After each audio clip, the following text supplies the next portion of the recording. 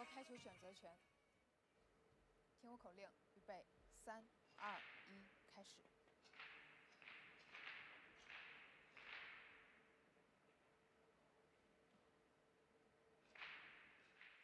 克里斯梅林获得开球选择权。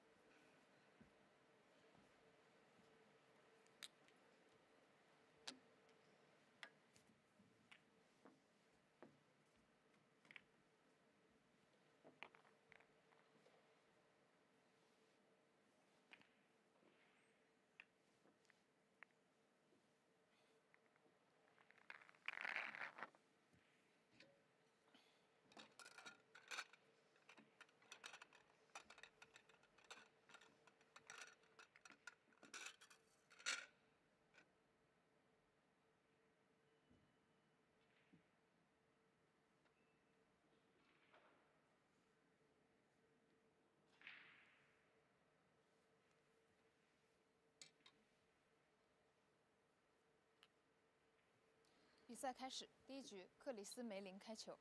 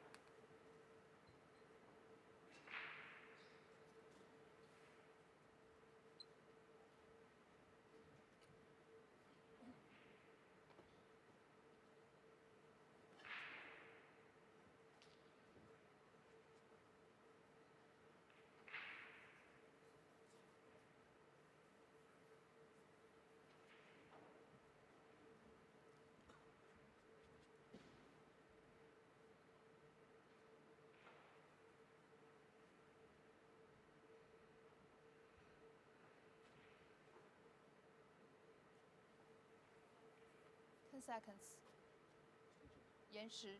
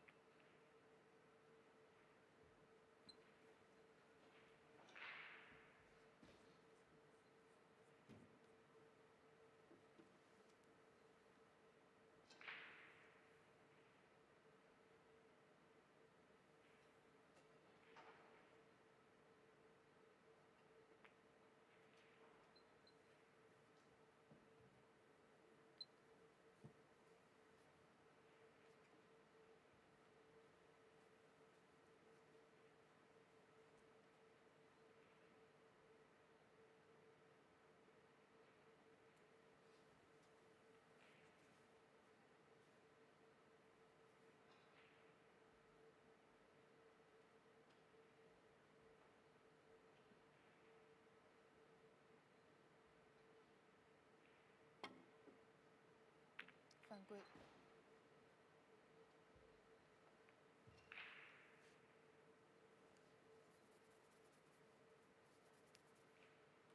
Bowling hand.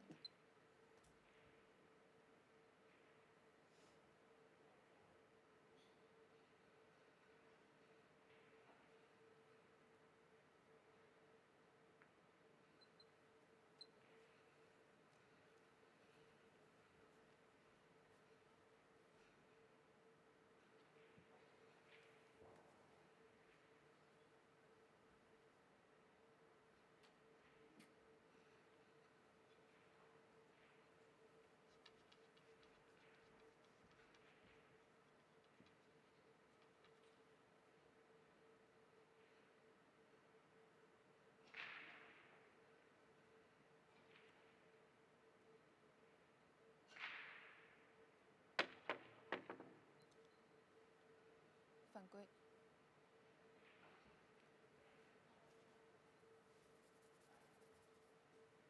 Bowling hand.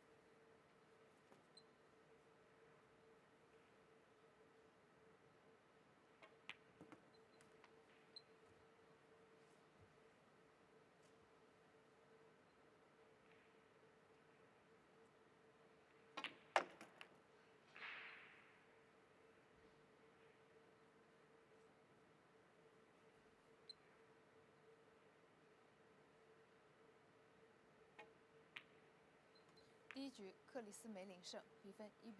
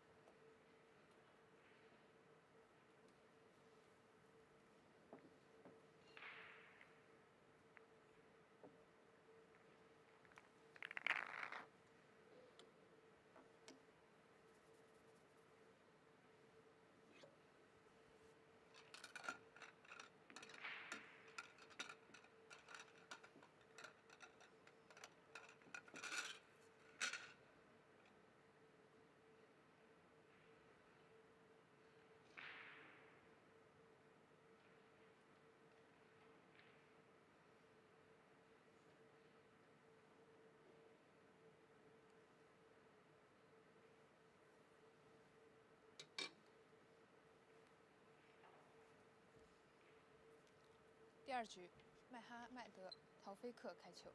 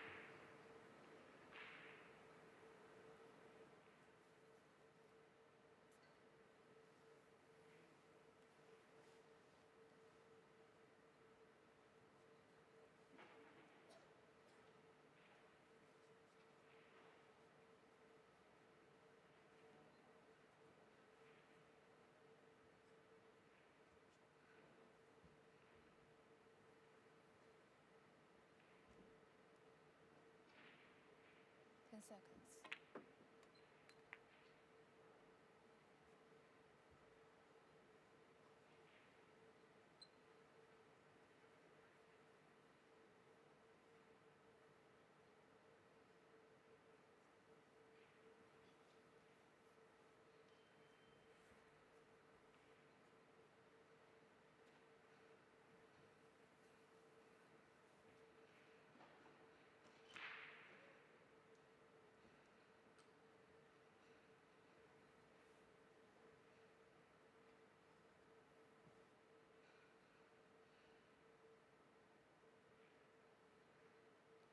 10 seconds.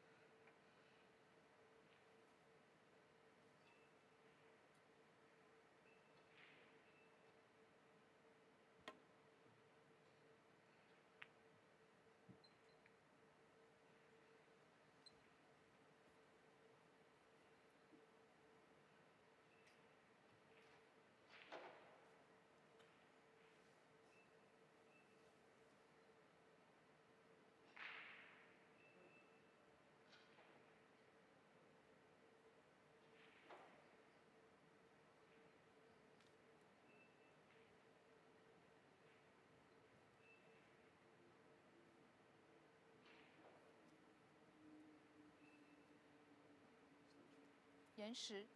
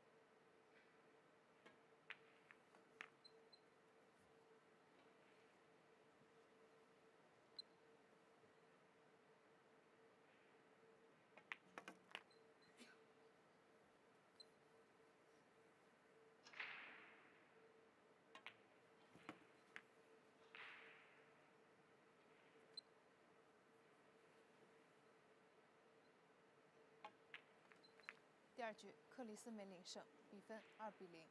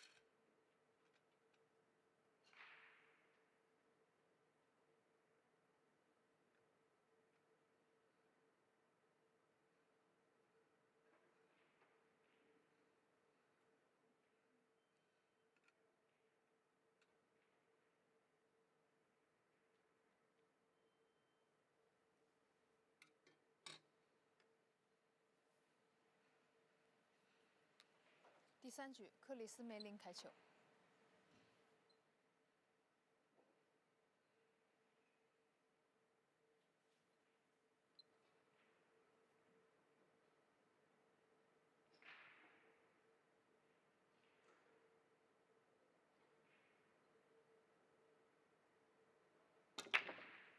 犯规。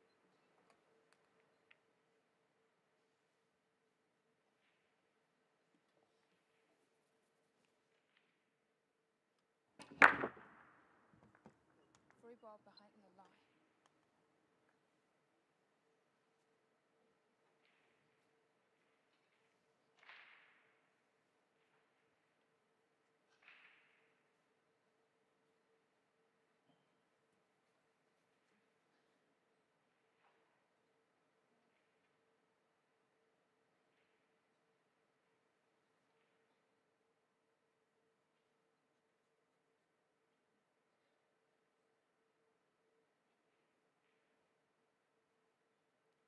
Ten seconds. 延时。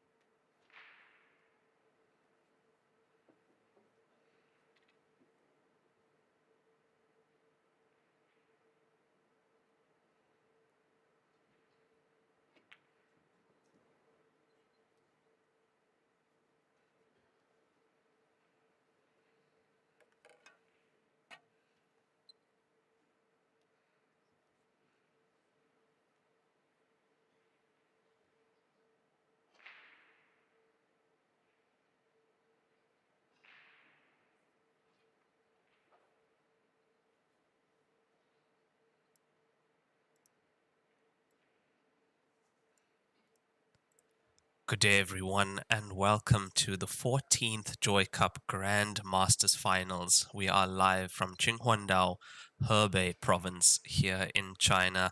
We are on day 6, the start of stage 1, and we have the international group up at the moment, playing in this first session of the day, the 10 a.m. session. At 2 p.m. we have the domestic group, that's the Chinese group, and at 6 p.m. back to the international group.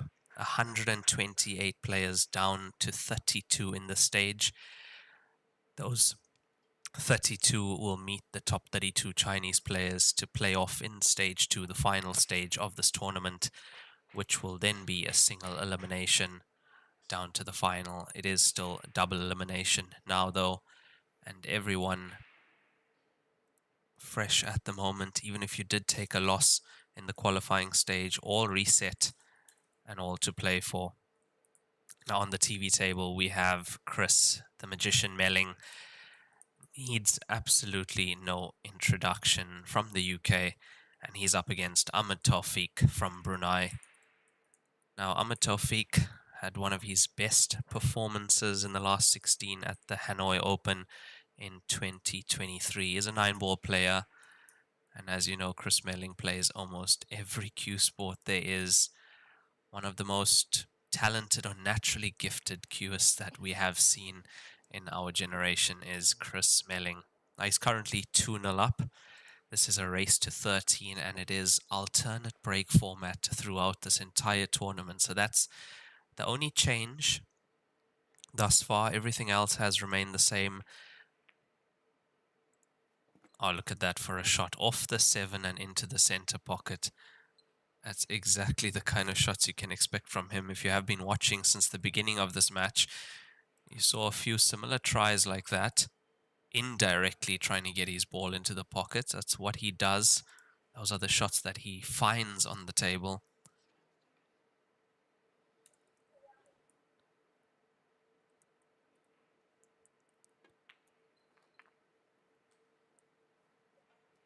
And you're just touching on the rules for this tournament.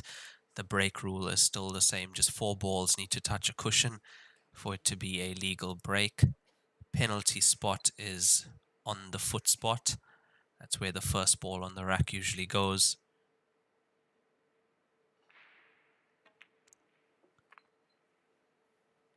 But actually the penalty is only applying during the qualification phase of this tournament, which has been going on for the past 5 days. Those were race to 7s, 100-minute time limit, and we saw quite a few of those matches going to penalty shootouts.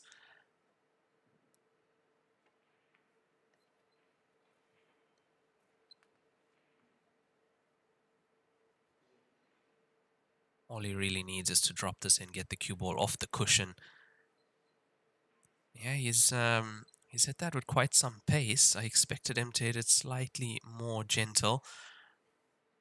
As you can see, he's not too happy with the badges on his chest. Now, as a player, when you are cueing, you can feel anything that feels odd. So even if the cue is coming past your waistcoat and just making contact with those badges, you can feel it. You know it's there. So at 2-0 down, this is an opportunity now for Ahmed now. Looking at that 5 ball, he's almost straight on it. So he's deciding against that.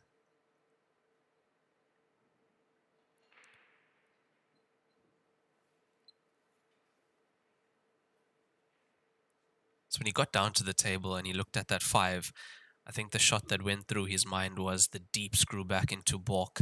It's a tough shot to get right. High risk, I'll say high reward as well. So he opted for the safety. He's left Chris with the 10 down to the bottom left corner pocket on our screen. Yeah, it's a very, very clever shot from Chris. As you can see, he's blocked path to the 5 with the black ball and even slightly closed that pocket. However, that is a big pocket for the bank on the 7. And if it goes, he opens up the pocket and could land on the 5. A don't think it's there. It's going to contact the 10 first.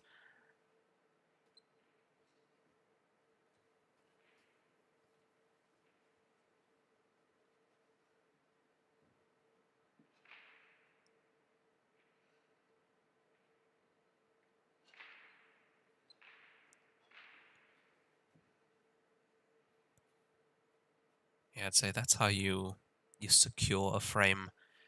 He did have path to the 10, but also very risky having these 3 balls on the side of the table, the 5-7 and the black ball.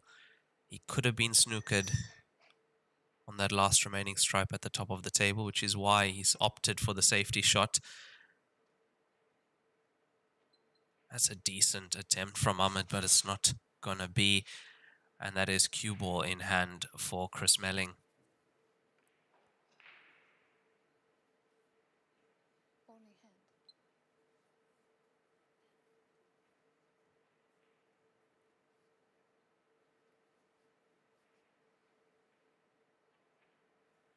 Good day, everyone, and welcome to the stream. Thank you guys for joining us. And if you have been watching over the past 5 days, you know it's an action-packed tournament as always. And this is the big one, the Grand Masters Final, the 14th edition of this tournament. And we are back home, the home of joy in Qinhuangdao, Hebei province, China.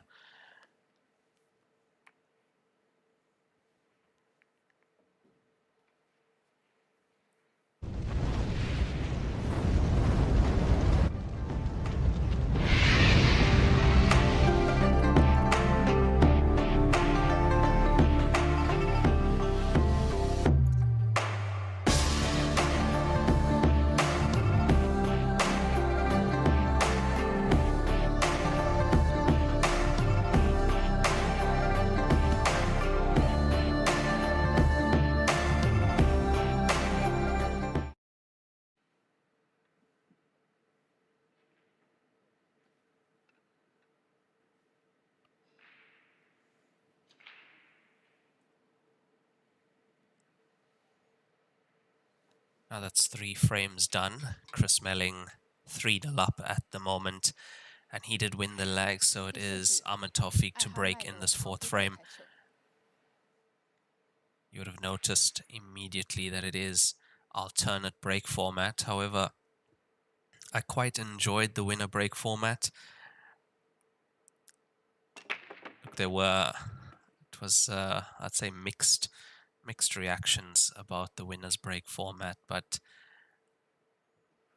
if you look at it in terms of the player who's breaking better, I'd say more deserving to be at the table making those finishes if you are breaking better.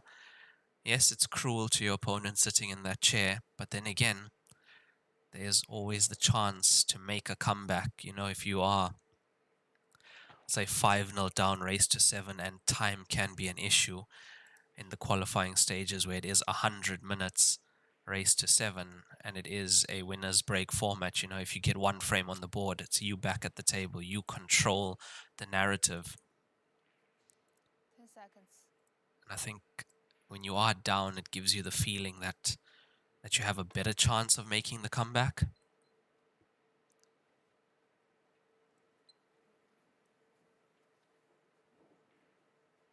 So what we have seen, I think, by looking at the scores from the qualifying stages, from what I've seen, is there have been some large gaps in the scoreline, especially, I think, because when you are down and it is an alternate break format, it feels like you have to climb a mountain to get back into the match. However, of course, there are players who can do that effortlessly, but still tough to do in this game. And that's the qualifying stages. It's rough to get through the qualifying stages here. So you have to know that the players who got through the qualifying stages, those 96 players out of the 384 international players that started in this tournament, they definitely deserve to be here. Now, to that 96 players, we did add 32 seeded players. Now those are the likes of Chris Melling, Gareth Potts, Jason Teron. They have been added to the draw now, and so they are all, it's a new draw, completely new draw. So 2 seeded players may play each other, and 2 unseeded players may even be up against each other.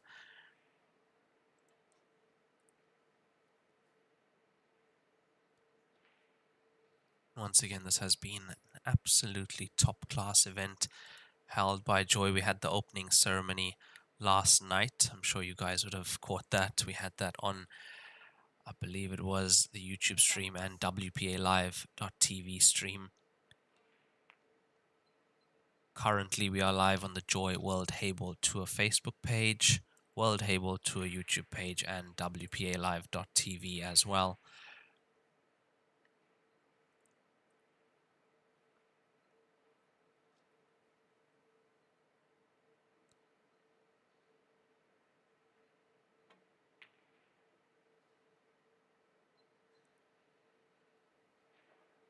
Not very often you see that from Chris, and you could see his plan.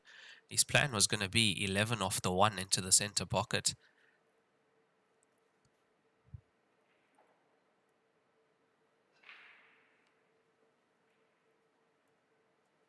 $11 off the 1 that would have opened up the 13 for him, and he would have had a chance to go again at this.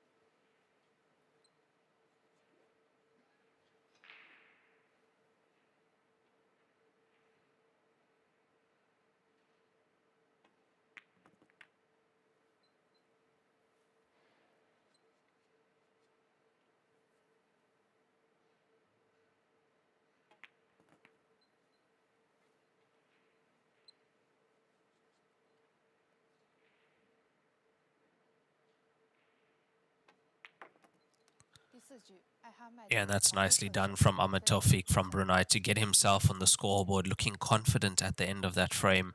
Score 3-1 in favor of Chris Melling. This is a race to 13 alternate break format. And 5th frame up next, it will mean Chris Melling to break as he did win the lag. Also, having won the lag, it does mean if it does come to a deciding frame at 12 all, we will have Chris Melling breaking in that deciding frame, which is an advantage, definite advantage in this game. And there we have it, 3-1, 0 break and runs and 0 rack and runs so far.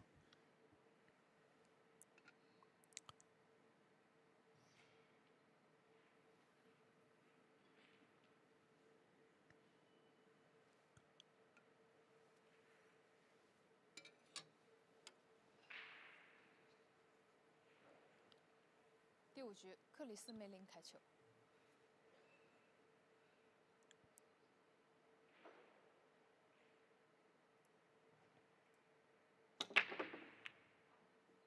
Yeah, looking for that ball into the center. The cue ball is heading dangerously close to the top corner pocket, however, stays out, knocked by the 10. See the ball tracking to the center, not there. But another one finds its way into that center, and the cue ball just stopped from going into that top left corner pocket. So Chris stays on the table, open table, not anymore, stripes in play. Yeah, and automatically when you see a player like Chris at the table, you start to see his pattern that he's going to play. You know, we've watched him for so long now. We know how he plays, but that is something we didn't expect. I did see him coming into the angle to play the 14 next. He's just having a bit of an issue with those balls close to the cushion thus far.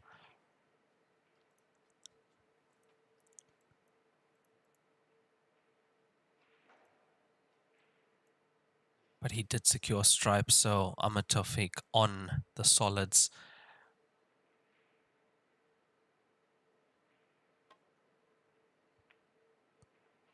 Yeah, there was a touch aside on that. It was intentional aside, but that's thrown off the cue ball, and you can see he's missed a pot that he shouldn't have.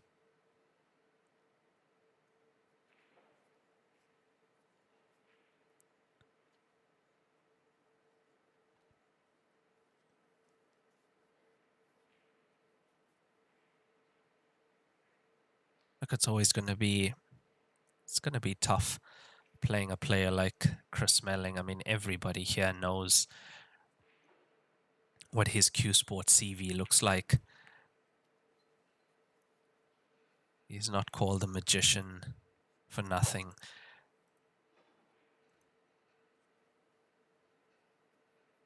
His exploits among all Q Sports are legendary, so it's tough to play a player like him. But look, he's been giving chances. He hasn't been firing on all cylinders just yet.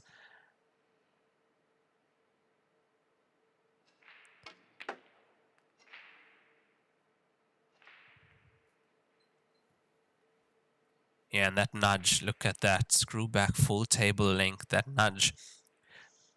That 15 now goes past the 4.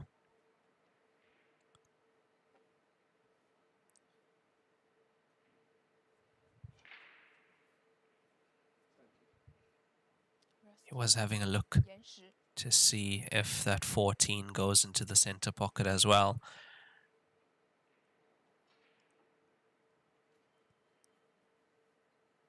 Looks like it does, and he's taking it. We're right behind it. It's there.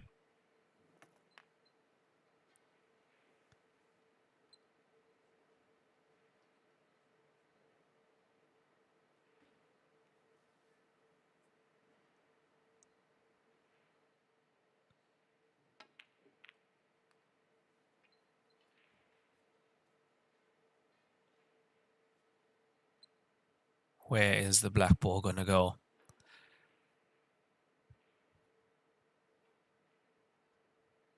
Yeah, the previous shot looked like he wanted to come into that bunch there and hopefully hold the cue ball on that bunch. It didn't hold. Off the 5? Yeah, that was off the 5 into the center pocket. That was the shot he's played now. Look, beginning of this frame, it looked like Chris Melling's frame. Missed a ball, led Ahmed to the table, and Ahmed missed the 4 down to the bottom right. But he's got another chance.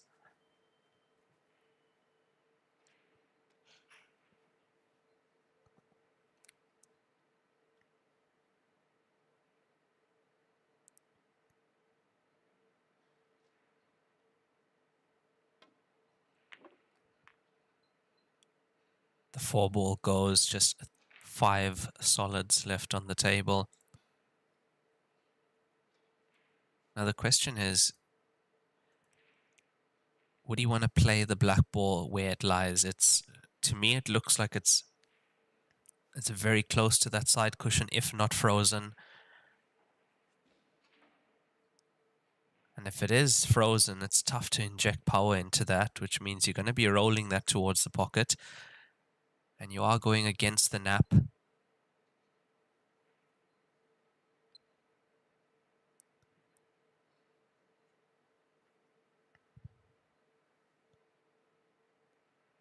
Having a look at some of the other fixtures on at the moment, we have Ali Pordell up against Harish Kumar on table 1. Score 3-2 to Ali. Cale Barrett is up on table 2, score 2-all at the moment. Now we are going to post the links to the rest of the draw, and also you can find the other tables which are being live streamed. That is on wpalive.tv. So head over to wpalive.tv and you'll be able to find the outside tables which are being streamed as well.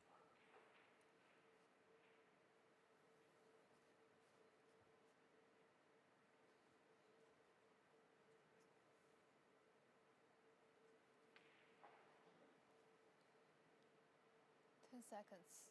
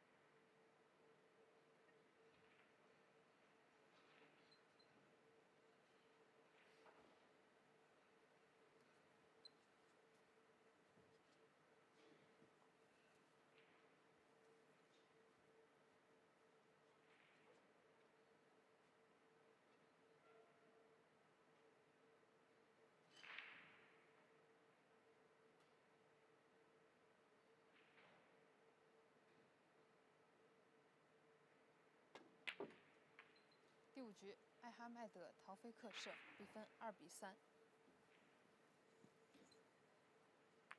谢谢 ，Thank you。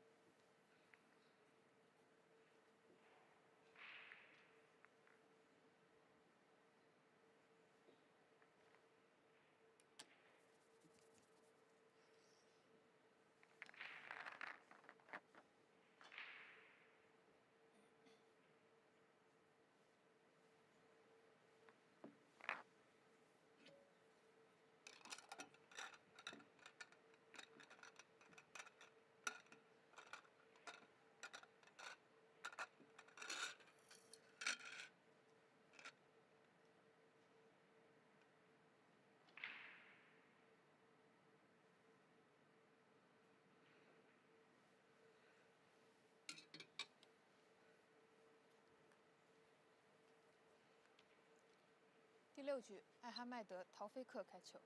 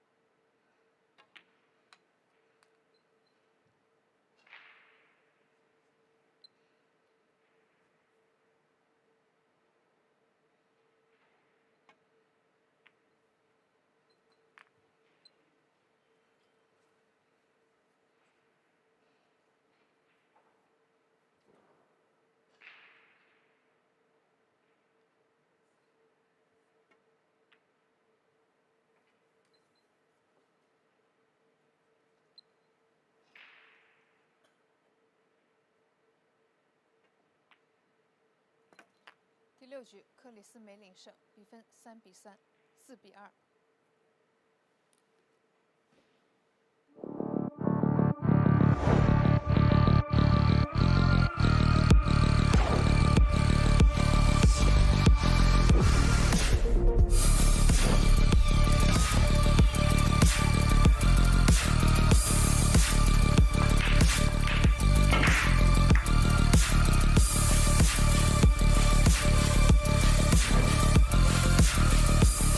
翘课我选布洛克。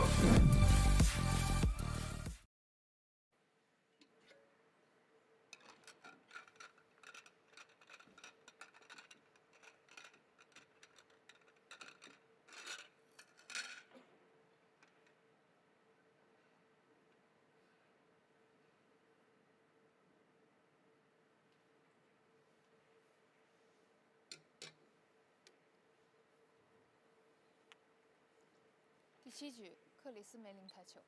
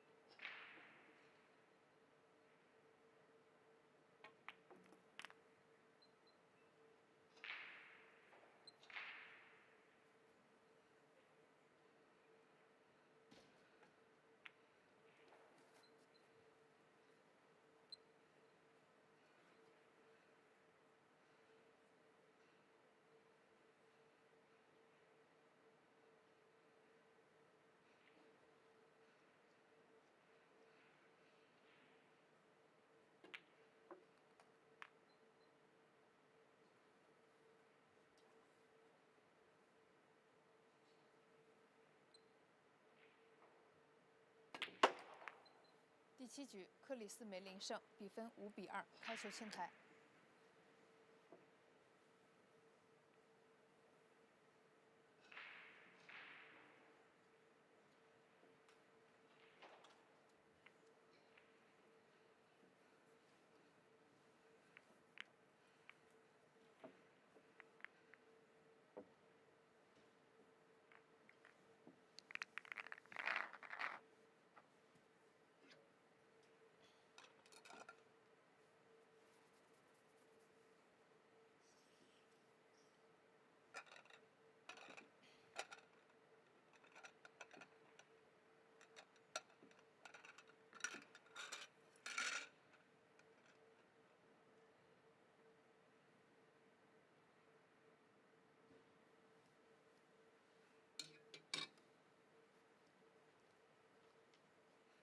第8局，艾哈迈德·陶菲克开球。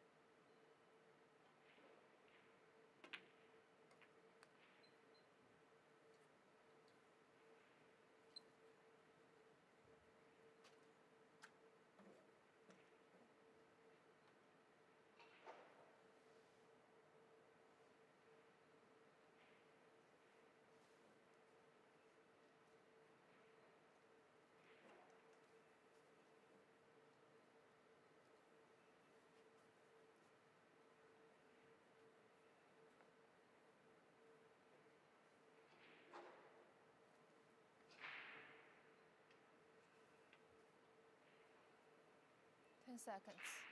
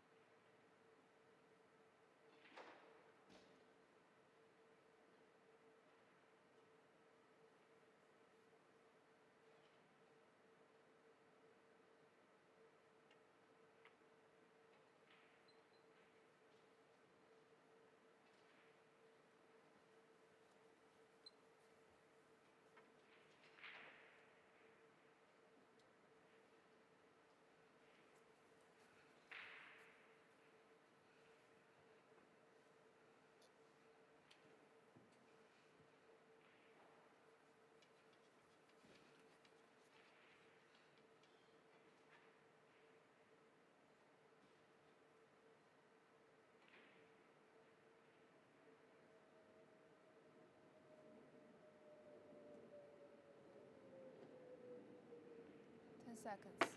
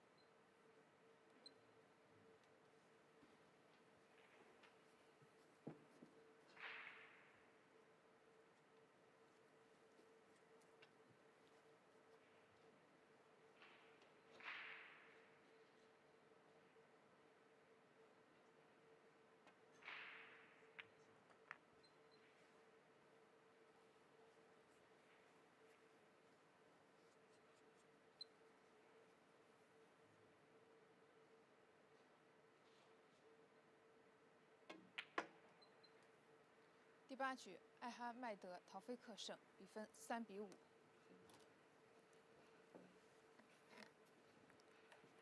官方暂停10分钟，10分钟未到，判负1局。Timeout for 10 minutes。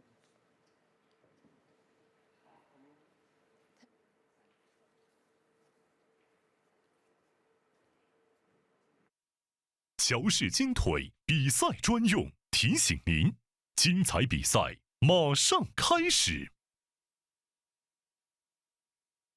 乔氏金腿比赛专用，提醒您，精彩比赛马上开始。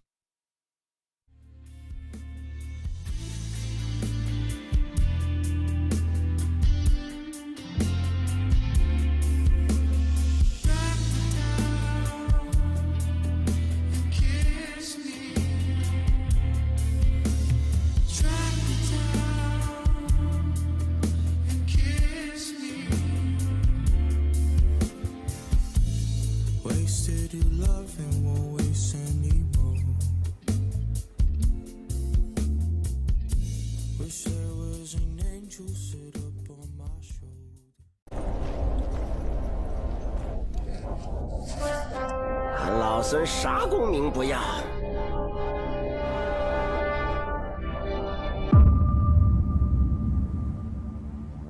只求回到这花果山中了，过过逍遥日子。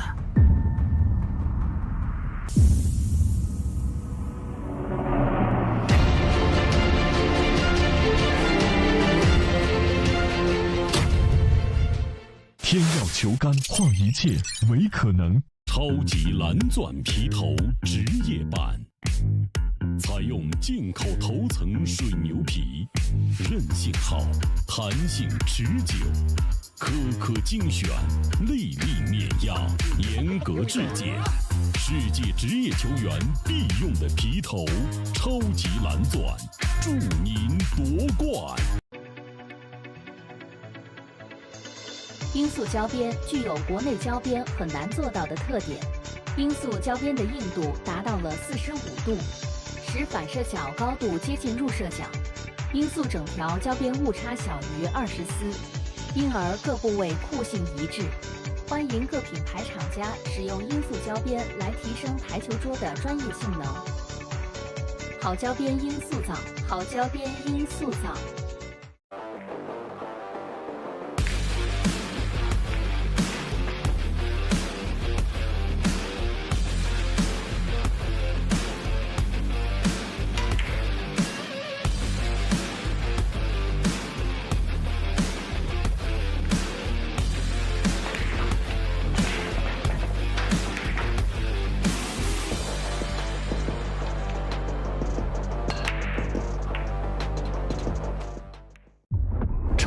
蓝钻皮头，黄金版、白金版，采用进口头层水牛皮，颗颗精选，严格质检，韧性好，弹性持久，世界职业球员必用的皮头，超级蓝钻，以专业缔造不凡。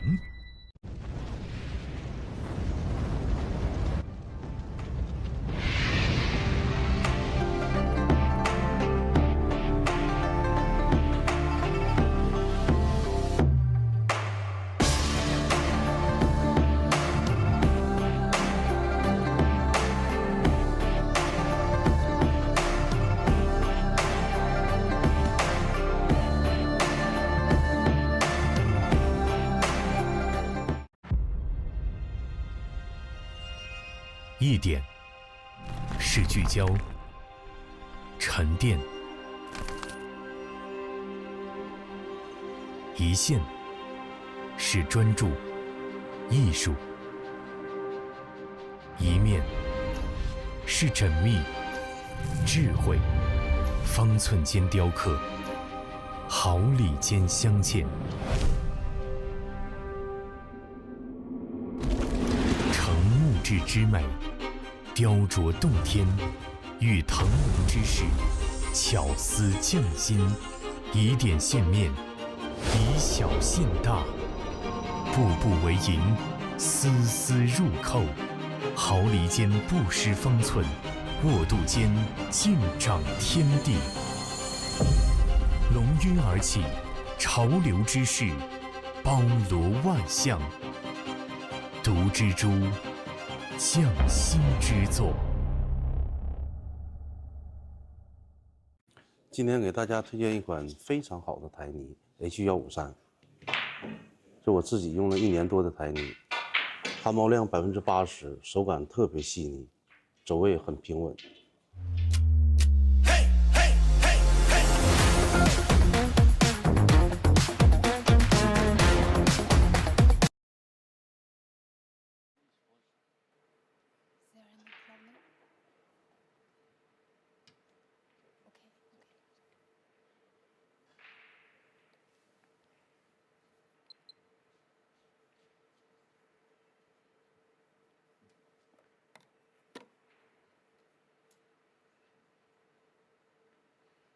暂停结束，比赛继续。第9局，克里斯梅林开球。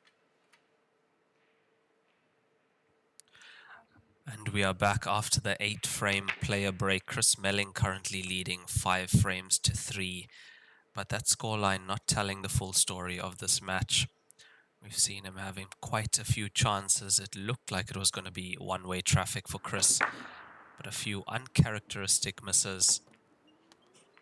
And he has let his opponent back into this match. Ahmed Tawfiq from Brunei, currently on 3. He's just 2 behind, and it looks like the comeback is on. I think at the moment the best thing he can do when he does get to the table is try to keep the game slightly more tight than it has been, limiting the opportunities he gives to Chris. Because the problem with playing a player like Chris is when he starts flowing, it's very difficult to stop. And especially in these race to 13s, he has the time. Does have the time to find his rhythm, find his flow.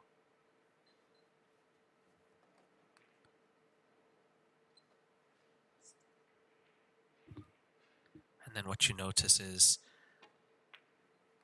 also starts playing a little bit faster, moving around the table quicker. And this is the result of that.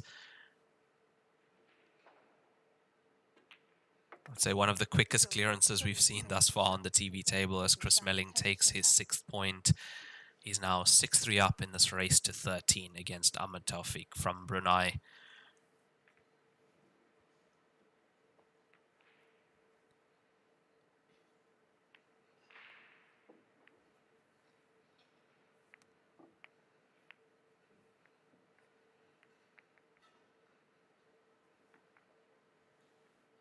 And there we have the stats.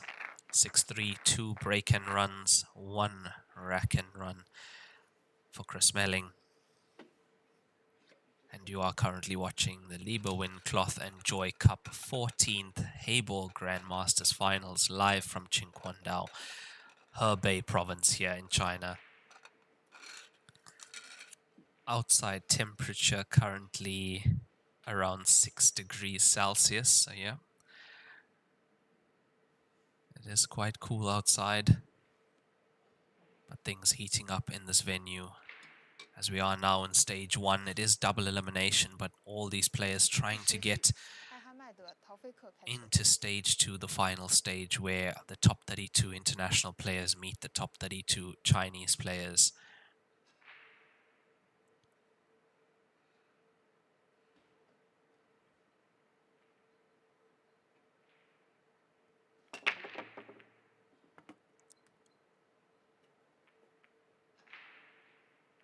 Both players starting to break better as well. Ahmed Tawfiq pots a ball on the break. Did see a ball head into that center pocket. Yes, it was the 9, not directly in. Did get a slight kick before going into that left center pocket.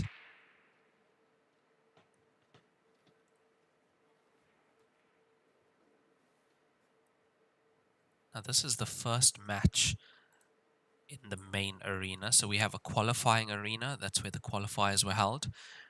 And now we have moved to the main arena. This is the arena where the opening ceremony was held last night. 10 seconds.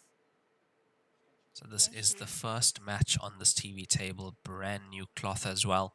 And you will see throughout this tournament that the tables are clothed as we get to the end. I know when it comes to quarterfinals, semifinals, and finals, they are clothed before each match. So the players are always playing on the best possible conditions. And what you are looking at is the Joy Q8 golden leg table. It's a table that we always use at the Joy Masters events, the official table of the Joy Grandmasters finals.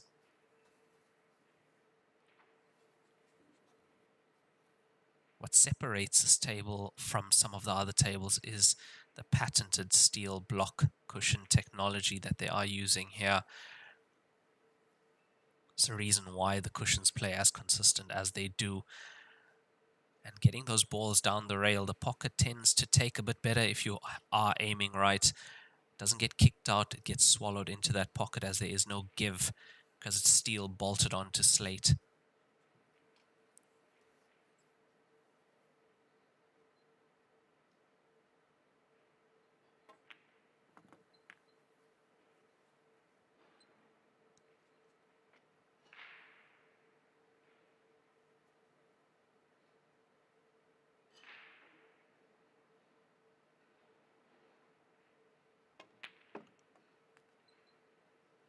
Yeah, this is nice from Ahmed Tawfiq. Those are a few shots that he was missing earlier in the match. But 9 frames in, it looks like both players are starting to up their games. This 12 ball has to go.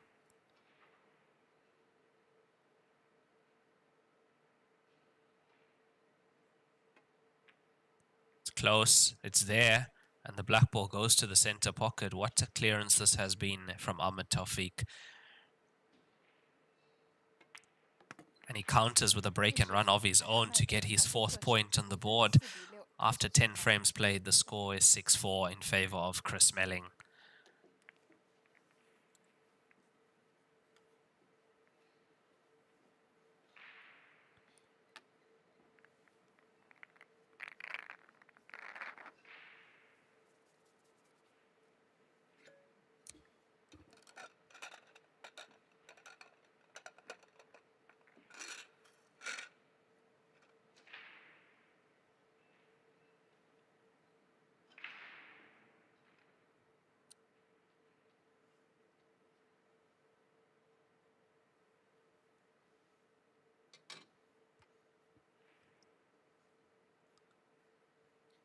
I'd say almost at the halfway point in this match, looking at the scoreline, almost there. And now it looks like both players definitely up their game slightly. So Chris looking to make that ball in the center, slightly short of that. And that's going to be a dry break. You're looking at the 14 tracking and the 5 on the other side.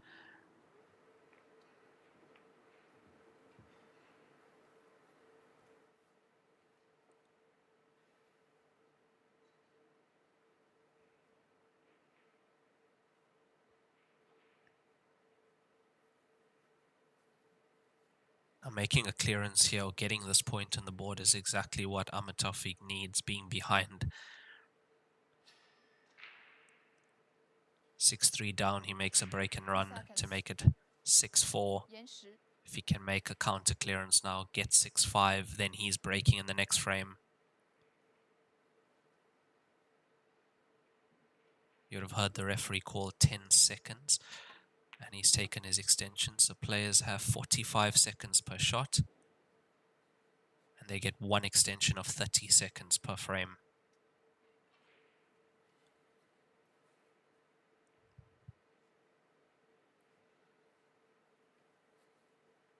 I'd say the only thing that he needs to be careful of is chasing the finish.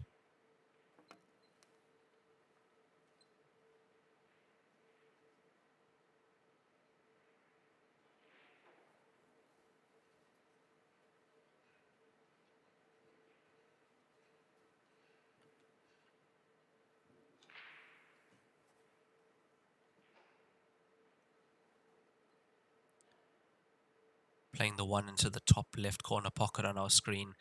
Should open up the 3. Does so and plays it hard enough that the 12 comes off the ball cushion and opens up the 3 completely. He's played that well, has an angle on the 3 also.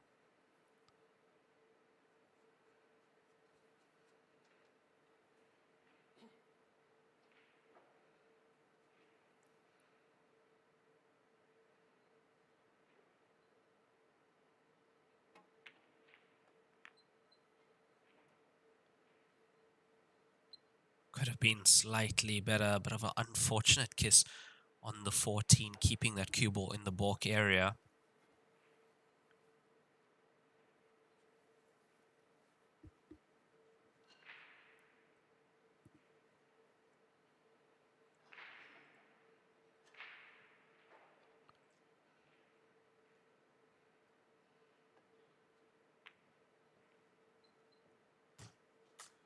You can see after that shot he would have been on the 6 with the angle to get to the 4 as well. That was a clearance waiting to happen for Ahmed Tawfiq. However, at 7 ball, a little bit too much distance there and not getting it into the bottom right corner pocket.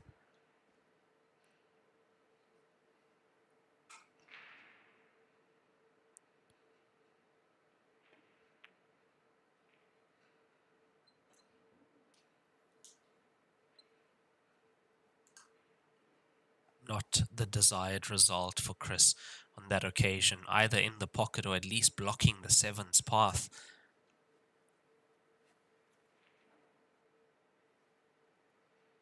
But what he has done is open that pocket. The 6 can go, the 7 clearly goes. Ahmed has a shot on the 4 to the top right corner pocket as well.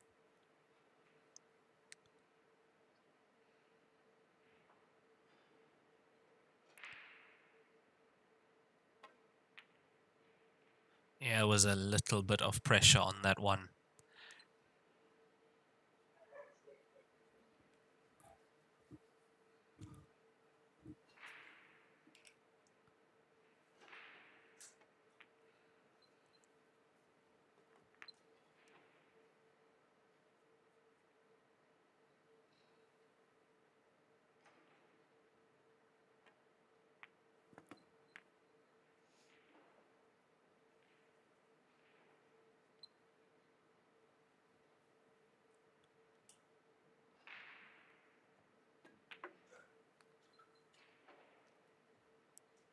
With the 7 being where it is, blocking that pocket, that's exactly where he needed to put the cue ball on the short side of those 2 stripes.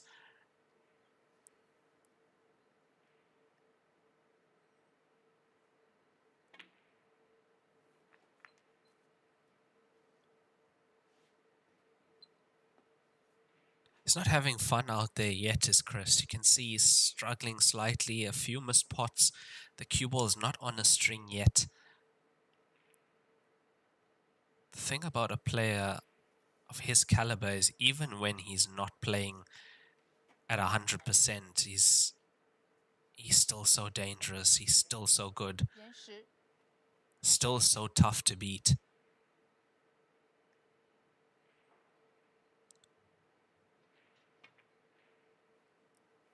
See what I mean? That's exactly what I'm talking about.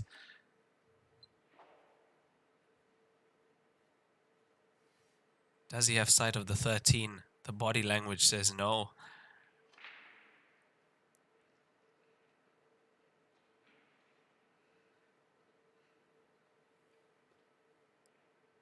Look, I know for the viewers that makes this a bit more exciting, as you wonder what is Chris going to do.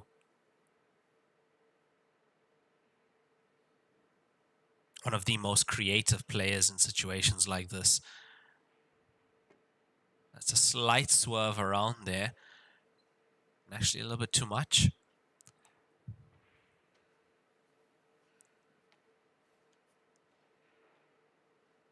I think he'll be quite happy with that result. That 7 now doesn't go for Ahmed Tawfiq, so don't see him making a clearance at this visit.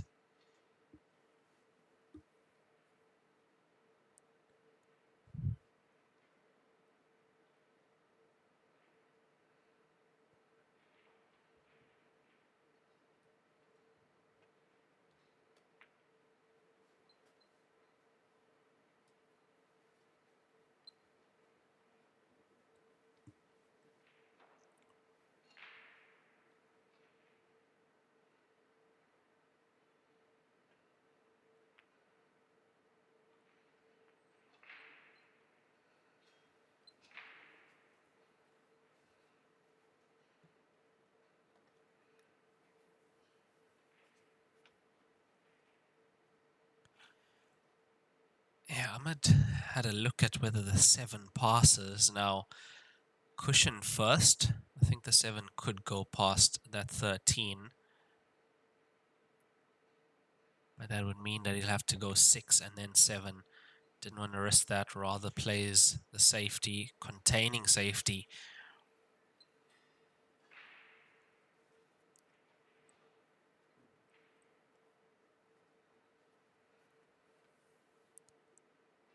He's going to return the favor here. You got to be so careful with a shot like that. I mean, a couple more percent power and that cue ball is into that pocket.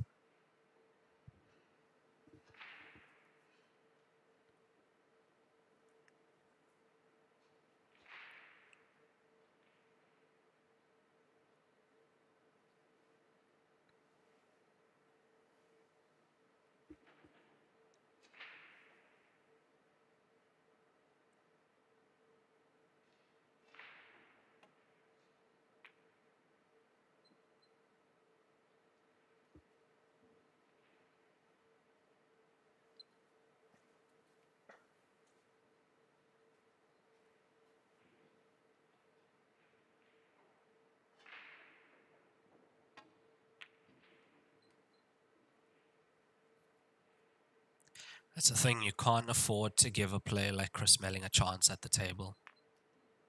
Even half a chance, it's in.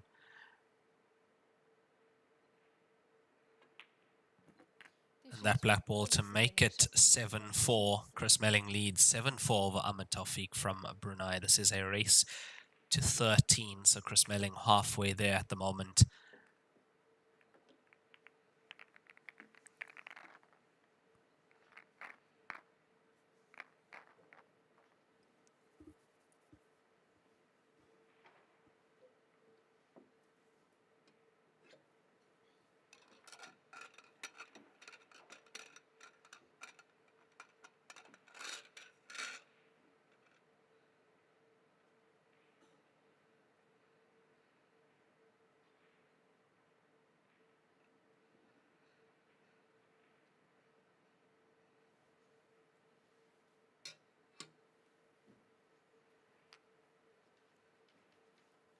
第12局，艾哈迈德·陶菲克开球。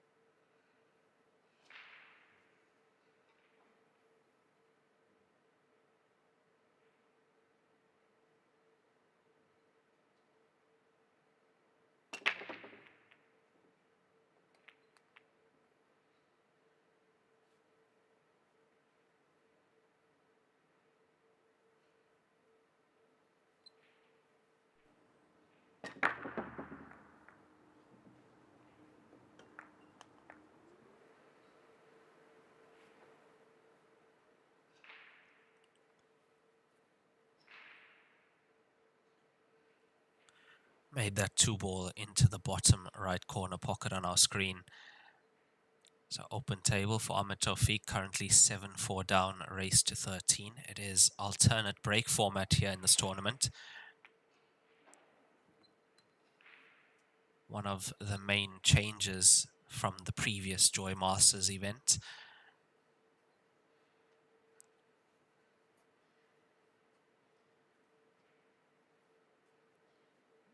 There's also been a slight difference in the format. Previous years we used to have a bigger field coming to this event, this time limited to 384 international players for the qualifiers.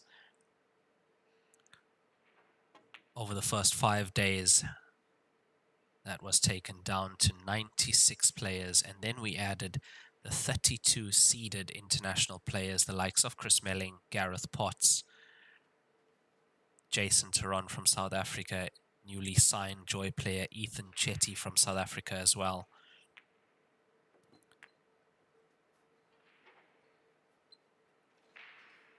So they've been added to the draw to make it 128, and now that 128 plays down to 32. Top 32 international players go up against the top 32 Chinese players in stage 2. 64 down to 1. Single elimination, with the final being a race to 39.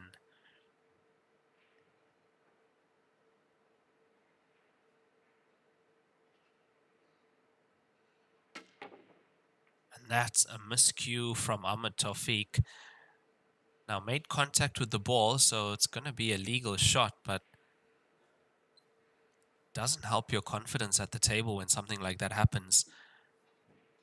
Yeah, he's pretty much scooped that cue ball.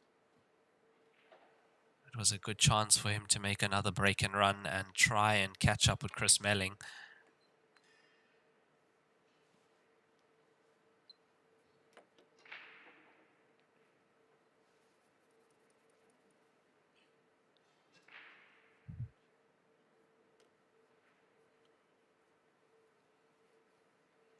That cue ball being where it is, this is gonna need some recovery.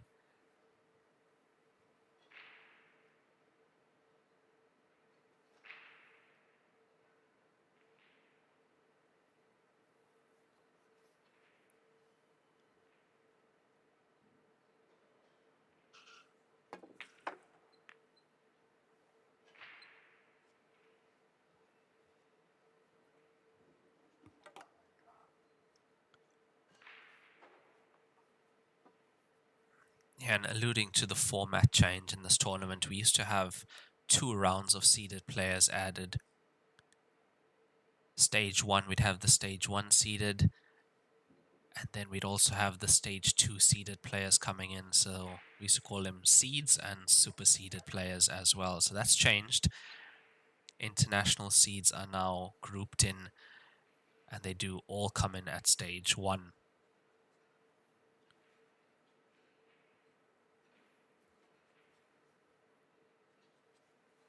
At the moment, we do have 3 sessions in play. We have the 10 a.m. session, that's 10 a.m. local time here in China. The 2 p.m. session, that will be the domestic division, that's the Chinese playing. And 6 p.m. back to the international division.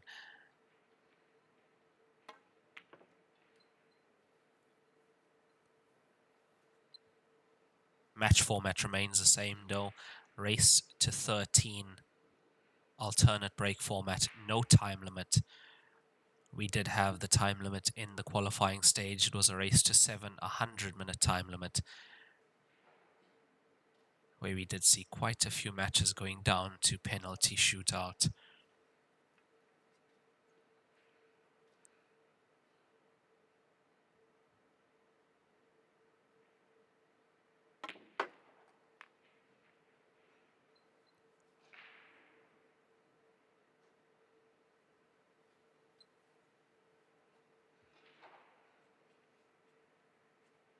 Yeah, he's got that cue ball into a place where he has potting angle of the 5. This goes. This would be a big frame for him to take.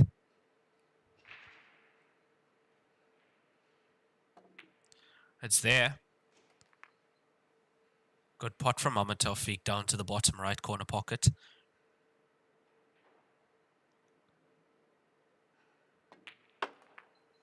Gets that black ball in for his 5th frame. He's 7-5 down against Chris Melling, but he's staying within reach, not allowing Chris to run away with the lead at the moment is Ahmed Tawfiq from Brunei. 乔氏金腿比赛专用，提醒您，精彩比赛马上开始。立百文台泥，高档羊毛皂，一线赛事指定台泥，丁俊晖、奥沙利文、郑宇博、楚秉杰等不例外一线球星代言，立百文全球销量第一。第13局，克里斯梅林开球。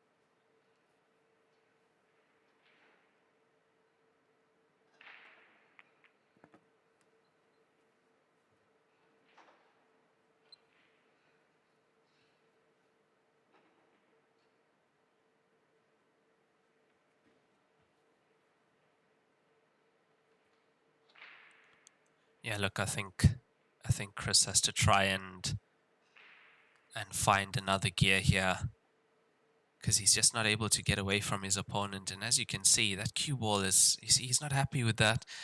Having to now bridge over the 5, he's hampered by that 5. Makes this pot that much more difficult. But it helps when you can cue the ball that well.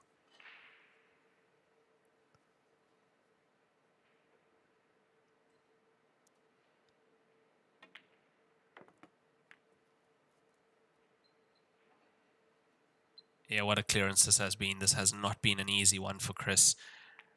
But it's there. That's another break and run for him as he goes 8-5 up against Ahmed Tawfiq with a quick one again. Yeah, I'd say shot of that clearance was the shot on the 14.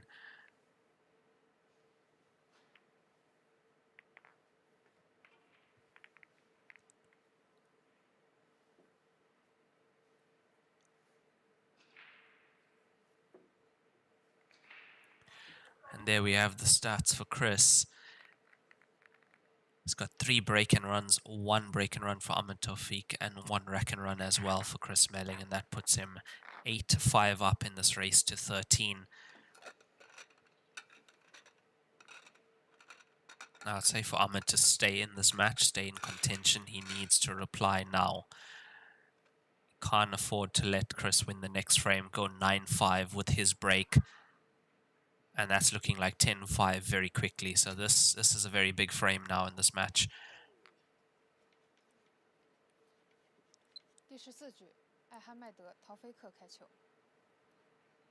He's been breaking well so far, potting a ball on most of his breaks at the table.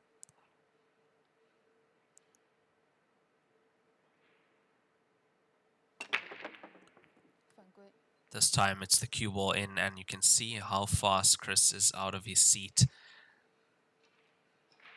Cue ball straight into the center pocket. He's made a ball also bottom left. That's the stripe going in there. Now in Heyball rules, cue ball behind the balk line. If the cue ball is potted on the break, and you have to play forward, so can't play any of the balls that are behind that balk line.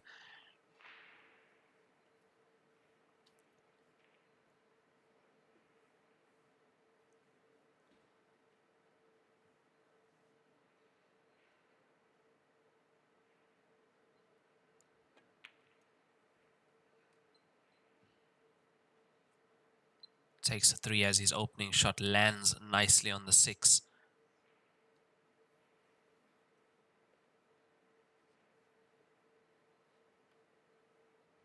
Yeah, it's a little bit awkward though for the cue ball. And it's in. So not struggling with those cushion balls anymore at this point in the match is Chris.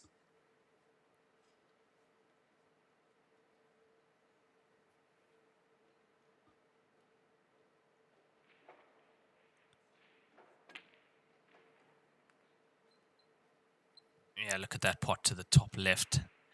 Just nudges that 5 ball open as well.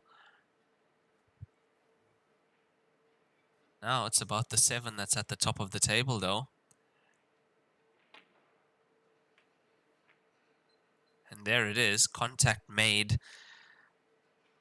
Does he have the potting angle to the center pocket?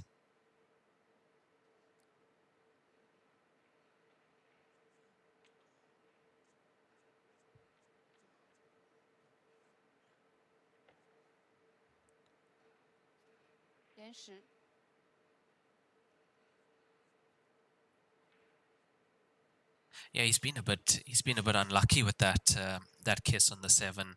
Deserved a little bit more from that, coming from the 5 right up table to open that 7 up.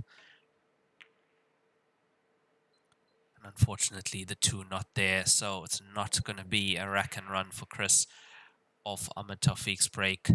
Ahmed back to the table, knowing how important this frame is.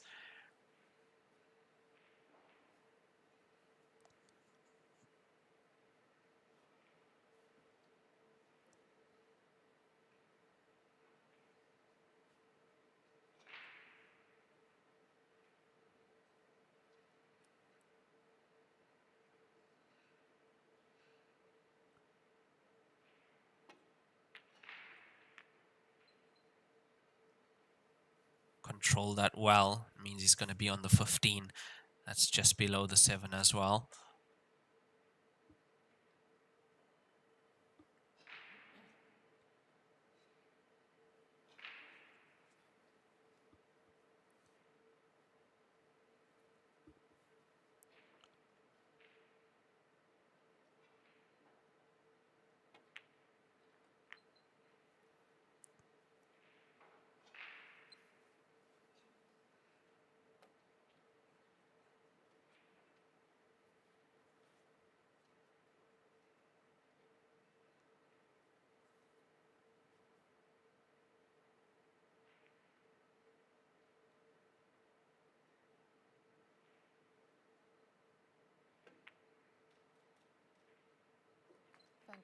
That's unfortunate. That is very, very unfortunate. Cue ball in at that point in the frame. It's a gift.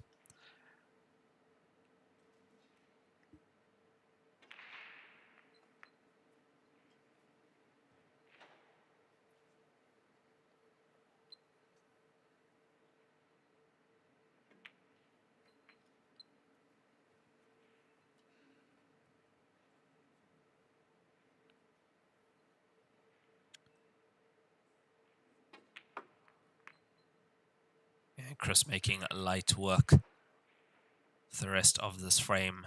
This black ball for his 9th point. It's there. 9-5 up for Chris Melling against Ahmed Tawfiq from Brunei.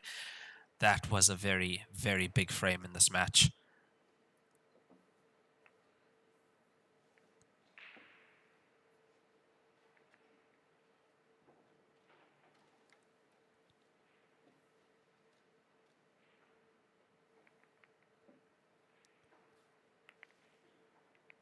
I did see a comment on our stream talking about the African players at this tournament. So I'm just trying to pull up the flow chart at the moment to let you know exactly which players from the African continent are still in this tournament.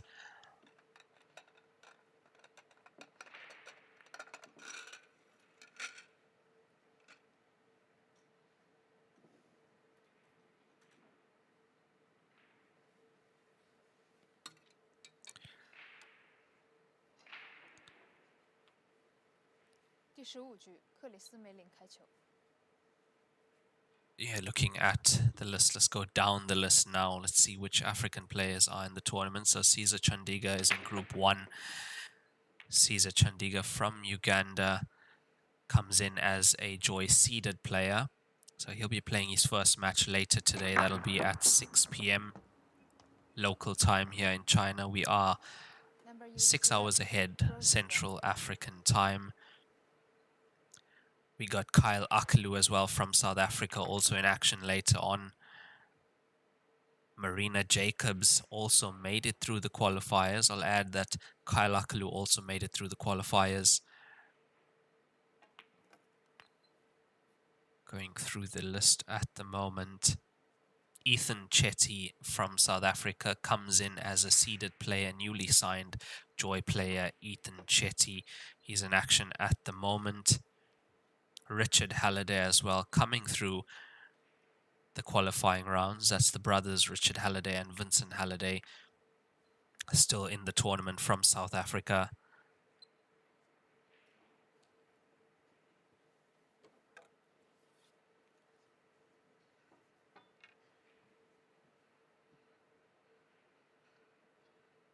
Jason Turon as well from South Africa comes in as a Joy seeded player into stage 1.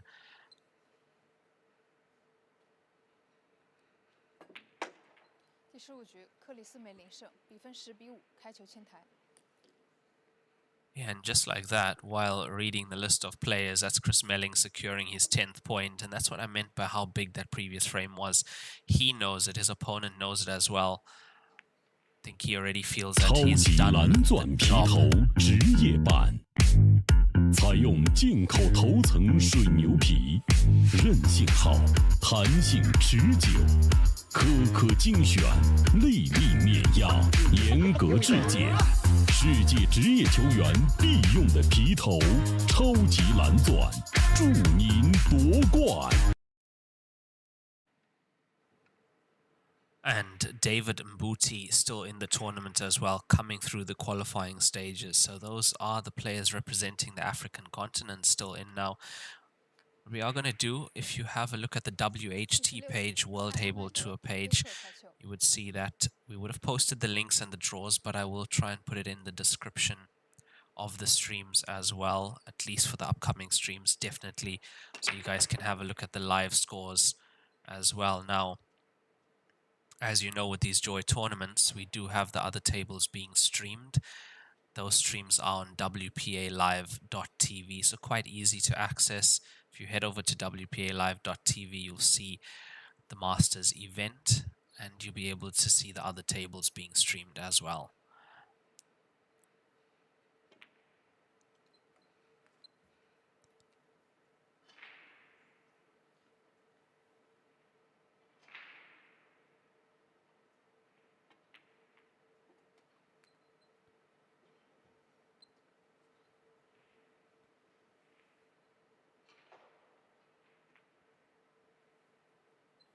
And this is also what I was talking about. You see with Chris, when he finds that rhythm, he starts playing a little bit more quicker, moves around faster, and then the finishes start coming like they have been.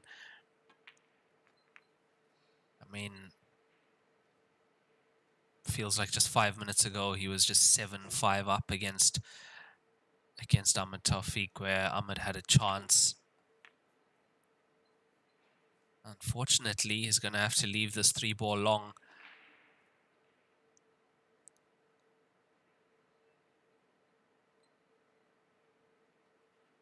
Or not at all, it doesn't go.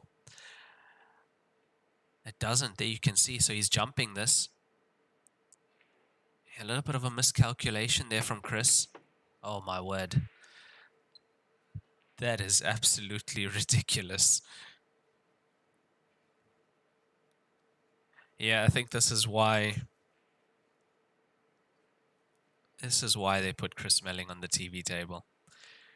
That is shot of the match thus far. Full table jump. Look, he's controlled the cue ball. He's stunned the cue ball. He's not happy with it, of course, because Chinese snooker coming over the 14.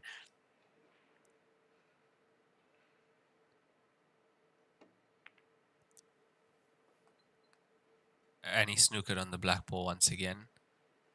So is a jump cue coming back? Can't do it again, can he?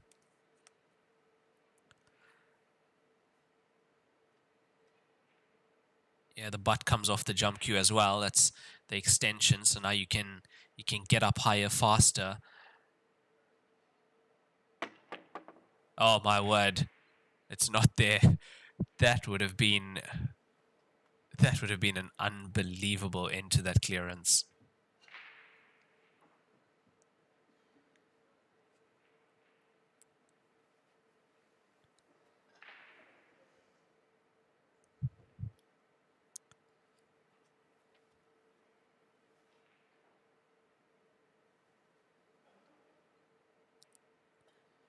Yeah, these are the things that Chris Melling can do now.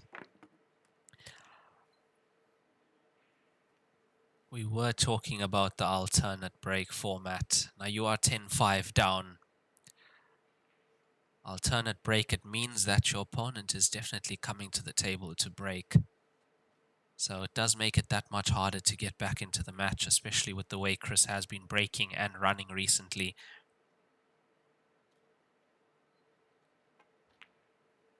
But he has to fight. That looks like it's in. It is.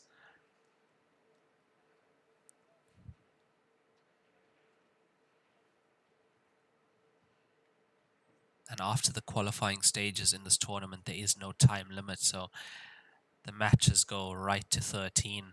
Well, at least 13 for now. When we reach stage 2, I think it starts at 13. Very quickly, 15, 17, 19, 33, 37, and the grand final is a race to 39. That will be on the 31st of March.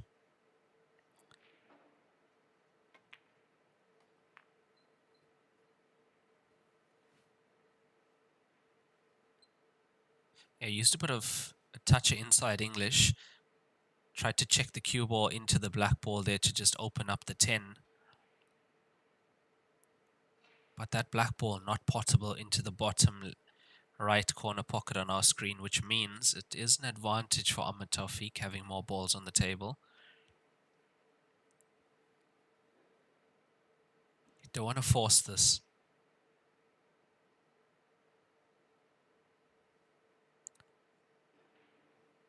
I'm sure in his mind,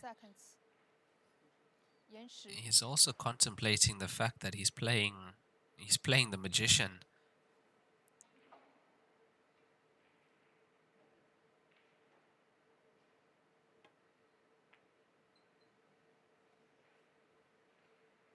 When I say that, he's smiling. He knows he can't afford to leave sight of the black ball for Chris Melling.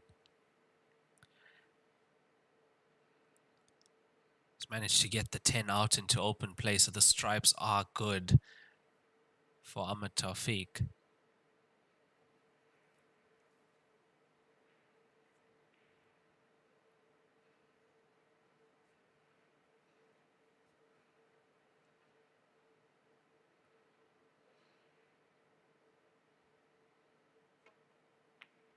This is going to be close. This is going to be very close. It's there. And have a look at where the cue ball has gone as well. He pointed there. That's where he wanted the cue ball in case he missed the black ball. Timeout for 10 minutes.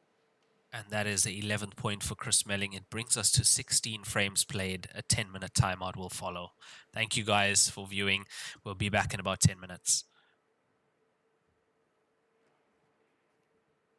立百文台迷，高档羊毛皂，一线赛事指定台名：丁俊晖、奥沙利文、郑宇博、楚秉杰等不例外一线球星代言，立百文全球销量第一。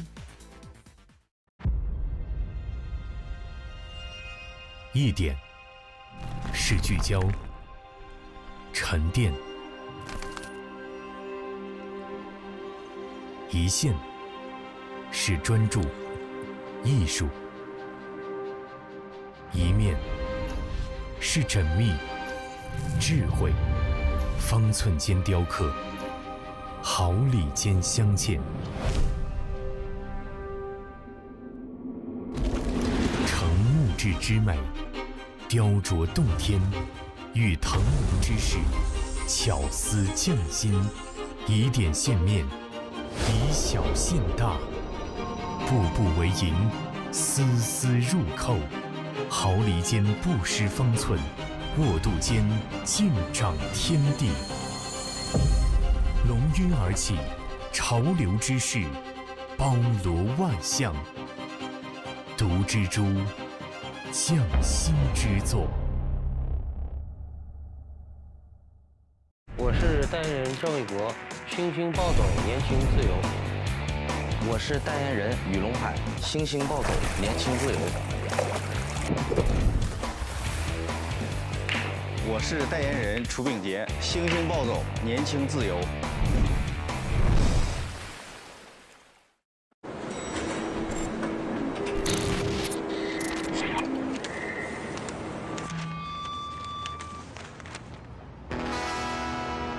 Born in Louisiana.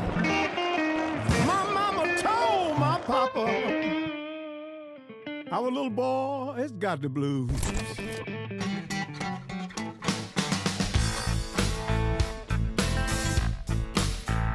You better watch what you do to me.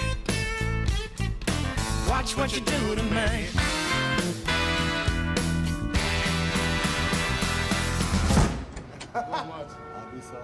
That's for no question. 冠军500万乔氏大师赛官方供应商，正红胶边均匀回弹，铸就一流打感，持续助力中式台球职业化联赛，制造好球桌，胶边选正红。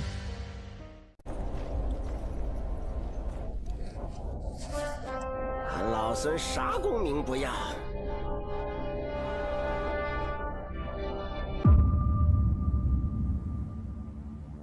只求回到这花果山中了，过过逍遥日子。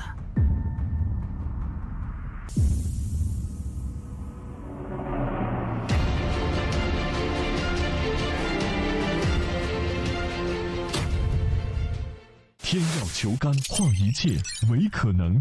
中式八球，俗称黑八，是一项原创于中国的运动，在乔氏的推动下，已走进全球96个国家。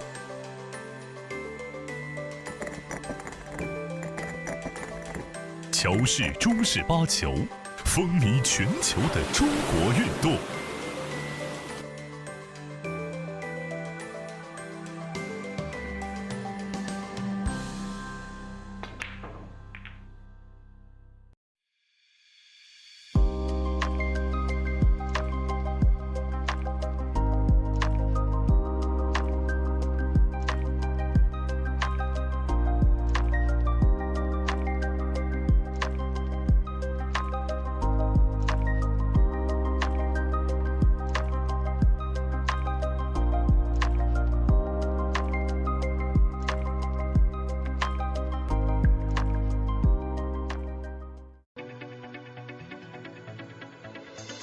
音速胶边具有国内胶边很难做到的特点，音速胶边的硬度达到了45度，使反射角高度接近入射角。音速整条胶边误差小于20丝，因而各部位酷性一致。欢迎各品牌厂家使用音速胶边来提升台球桌的专业性能。好胶边音速造，好胶边音速造。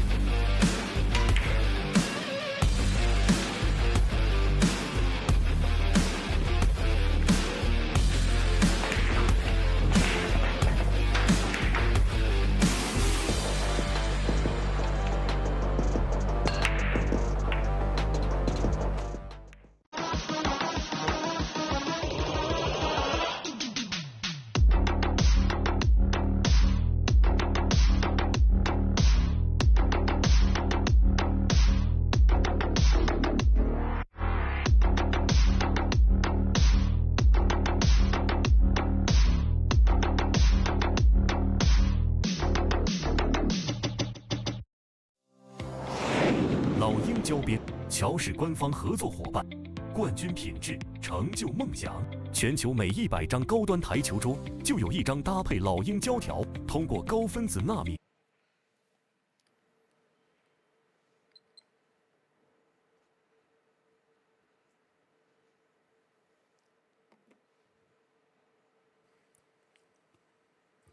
暂停结束，比赛继续。第17局，克里斯。And we are back after that player break. The score 11-5 after 16 frames played.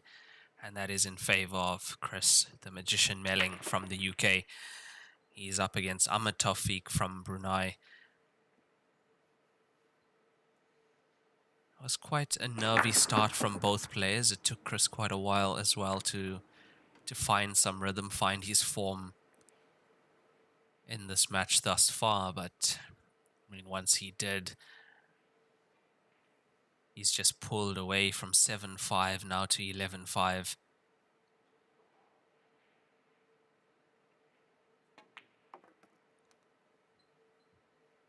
I'd have to say Ahmed Tawfiq did have chances. He's had quite a few.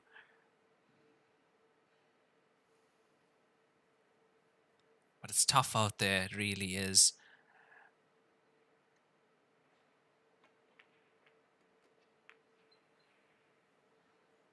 A big respect to each and every player who plays in this tournament, even through the qualifying stages, to come out here to China, to put it on the line and play against some of the best Heyball players in the world. It is tough. And out of the 384 players who've come here to play in the qualifier, just 96 going through. So thinned the pack from 384 to 96 in just 5 days.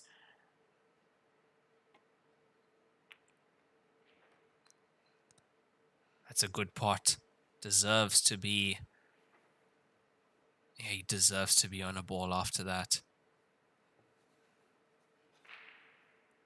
And it looks to me like the 15 at the top of the table can get through.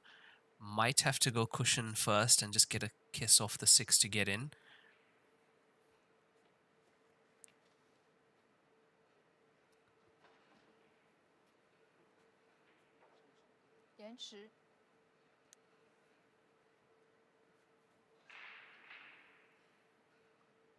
But if he is going to attack this frame now,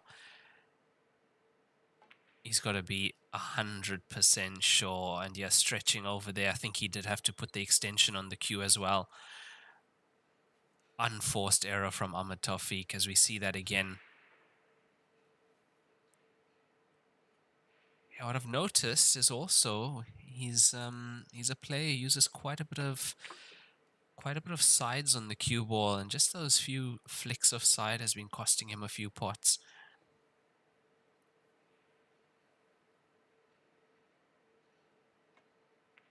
He does come from a 9-ball background, and trust me, the conditions are very different. This is napped cloth. We are playing on the Liebowin 8848.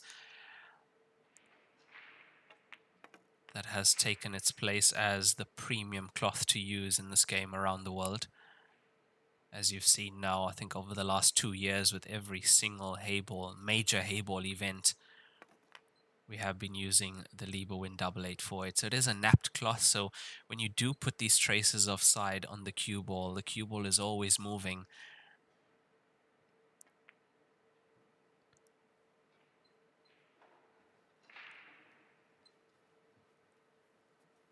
And as I was saying, I mean, hats off to all the players who've come through to China to play in this event.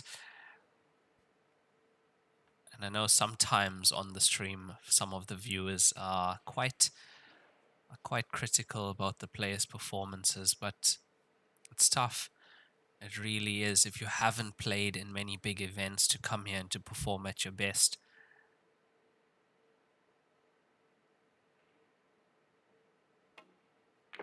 I can tell you, the players don't have to be told that they're not playing well. If they aren't, they are the first to know.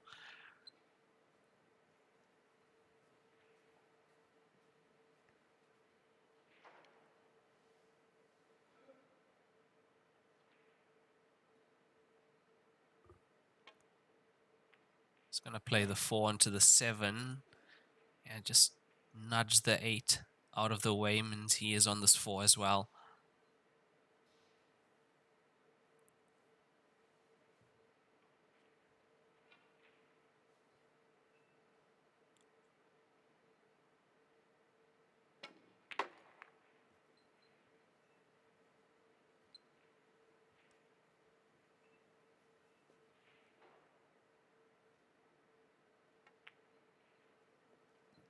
And it's there, 12th point on the board. He's on the hill. Chris Melling leads 12-5 over Ahmed Tawfiq. Now, score was 7-5, so he's won 5 in a row after that. When there was a glimmer of hope for Ahmed Tawfiq at 7-5 down, chance for him to maybe possibly come back into the match. But now, especially alternate break format, very, very tough to come back. There we have it, 4 break and runs, 1 rack and run for Chris Melling, 1 break and run for Ahmed Tawfiq.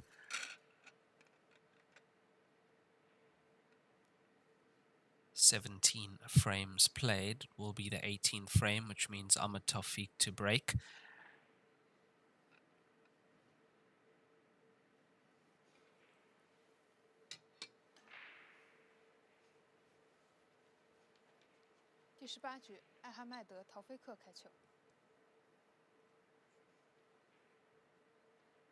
Look what goes through your head at 12-5 down as a player, a race to 13. Look, I'd say it's a bit better because there's no time limit. Like the qualifying stage, there's a time limit, which means if you are down, time might be against you. That qualifying stage, race to 7, 100 minutes. that clock adds a little bit more pressure to you, and you might tend to feel like you need to rush a little bit to try and get a few frames on the board. But in this case, no time limit. You are 7 frames behind. Like, I feel as a player, you have to always feel like you can get back in the match, but 10 seconds. the first thing you have to do is, get a frame on the board, try and rattle your opponent, and not make unforced errors.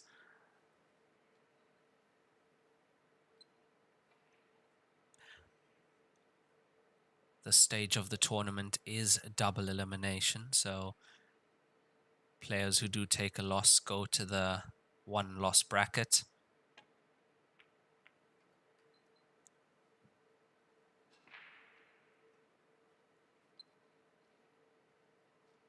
So double elimination, 128 players down to 32 over the next few days. Still separate, the international players and the Chinese players. Our next session at 2 p.m. local time, that's just under 2 hours time, we will have the Chinese players.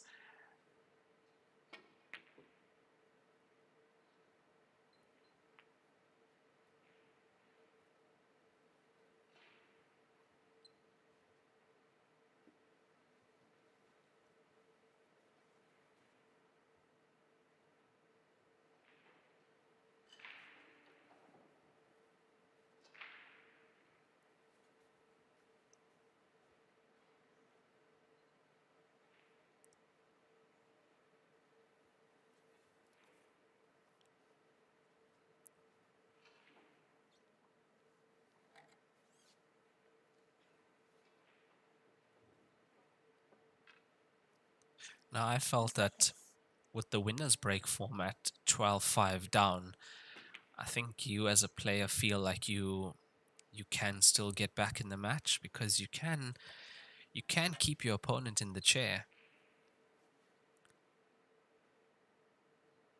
Yes, of course, you need a few good rolls off the break. You need to make a ball off the break. You need to keep running racks. But, I mean, it's possible. On the TV table in the past, we've seen players run, I think the most we've seen is 7 break and runs in a row.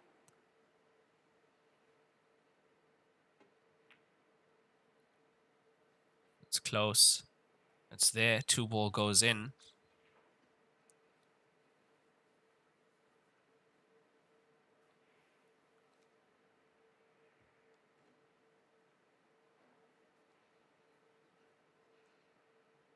Yeah, brilliant camera work as well, always at these Joy Masters events. Really, no expense spared in bringing the best possible event to the world.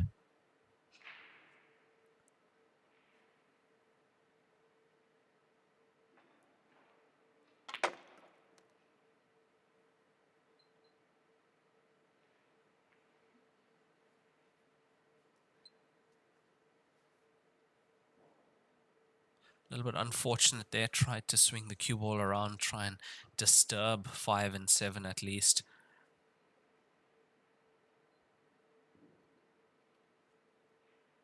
And if he can't make something here, that's going to be end of visit for Ahmed Tawfiq.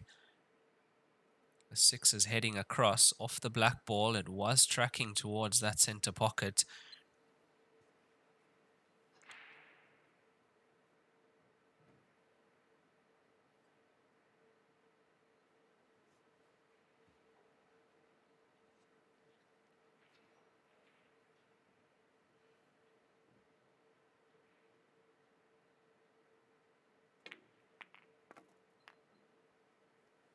Yeah, textbook Chris Melling plays a stripe off the 6 to open up that little cluster that was there next to the black ball.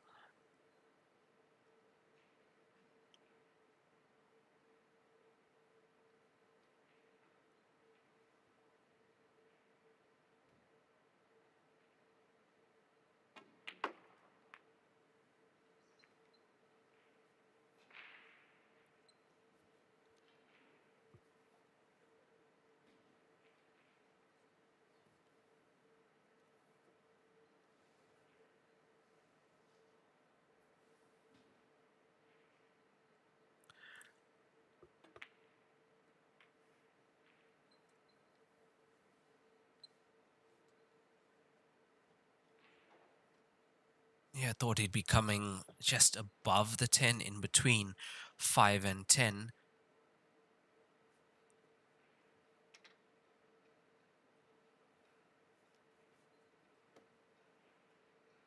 He has to go indirectly.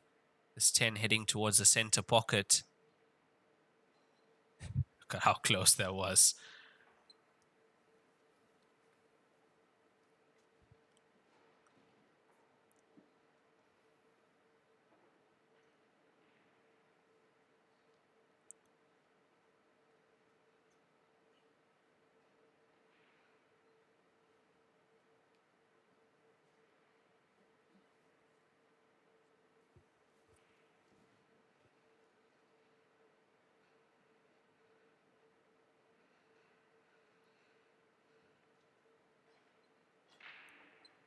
I think he's left it open. He has 10 ball goes to the center pocket. That is another unforced error.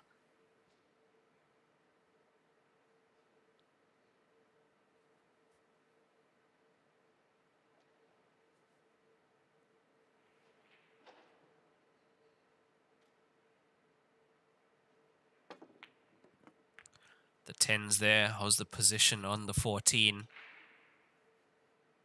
It's going to land low on it to the center pocket.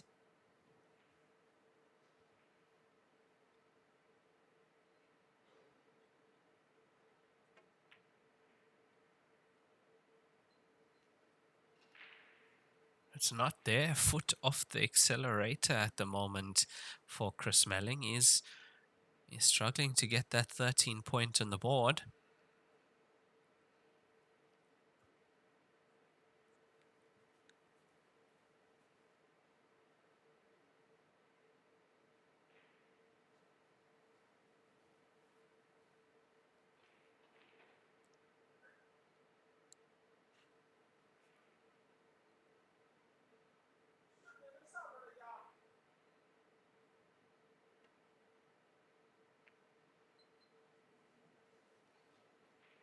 And this time he gets the full ball snooker.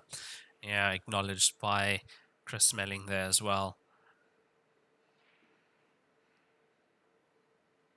So even if he didn't just get it on the black ball, putting the 6 there helps him also. Just in case the cue ball ran a little bit too far.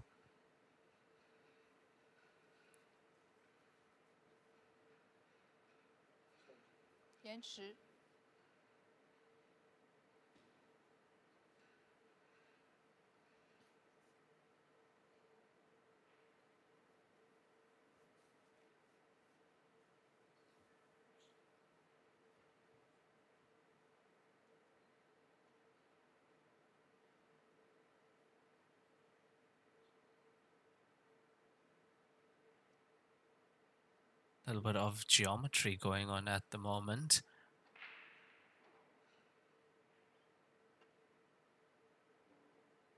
Oh, just scrapes past. Contact not made. Ahmed Tawfiq to the table, ball in hand, anywhere on the table.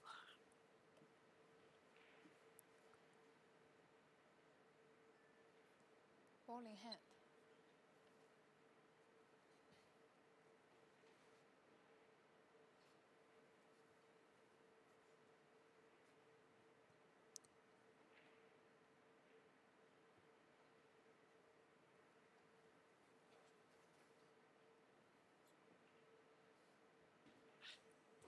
Another thing in a situation like this, being 12-5 down, Chris playing the way he has been,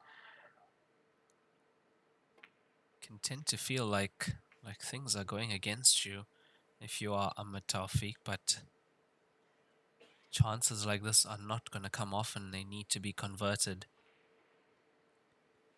Needs to get the point on the board.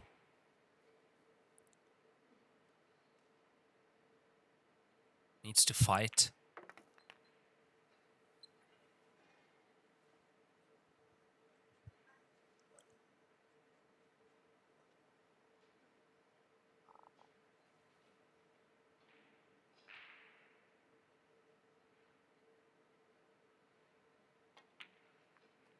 Yeah, 4 into the same pocket. He's played that nicely.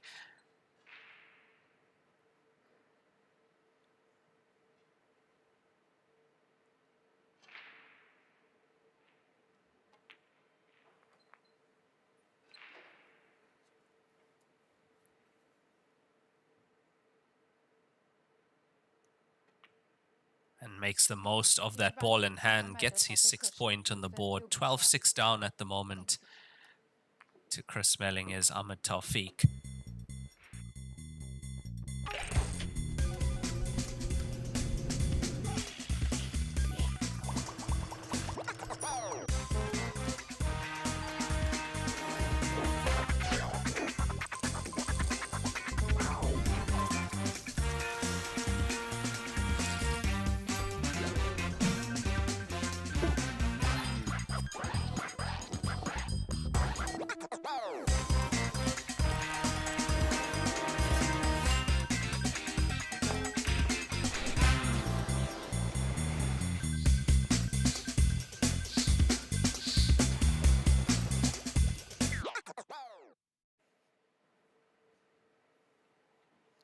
第19局，克里斯梅林开球。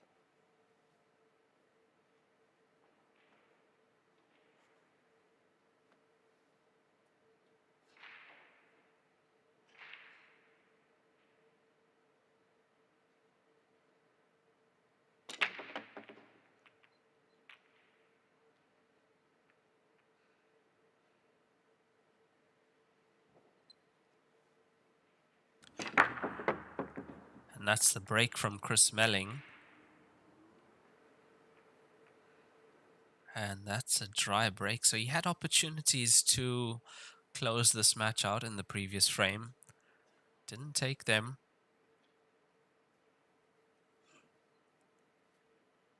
Now just as you saw, the scoreline changed from 7-5 to 12-5. Ahmed Tawfiq can do the same. 10 seconds. He can go from 12-5, try and make it 12-10 as quick as he can.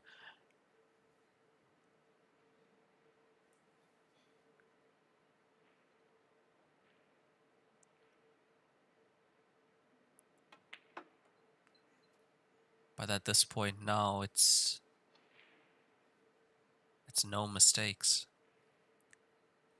Cannot afford to make a single error.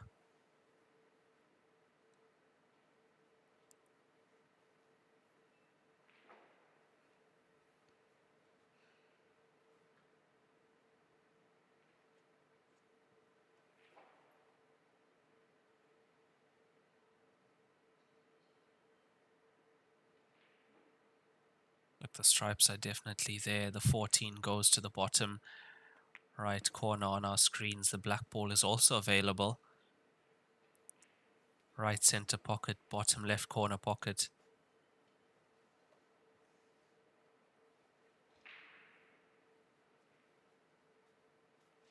Just has to find a way to navigate through this. If he gets the 7th point on the board, he'll be breaking in the next frame.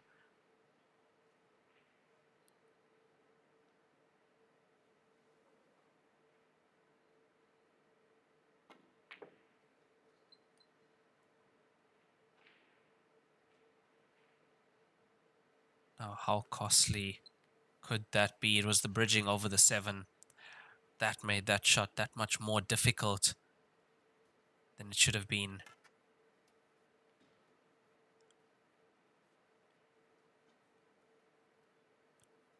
To me, stripes were definitely looking better, especially if you see the cluster at the bottom of solids. Not every solid opened to those bottom pockets at the moment.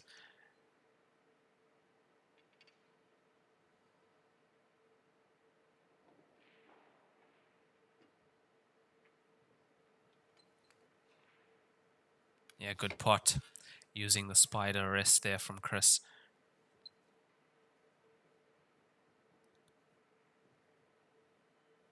I feel these are the situations that he likes. It's a tough finish to make. He's wanted to land on the 15. I think he's still okay. Those 6 should still go.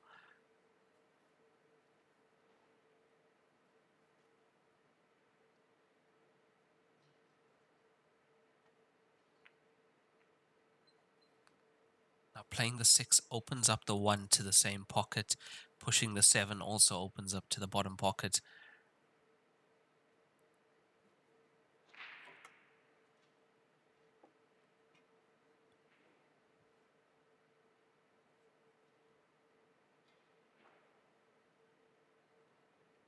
He would have been right behind the 2 to see whether the 2-3 combination goes into the bottom left.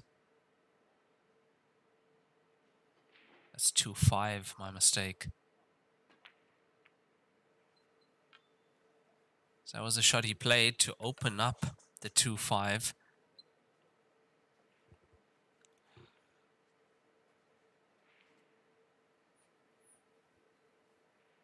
From here, that 5 looks very red.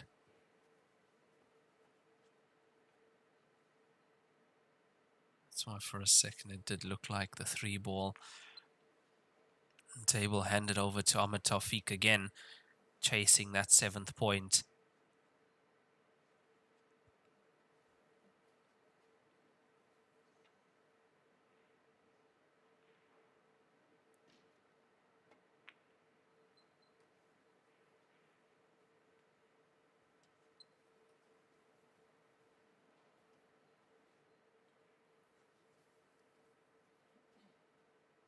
To me, it looks like the black ball does go past the 2 into the bottom right corner.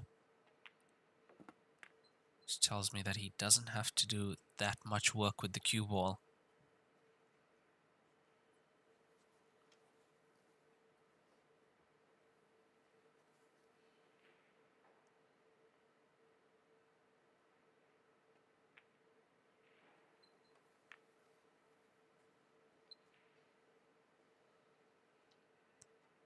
Yeah, it takes a walk behind the black ball, it does go.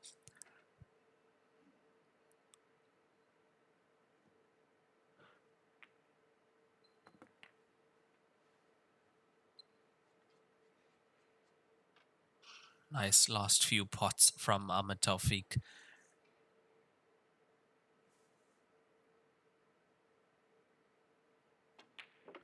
And it's their 7th point on the board for him, trailing 12 frames to 7 from Chris Melling, and it's his break next. Comeback loading? Possibly.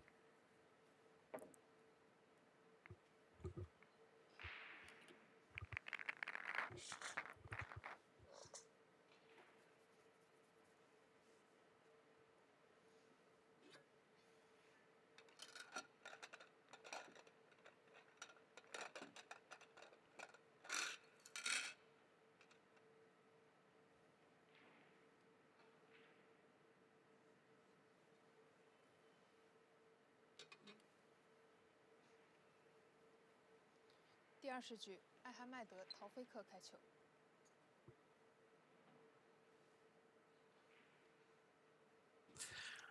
Right, so this is what he's doing at the moment, changing the scoreline. From 12-5 to 12-7, needs to make a ball, does so into the center pocket.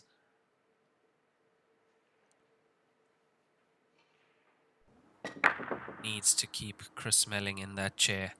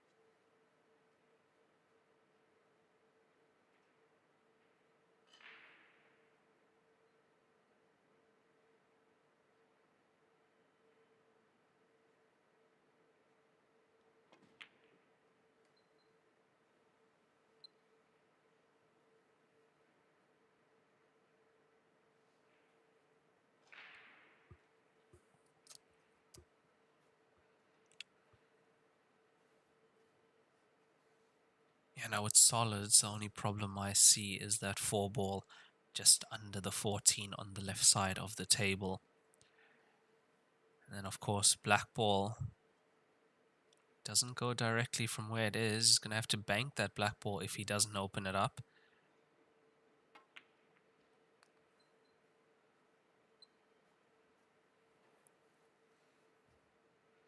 Now, the angle he has on the 3, there is a chance to go into the 4 from there. The only problem I see with that is if he doesn't land on the 4, it's going to be a tough one. The connector is not easy. That's the shot he's played. He's played it.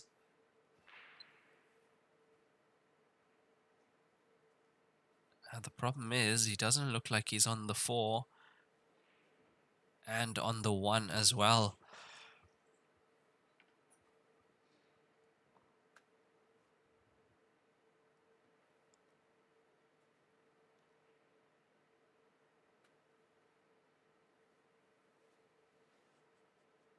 What can he make out of the situation?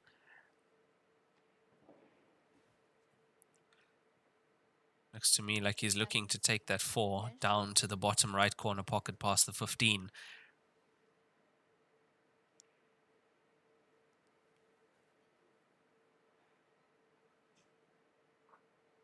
This is tough. This is very tough to get right. It's there.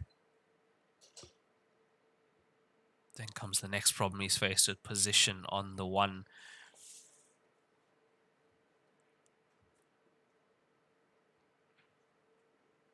Look, the thing is,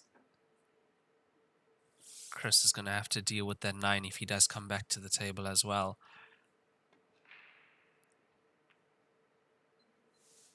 Yeah, so I was thinking if he does leave the 1 right in the jaws of that corner pocket,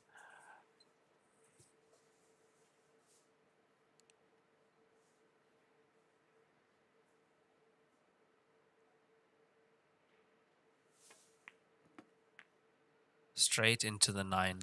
Yeah, textbook Chris Melling.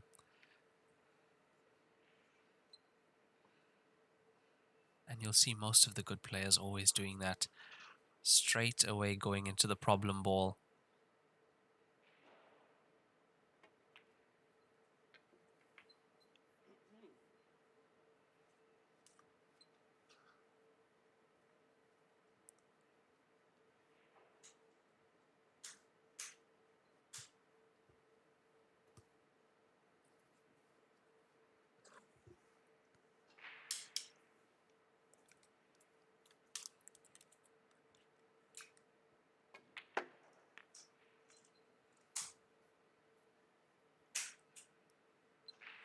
Yeah, the 1 ball being where it is, it puts Chris as massive favorite to get this point and to get this match. So you can see, still not tidy with the cue ball.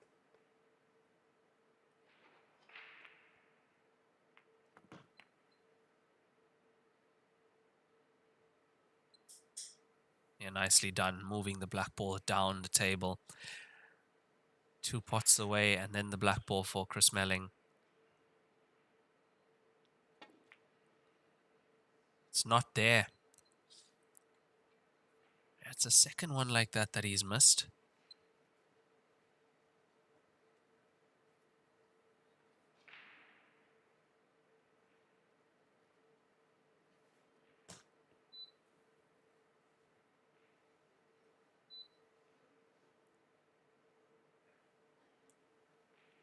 Having that black ball in that corner pocket, that's his insurance, because where does the 1 ball go?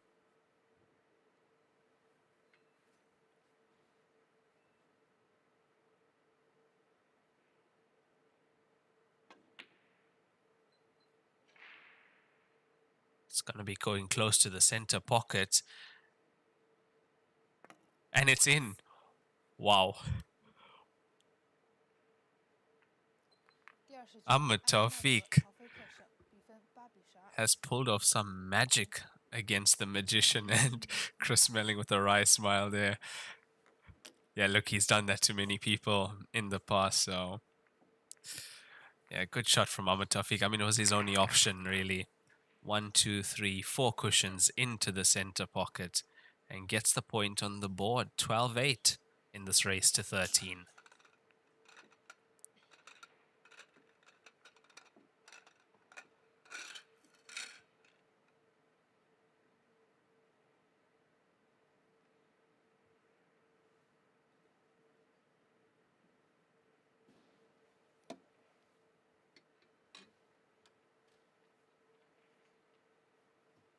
第21局，克里斯梅林开球。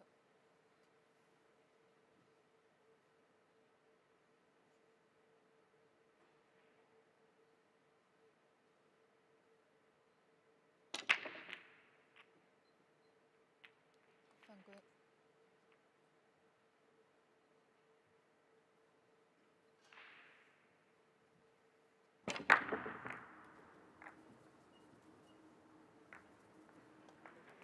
Free ball behind the line.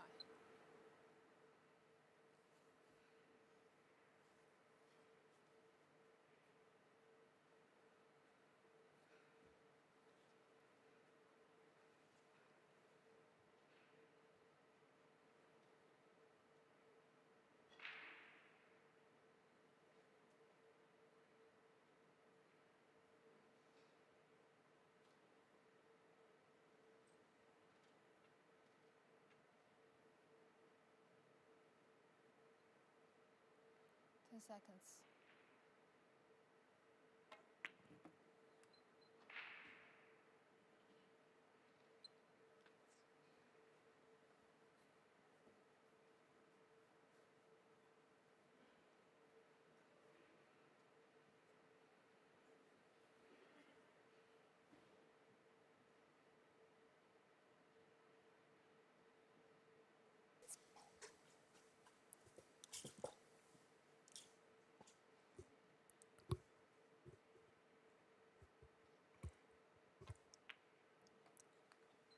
Yeah, so at the moment, Ahmed Tawfiq making a little bit of a comeback, was 12-5 down. Well, he was 7-5 down, and then Chris won 5 frames in a row to make it 12-5.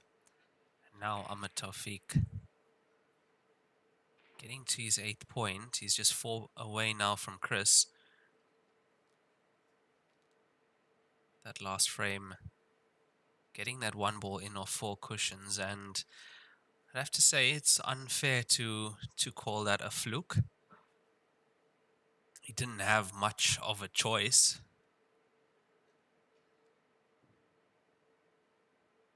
With his extensive 9-ball background as well, I'd say he knows the angles around the table. So calculated play, and having no choice as well. So yeah, I wouldn't call that shot a fluke.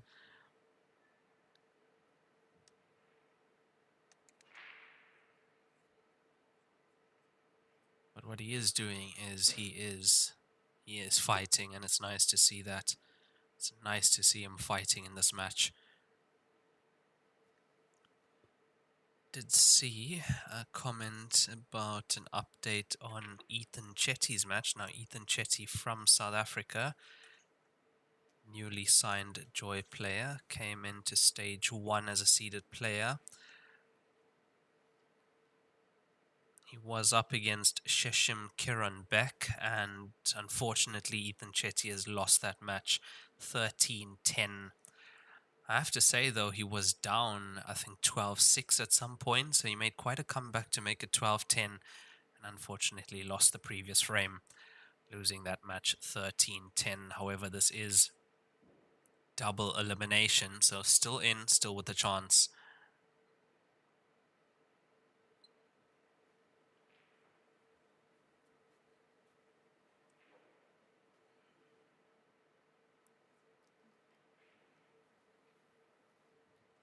Now, what you'll also notice is potting is a little bit more confident from Ahmed Tawfiq.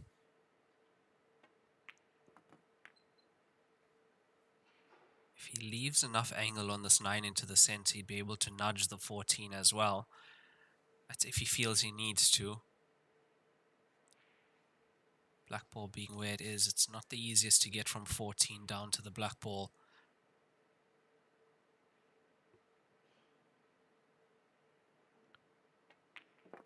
Yeah, played to nudge it, and that would make it slightly better, having it about 2 ball spaces off that side cushion.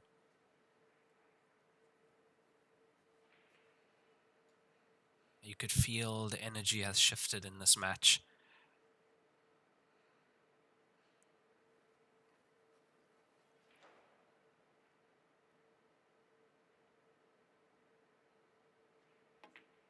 It's not there. That was the shot to get his 9th point. He had the position on the black ball after that. He'd be breaking in the next frame as well. That's the shot.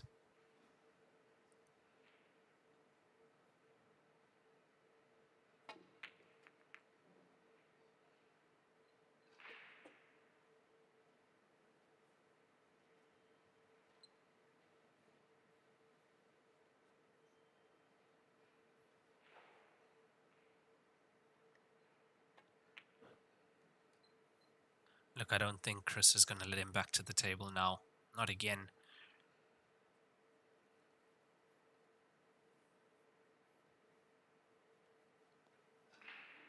Because Chris has had chances in almost every single frame from 12-5 to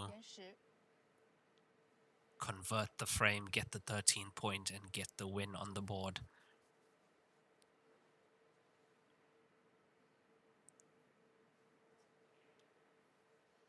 Does have the angle to go into the 3-5 if he needs to. Just a nudge.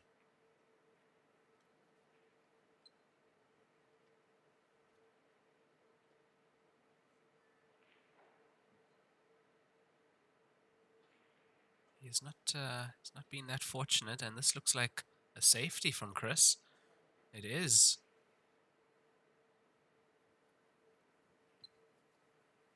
I think 3 frames ago he would have been going for that.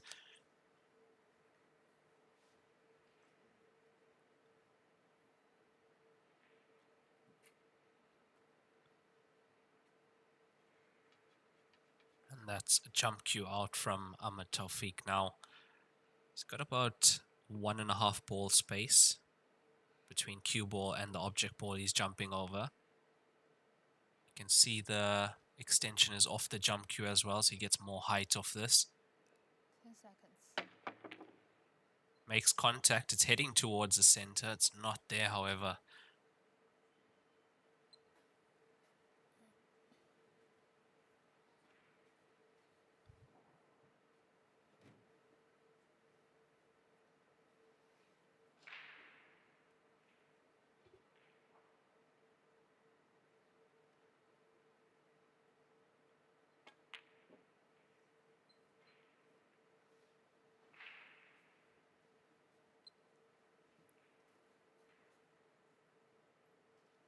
Also played intentionally in a way that he's not leaving his opponent with anything easy on.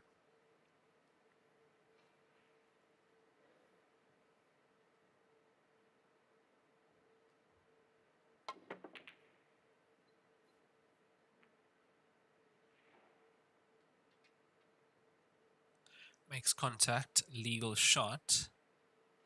However, Chris is coming to the table with 3 balls, well, 2 balls on the cushion, the 3 and the 5.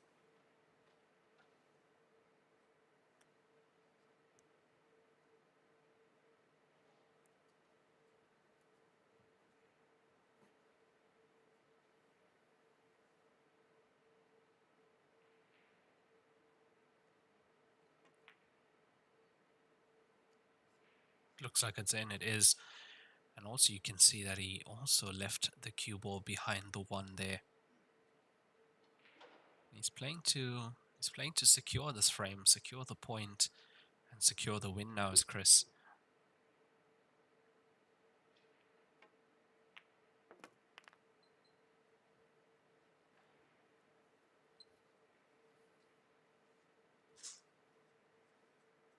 So this is now going to come down to 3 ball to black ball for Melling.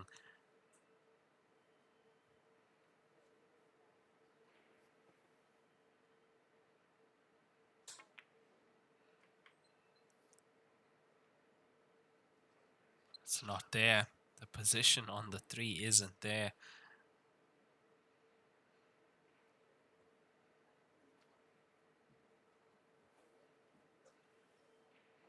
Cue ball behind the black ball.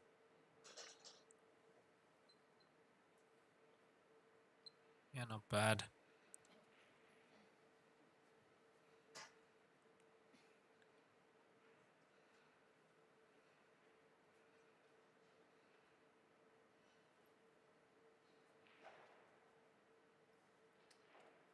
So I do expect him to make contact with the 14, but it's going to be going into the 3 and possibly heading towards the center pocket as well.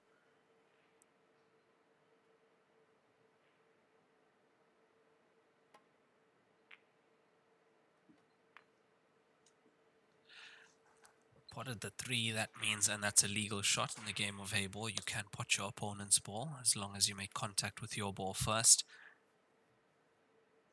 And now this black ball for the match for Chris Melling.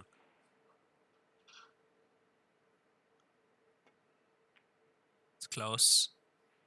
It's not there. Covers the pocket, however.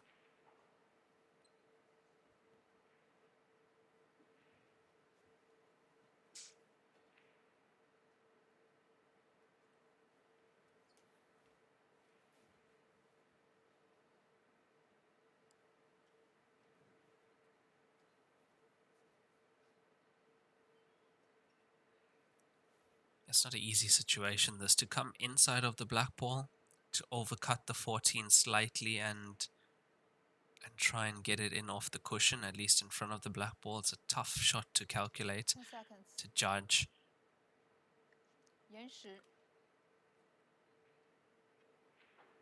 Yeah, the other option is to bank the 14 full table length, so you go bottom cushion, top cushion, and come back down.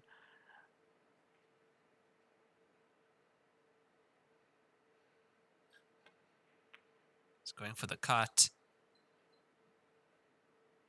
and I think he's left enough of that black ball. The black ball also just slightly off the cushion now.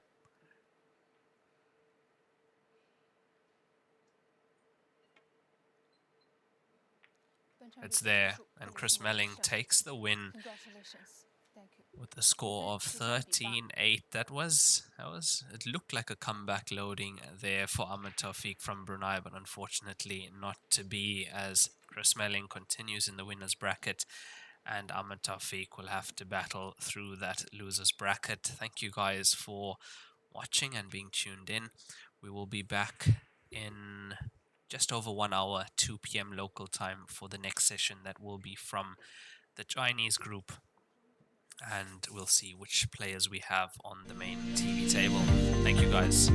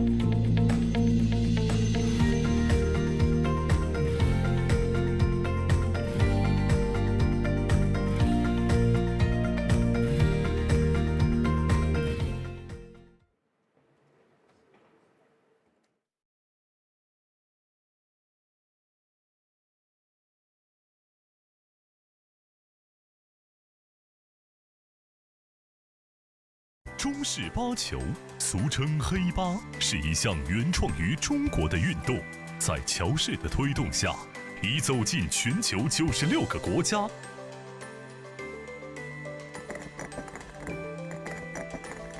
乔氏中式八球，风靡全球的中国运动。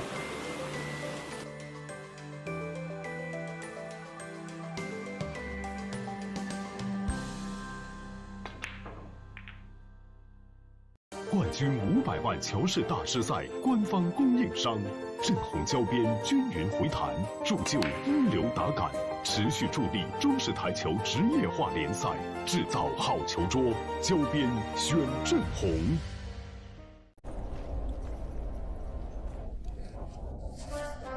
俺老孙啥功名不要，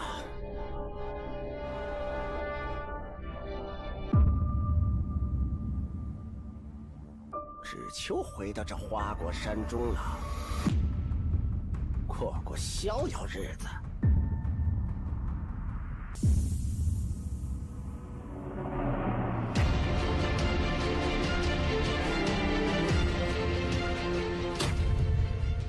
天耀球杆，化一切为可能。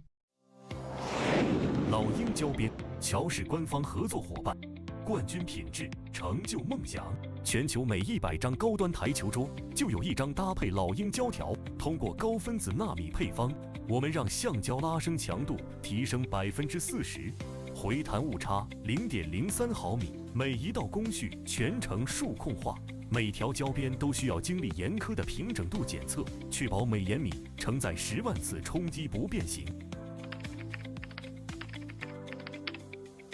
顶级赛事官方认可，精准回弹，每一次撞击释放力量本真，卓越表现只为成就每一位梦想追逐者。鹰击长空，逐梦台弹，老鹰胶边与世界一同飞翔，引领未来，见证荣耀时刻。精准回弹，首选老鹰。我是代言人郑卫国，星星暴走，年轻自由。我是代言人雨龙海，星星暴走，年轻自由。我是代言人楚秉杰，星星暴走，年轻自由。当热爱遇上奥斯本兹，精研工艺，邂逅上乘材质，匠心独具，诠释卓越性能，尽显非凡魅力。每一次击球都能感受到力量与技巧的和谐共鸣，每一次挥杆都是精准操控与职业打感完美契合。手握奥斯本兹酒杆，为热爱全力以赴，重重打感，选奥斯本兹。一点是聚焦、沉淀，一线是专注、艺术，一面是缜密、智慧，方寸间雕刻，毫厘间镶嵌。成木质之美，雕琢洞天，与腾龙之势，巧思匠心，以点线面，以小现大，步步为营，丝丝入扣，毫厘间不失方寸，握度间尽长天地。龙晕而起，潮流之势，包罗万象，独蜘蛛，匠心之作。立百文台迷，高档羊毛皂，一线赛事指定台名：丁俊晖、奥沙利文、郑宇博、楚秉杰等国内外一线球星代言，以百文全球销量第一。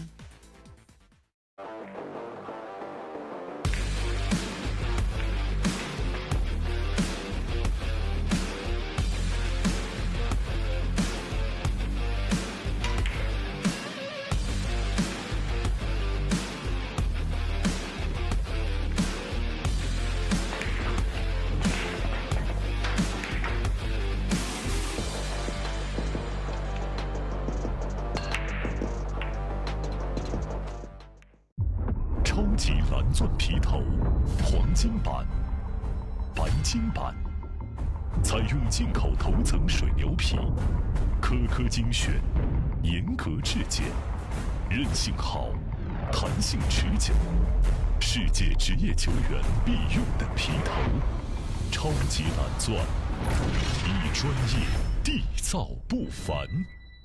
全乔氏是乔氏中的乔氏，全国各地区球房的典范。一句全乔氏代表着球房档次、服务、口碑全部到位，有实力，全乔氏。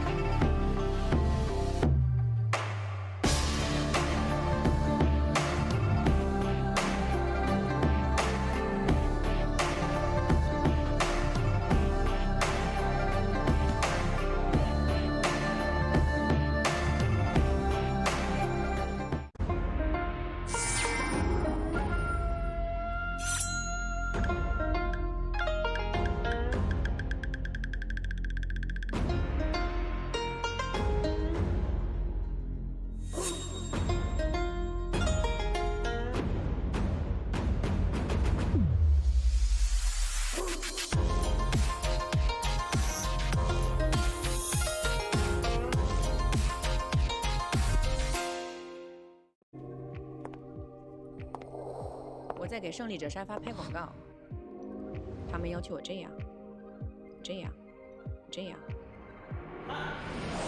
但我却想这样。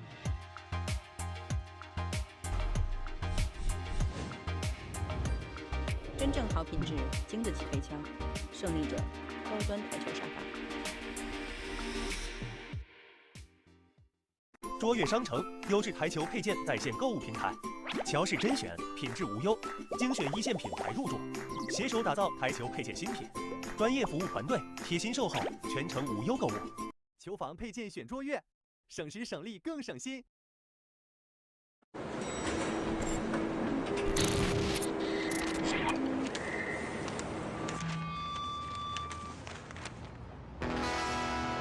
I was born in Louisiana. My mama told my papa, our little boy has got the blues.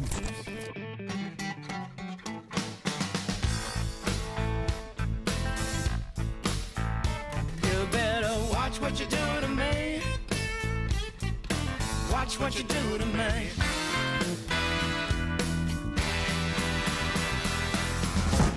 How much? I'll be sorry. That's for no question.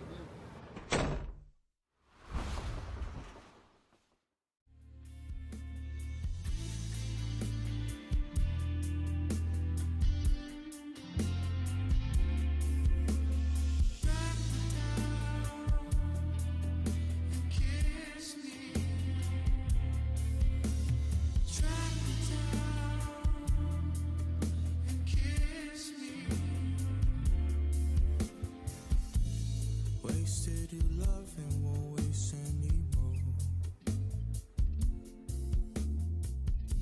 Wish there was an angel sit up on my shoulder.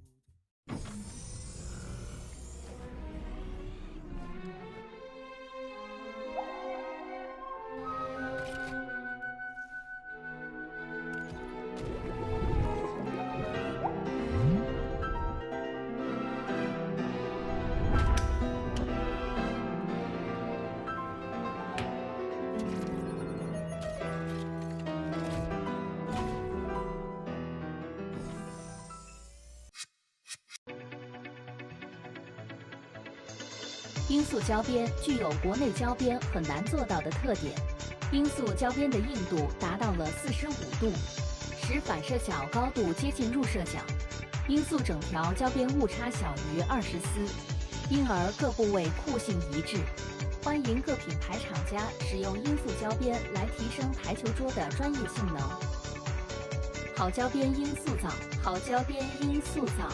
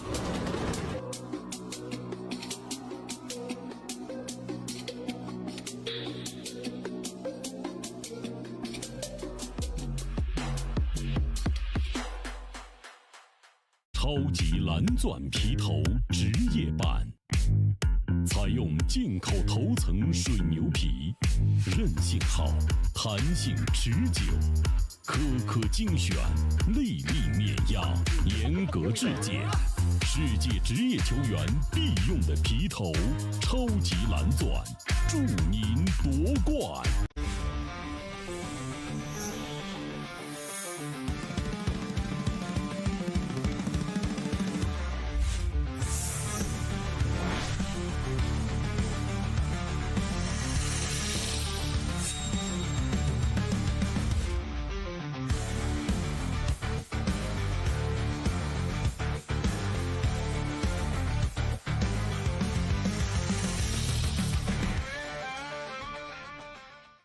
今天给大家推荐一款非常好的台泥 H153，是我自己用了1年多的台泥，汗毛量80%，手感特别细腻，走位很平稳。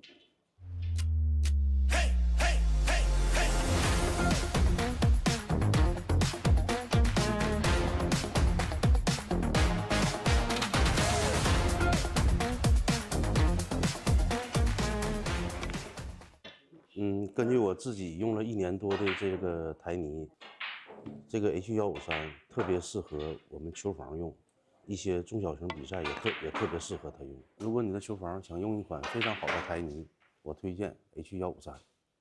H153走球更到位。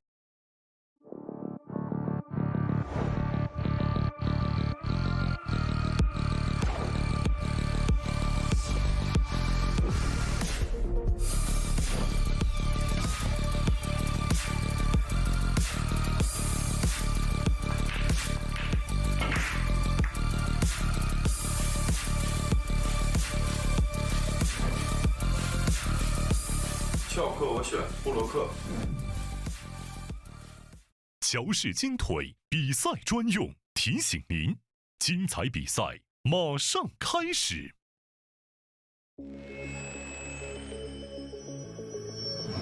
轩辕、赤霄、龙渊、干将、默邪、纯君、成瘾，引领市场，肯定未来，林肯球杆。河北省天一集团创立于2013年，注册资金500万，员工230余名，有着10余年的生产经验及研发设计、生产销售于一体的大型生产企业。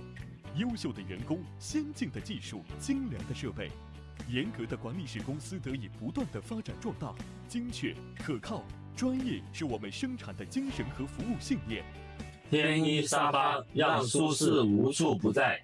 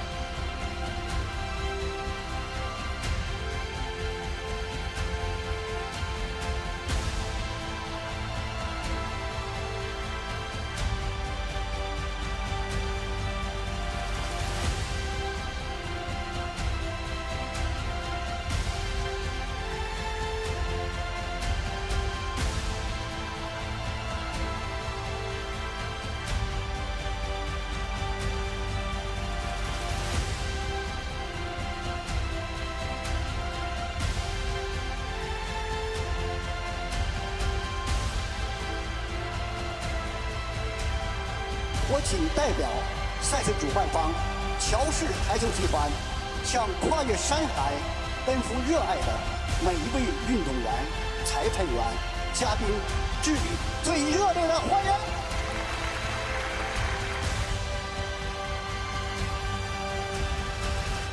Win close, enjoy cup, 14th Heyball Masters Grand Finals.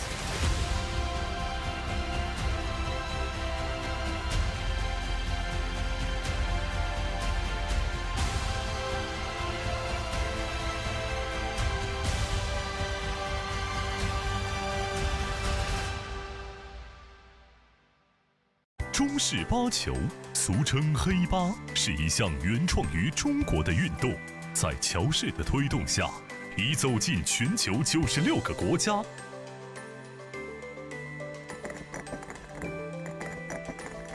乔氏中式八球，风靡全球的中国运动。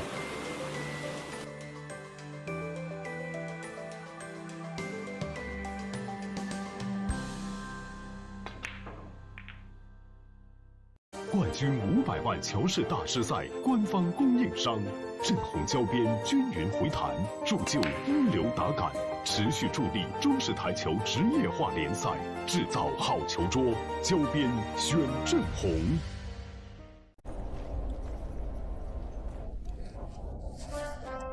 老孙啥功名不要。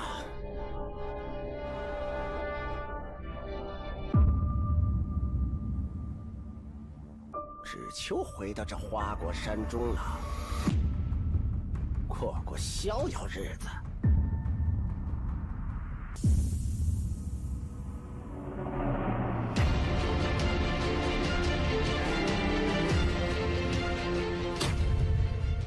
天要球杆，化一切为可能。老鹰胶边，乔氏官方合作伙伴，冠军品质，成就梦想。全球每100张高端台球桌就有1张搭配老鹰胶条。通过高分子纳米配方，我们让橡胶拉伸强度提升40%，回弹误差0.03毫米，每一道工序全程数控化，每条胶边都需要经历严苛的平整度检测，确保每延米承载10万次冲击不变形。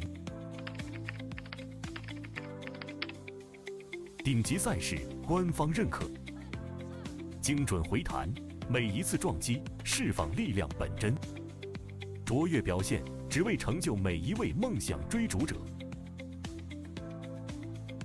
鹰击长空，逐梦台坛，老鹰胶边与世界一同飞翔，引领未来，见证荣耀时刻。精准回弹，首选老鹰。我是代言人郑卫国，星星暴走，年轻自由。我是代言人雨龙海，星星暴走，年轻自由。我是代言人楚秉杰，星星暴走，年轻自由。当热爱遇上奥斯本兹，精研工艺，邂逅上乘材质，匠心独具，诠释卓越性能，尽显非凡魅力。每一次击球都能感受到力量与技巧的和谐共鸣，每一次挥杆都是精准操控与职业打感完美契合。手握奥斯本兹酒杆，为热爱全力以赴，重重打感，选奥斯本兹。一点是聚焦、沉淀，一线是专注、艺术，一面是缜密、智慧，方寸间雕刻，毫厘间镶嵌。成木质之美，雕琢洞天，遇腾龙之势，巧思匠心，以点线面，以小现大，步步为营，丝丝入扣，毫厘间不失方寸，握度间尽长天地。龙晕而起，潮流之势，包罗万象，独蜘蛛，匠心之作。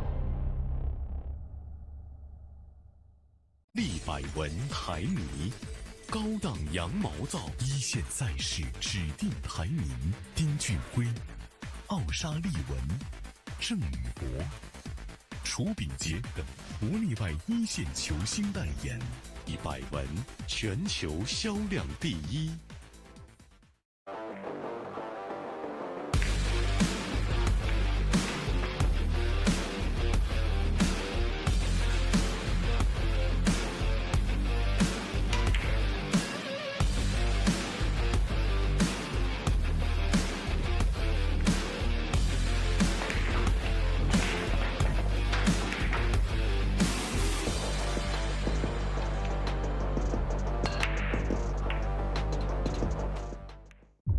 超级蓝钻皮头，黄金版、白金版，采用进口头层水牛皮，颗颗精选，严格质检，韧性好，弹性持久，世界职业球员必用的皮头。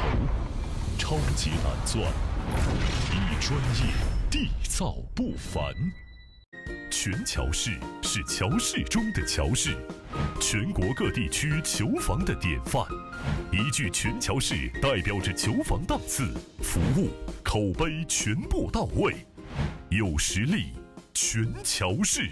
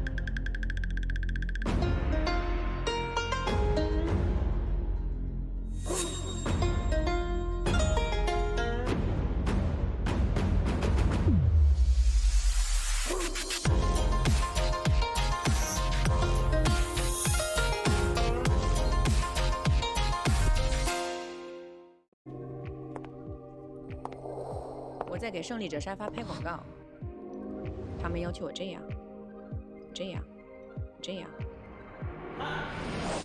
但我却想这样。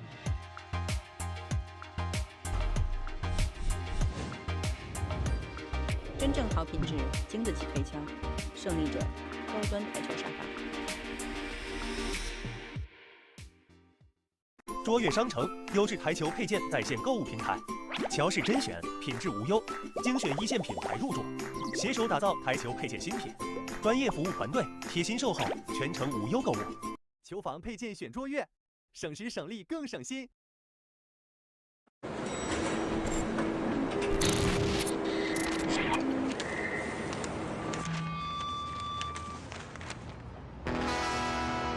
was born in Louisiana.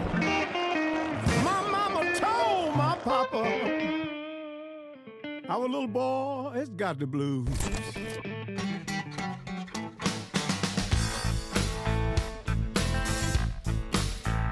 You better watch what you do to me.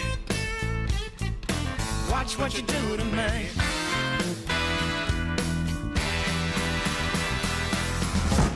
How much? I'll be sorry. That's for no question.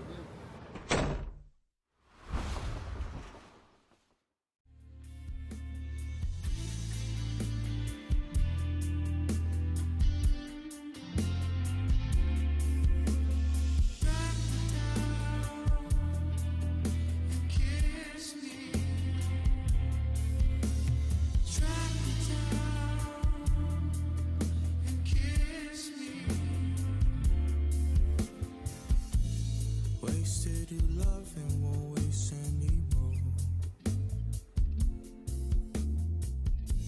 Wish there was an angel sit up on my shoulder.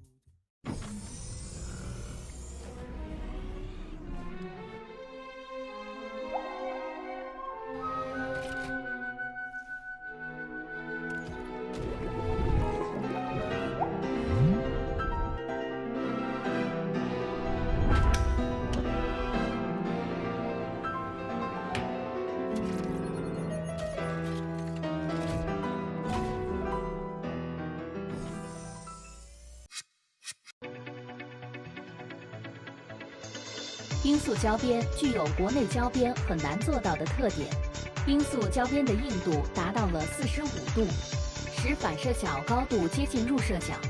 罂粟整条胶边误差小于20丝，因而各部位酷性一致。欢迎各品牌厂家使用罂粟胶边来提升台球桌的专业性能。好胶边罂粟皂，好胶边罂粟皂。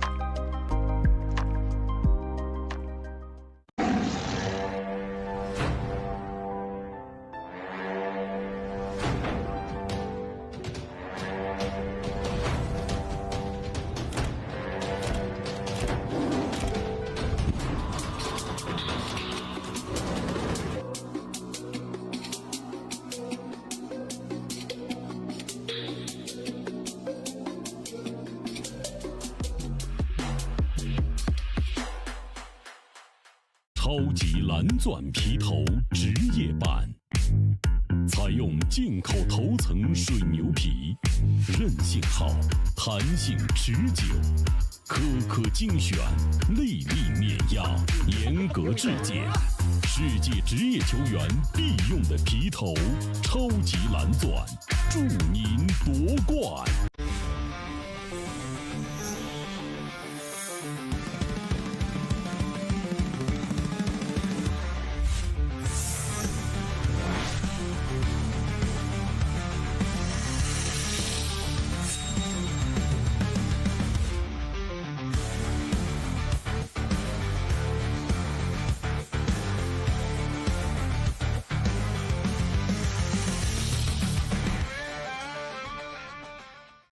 今天给大家推荐一款非常好的台泥 H153，是我自己用了1年多的台泥，汗毛量80%，手感特别细腻，走位很平稳。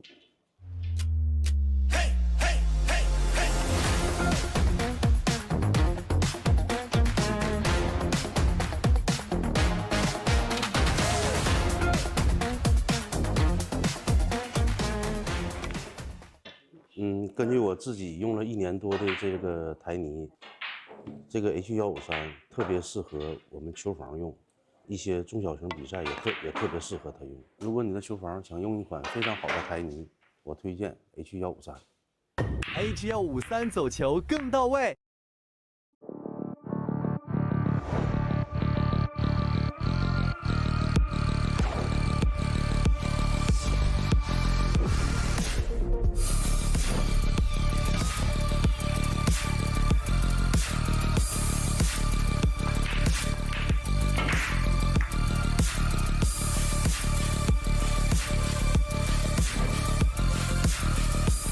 翘课我选布洛克。乔氏金腿比赛专用，提醒您，精彩比赛马上开始。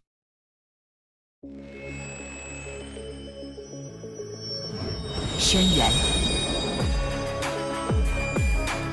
赤霄、龙渊、干将、默邪、纯君、成瘾，引领市场，肯定未来，林肯球杆。河北省天一集团创立于2013年，注册资金500万，员工230余名，有着10余年的生产经验及研发设计、生产销售于一体的大型生产企业。优秀的员工、先进的技术、精良的设备，严格的管理使公司得以不断的发展壮大。精确、可靠、专业是我们生产的精神和服务信念。天一沙发让舒适无处不在。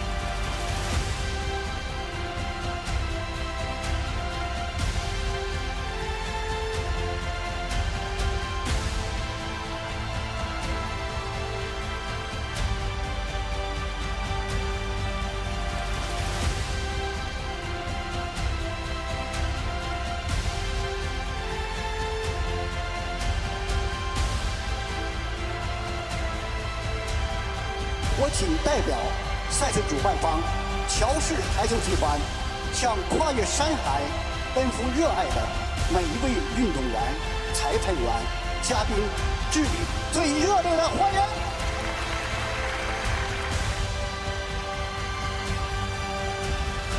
Liber win close, enjoy cup, 14th Heyball Masters Grand Finals.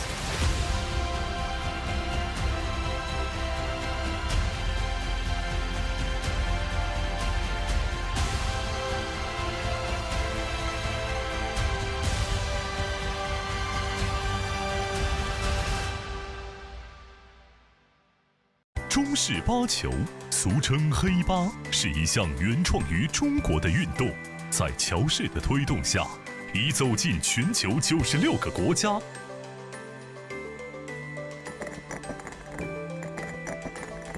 乔氏中式八球，风靡全球的中国运动。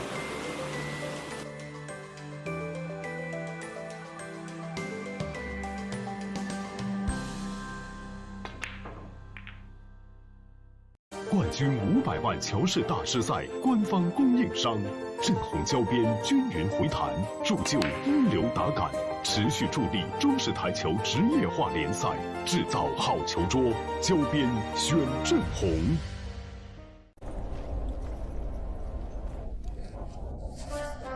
俺老孙啥功名不要，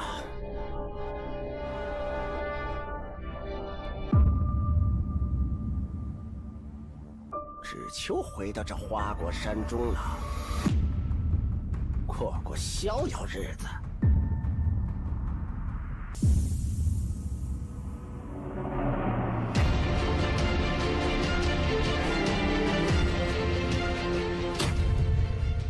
天耀球杆，化一切为可能。老鹰胶边，乔氏官方合作伙伴，冠军品质，成就梦想。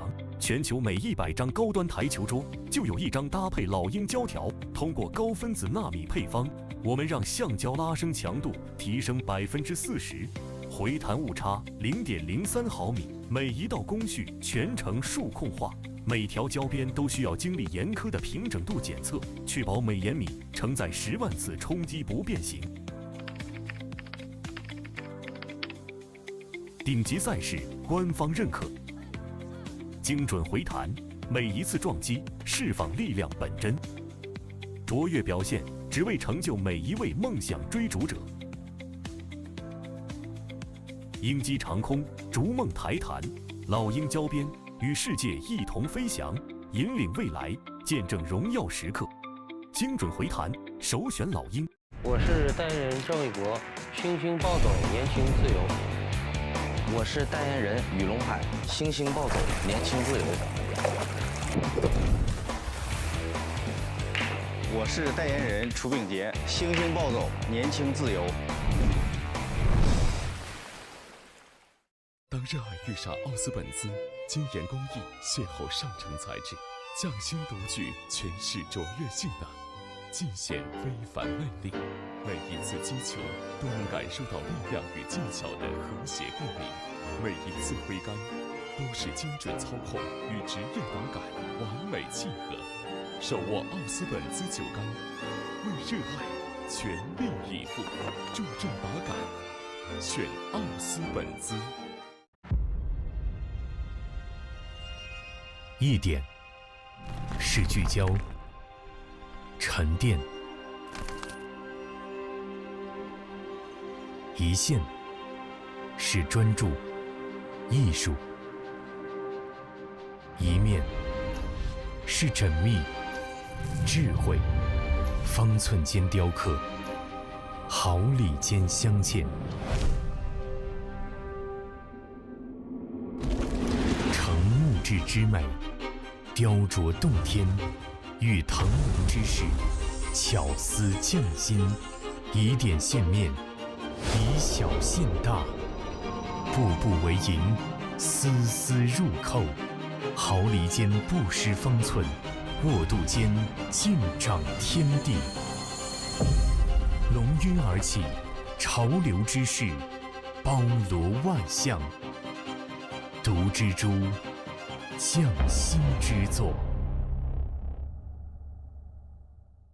立百文台迷，高档羊毛皂，一线赛事指定台名：丁俊晖、奥沙利文、郑宇博、楚秉杰等国内外一线球星代言，立百文全球销量第一。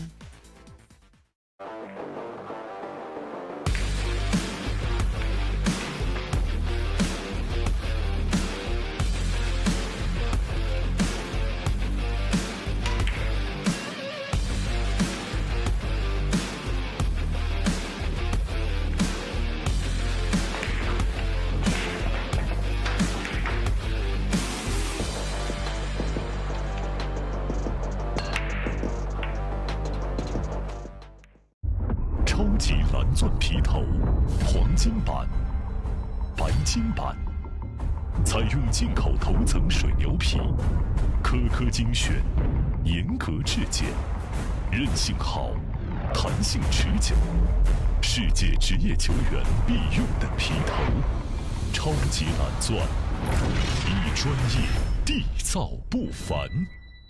全乔氏是乔氏中的乔氏，全国各地区球房的典范。一句全乔氏代表着球房档次、服务、口碑全部到位，有实力，全乔氏。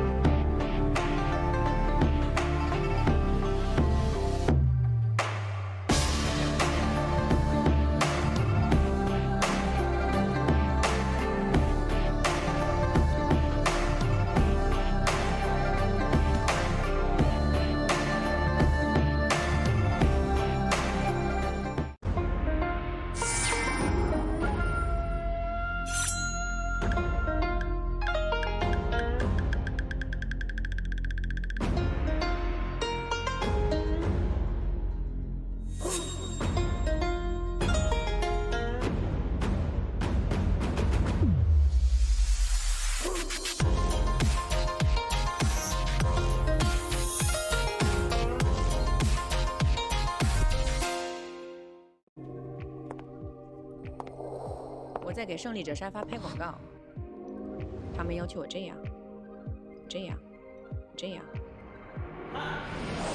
但我却想这样。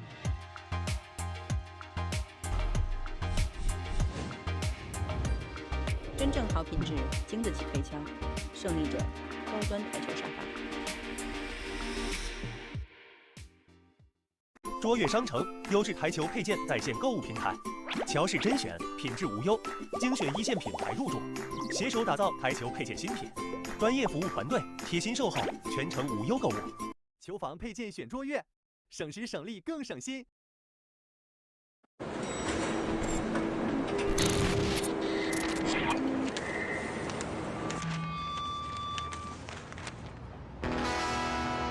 was born in Louisiana.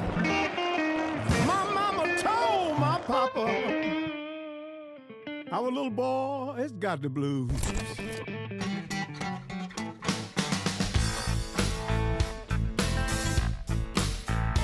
You better watch what you do to me. Watch what you do to me.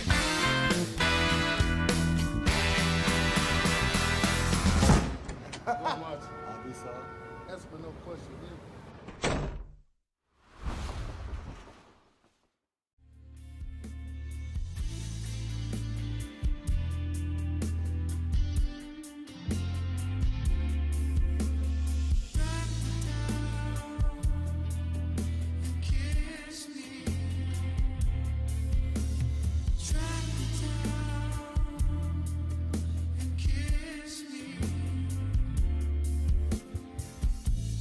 Wasted your love and won't waste anymore. Wish there was an angel sit up on my shoulder.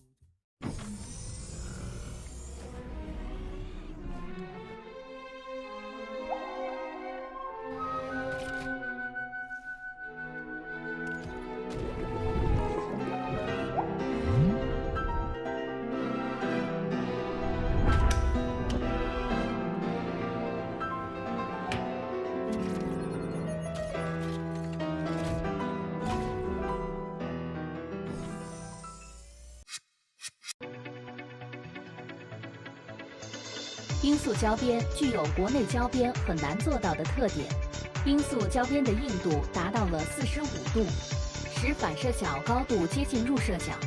罂粟整条胶边误差小于20丝，因而各部位酷性一致。欢迎各品牌厂家使用罂粟胶边来提升台球桌的专业性能。好胶边罂粟皂，好胶边罂粟皂。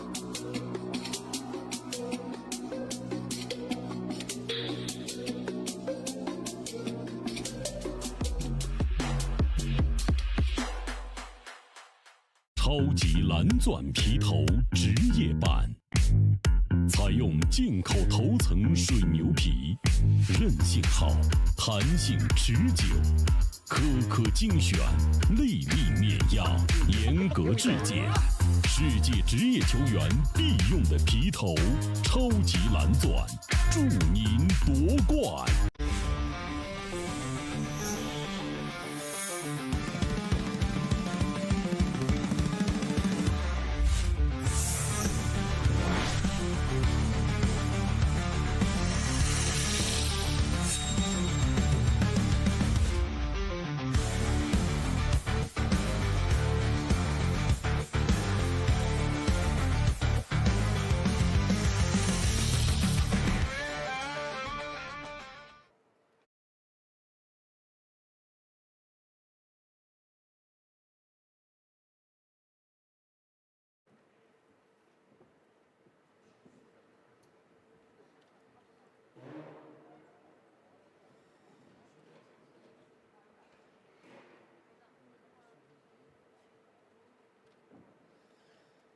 接下来呢，请内场的有持票的观众来到我们的这场的坐席当中啊，马上就要进行的是我们的礼物互动环节，大家快在保证安全的前提下，快来到我们的坐席。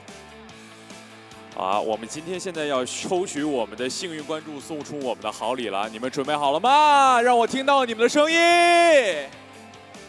好像有一点小哈，我们首先来第一位幸运观众。3、2、1，恭喜这位穿着黑色衣服的女士，恭喜你获得我们的精美礼品1份啊！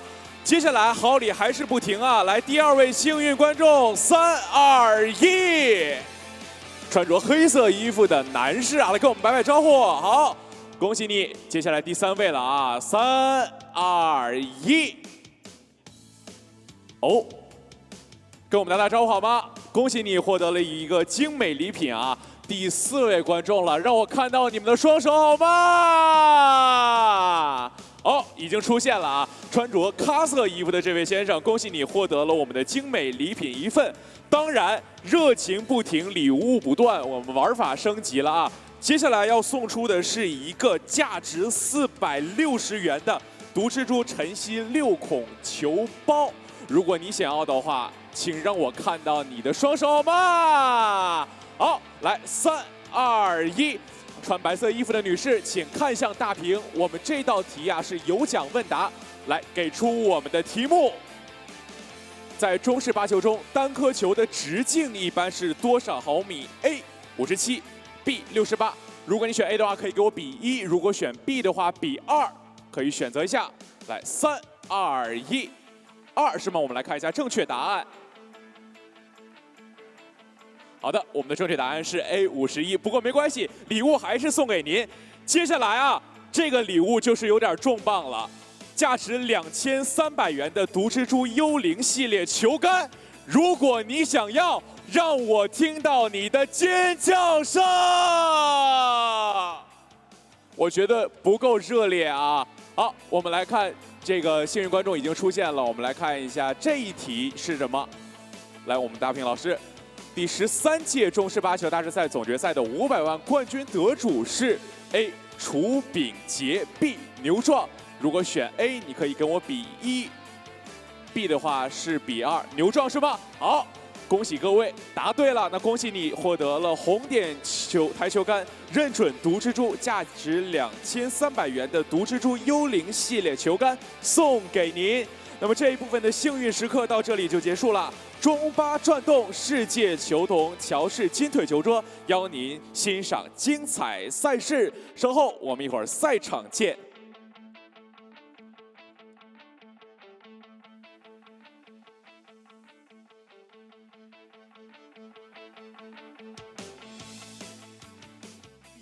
文台迷，高档羊毛皂，一线赛事指定台名，丁俊晖、奥沙利文、郑宇博、楚炳杰等不例外一线球星代言，100文全球销量第1。100文台迷，高档羊毛皂，一线赛事指定台名：丁俊晖、奥沙利文、郑宇博、楚秉杰等国内外一线球星代言，以百闻全球销量第一。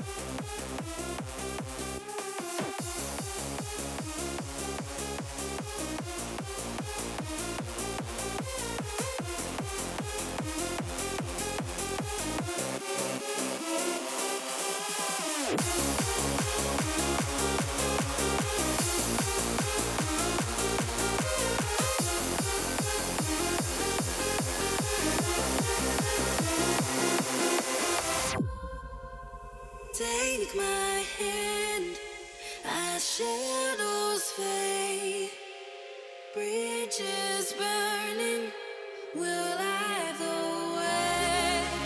The echoes go through silent trance, lifts us high, we'll rise again into the unknown. We're blood to go.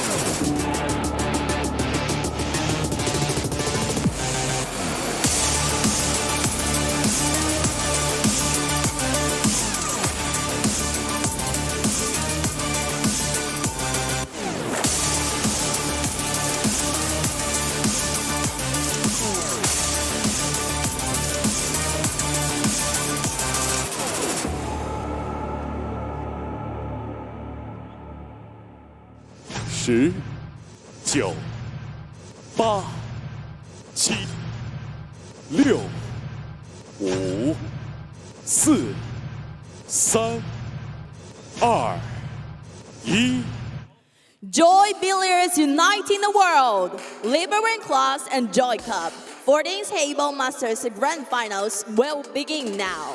Welcome to the athletes and referees. 中巴转动世界球童，女士们、先生们，利百文台泥乔治杯第14届中式巴球大师赛总决赛正在国内组第1阶段1至12组1场、2场的比赛现在开始。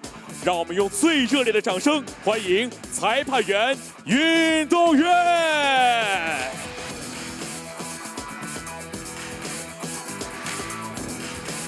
2号台 Table 2.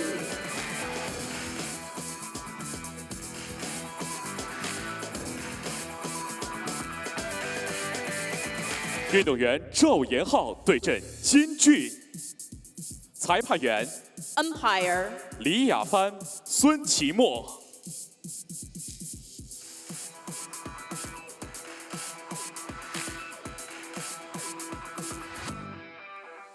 3号台 Table 3.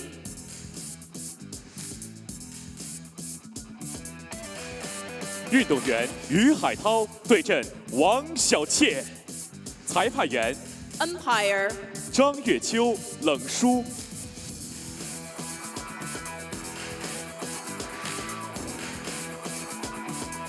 4号台 Table 4.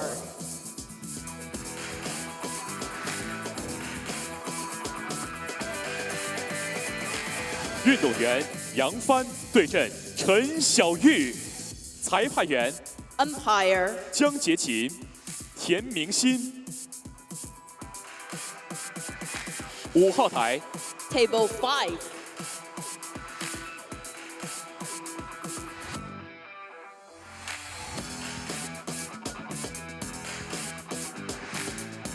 运动员金鹏对阵单宏宇，裁判员 Umpire 佘真真、龚一航。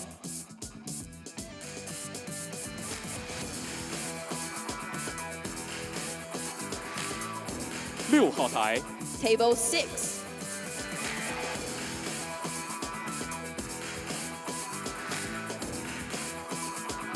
运动员耿明奇对阵朱龙，裁判员 Umpire 陆月、商凯。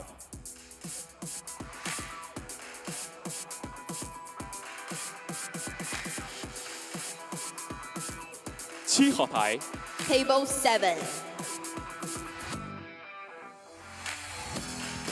运动员李义南对阵赵云彪，裁判员 Umpire 耿思林、马嘉欣。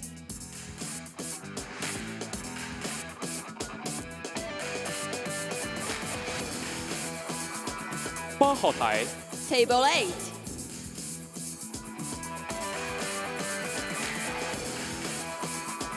运动员何文冲对阵陈奇宇，裁判员 Umpire 杜立新、龚璇。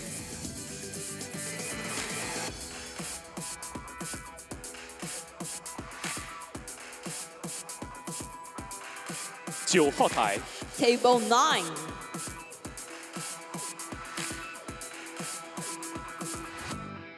运动员崔明军对阵马腾，裁判员 Umpire 杨文静、张娜。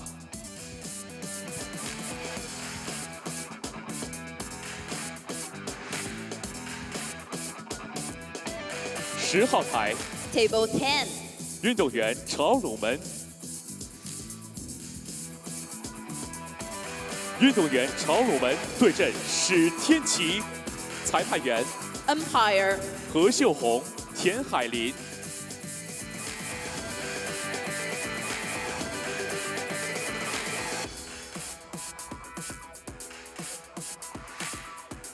11号台 Table 11. 运动员张俊杰对阵陈博，裁判员 Umpire 袁义群、宋明明。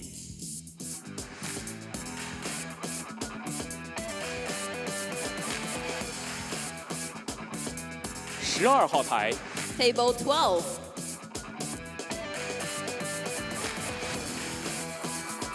运动员崔健对阵杨子成，裁判员 Umpire 杨宇龙、杨静文。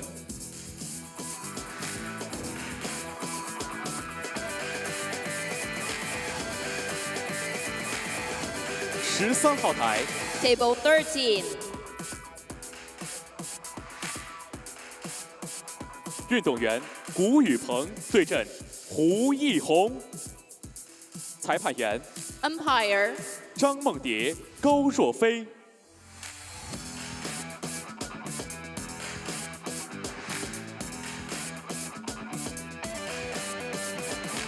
14号台。Table 14.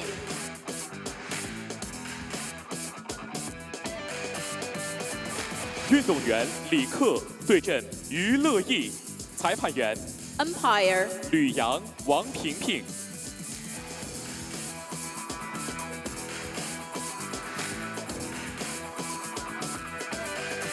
15号台。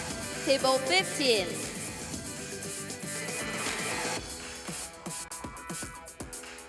运动员刘宇乐对阵张汉轩，裁判员 Umpire 冯雅琪、王艺轩。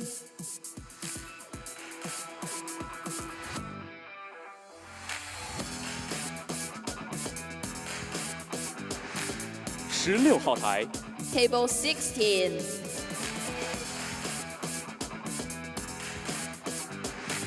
运动员戴勇对阵王鹏，裁判员 Umpire 李勇、安家路。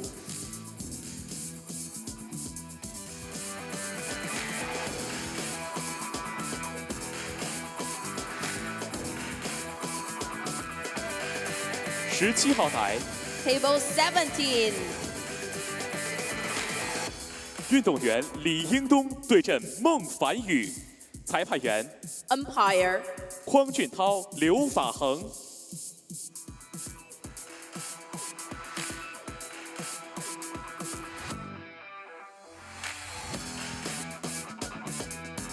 18号台。Table 18.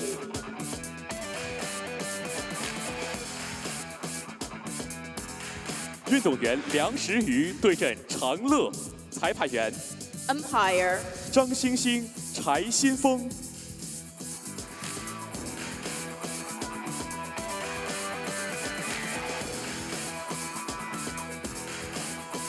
19号台。Table 19. 运动员张慕言对阵周坤，裁判员Umpire 张毅、田颖。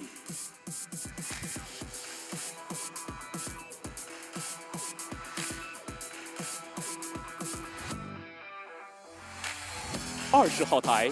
Table 20.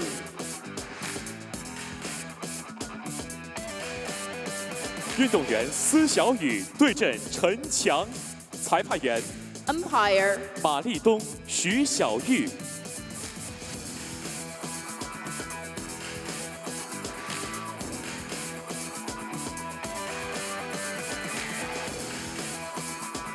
21号台。Table 21.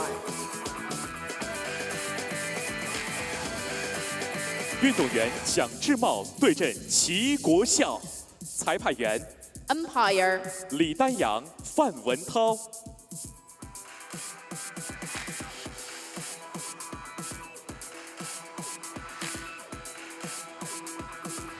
22号台。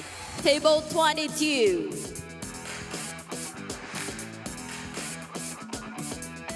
运动员刘闯对阵素琴，裁判员Umpire 刘宇、白云佳。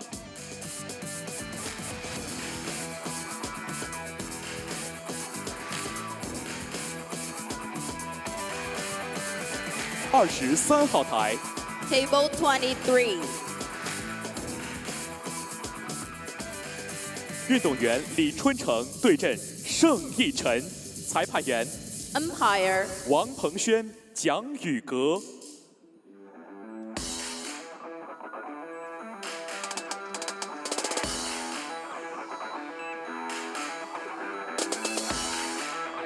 TV 1号台。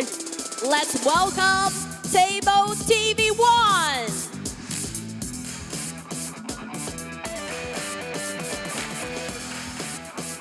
准神郑宇博对阵两广总督薛真奇。裁判员 Umpire. 徐谨言，助理裁判 Assistant Umpire. 王新月、刘亚楠。Brilliant competitions are about to be presented. Let's wait and see. 精彩赛事即将开始，朋友们，让我们掌声欢呼声！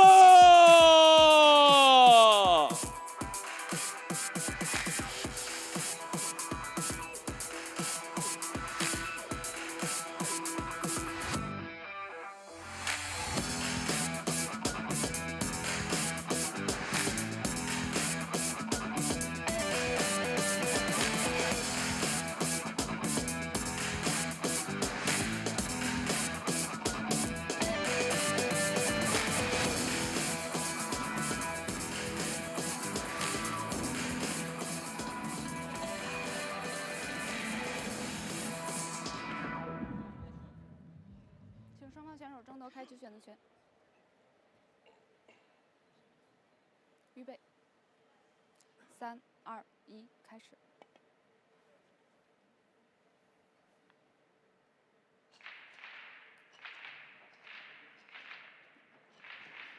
薛真奇获得开局选择权。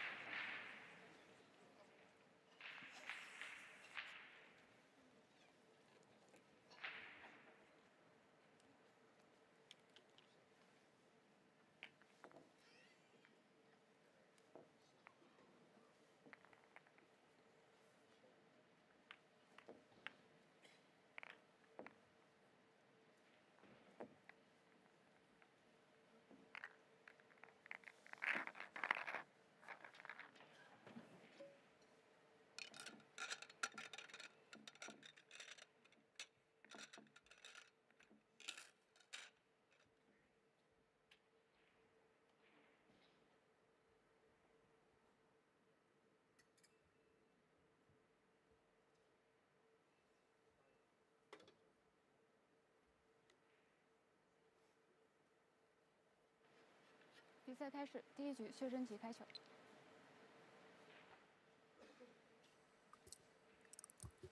Good day, everyone, and welcome back to the 14th Joy Cup and Liber Win Grandmasters Finals, live from Qinhuangdao, Hebei Province here in China. We are on day 6 currently. Stage 1 has just begun today. We had the international group playing earlier, now the Chinese group for the 2 p.m. session.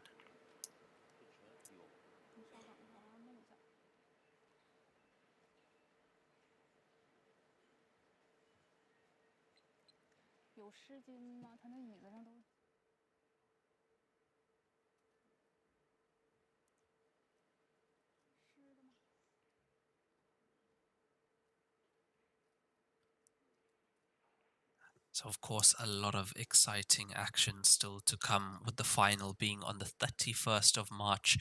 It is a race to 13 at the moment in this tournament. We will have stage 2 after stage 1. Stage 2, we have 64 players. That's 32 of the international and 32 of the Chinese players together, going down to 1 single elimination. And that final will be a race to 39. Don't think we've seen a race that long before in this tournament. Definitely going to be very exciting. Now on the TV table, needs absolutely no introduction, Master Jingi Boore. I'd have to say, one of the most successful players of this game in the past 10 years. Winner of the Grandmasters Finals, of course. Multiple station event winner as well.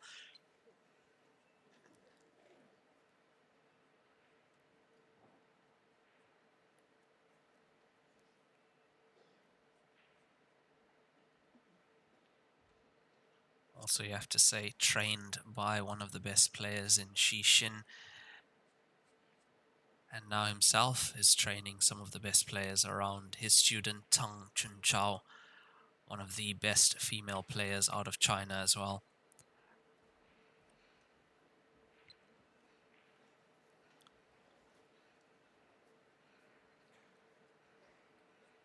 And he's up against Xu Jinqi.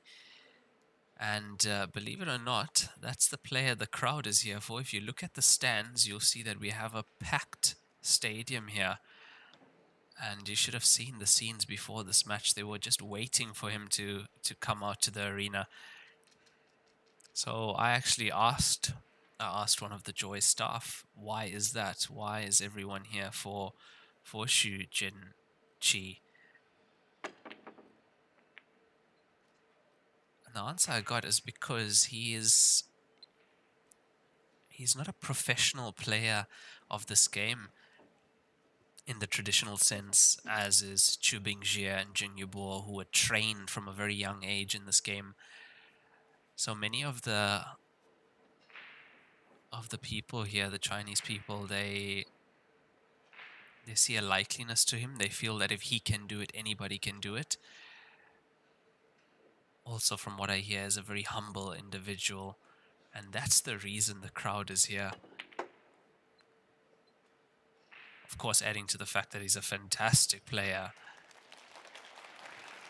And there you can hear the applause.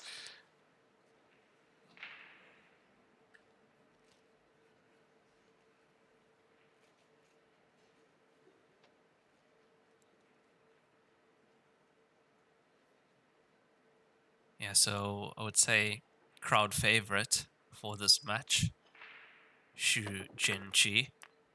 Gets the 9 off the cushion, but it looks like it's going towards the other cushion.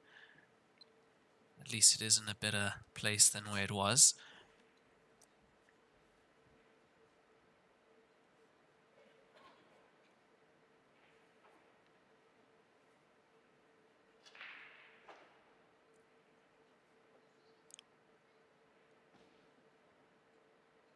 I just like the international round. This is also a race to 13 in the Chinese division. Alternate break format also. That's the only change, I would say, in the match rules that we have this year at the Grandmasters Finals, is we are back to alternate break format. You'd have seen recently we had the winner break format, which made the game quite exciting, I'd have to say.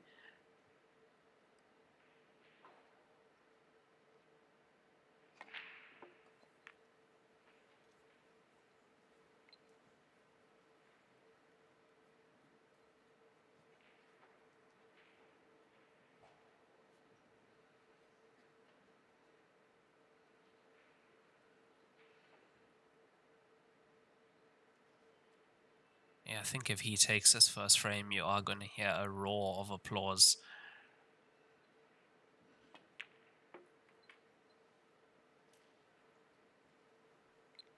Just by looking at the way he's playing this first frame out. Excellent cue ball control, making this game look quite simple. There's a good pot on the 9 ball earlier to get it into that top left corner pocket on our screen, down that side rail.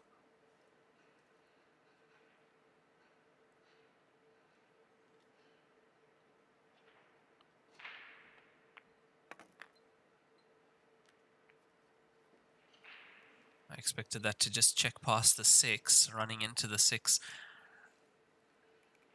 means that quite a bit of distance between this cue ball and his next object ball. That'll be the 10 stripe, bottom right hand side of the table.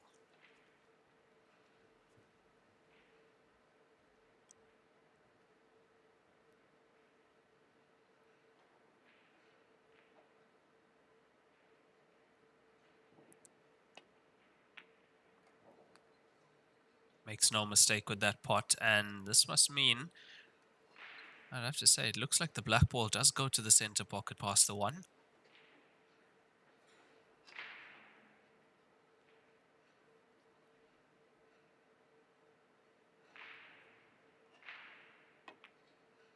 And it's there, clearance from Jingi.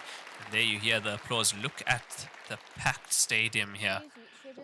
Almost every seat is filled.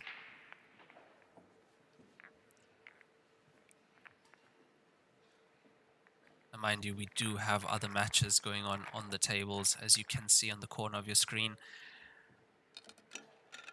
I think the main event for this session is the match on the TV table at the moment between these two players.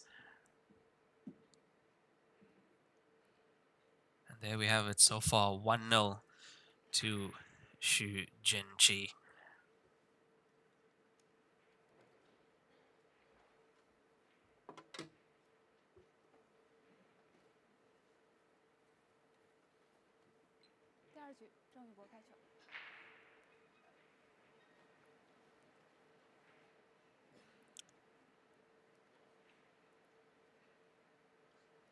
Boore to break in the second frame, alternate break format. He's breaking from the center straight into that first ball, makes the ball into the center pocket.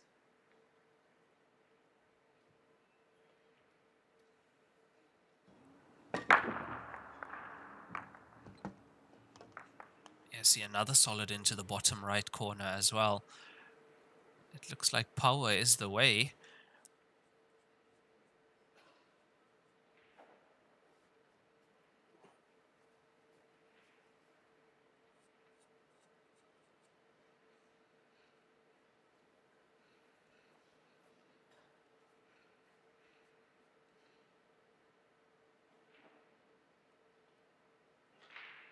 Having a look at solids, it looks like they all go 7 should pass the 11. Taking the 3 unlocks the 2 to the same pocket.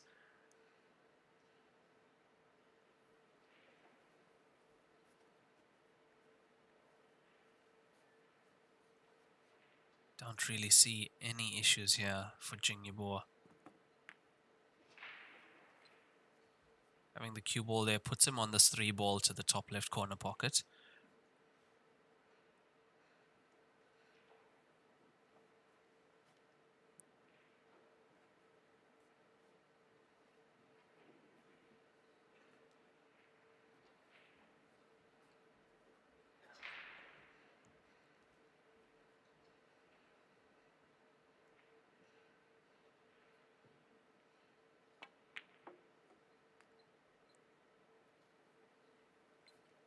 I know that over the past, let's say, year or two, we have had the dominance of Jingi in the game of Heyball. But I think Boore will always be the king of this game.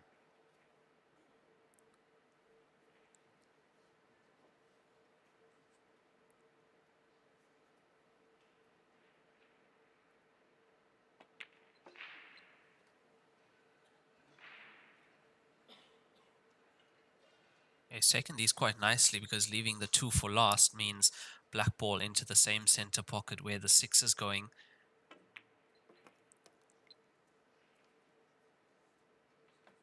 And now you are seeing how easy these players make this game look and how dangerous they are.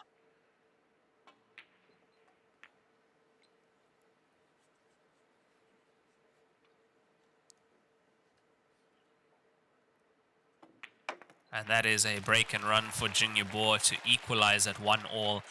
This is a race to 13 alternate break format. Now, that's the thing, in the previous format, winners break format, you'd have one of these players staying at that table for quite a while. We've seen 7 consecutive break and runs on the TV table before.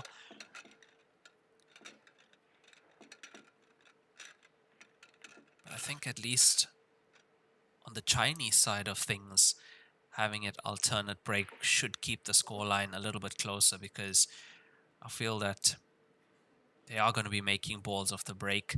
The break and run rate is so high.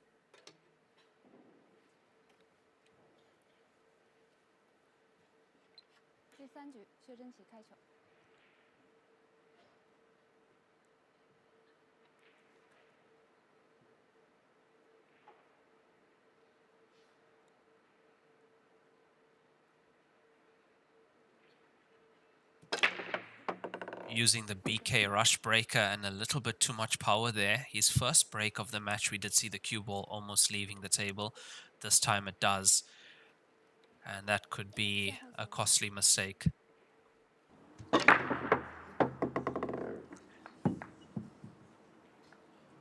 So cue ball off the table is the same as cue ball going into the pocket on the break.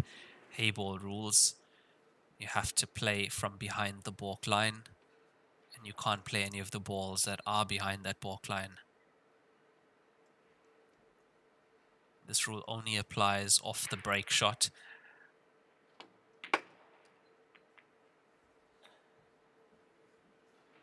Try to get the 7 into a better position. It does not go into the center pocket. And from the looks of it, I don't think you can even get it on off the 9. The 9 is just past, say, halfway line on the center pocket.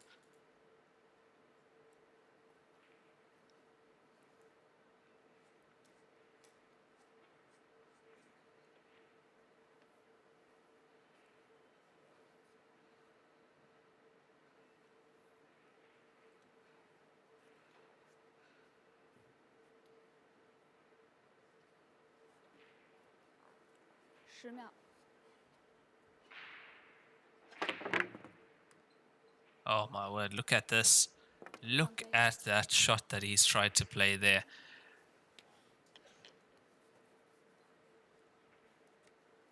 Have a look at this again. There's not much angle on that 4. The amount of action that he had to generate on the cue ball to even get it that close to the 7. It was a risky shot there. You're always coming near the center pocket, even if it didn't go in directly, possibly off the 9.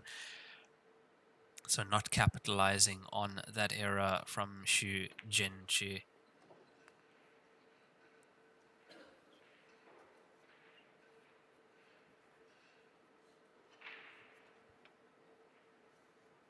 I don't think you can predict a winner in this match. It's gonna be very close. If I had to call it, especially with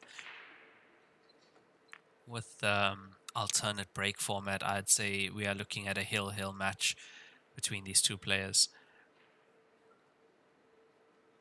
I'd say 12 all, and the player breaking in that final frame would be Jingi, as he did win the leg.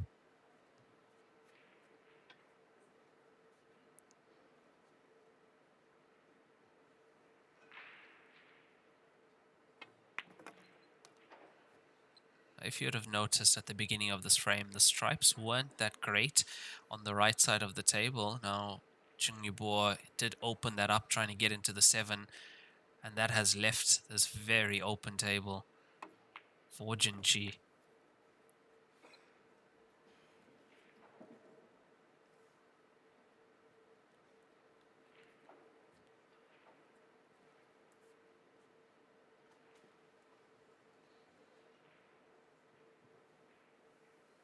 Once again, it is lovely to see a packed crowd here for this match.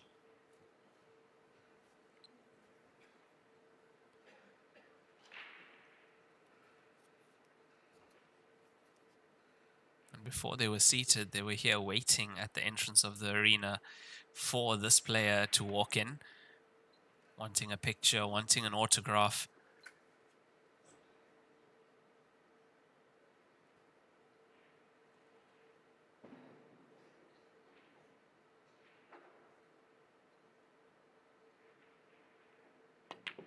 Makes no mistake on that black ball, gets his second point, 2-1 up to Jingi against Boore.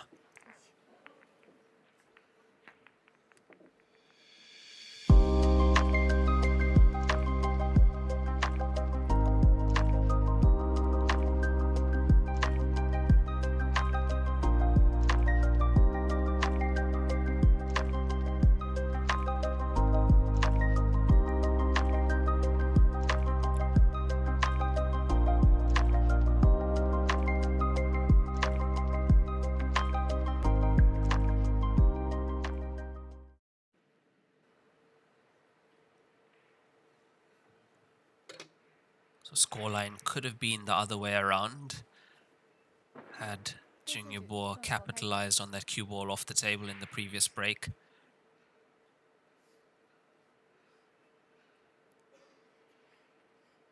And that looks like that is a Mez breaking cue, power break.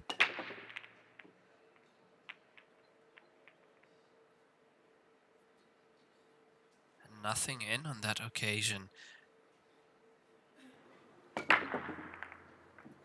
You see the two balls tracking towards the center pocket, just short of the center pocket. Those are the ones that they are looking to pot.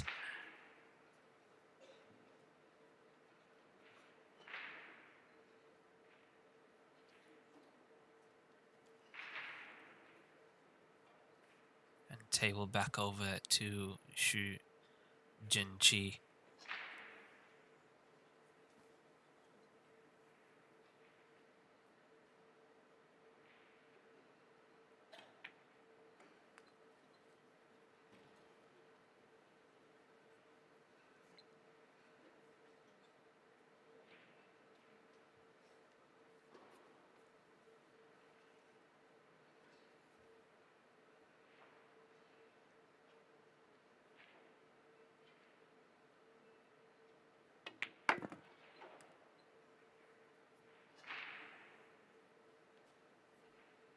He's got that cue ball nicely into the bottom half of the table to finish up down here and then go back up.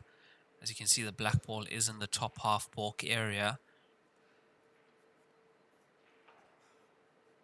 That's the reason he didn't finish up table. He wants to have the connectors there to connect from the bottom end to the top end.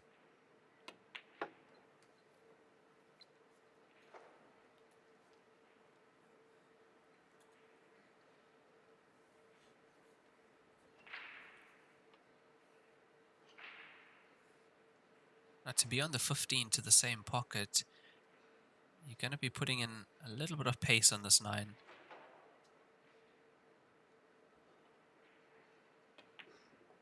Yeah, that's how you pot that ball.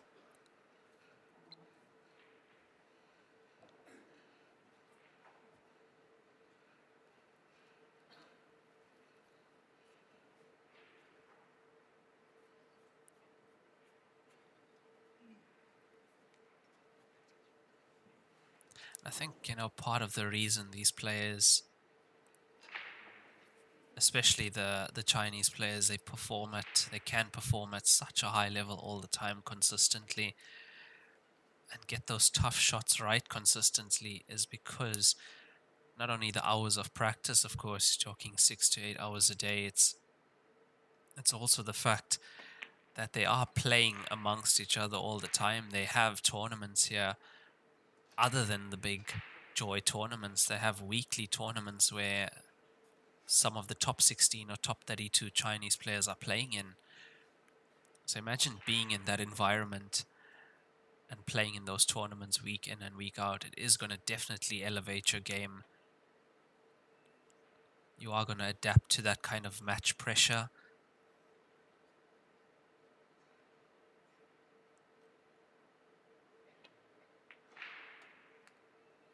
Needs to come past the 4. Other than cue ball off the break, I think that's one of the first errors we've seen from Xu Jinqi. It was a great opportunity to get 2 points in the lead.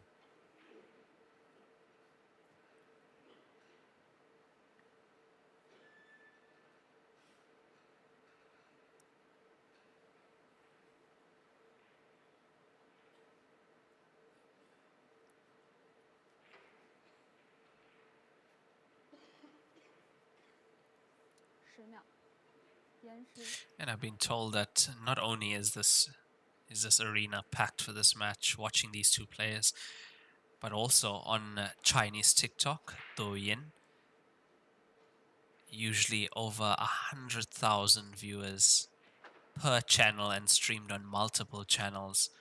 That's how many people are tuned in to watch this match live in China. That's how big the sport is here.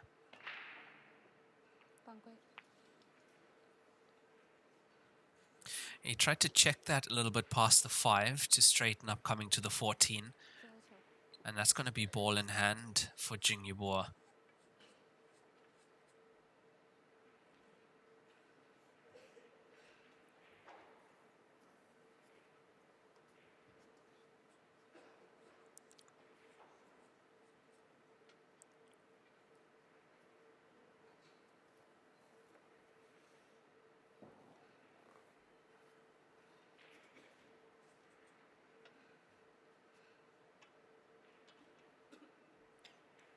It's going to be the 3 ball to the top right corner pocket on our screen. 10秒。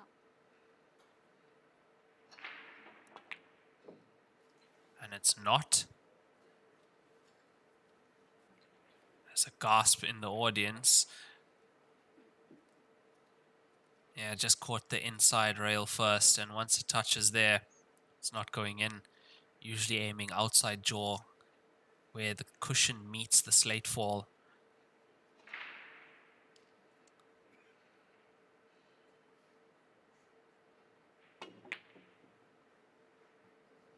Oh, very nearly finding a pocket there, Xu Jinqi.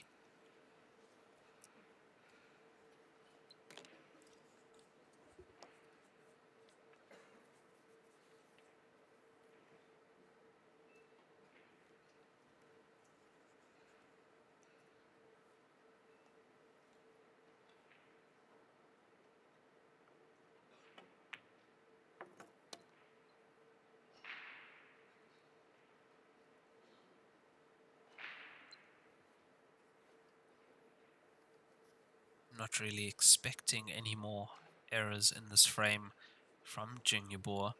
They should be able to tie the match up at 2 apiece.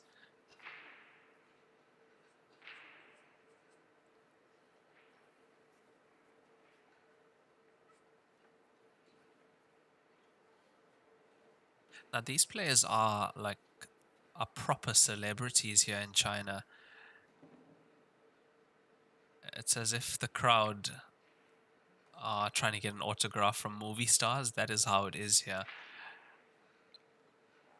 You see sometimes at certain tournaments, the players are even guarded as they walk through the crowd and get into the car and go. That is how famous they are here in China. That is how popular the sport of Heyball is here. Almost in every mall that I've been to in China, there are billiard clubs, usually top floor. Other than that, in a big city, on every road, on every corner, there is a billiard club that has Heyball tables.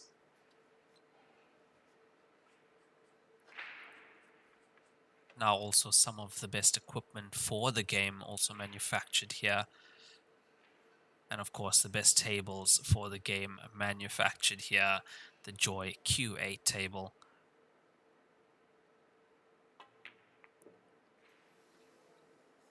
I don't believe it.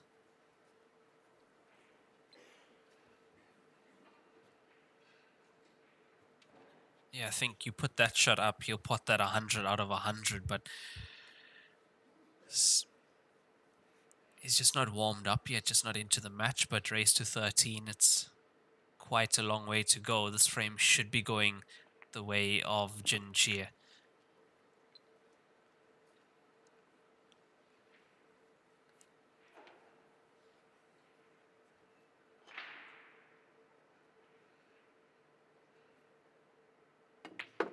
And it's their 3rd point for Xu Jinqi. 第4局薛真棋胜，比分3比1。Now he's 3-1 up, 4 frames played, and that will mean that it's his break coming up next in the 5th frame.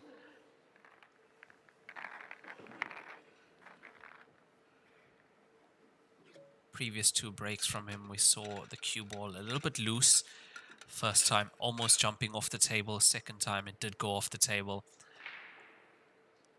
I expect to see something a little bit different here now.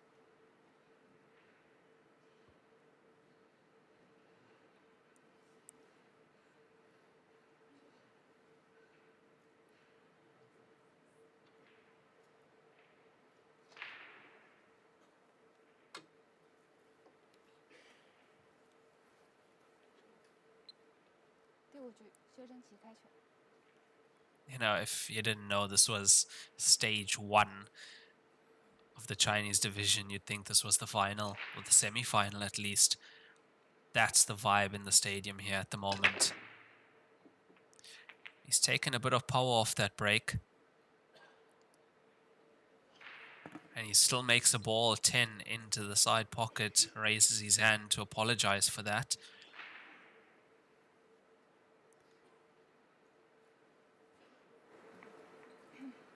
And I think that's something you only see the Chinese players doing because they know which balls they want to pot on the break, and that 10 ball running around the table and just trickling into that side pocket, not the ball he expected. And that's why you will see the raise of the hand. 10秒。延时。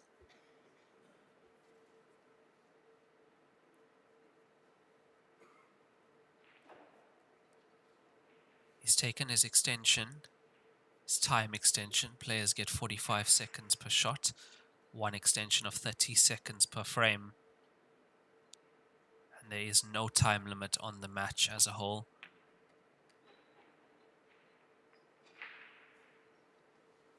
We did have time limits in the qualifying stage. That was a race to 7 in the international side, race to 7, 100 minutes.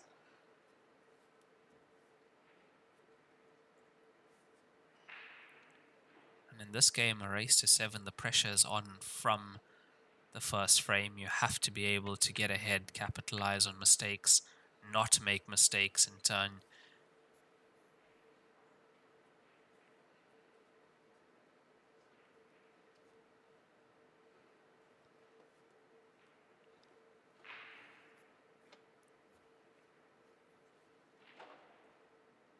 Yeah, 2 shots ago, he pushed the 6 ball closer to that side cushion.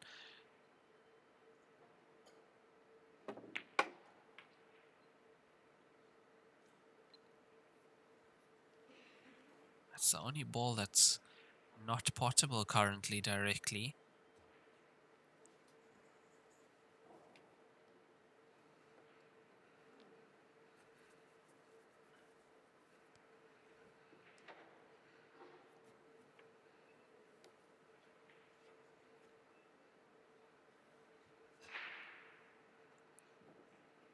I think he does have enough of the 2 to just nudge into the 6, get the 6 off that cushion, on and off the cushion. That'll work, he'll take that well-controlled little cannon into the 6.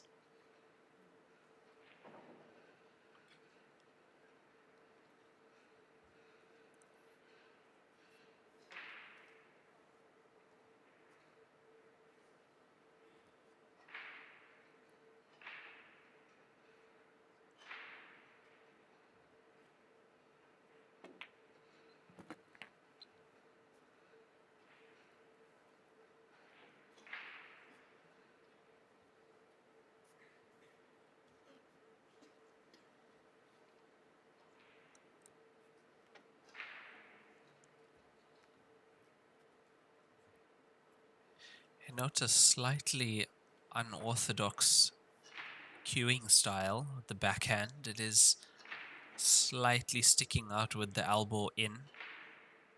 And have a look at the grip as well, a very loose grip. Very similar to the players from the Philippines. Not the usual,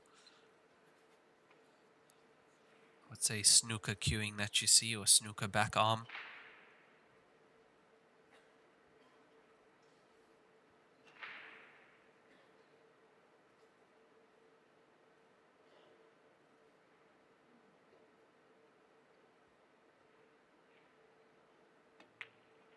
But however he does it, he gets that cue straight through the cue ball.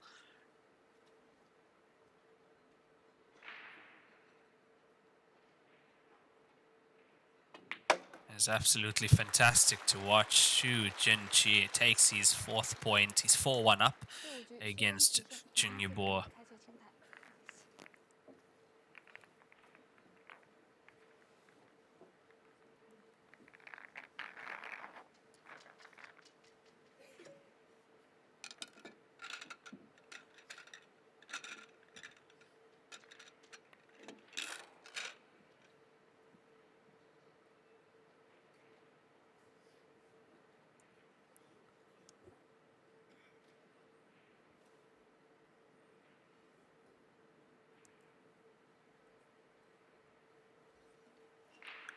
That was a break and run for him as well. So 5 frames played so far. We've got 1 break and run each. 第6局，郑宇博开球。 This is a race to 13 alternate break format.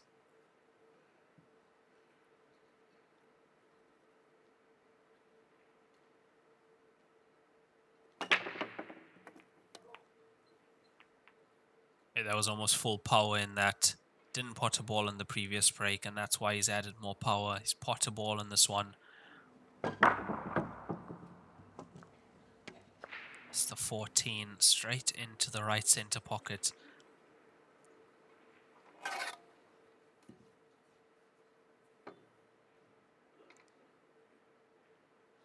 Play the 2, get the 7 out of there. Play that with enough pace to make sure that the 7 doesn't stay near the cushion.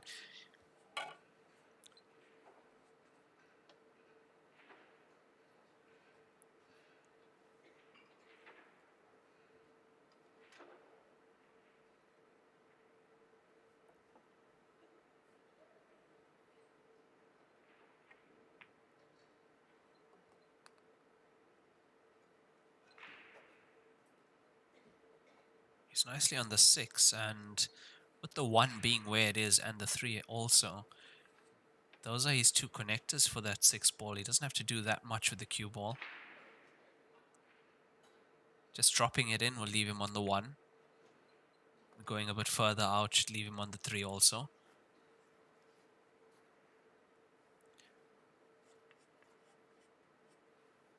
I think he'd want to take the 1 first though.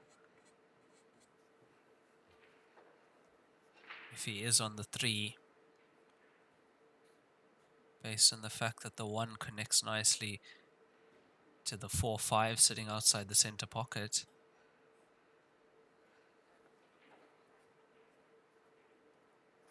If he doesn't take the 3 now, it'll mean that he'll have to come back for it, and you can see there is a bit of traffic around the 3, so being on it now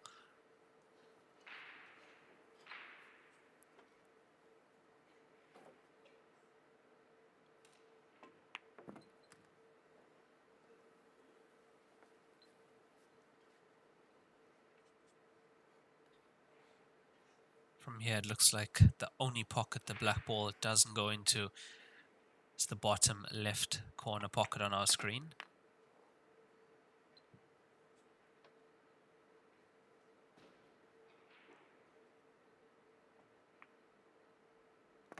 Playing for the center pocket and perfection.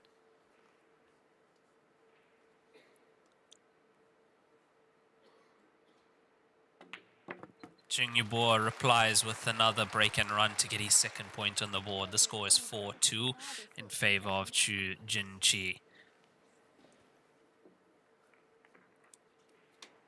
今天给大家推荐一款非常好的台泥 H153， 是我自己用了1年多的台泥，汗毛量80%，手感特别细腻，走位很平稳。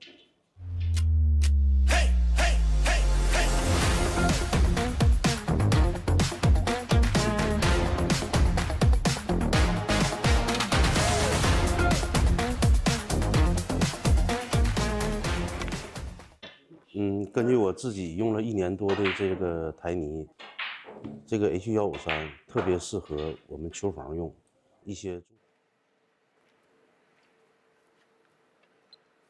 第7局，薛真奇开球。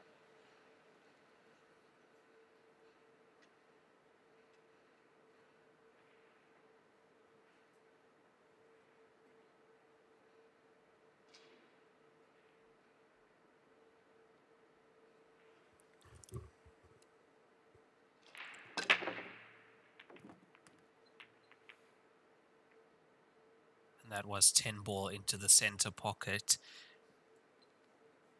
And this is what this match is going to come down to now. Potting a ball on the break and then making the clearance after that.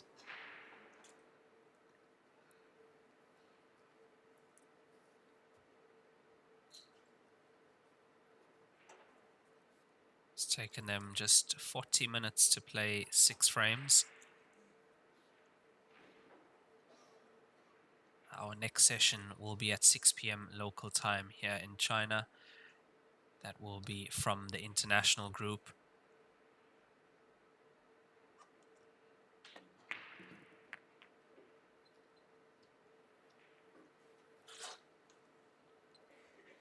Stripe secure, but a little bit awkward on the 12.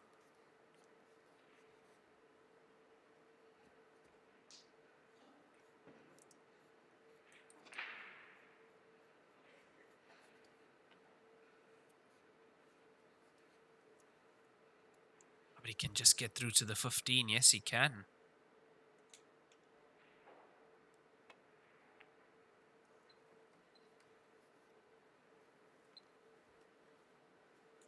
Nice pace control of that cue ball on this lightning fast Lieberwind 8848 cloth.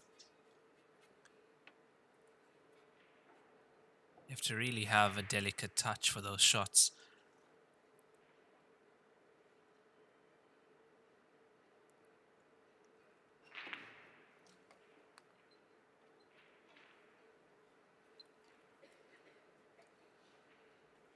Now, most of his work is on the side of the table. However, the 11 at the top of the table in the balk area.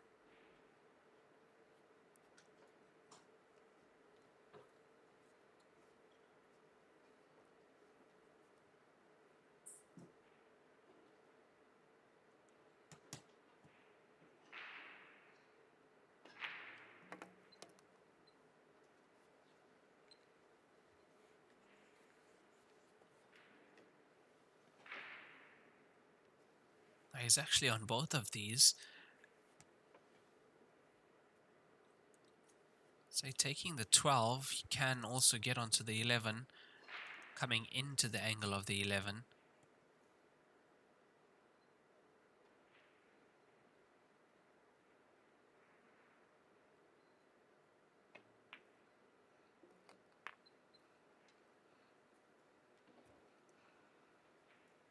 Yeah, nicely done, swinging the cue ball around 2 cushions to get onto this 11 ball.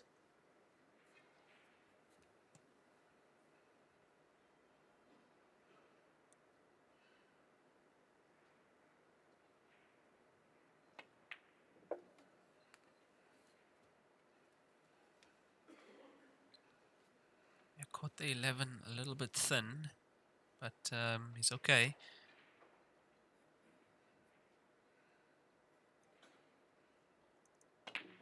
It's there, replies back, another break and run.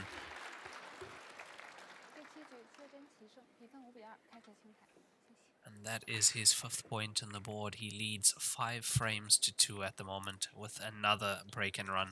So 2 break and runs each at the moment.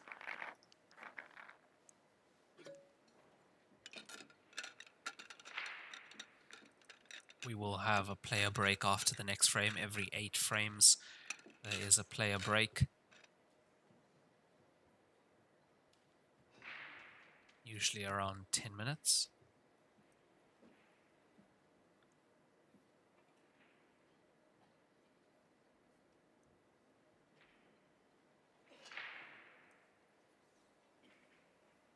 Now these players making this amount of break and runs, this is how the match tends to go.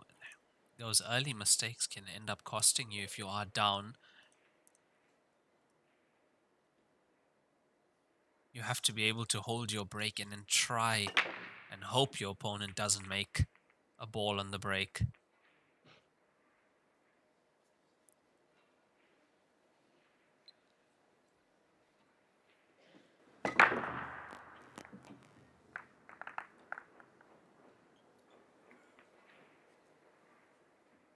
Tends to happen. It's almost like not making a ball on the break costs you 2 frames instead of 1, because you lose that current frame with the clearance against you, and then your opponent makes a break and run. So for example, from 5-2 up, you go 6 and then you get your own break, you go 7-2 up.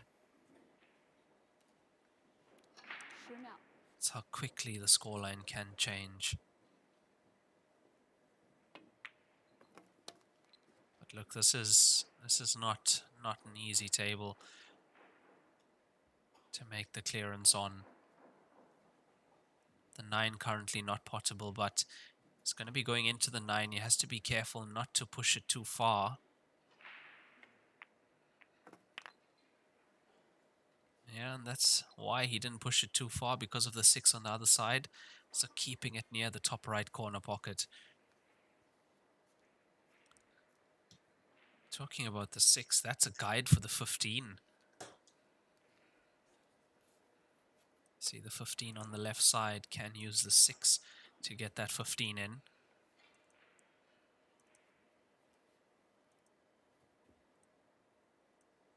But this 10 ball, this is a tester. He doesn't have the entire pocket to work with. Has to go off the outside jaw. Like that. That was a much tougher shot than it looked.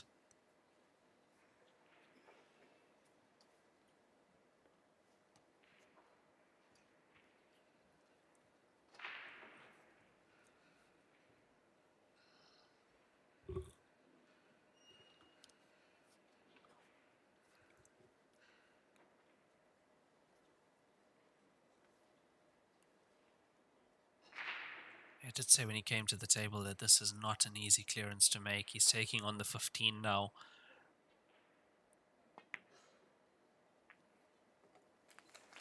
He's played that well. He's played that so well. And you notice how thick he caught the 6 ball as well. Be so tempted to catch it thinner, but sometimes it just won't get in like that. So you're actually using the weight of the ball into the 6. Just guide it in.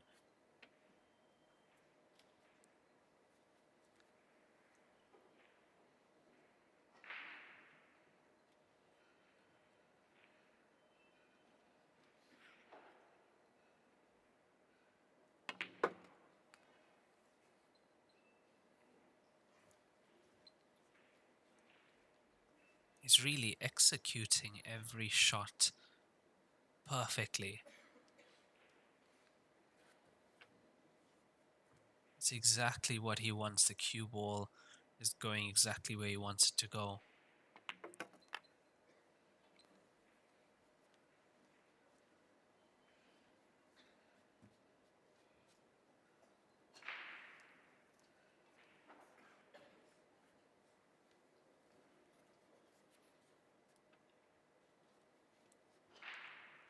Yes, at this level, these players can pot almost anything on the table, but the cue ball control.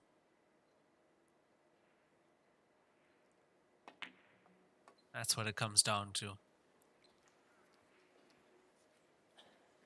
I'd say in most cue sports, he who controls the cue ball controls the game, controls the match. Absolutely brilliant from Jingi. Unbelievable. This is perfection. That is a rack and run. And it's him to break again. And that brings us to our 8-frame player break score, 6-2 in favor of Jingi. We'll be back in around 10 minutes. Thank you, guys.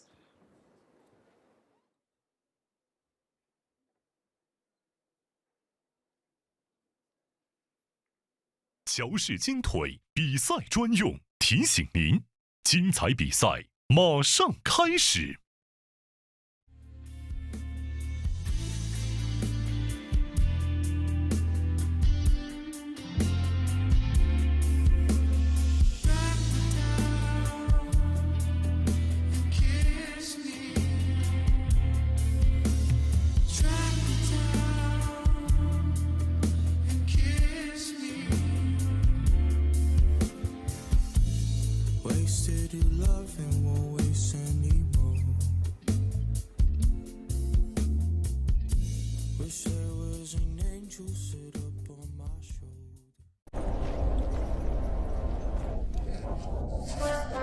俺老孙啥功名不要，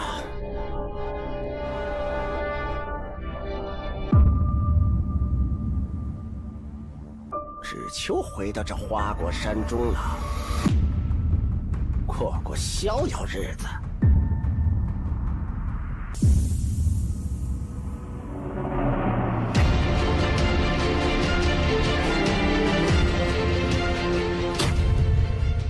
天要球杆，化一切为可能。超级蓝钻皮头职业版，采用进口头层水牛皮，韧性好，弹性持久，颗颗精选，粒粒碾压，严格质检，世界职业球员必用的皮头，超级蓝钻，祝您夺冠。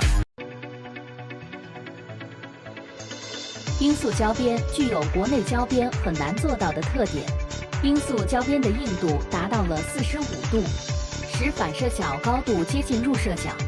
罂粟整条胶边误差小于20丝，因而各部位酷性一致。欢迎各品牌厂家使用罂粟胶边来提升台球桌的专业性能。好胶边罂粟皂，好胶边罂粟皂。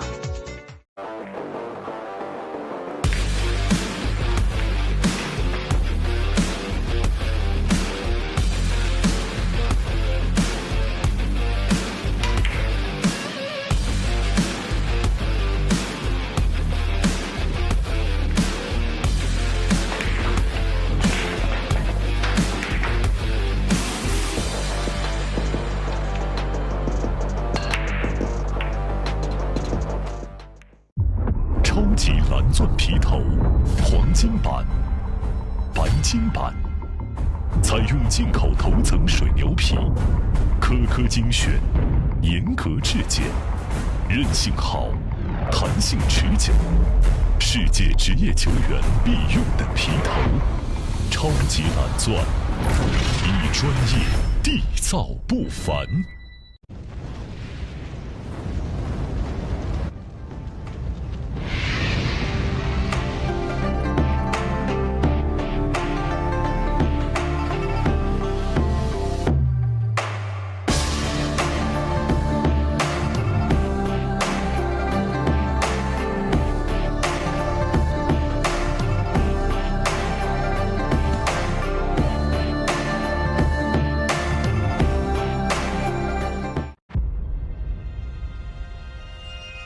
一点是聚焦、沉淀；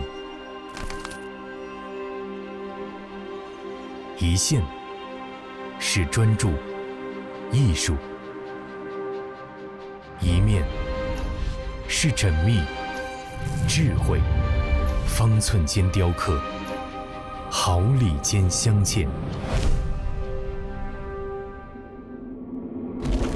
成木质之美，雕琢洞天，遇腾龙之势，巧思匠心，以点线面，以小线大，步步为营，丝丝入扣，毫厘间不失方寸，握度间尽长天地。龙晕而起，潮流之势，包罗万象，独蜘蛛，匠心之作。今天给大家推荐一款非常好的台泥 H153，是我自己用了1年多的台泥，汗毛量80%，手感特别细腻，走位很平稳。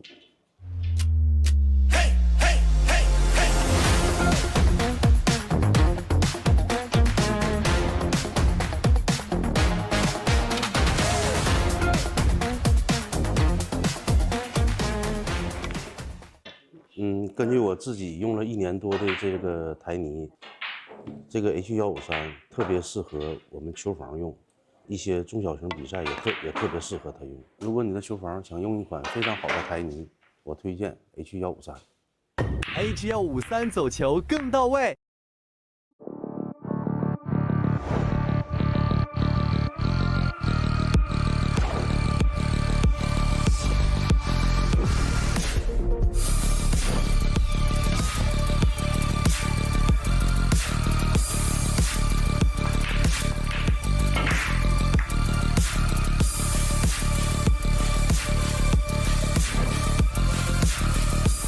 翘课我选布洛克。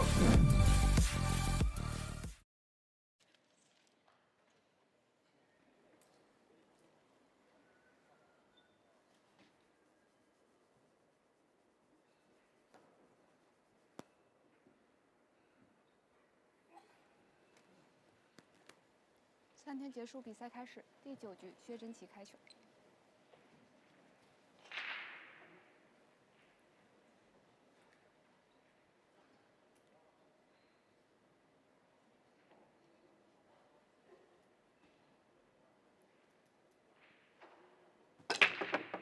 犯规。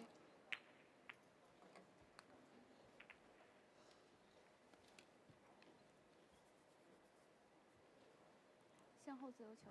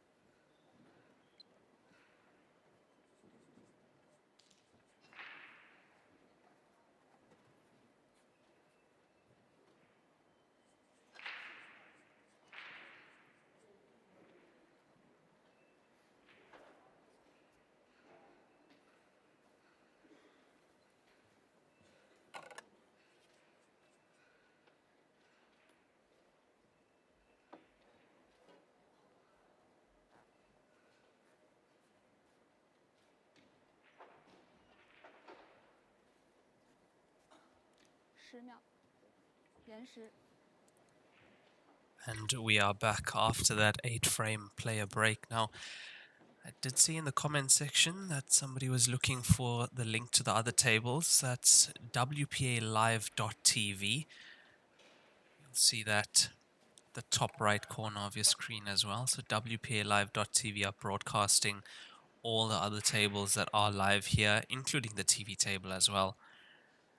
And we are also live on Joy Heyball World Tour live Facebook page and the World Heyball Tour YouTube page.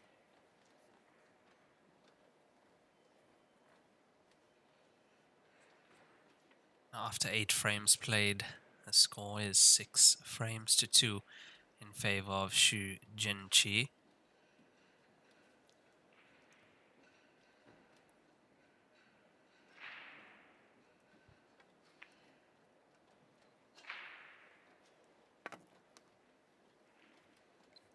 I feel like he plays this game so calmly. He's so calm and collected at the table with Xu Jinqi, and he just keeps going, and that's why he's 6-2 up. Now, Boore behind by 4. There's a race to 13 though. Alternate break.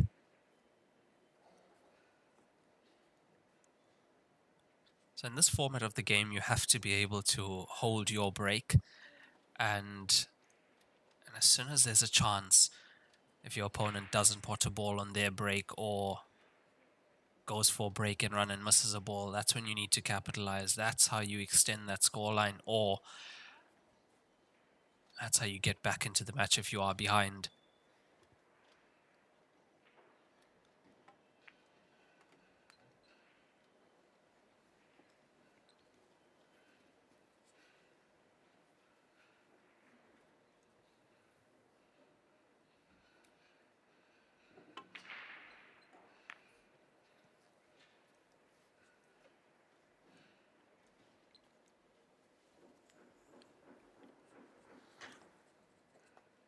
This is exactly what Jingi Boore needs. He needs to get this point on the board. We'll still be 3 behind.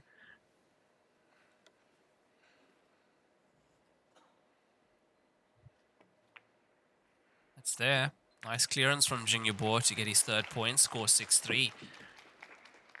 第9局，郑宇博胜，比分3比6。谢谢。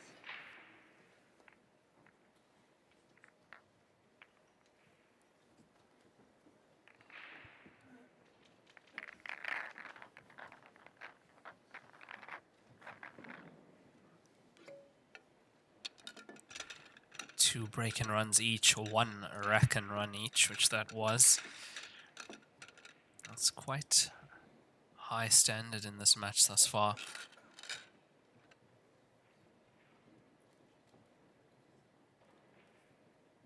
You're looking at 100% clearance rate from Jingi Boore, having 3 points and having 3 clearances.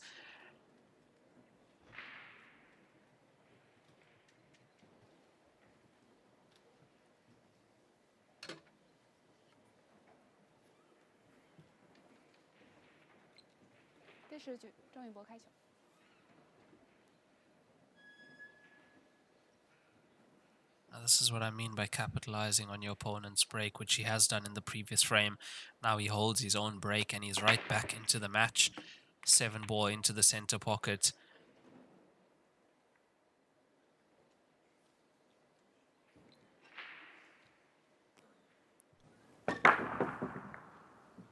And the thing about his break, if you're looking at that, it's not, the 7 ball is not trickling into that center pocket, it's flying into the center pocket at pace. That's how well he's hitting that break.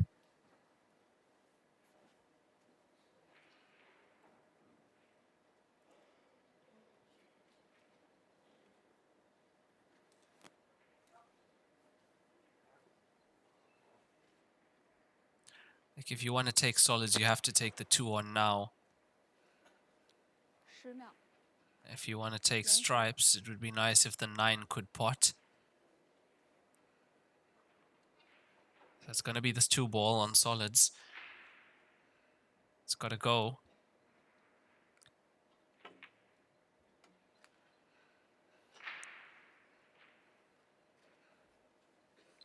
He's still okay. Now that 2 ball, as easy as he made it look, a bit of a tricky ball on this table. You are potting that into a slightly blind pocket. Reverse angle into that top right corner. Now with the corner pockets on these tables, you have to be so accurate. If you clip the inside cushion or inside jaw, it's not going in, so you're aiming a little bit towards the outside. Much harder to do when it is a blind pocket, of course.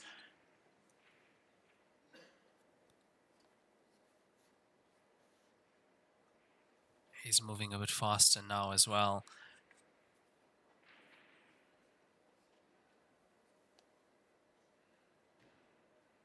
Although being ahead, it's not easy sitting in that chair and after a dry break, watching your opponent clear that up and then making a break and run off their own.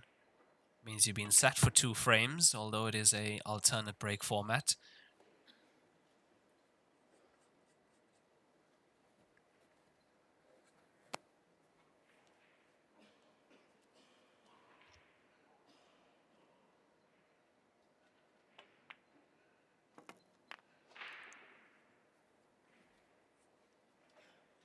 Only thing you had to worry about there was avoiding the 10.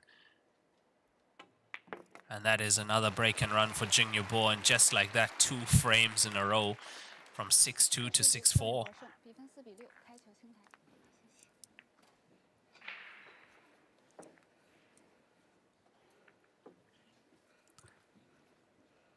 Now, having sat in your chair for those 2 frames, you got to now come to the table and hold your own, hold your break. Try and put the pressure back on your opponent.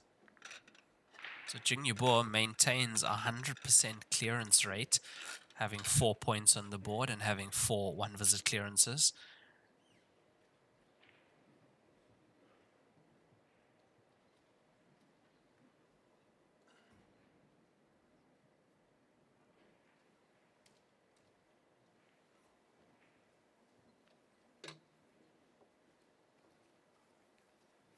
This is a lovely view of the stadium that we are in here in Qinhuangdao, Hebei province in China.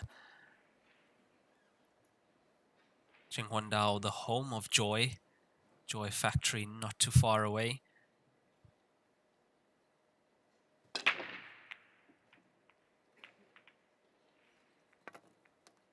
Manages to make a ball on that break, so stays at the table. Does Xu Jinqi. Every year at the Grandmasters Finals, Joy has an excursion for the players, you can say. I remember 2 years ago when we were in Qinhuandao as well, did go to the Great Wall and a trip to the factory, and this year as well.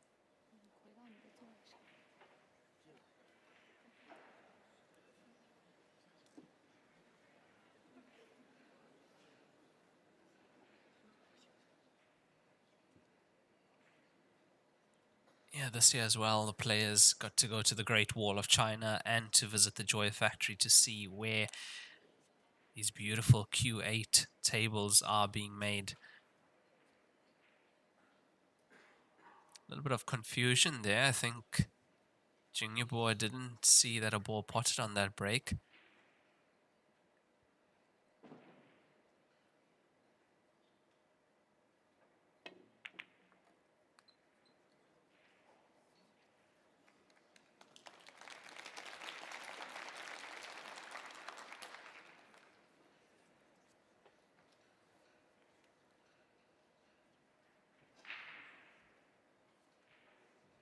Not only did he manage to keep the cue ball on this side of the table, opened up the black ball to the bottom right corner pocket also. And yes, the rules have changed. It is alternate break format now instead of winner's break format, but that's the only rule that's actually changed here. We have had a slight change in format though. Previous Grandmasters finals used to see 2 sets of international seeded players coming in. This time it's just 1 set of 32 seeded players that were added to the draw today, after the qualifiers took 384 players down to 96.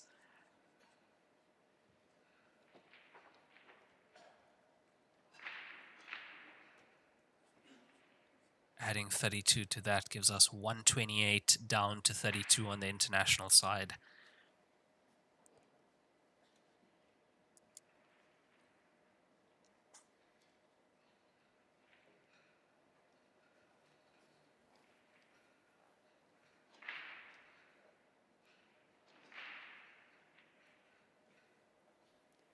秒。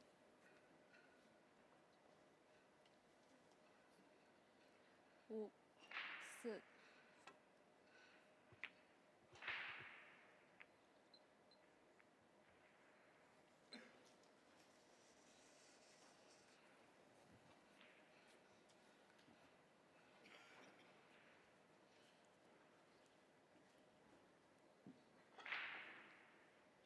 Might be looking at our first tactical battle here, although to me it looks like Stripes has the upper hand, controlling that pocket at the moment at the top right corner, as there are 4 solids around that pocket.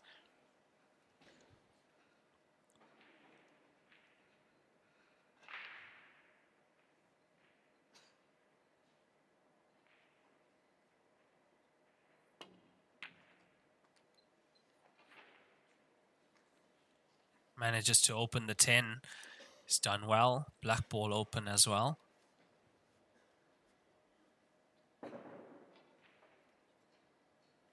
It's a bit of a risky finish to go for, because if he does, he's going to be opening that pocket.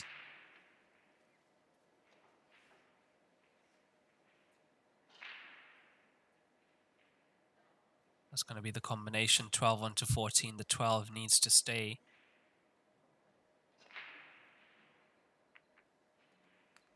That was the problem. That was the only issue with that shot. Now, that solid 6 controlling the pocket.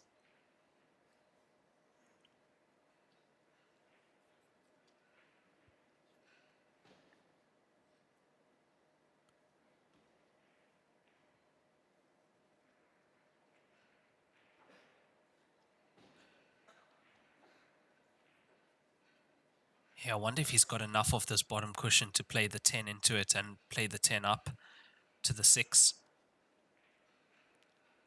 To bank the 10 into the 6, is it possible?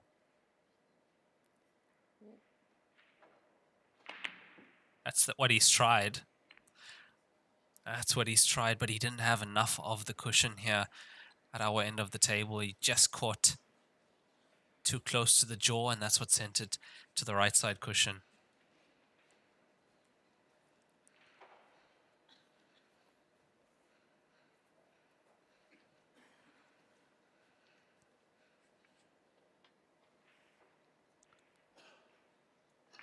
So this has opened the door for Jingi Boore.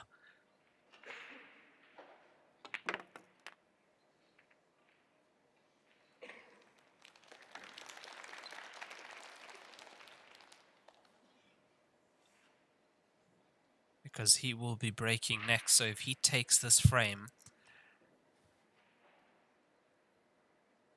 breaking next, chance to equalize from 6-2 down.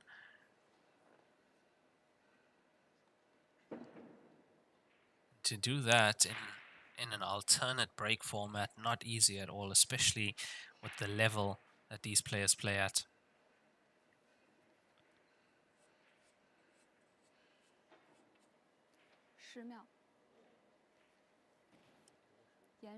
It's the referee calling 10 seconds. He's taken his extension.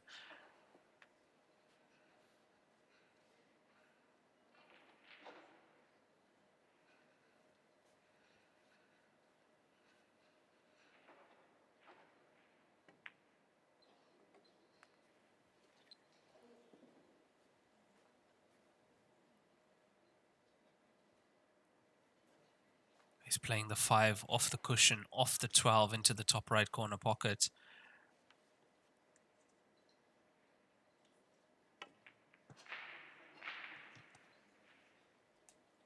And at the same time, trying to use the 10 to open up 6 and 4. He's trying to do a lot of things with that shot.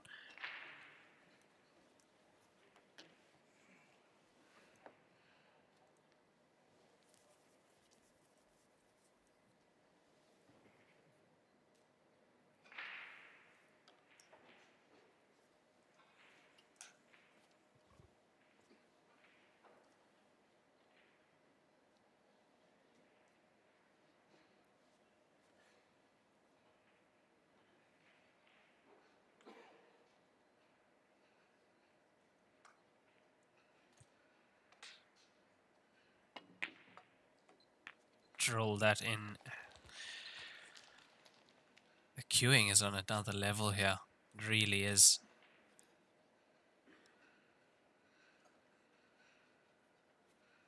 It's as if these players queue so well, it doesn't matter. It doesn't matter what event they are playing in or what part of the tournament it is or who they are playing. It remains the same.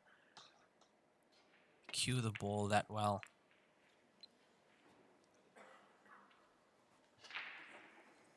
It's almost as if their queuing is not affected by pressure.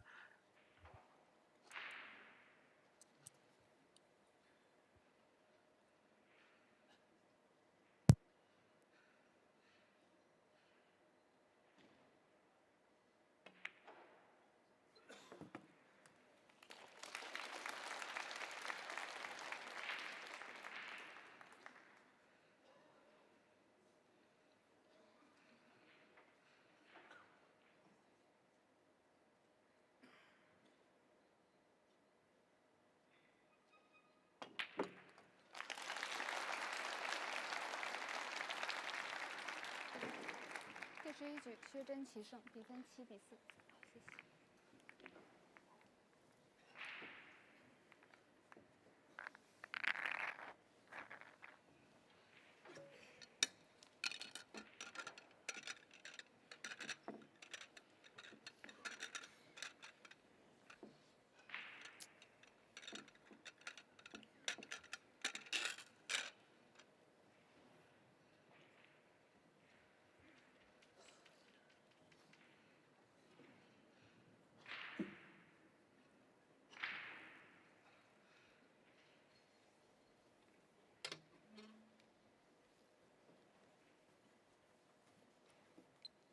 第12局，郑宇博开球。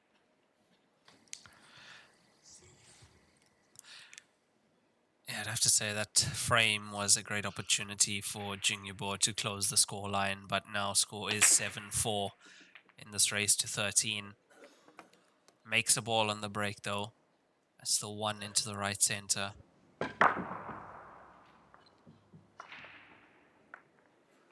kicked by the 10.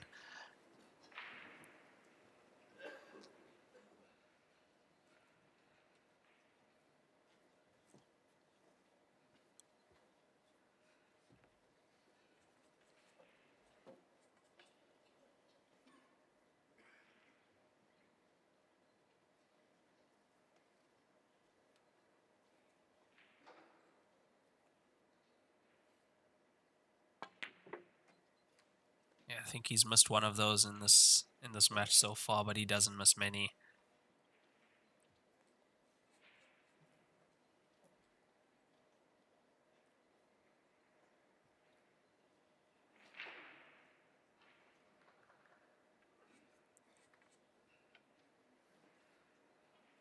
It's the 11 ball that he's thinking about. That 11 ball sitting on the right side cushion.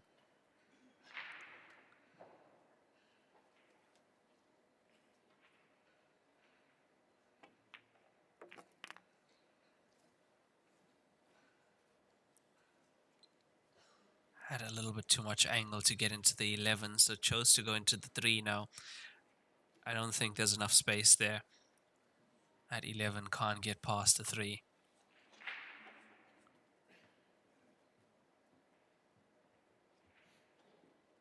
What do you do in a situation like this? Because any mistake is being punished by his opponent.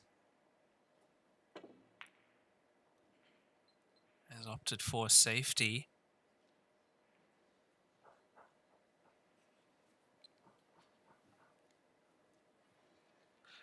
I'm not right behind the 6, but it does look like the 6 might be able to get into the center.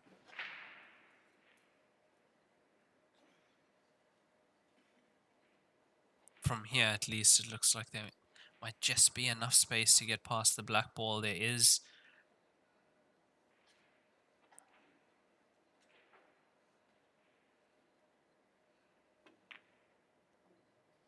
And there was.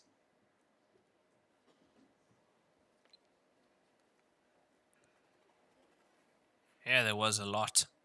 There was a lot. Just caught the inside jaw, and that's how unforgiving these pockets can be. That's how accurate you need to be.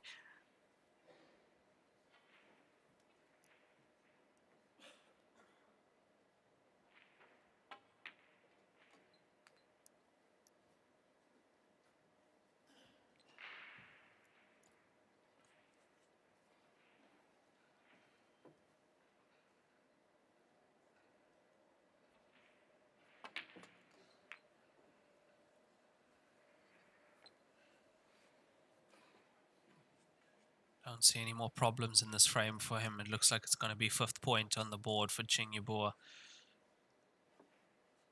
That means he's managing to hold his break.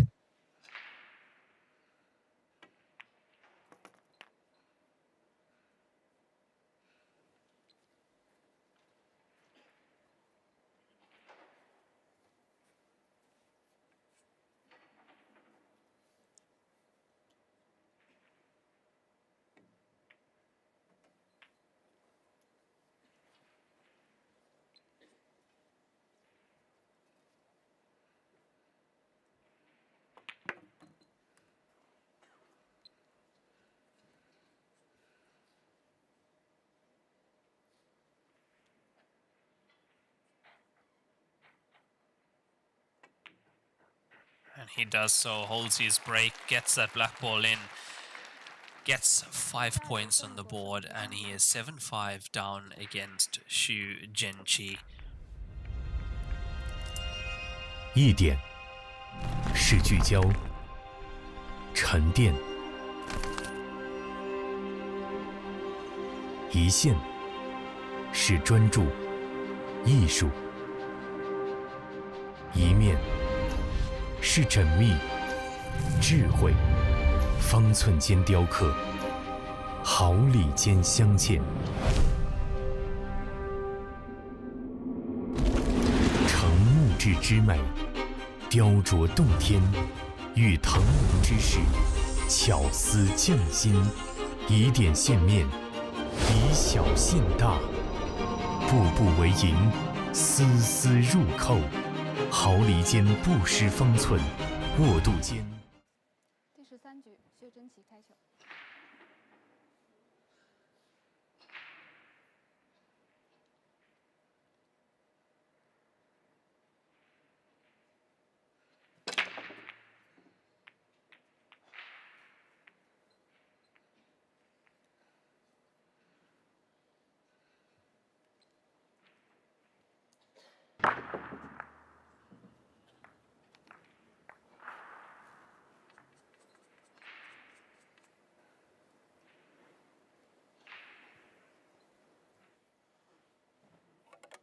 Now, although you have the lead, you have to be able to hold your break, otherwise, especially a 2-frame lead, that can be reduced very quickly.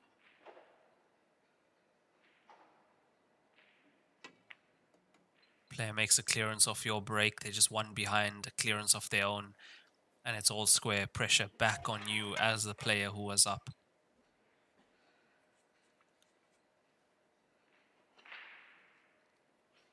And a player like Jingi Boore takes some time to warm up these days, but once he does,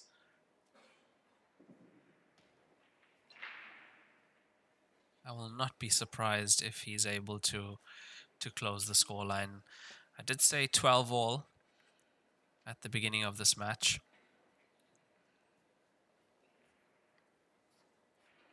Yes, Jingi Boore is, I would say, one of the most famous players to play this game here in China, and over the past 10 years, one of the most successful. But the crowd that you see, they are actually here for his opponent, Xu Jinqi. And at the previous tournaments, we haven't had him on the TV table, but I have seen the crowd that follows him through the venue always. Sometimes he even needs to be escorted out by the security because of the crowd that's following him. And I've wondered why. And the reason is, most people follow him is because he's not trained in the professional sense in this game. He hasn't had a master to train him like most of these players have. If you look at most of the top Chinese players, they've all come down from a master. Jingi Boore has had Xixin, Zhao Ruliang has had Yang Fan, Tang Shunshao has had Jingi Boore as her master. So that's how it works here. That's how players become so good. They are taught and it's handed down.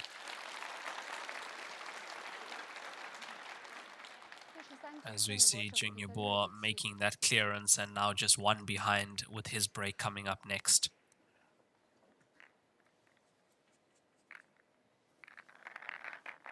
Yeah, so most of the people here, they relate to Xu Jinqi because they feel that if he can do it, we can do it.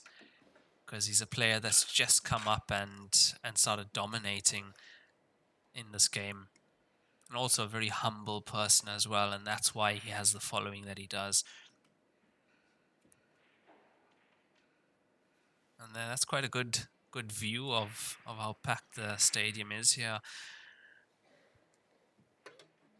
And I believe not only is it packed here, there's over 100,000 people currently watching on each channel on Chinese TikTok, Douyin.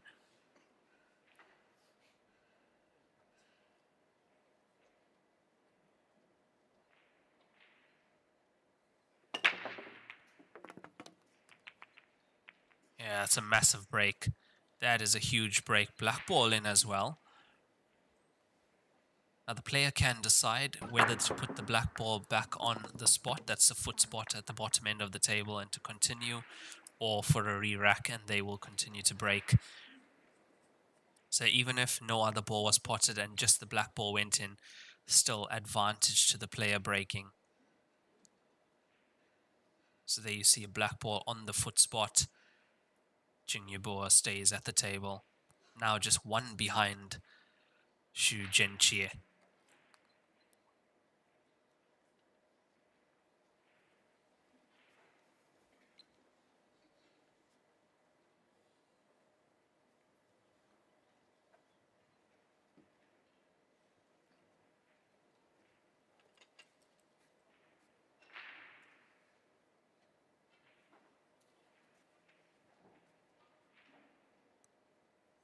over the past few frames, he has been the player dominating. Was 6-2 down at the first player break of 8 frames played. So what a comeback this has been. And I think we are looking at 7-all here after this frame.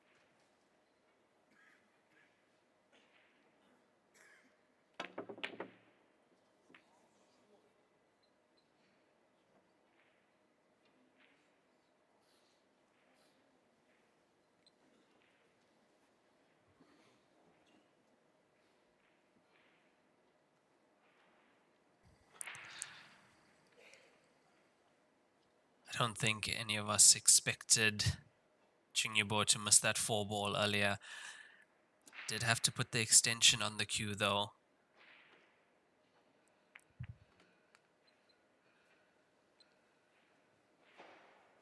Now that is a legal shot from Jingi.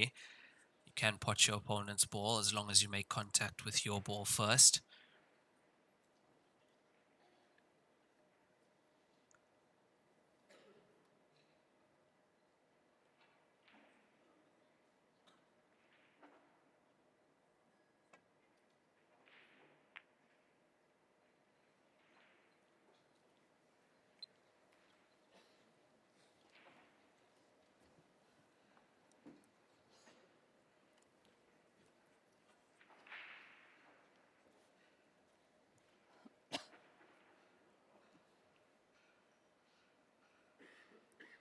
It's actually quite a decent cue ball from Boore. Not leaving sight of the 11 and the 13 outside the center pocket. Also not leaving sight of the 14 that's at the top right corner on our screen. So we might be seeing the jump cue coming out here. Yes, it is.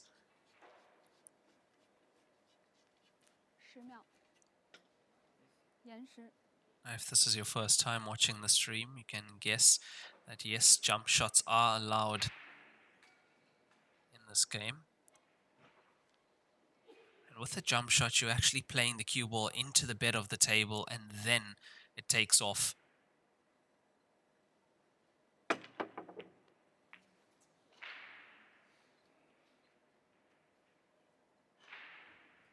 Expected him to get that one, with the 14 being in the jaws of the pocket.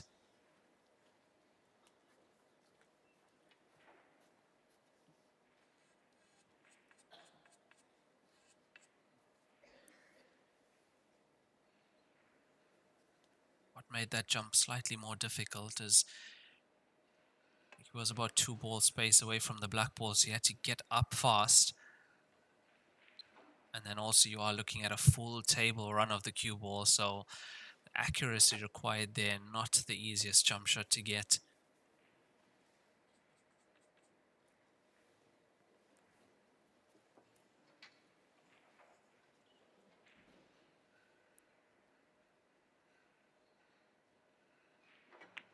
Black ball into the same pocket as the 3. Nicely around 2 cushions, and this to square things up. It's there 7-all from 6-2 down, and that's why they call him Master Jingi Boore. 第14局郑宇博胜，比分。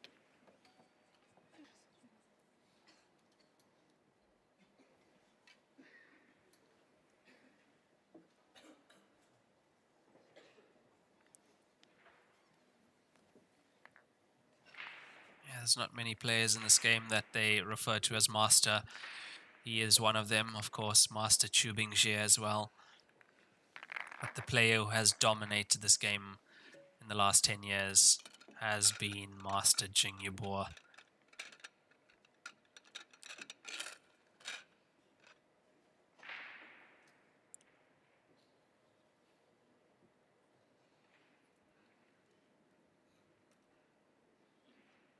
So all square after 14 frames played, 7-all, and it will be Xu Zhenqie to break in this 15th frame. 第15局薛真奇开始。 Now he's lost the lead from 6-2 up. It's got to do something to you, being that far ahead, but it's as expected. 犯规。 And that is going to be costly. Cue ball in on the break. That's second foul off a break. Earlier in the match, he had the cue ball going off the table. Now, just like how we said you can come back in this format of play the alternate break, making a clearance off your opponent's break and then making one of your own.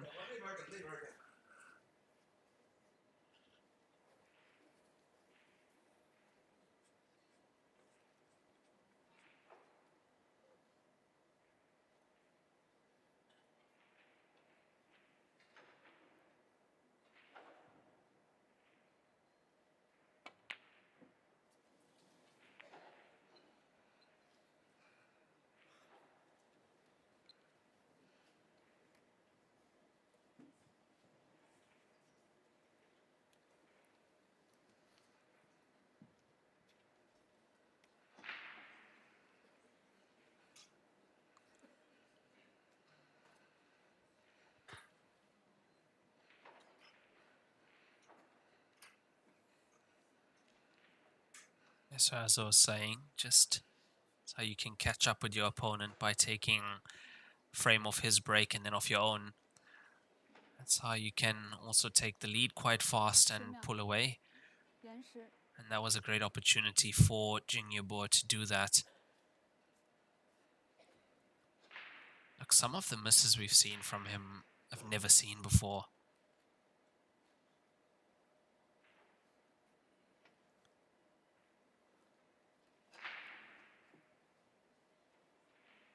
But also another player that, even if he's not playing at 100%, still better than most of the players in the field.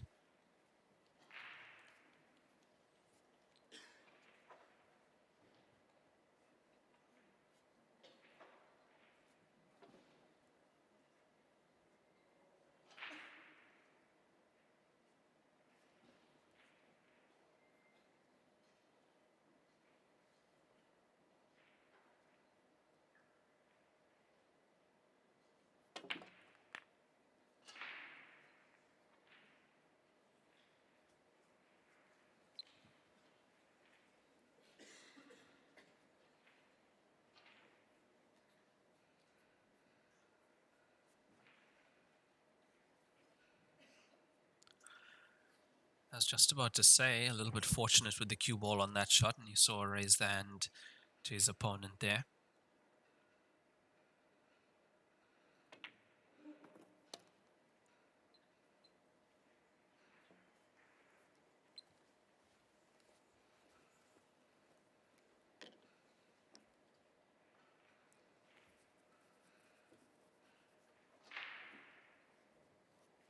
The 2 ball's got to go, and then the black ball is not that easy also.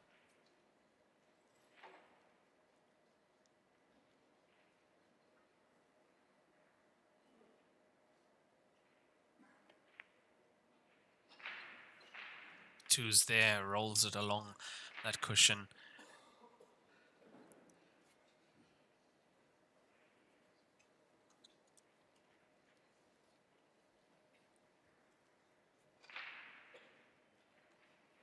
Looking at where he just pointed his cue, that means he's thinking of banking that black ball into the right center pocket.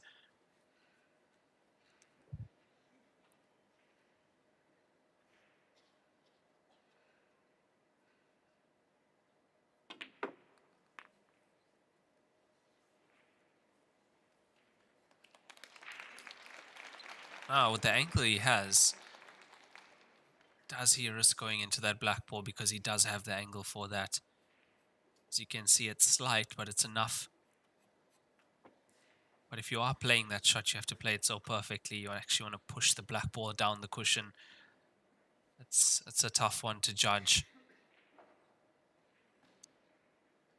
Risky if it doesn't work. He's going for it. Yeah, perfectly played. Brilliant execution from Jingi.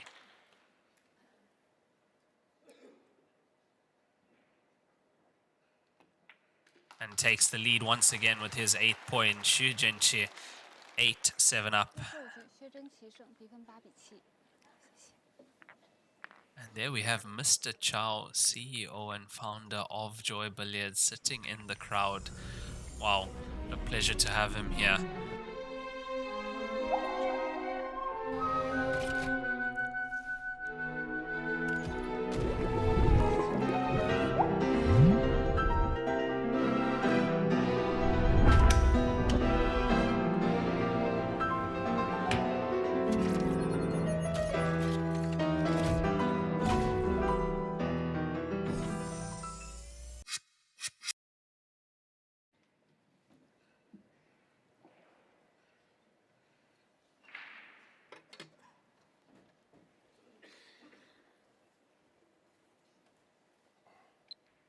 So that's 15 frames played, 8-7 down, Jingi Boore to break. Alternate break format. Race to 13. His previous break was very powerful.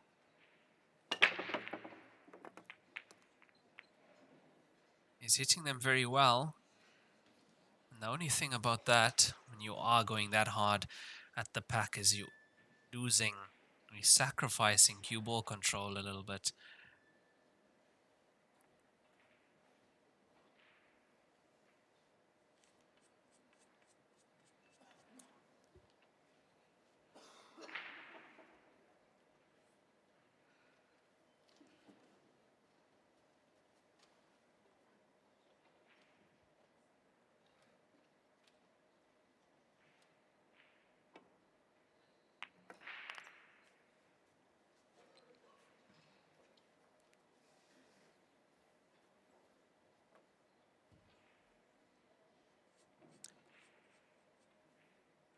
Now we do also look at the YouTube comments and the Facebook comments when we are on the stream, when we do get a chance. And I'm having a look at the YouTube side. I do see a discussion about the cues being used here as well.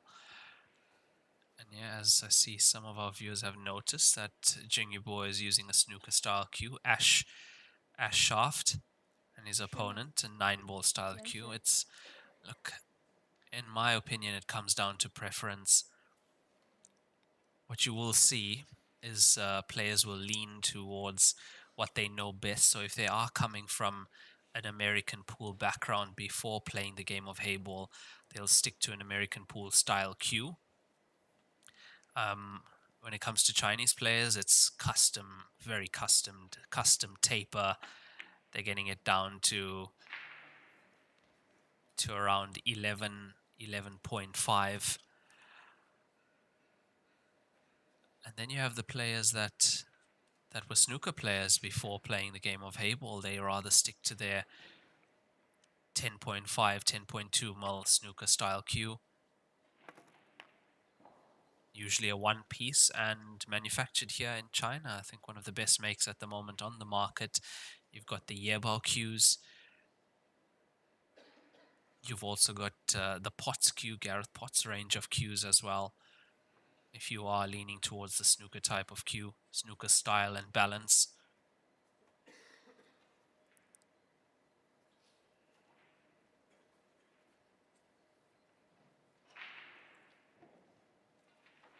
Breaking and jump cues tend to be, well, the top players use some of the best on the market. The Predator, the Mez, the Arch Bends.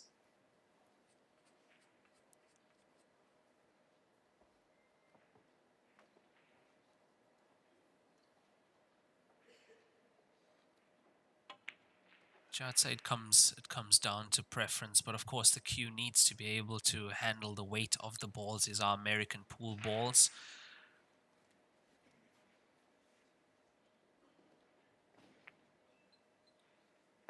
I believe it's 2 1/4 inch, 57.2 millimeters if I'm not mistaken.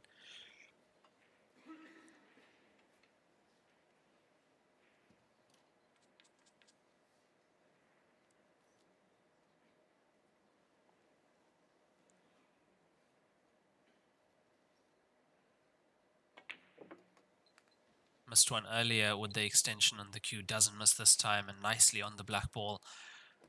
And this to equalize once again at 8-all.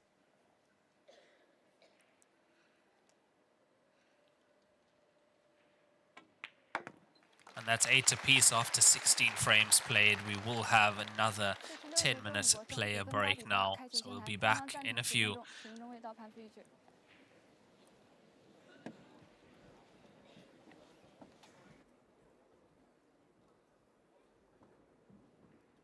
立百文台迷，高档羊毛皂，一线赛事指定台名：丁俊晖、奥沙利文、郑宇博、楚秉杰等不例外一线球星代言。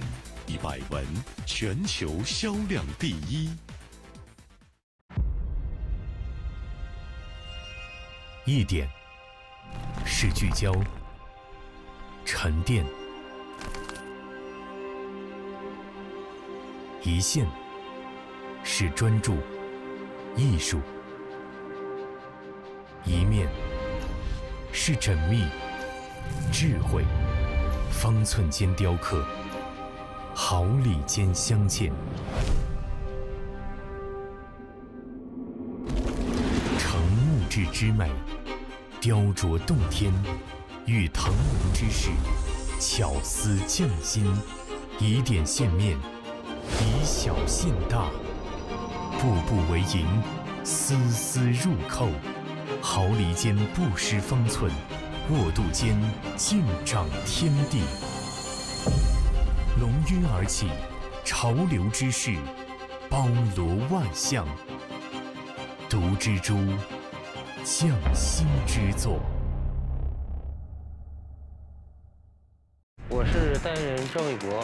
星星暴走，年轻自由。我是代言人雨龙海，星星暴走，年轻自由。我是代言人楚秉杰，星星暴走，年轻自由。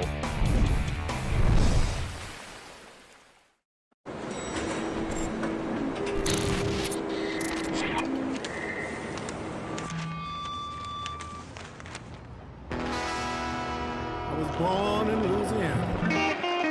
My mama told my papa, our little boy has got the blues.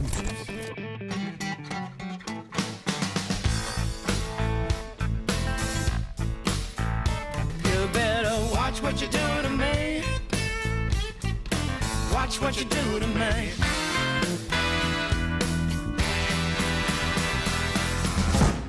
much. I'll be sorry.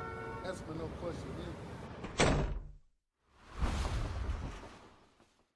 冠军500万乔氏大师赛官方供应商，正红胶边均匀回弹，铸就一流打感，持续助力中式台球职业化联赛，制造好球桌，胶边选正红。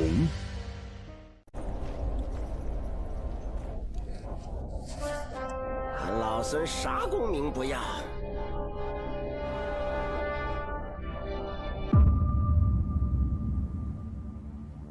只求回到这花果山中了，过过逍遥日子。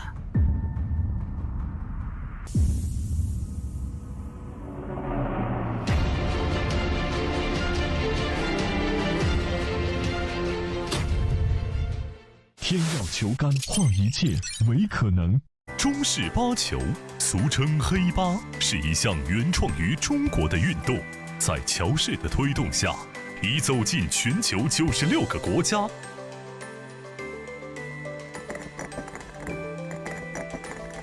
乔氏中式八球，风靡全球的中国运动。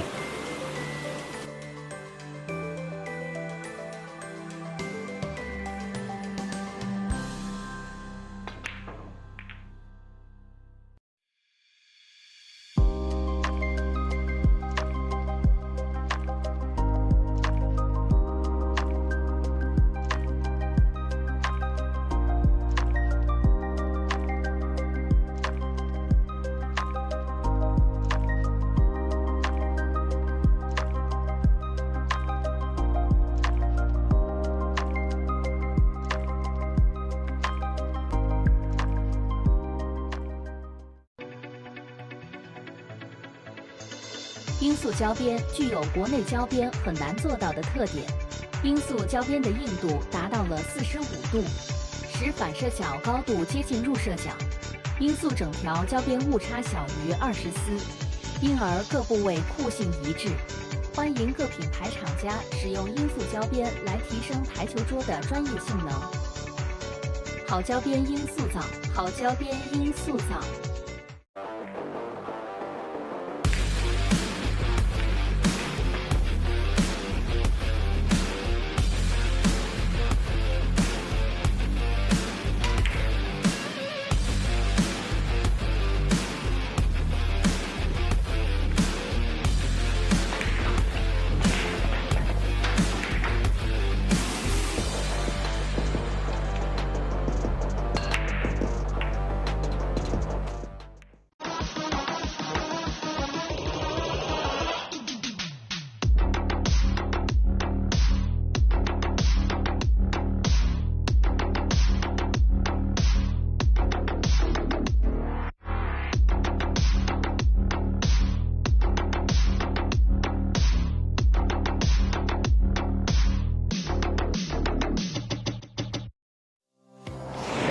老鹰胶边，乔氏官方合作伙伴，冠军品质，成就梦想。全球每100张高端台球桌就有1张搭配老鹰胶条。通过高分子纳米配方，我们让橡胶拉伸强度提升40%，回弹误差0.03毫米。每一道工序全程数控化，每条胶边都需要经历严苛的平整度检测，确保每延米承载。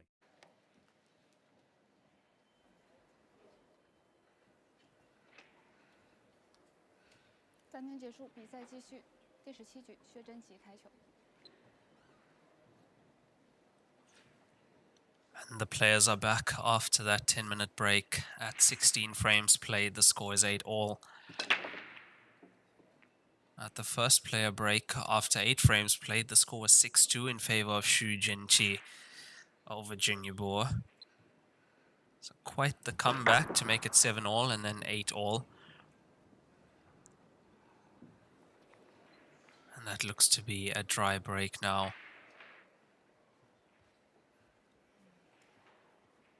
It is Jingi Boore to the table. This is a race to 13.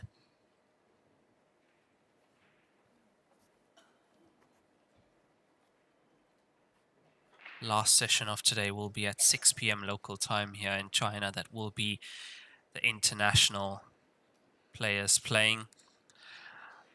And if I'm not mistaken, we have Darren Appleton on the TV table. Yeah, that will be Darren Appleton against Kieran Dempsey. That will be played on TV table 1. Now, if you are looking for the streams of the other tables, as you know, usually we have about 24 matches playing at once, and most of the other tables, well, yeah, in the later round today, all the tables are currently being streamed, so they will be on WPAlive.tv. So if you head over to WPAlive.tv, even now, you'll find all the other tables being streamed as well as the main table as well. Now, they do have a feature. It is the multi-view feature where you can actually have more than one table open at the same time. So you can have 8 at once, I believe. So you can have the main table and 7 outside tables. So you can watch the main table, listen to the commentary, and watch 7 other matches, your favorite matches.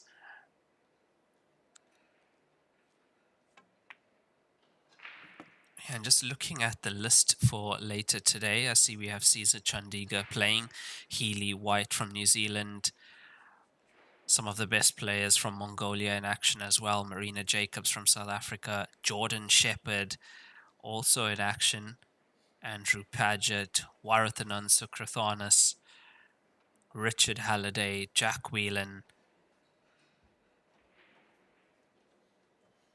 Clint Jansen, see Vincent Halliday also in action, Stephen Ellis, and Michael Hill as well. So all your favorites playing today in the afternoon session. So make sure to check out the other tables on WPAlive.tv. And as I said before, on TV table 1, Kieran Dempsey up against Darren Appleton, and that's at 6 p.m. local time here in China. That's in 2 hours' time.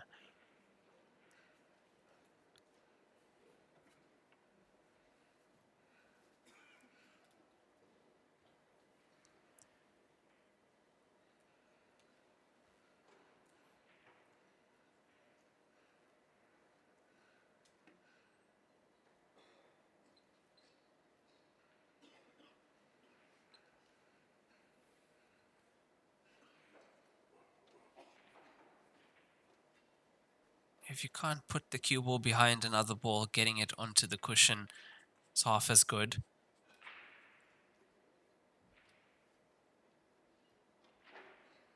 Makes cueing that much more difficult.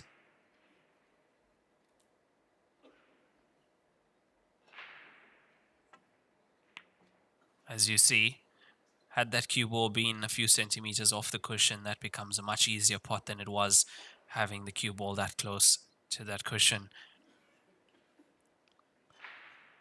Xu Jinqi was not too happy with that shot. He knew he left the 14 on.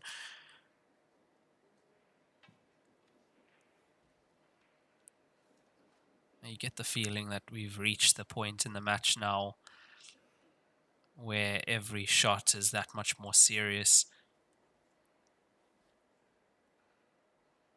Closing stages of this match, being 8-all, we passed halfway.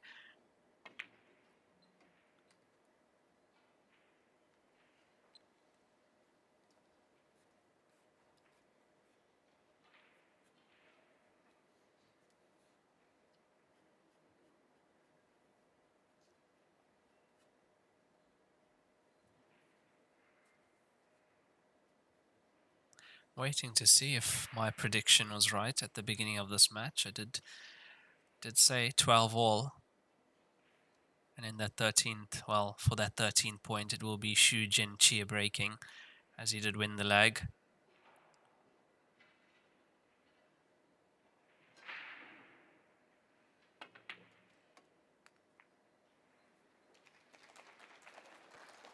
He's pushed the 1 over the center pocket, and I think it still goes. He had just held up enough.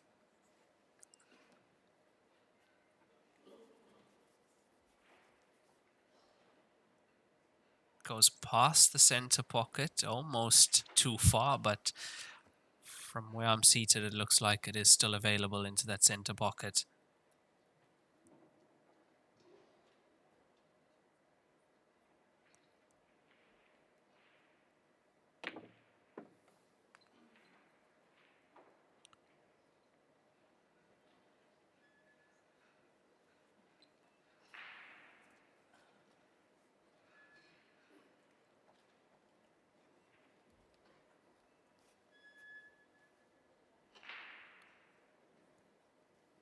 And it is a very nippy Qingquan currently 5 degrees here, and it's 4 p.m. Evening's going down to -1, hovering around the 0-degree mark, and that's Celsius.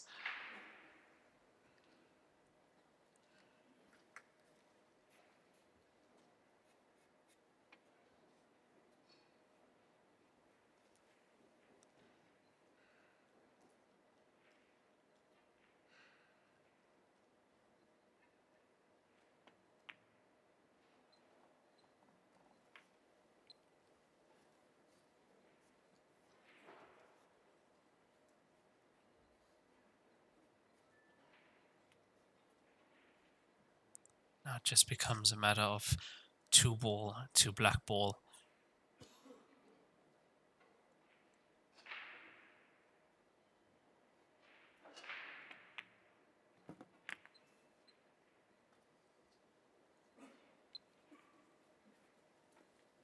He's going to have to use the rest for this.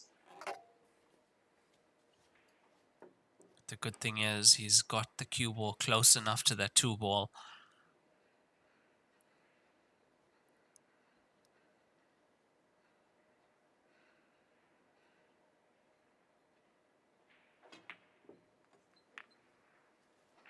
He's played that so well. Nothing too fancy with the cue ball, just drifting it down that left side of the table to play this black ball into the bottom right corner pocket on our screen.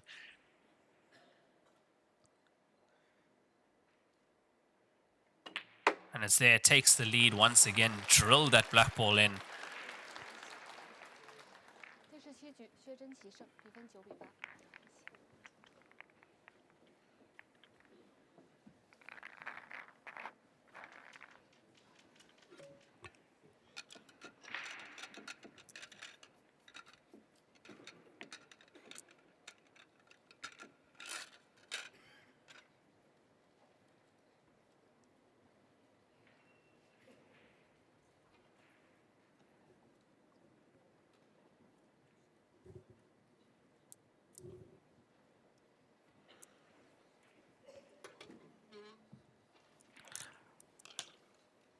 So as you saw, the break and run and rack and run statistic not favoring the player who's currently in the lead, but doesn't matter as long as he's in the lead.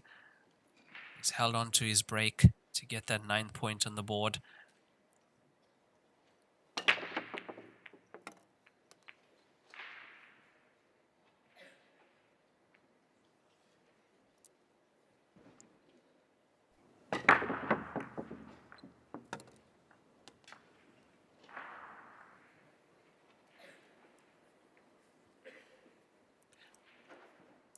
Now, I'd say for both of these players, most important thing is to make a ball on that break.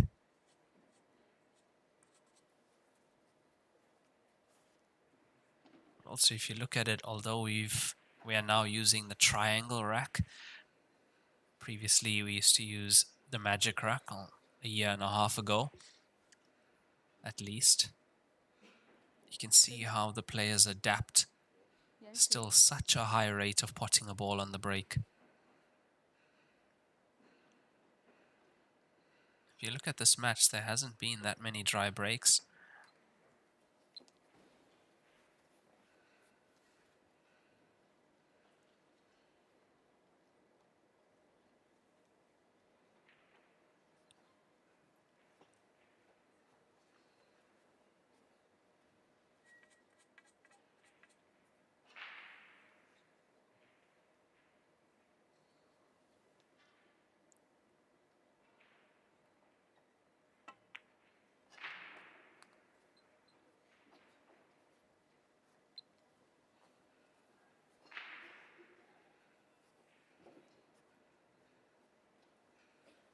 It's going to be the 9 to that top right corner pocket, extension on the cue needed for this, as the cue ball is past the halfway line of the table.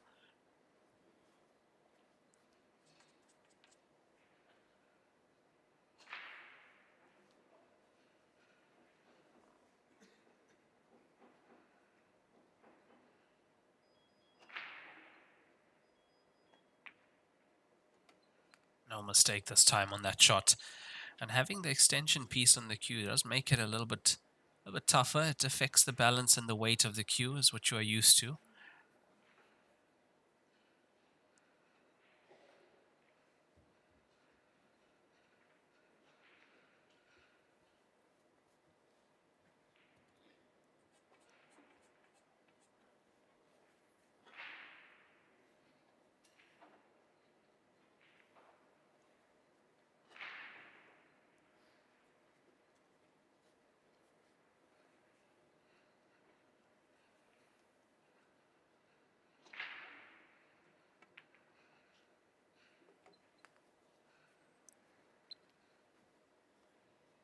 Yeah, it was nicely done there to push the 15 out, now available into the center pocket.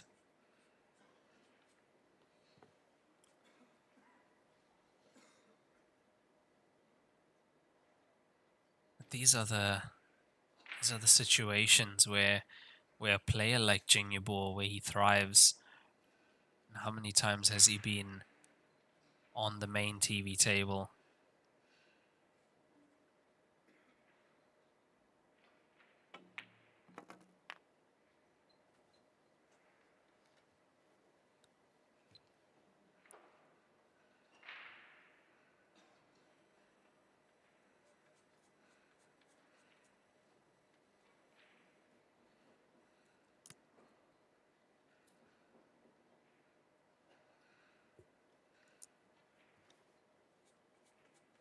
Has to be a little bit careful here. There's a bit of traffic coming through to get nicely on that 11. Yeah, which is why he's taken a few extra seconds to think about this. That was the traffic I was talking about. It was the 3. He's just come past the 3. Just. Yeah, so playing for that gap between 3 and black ball, that was always going to be tricky. You overrun, you're heading towards the black ball. Underrun it and you're behind the 3. Gets the round of applause for this clearance. And it's there, 9 point on the board for Jingi Boore. It's all square once again, race to 13. 俗称黑八，是一项原创于中国的运动，在乔氏的推动下，已走进全球96个国家。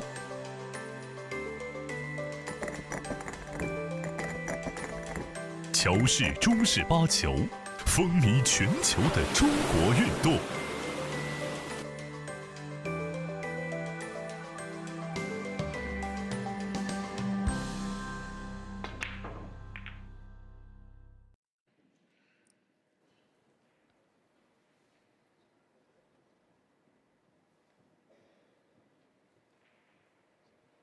Now all square at 9 apiece in this race to 13. It will be Xu Zhenqi to break at the moment. Now we do have player breaks every 8 frames, and the only time we see another player break is if the score is tied at 12 each, 24 frames played out of a possible 25. Solid hit on that break, controls the cue ball well.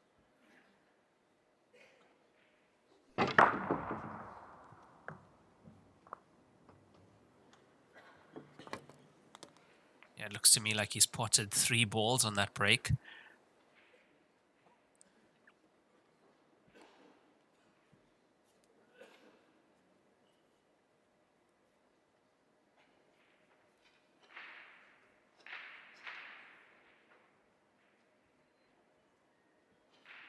And if you have just joined us, you would have noticed that we have changed the format, the break rule. It is now alternate break rule, not winner break anymore. Throughout this entire tournament, alternate break format.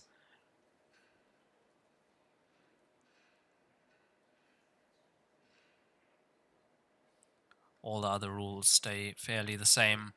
We have the same break rule. 4 balls need to make contact with a cushion for it to be a legal break.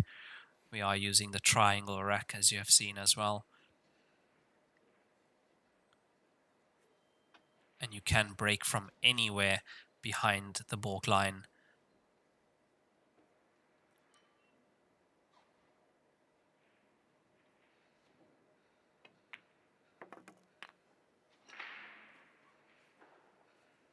Got the cue ball far enough out on the 6 that the angle is not too steep coming down to the 3.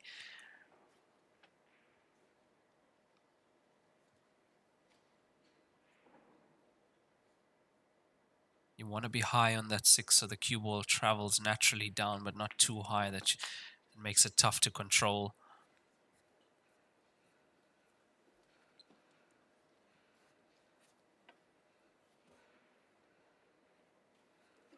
Does it look like the black ball goes into the center pocket? I can't be sure from here.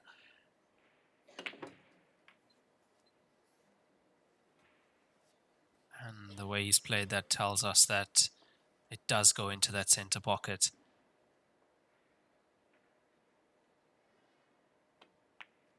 And what a reply that is from Xu Jingi. Another break and run, 10th point on the board. He's 10-9 up against Jingi Boore.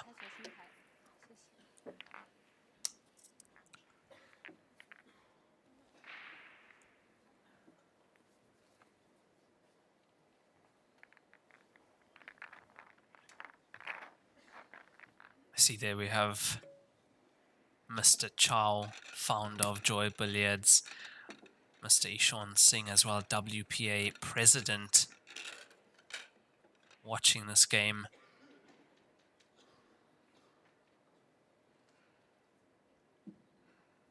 You'd have seen all the dignitaries are present here and were present last night as well for the opening ceremony.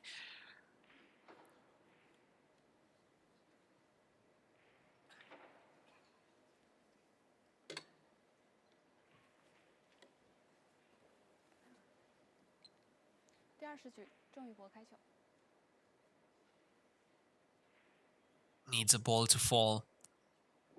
Has to drop a ball on the break. You can see the level at the moment. It's finish for finish.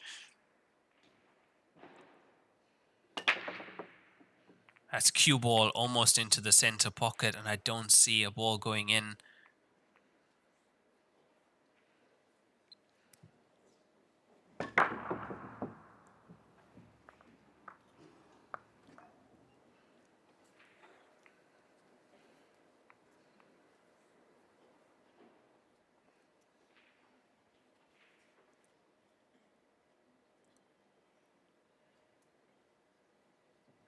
Say the only good thing for Jingi Boore is that it's not an easy table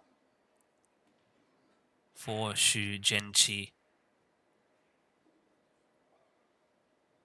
Plus the opening pot is not that straightforward.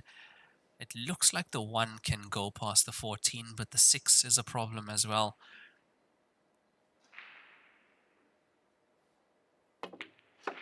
And that's the opening pot taken care of. 2 ball in, solids in play for Xu Jingi.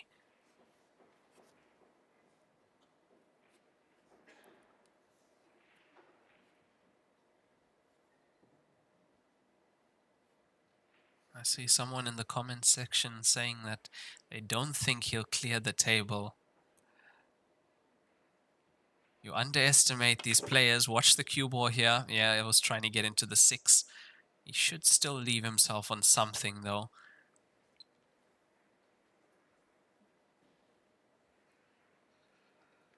This is a race to 13. Score currently 10-9 in favor of Xu Jingi over Jingi Boore. And this is also double elimination. So yes, you can afford to take a loss, but then you have to fight through the loser's bracket in stage 1.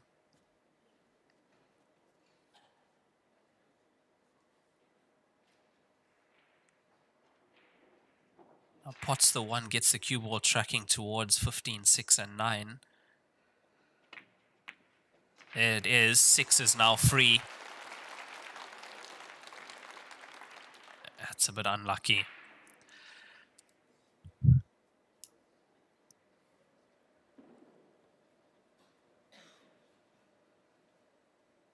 still controls the table, having the 5 ball in the bottom left corner pocket here in front of the 11. But unfortunately, I don't see him clearing this now in one visit.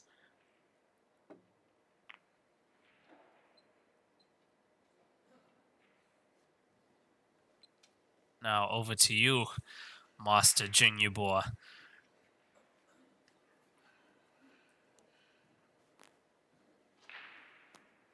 Yeah, the first thing he's looking at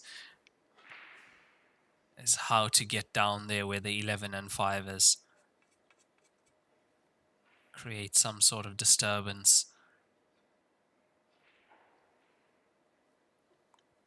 Because with the location of the 5, you can't even squeeze a stripe in there. You have to find a way to pot that 5.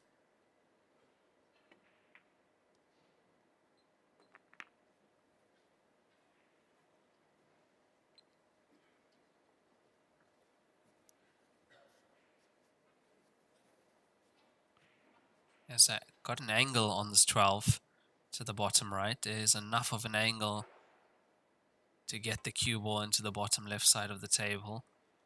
So not yet.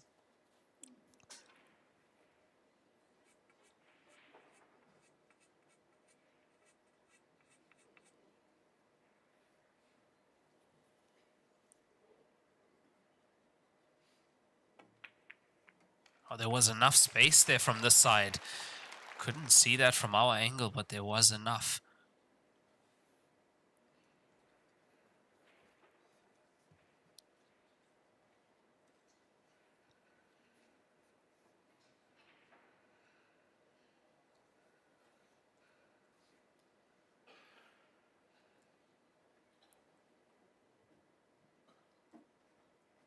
Still not straightforward though. Yet the 11 blocking the pathway of the 9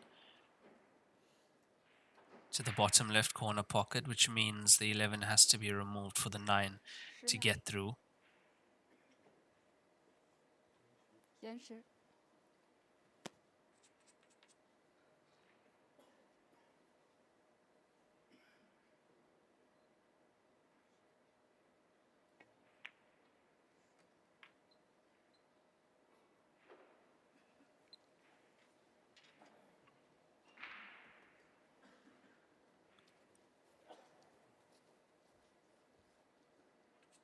He's left himself in a tough position. He can't afford to give this table back to Xu Jinqi.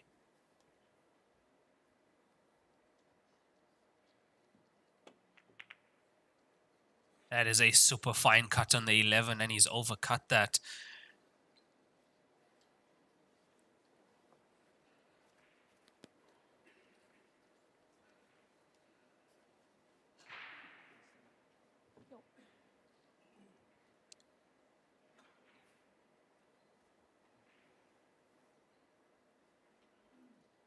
He's missed it, but it's a fortunate miss. He's left it in front of that 5.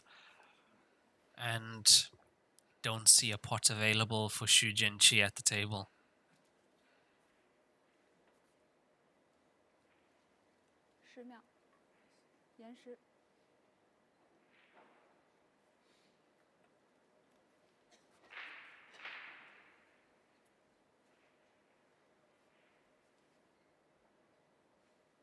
So even if he plays 5 onto 11, pots the 11, he has to get the cue ball safe.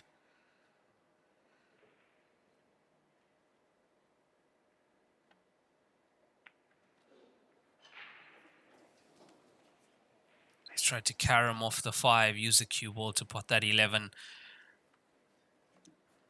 But he's had to hit the 5 so full to get the cue ball to track in that direction that just taken the pace out of that cue ball.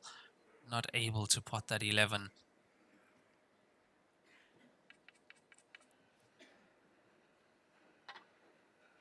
We are really in for a nail-biting finale to this match.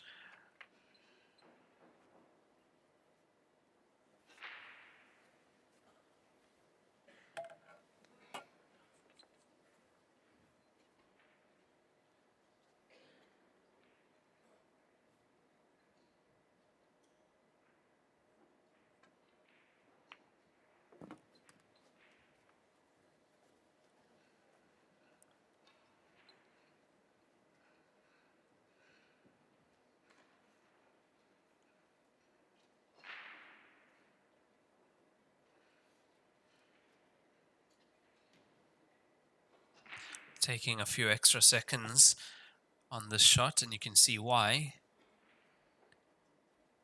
Not straightforward getting position on the black ball.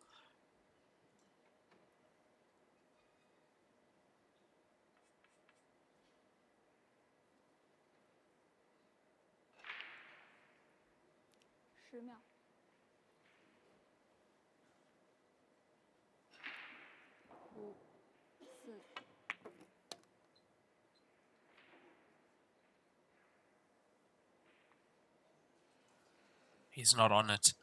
And that little nudge, I think, has now pushed it into a situation where it's not possible past the 6.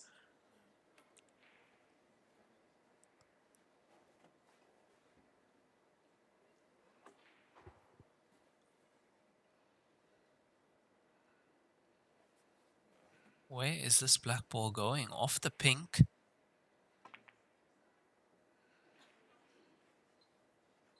That's clever. That is quite clever to push the pink safe. Push the pink and the black ball safe. That's a very clever shot.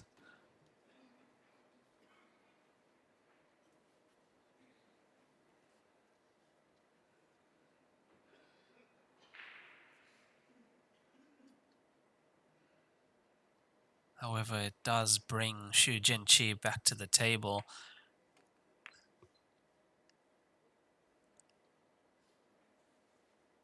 And in this game, if you are at the table, you always have a chance, always have an opportunity to make something happen.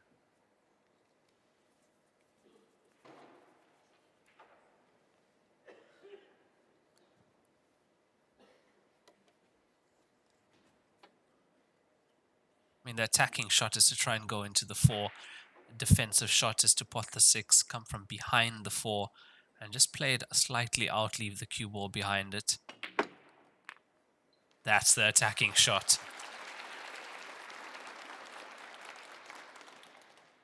Having the 4 just outside that center pocket means that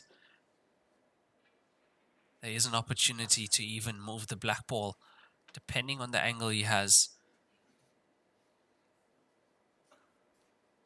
Either go up into balk and then back down, or directly into it.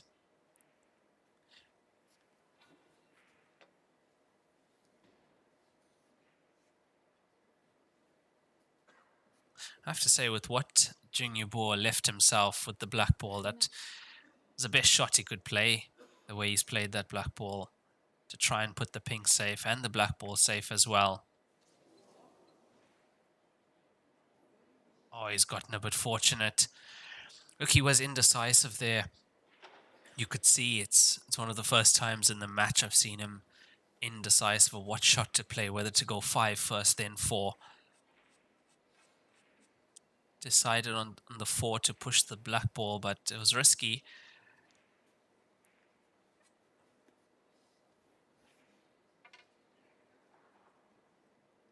Now he does have sight of the black ball. He's not snookered, but he wants to pot this, or he wants to at least push this in front of that pocket.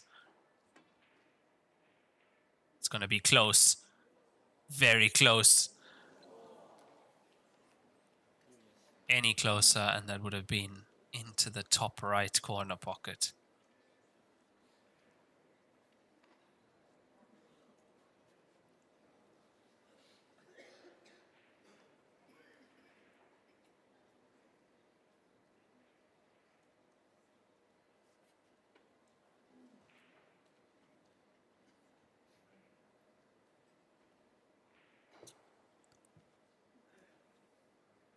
So in this scenario, it's do or die. This has to go. It has to fall.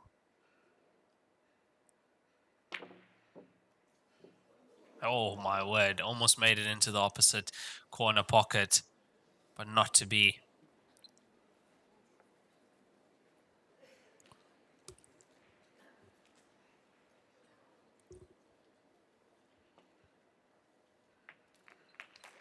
And after that, Jingi Boore gets his 10th point on the board. That was the longest frame of the match. Score 10-all in this race to 13.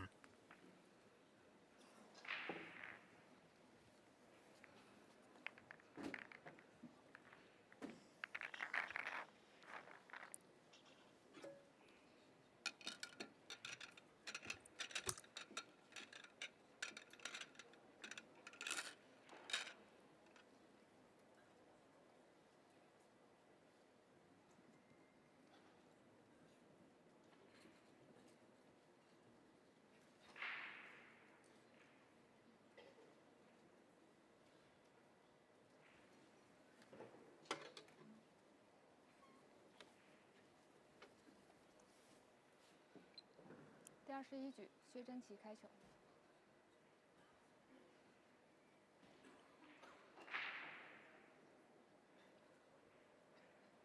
That was his chance to go 11-9 up.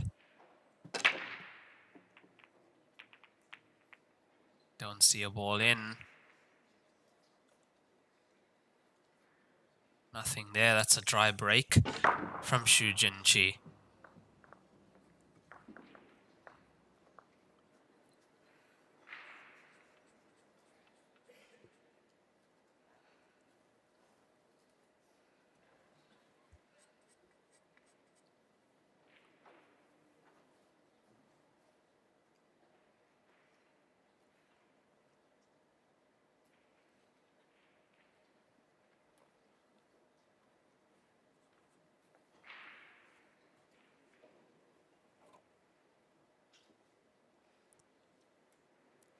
秒，延时。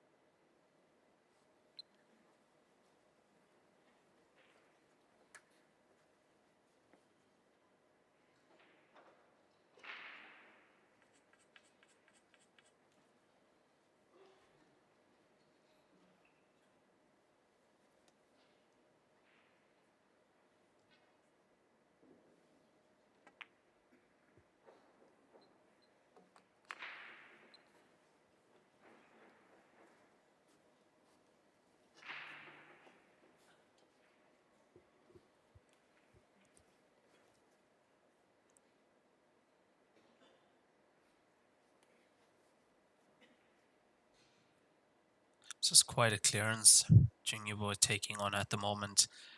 Has not been easy thus far to use the rest, free the 15. And still not plain sailing. Pink stripe 12 does not go into that top right corner pocket on our screen. 10秒。 Which means he has to land absolutely perfect on the 9 to swing the cue ball around the 12 to play it into that same pocket possibly. Or play the 12 into the center.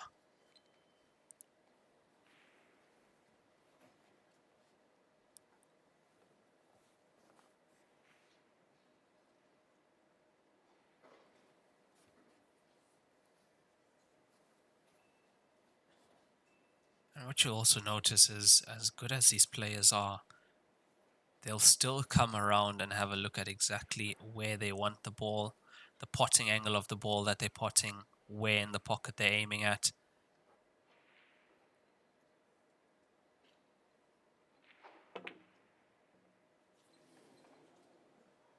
Did not expect that.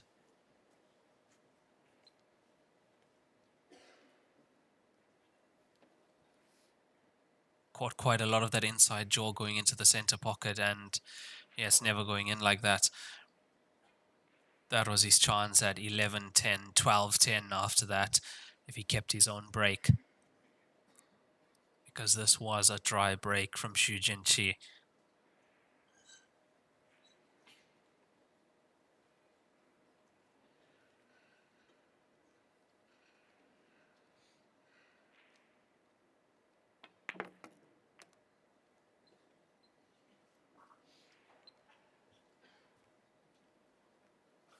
Played that while releasing the 5, making that 5 potable nicely into the bottom right corner pocket.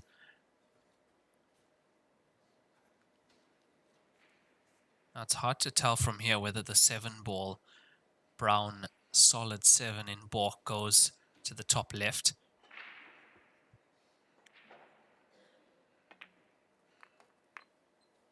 If it doesn't, he's going to have to use the 6 to either get behind the 7 for the center pocket or just nudge into the 14-7. That's what he's behind right now. See whether it does go.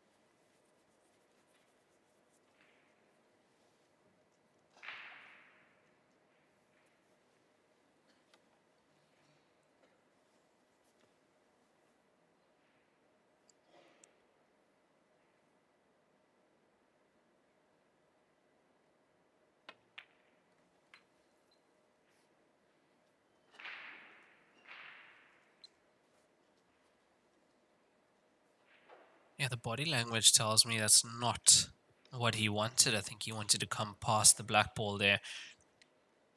Enough to be on the 6 at least.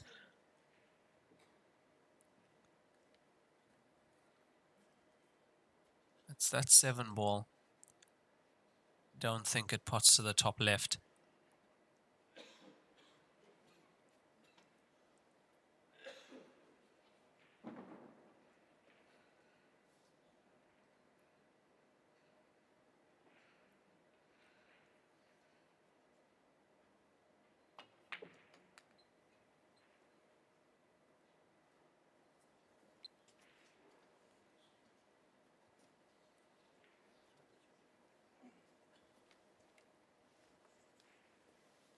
I think this is exactly what he's wanted. He's wanted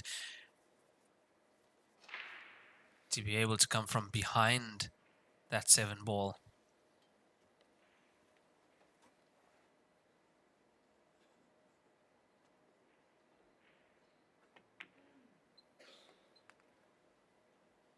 Has to settle for that.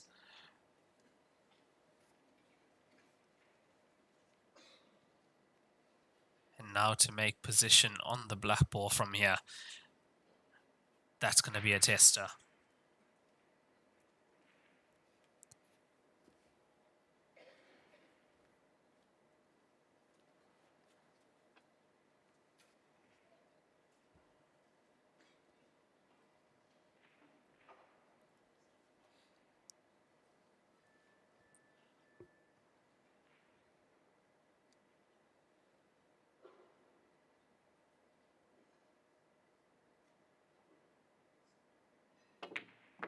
Oh, what a pot that is. That is an absolutely cracking pot. He deserves to be on that black ball. Where is the cue ball?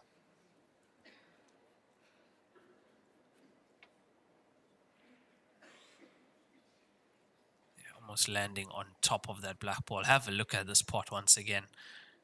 At that pace into the center pocket. And this, take the lead once again. It's there, keeps his break. 11-10 up, Xu Jingi. 第21局，薛真棋胜，比分11-10。第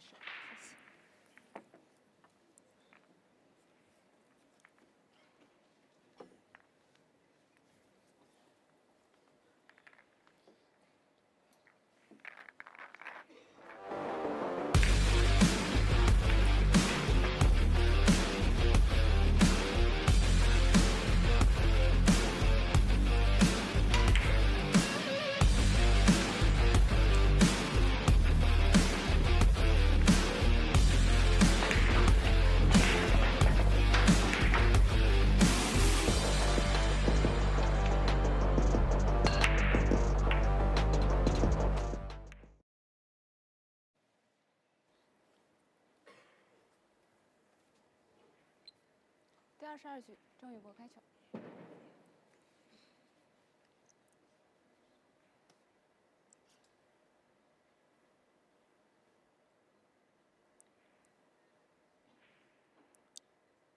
So at the moment, Jingi Boore 11-10 down in this race to 13. makes the 1 ball in the center pocket.10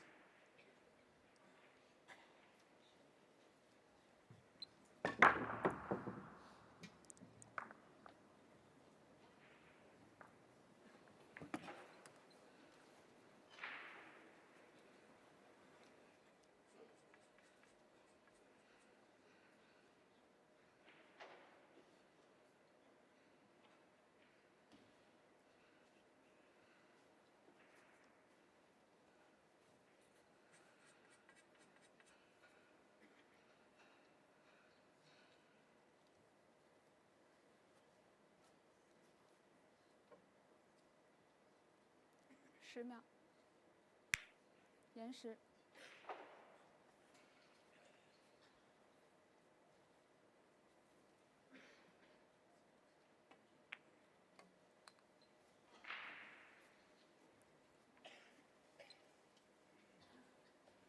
Solids in play for Jingi Boore. Now he has to be able to hold his break, otherwise his opponent is going to be on the hill at 12-10.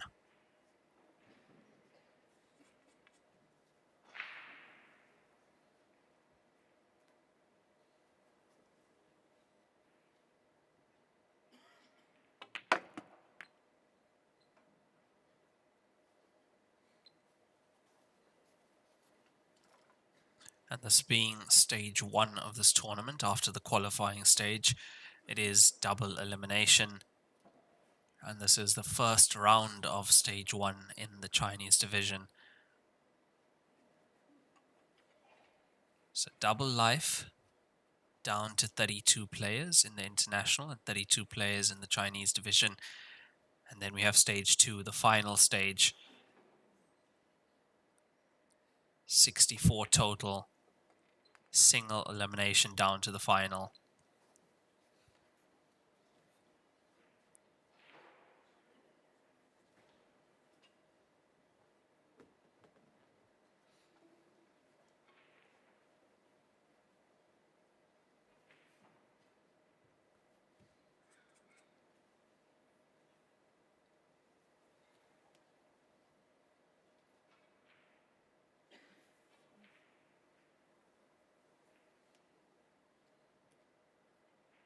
Screw the cue ball back for 2 ball into the center pocket. Like a small bounce off that cushion.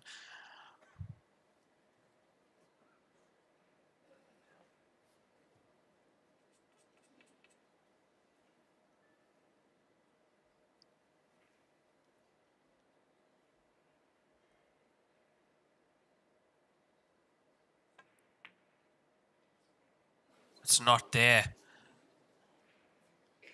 It always looked like it was heading for that inside jaw, unfortunately. As we see that again, it just clips the inside jaw across the pocket and out.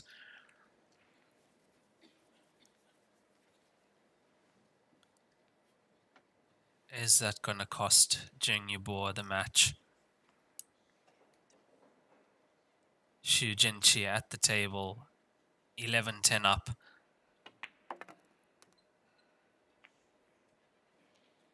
First order of duty, get the 14 off the cushion into open play.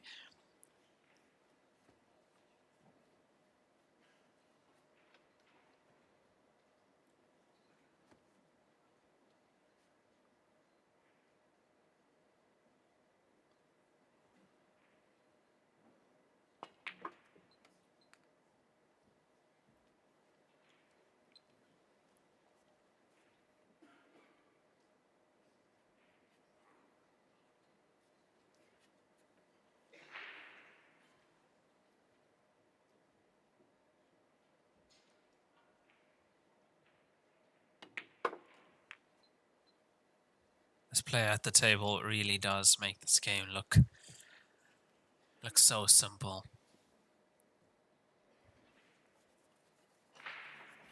And the style in which he does it as well, it's so calm around the table. And there were times in this match where I think a few players would have lost their cool. being 6-2 up against Jingi Boore and then losing that lead when he did close the scoreline down to 7-all, then 8-all after that, and since then it's been 1 frame each.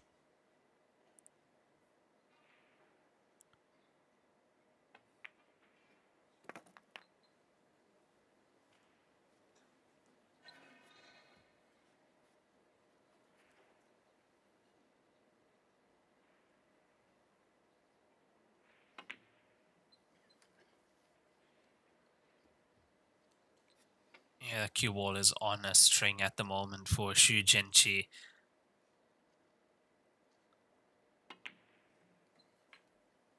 Perfection. Since 7-all, it was 1 frame each. Until now, Xu Jinqi takes a 2-frame lead. He's 12-10 up against Jingi Boore in this race to 13.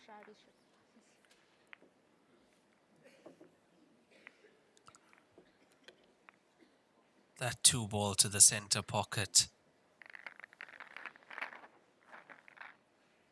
How costly is that miss going to be for Jingi Boore?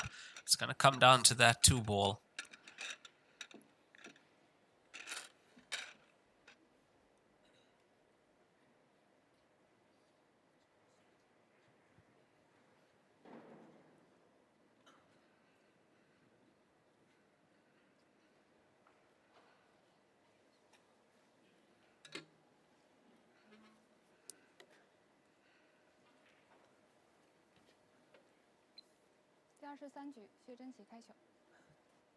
And adding to that, it's his break.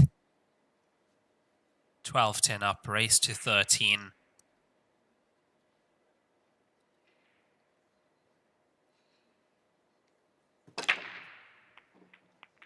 Don't see a ball in though. Nothing.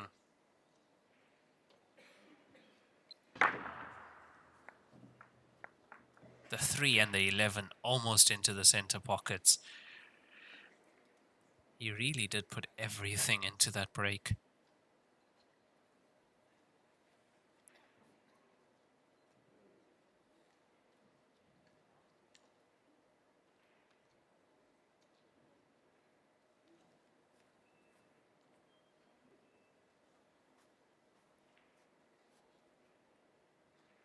Being a double elimination tournament and this being the first round, it does mean that if you do have a loss, you are still in the tournament. You continue playing through the loser's bracket. It is called double elimination format.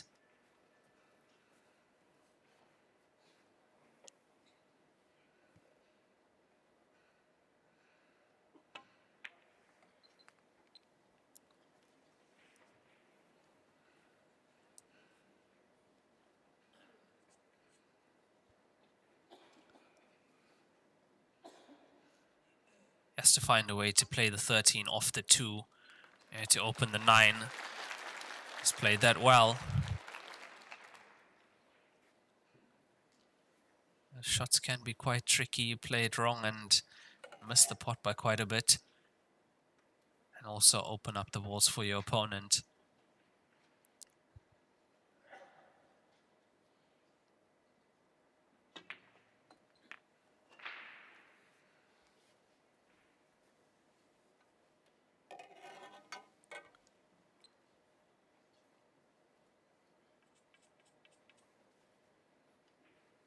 Now 12-10, Xu Jinqi's break in this frame, which means if Jingi Boore can take it, he'll be breaking in the next.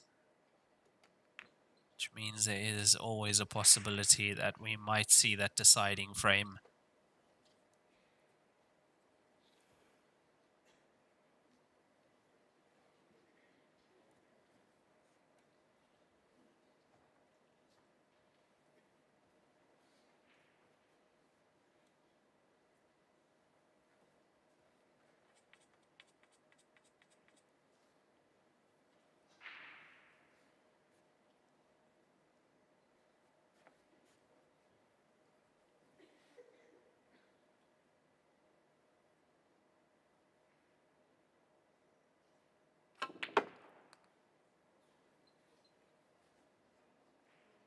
Took no chances with that ball, with the cue ball being close to the cushion. Drilled that in. Now from the overhead, we can see that the 15 does not go down to the bottom left corner pocket.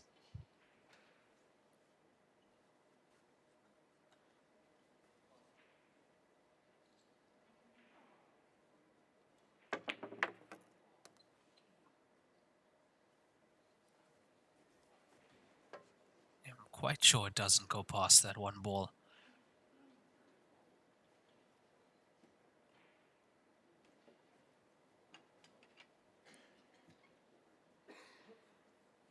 There we have it. Yeah, it definitely does not pass the one.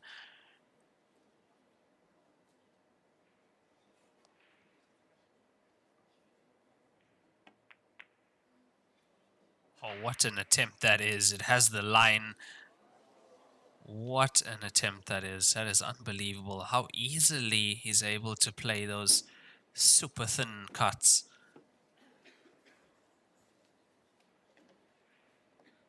It's the second one in the match that had the line, just didn't have the pace, because when you are cutting it like that, obviously the speed of the object ball is reduced.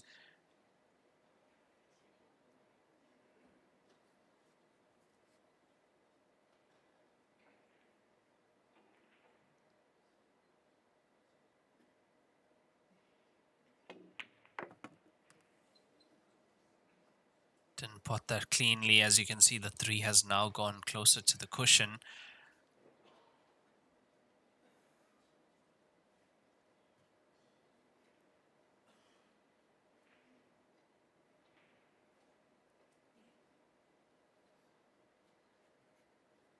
Yeah, have a look at the 1 sliding off the 3 slightly, and that just puts it in a place where it's not potable towards that center pocket.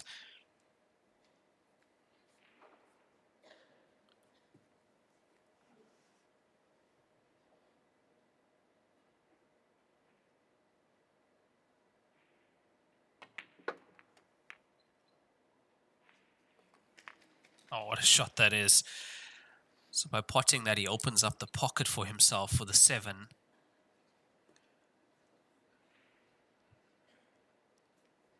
Problem still remains, the 3.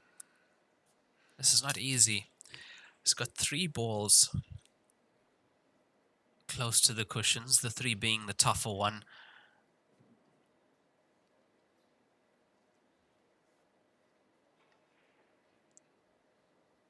If there was a way to get the 3 off the cushion, get the cue ball safe.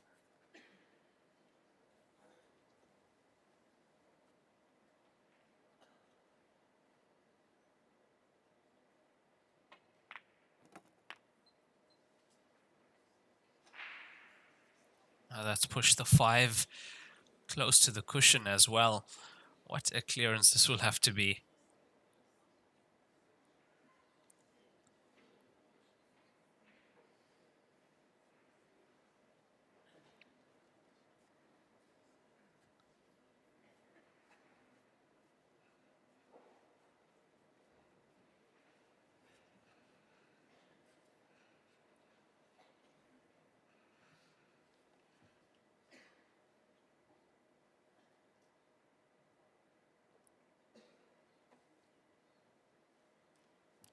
秒。5、4。Oh, this is unbelievable. So close to getting a slight kiss on that 3 ball.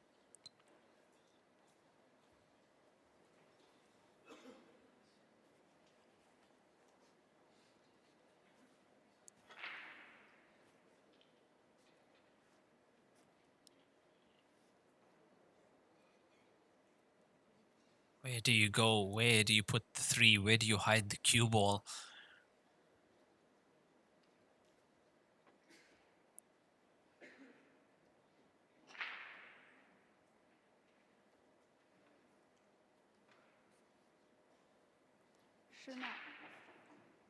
That's referee calling 10 seconds. 5、4、3。It's not there. And where's the cue ball? It's not going to go in, but it's going to give Jingi Boore an opportunity to get his 11th point on the board.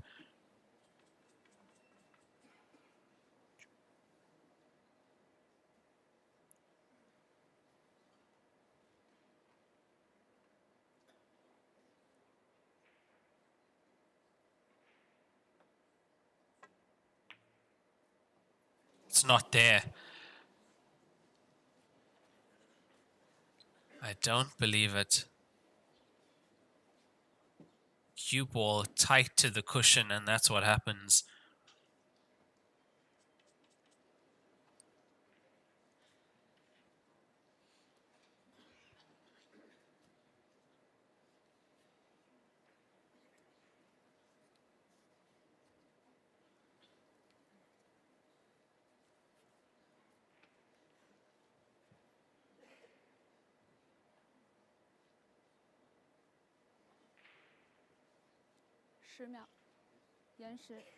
And this time calls his extension. Needs to be very careful here.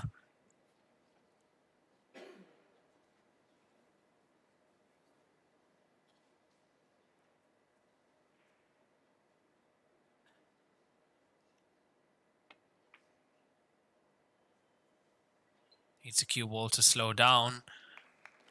Yeah, it's an excellent shot. 5 ball into open play. 3 is into open play as well. And he hasn't left the black ball on.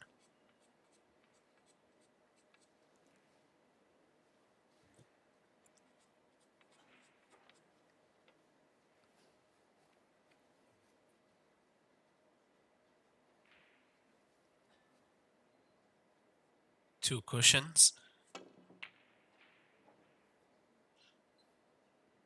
It's not there. And if the black ball either slows down or moves more, I was going to say he's going to leave the 7 on, but that 7 still not available into the bottom left corner pocket.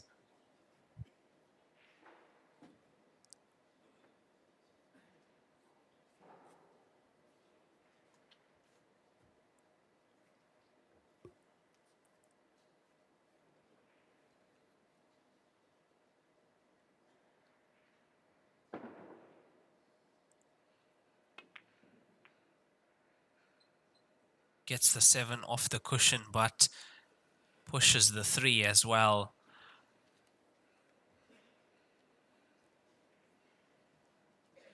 He's having a hard time getting everything into open play, is Xu Jianqi.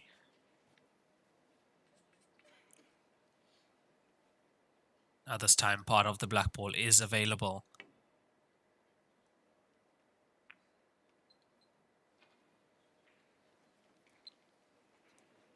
That's a good shot, covers the 3 and puts the black ball into a potable position now.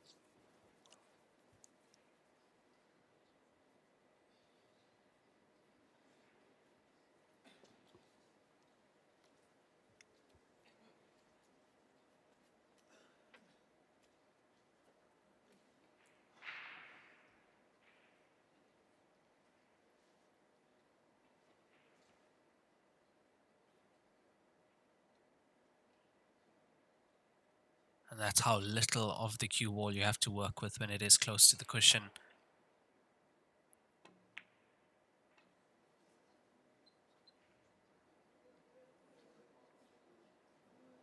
And that is black ball open for Jingi Boore.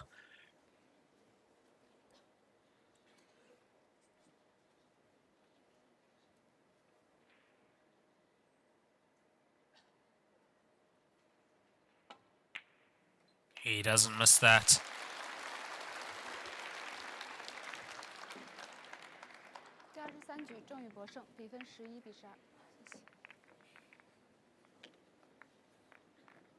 What a match this is turning out to be. From the get-go, I knew this was going to be tight, but didn't imagine there'll be this much drama. 12-11 in favor of Xu Jianqi over Jingi Boore. Race to 13, and it is Master Heyball to break.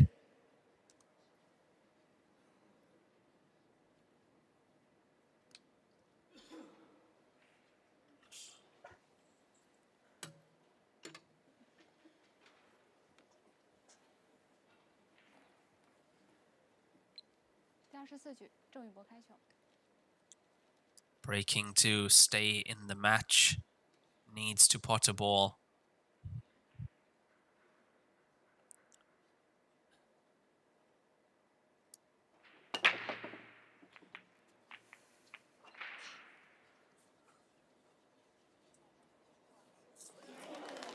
Makes the 9.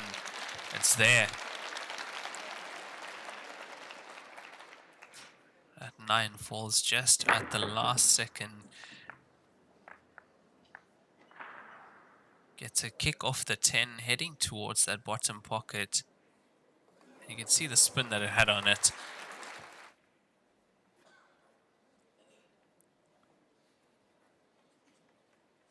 The reason for the applause is because everybody here wants this to go to a decider.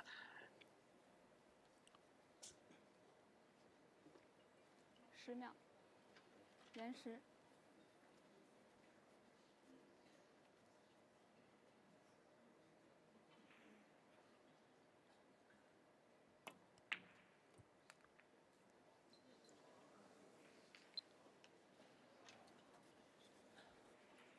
Not perfect.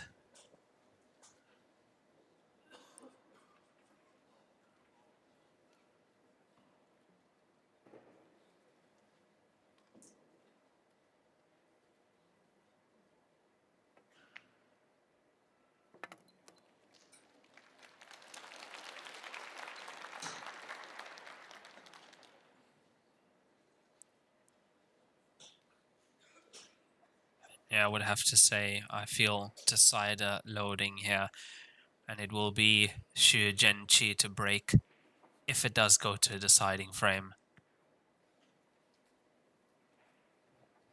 And if Jingi Boore wins this frame, we'll have another 10-minute player break before that final frame is played also.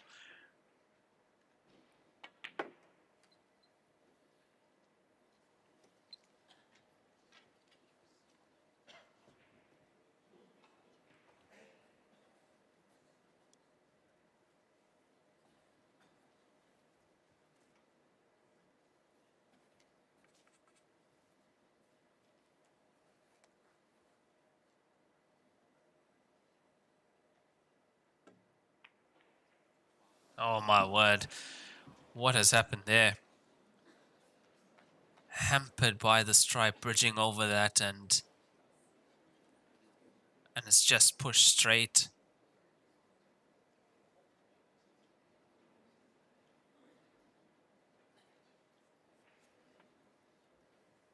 Yeah, a little wry smile from him, but he won't be smiling on the inside.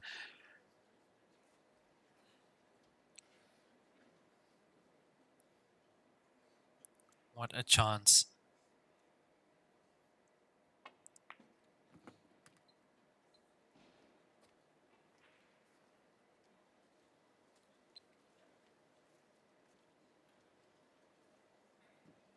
From that position, couldn't hold the cue ball in the balk area for those two stripe balls. Now, see, a mistake that I've seen many players try and do is to try and hold that cue ball, so they'll get it in the balk area, but not onto those two stripes, and then leaving a shot like this much further than it should be.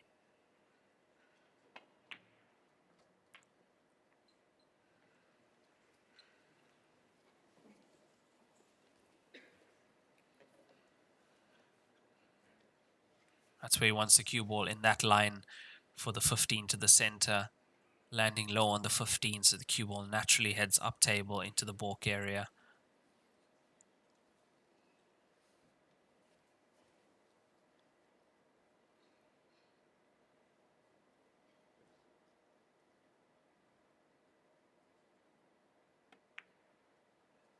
It's there. And look at that, just caught a little bit of the inside cushion, but when you cue it that well and you play it at pocket pace, it's going in.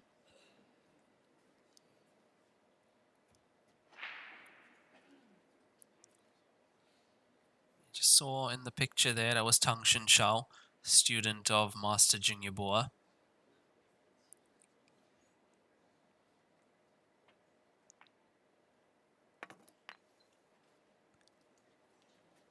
Perfect.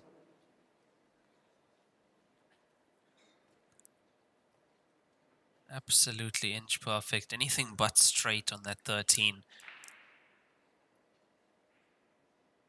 would leave him nicely on the 14.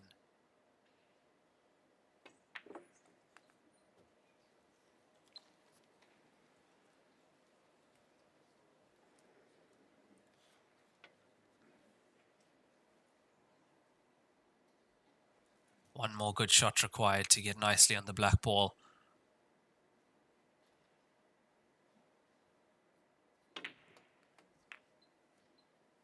It's there.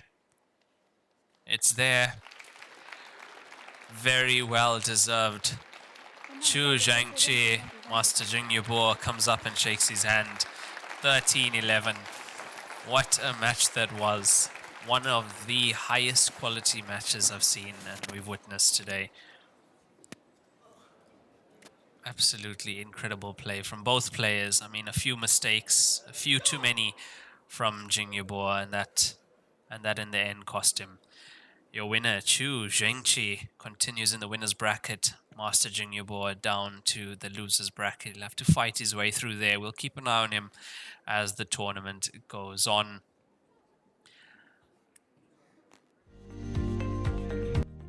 Now, in the next hour, well, in an hour's time, we have Darren Appleton against Kieran Dempsey up on the TV table. That is from the international group. That is coming up at 6 p.m. local time here in China, 1 hour's time. And I'll see you guys then.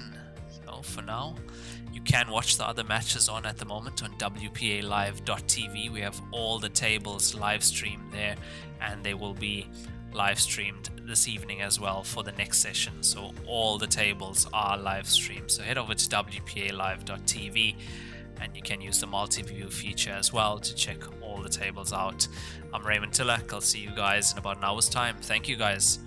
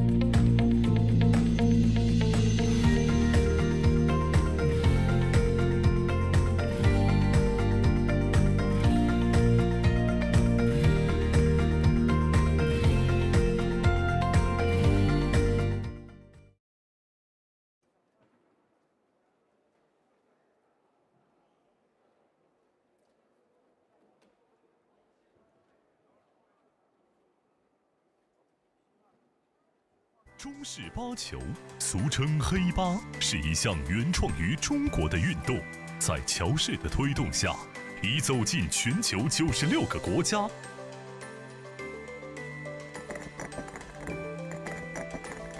乔氏中式八球，风靡全球的中国运动。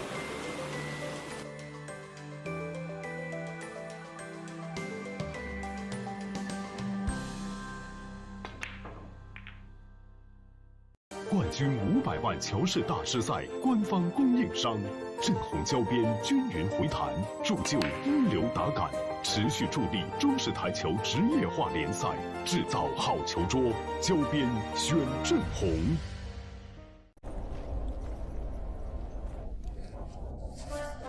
俺老孙啥功名不要。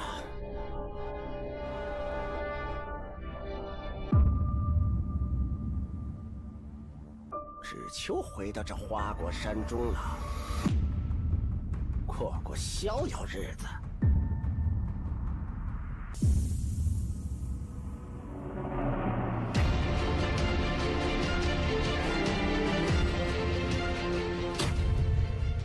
天要球杆，化一切为可能。老鹰胶边，乔氏官方合作伙伴，冠军品质，成就梦想。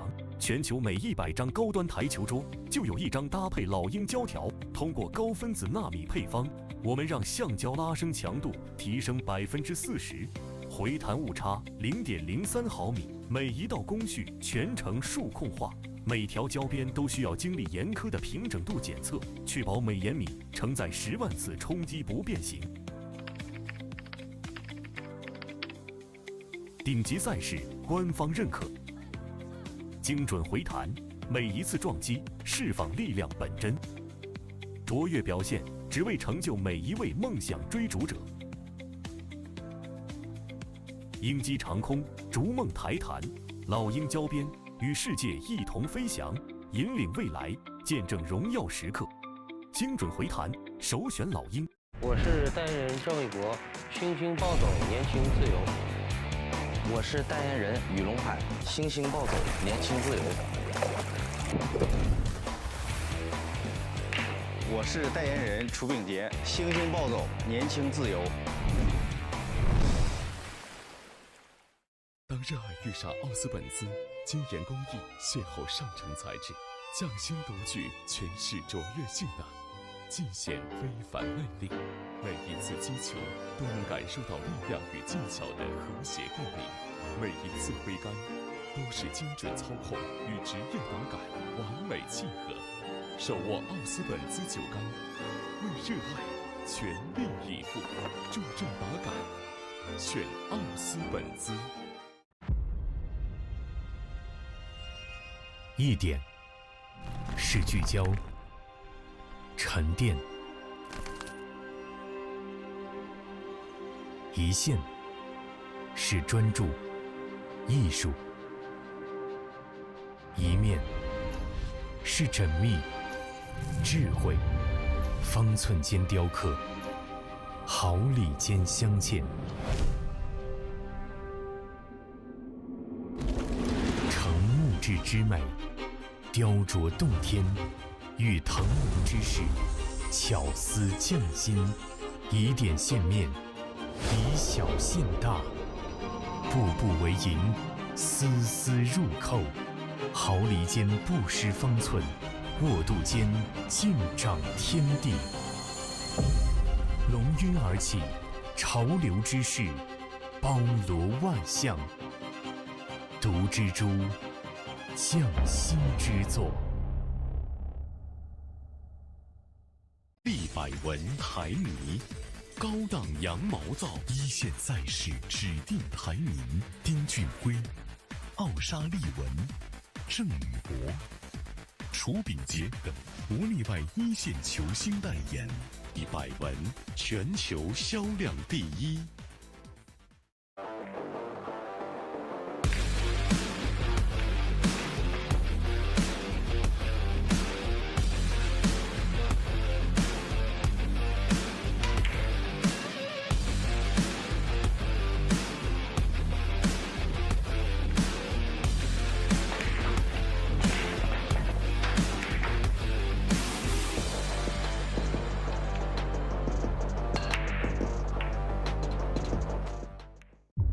超级蓝钻皮头，黄金版、白金版，采用进口头层水牛皮，颗颗精选，严格质检，韧性好，弹性持久，世界职业球员必用的皮头。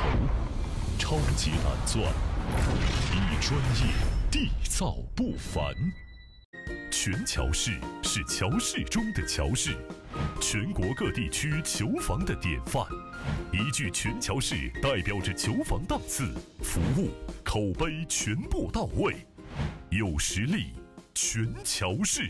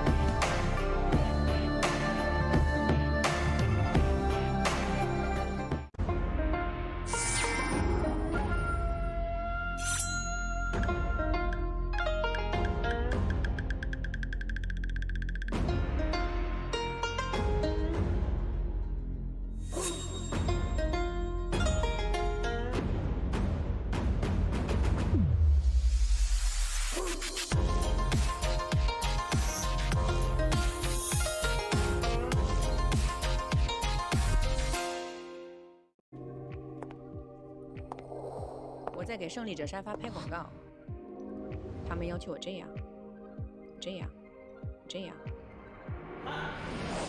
但我却想这样。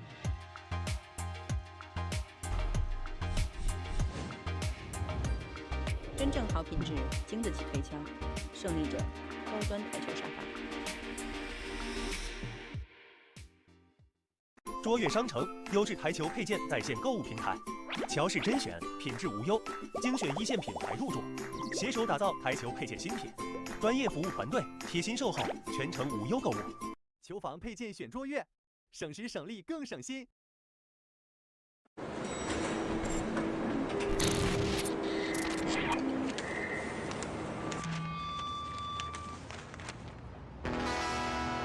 I was born in Louisiana. My mama told my papa, our little boy has got the blues.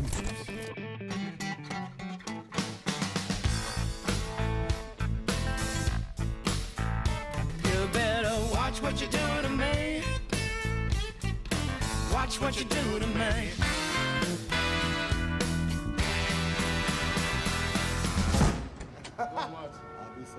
That's for no question.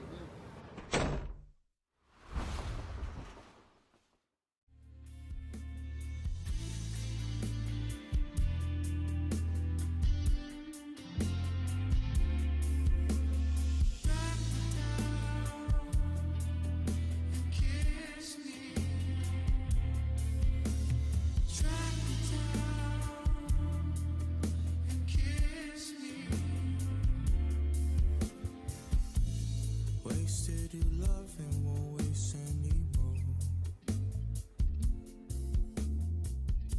Wish there was an angel sit up on my shoulder.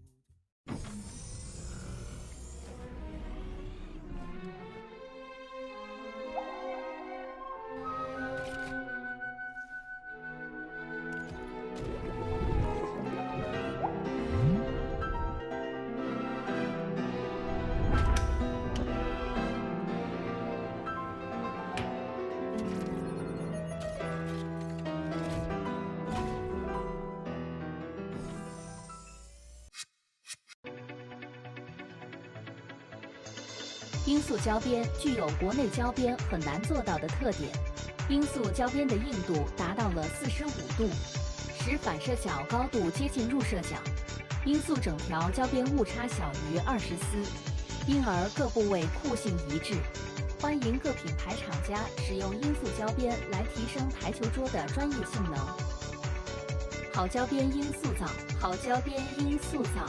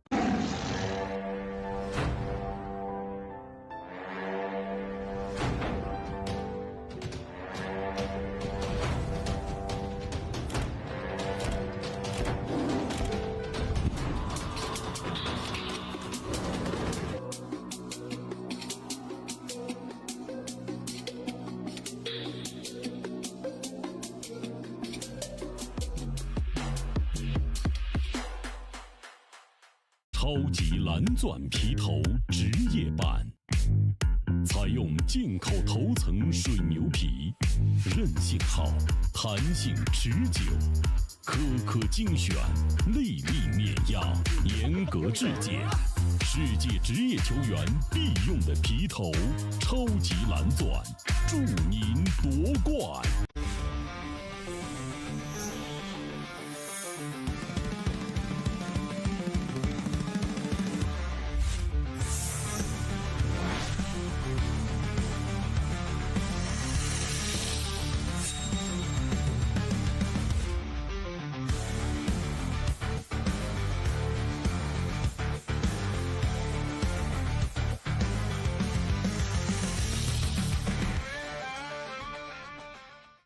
今天给大家推荐一款非常好的台泥 H153，这我自己用了1年多的台泥，汗毛量80%，手感特别细腻，走位很平稳。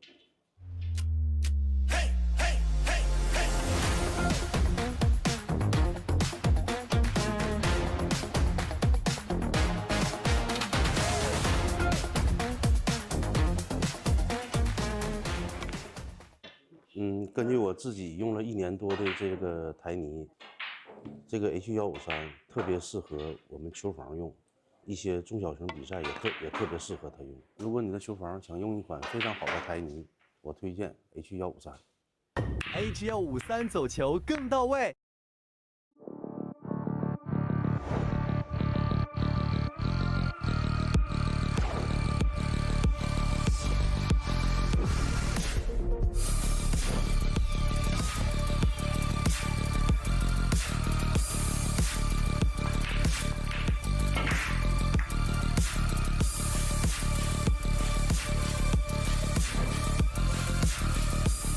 翘课我选布洛克。乔氏金腿比赛专用，提醒您，精彩比赛马上开始。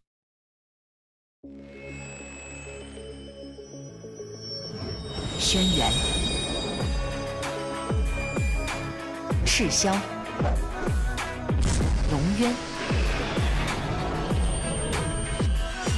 干将、默邪、纯君、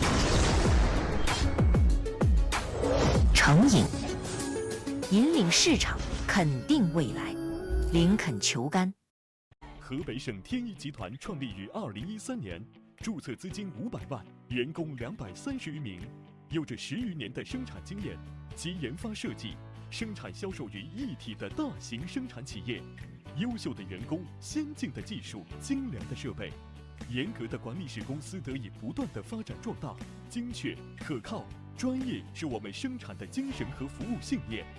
天一沙发让舒适无处不在。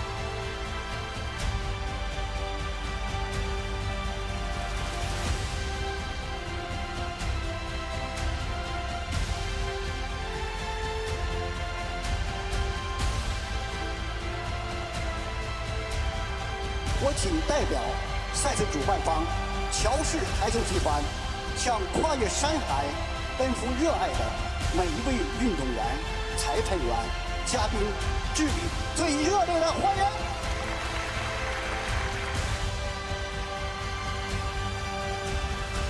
Liberwin Close and Joy Cup 14th Heyball Masters Grand Finals.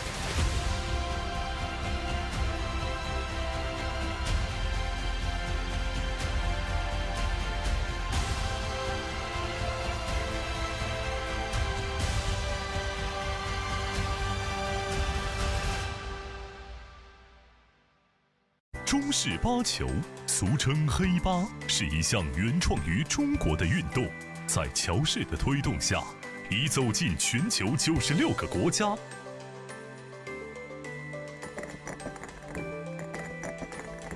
乔氏中式八球，风靡全球的中国运动。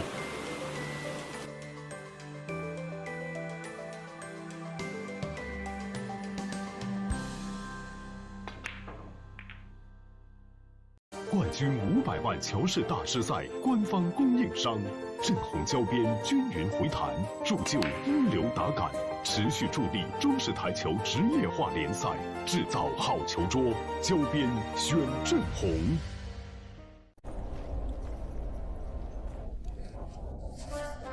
俺老孙啥功名不要，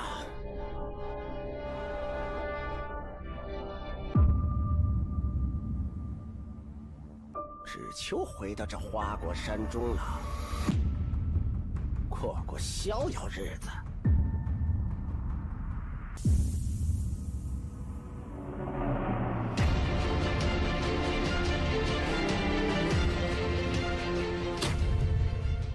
天要球杆，化一切为可能。老鹰胶边，乔氏官方合作伙伴，冠军品质，成就梦想。全球每100张高端台球桌，就有1张搭配老鹰胶条。通过高分子纳米配方，我们让橡胶拉伸强度提升40%，回弹误差0.03毫米，每一道工序全程数控化。每条胶边都需要经历严苛的平整度检测，确保每延米承载10万次冲击不变形。顶级赛事官方认可，精准回弹，每一次撞击释放力量本真，卓越表现只为成就每一位梦想追逐者。鹰击长空，逐梦台弹，老鹰胶边。与世界一同飞翔，引领未来，见证荣耀时刻。精准回弹，首选老鹰。我是代言人郑卫国，星星暴走，年轻自由。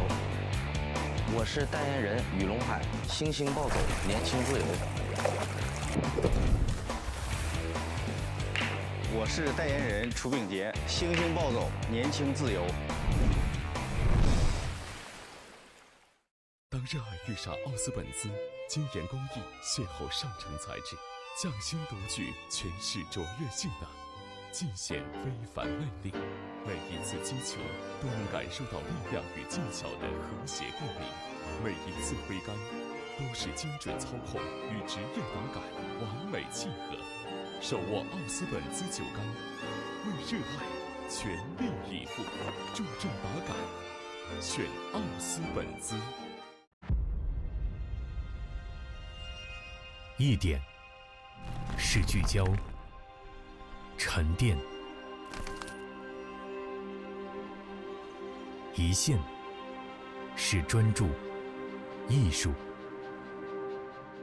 一面是缜密、智慧，方寸间雕刻，毫厘间镶嵌。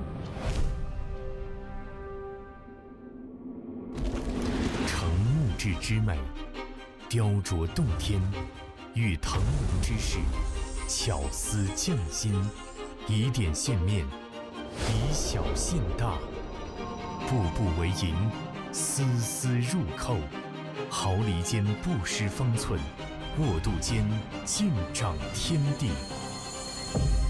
龙晕而起，潮流之势，包罗万象，独蜘蛛，匠心之作。立百文台泥，高档羊毛皂，一线赛事指定台泥，丁俊晖、奥沙利文、郑宇博、楚秉杰等国内外一线球星代言，以百文全球销量第一。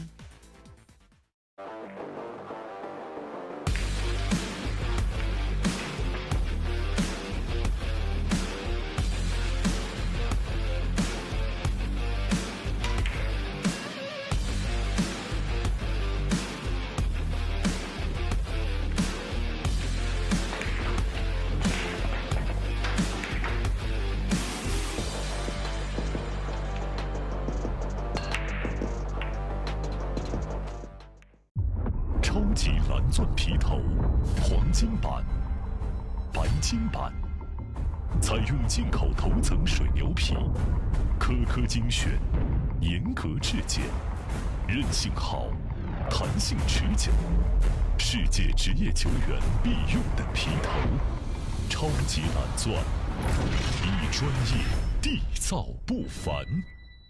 全乔氏是乔氏中的乔氏，全国各地区球房的典范。一句全乔氏代表着球房档次、服务、口碑全部到位，有实力，全乔氏。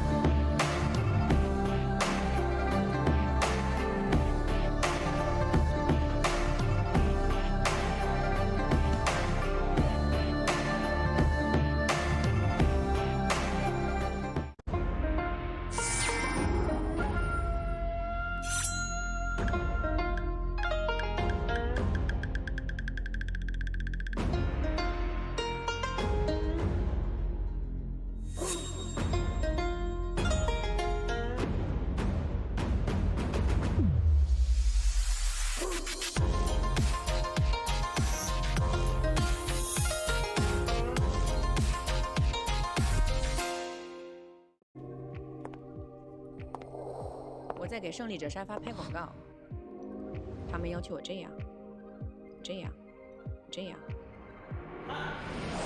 但我却想这样。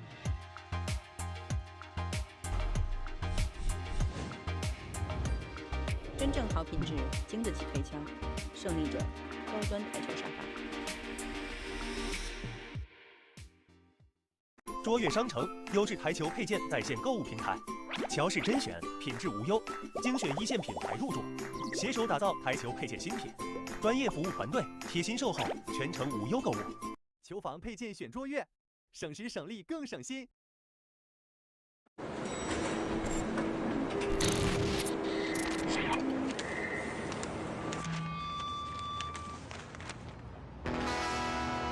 was born in Louisiana. My mama told my papa, our little boy has got the blues.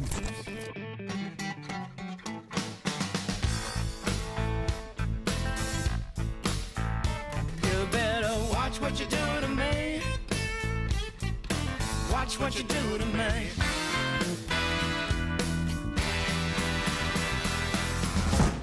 How much? That's for no question.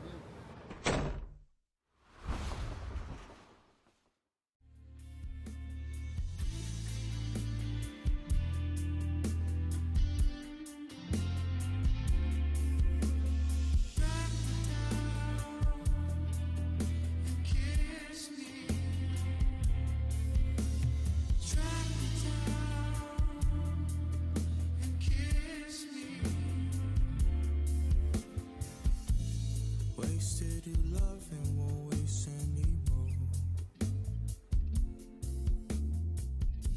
Wish there was an angel sit up on my shoulder.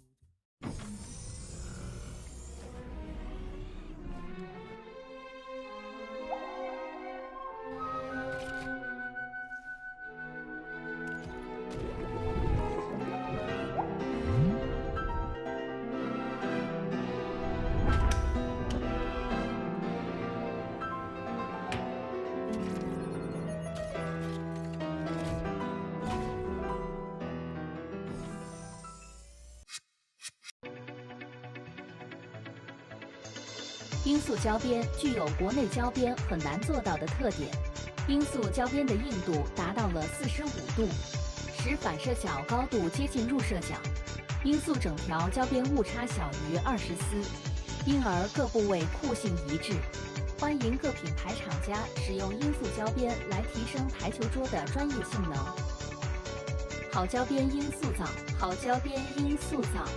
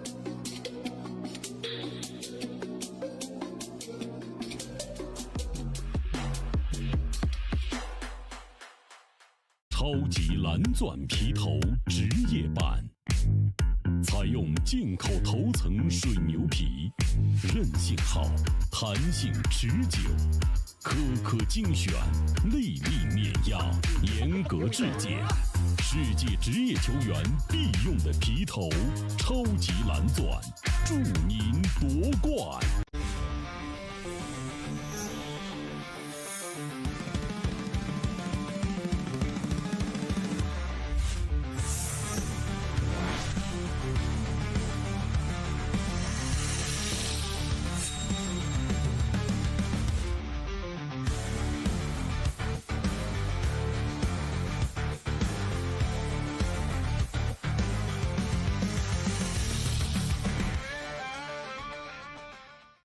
今天给大家推荐一款非常好的台泥 H153，是我自己用了1年多的台泥，汗毛量80%，手感特别细腻，走位很平稳。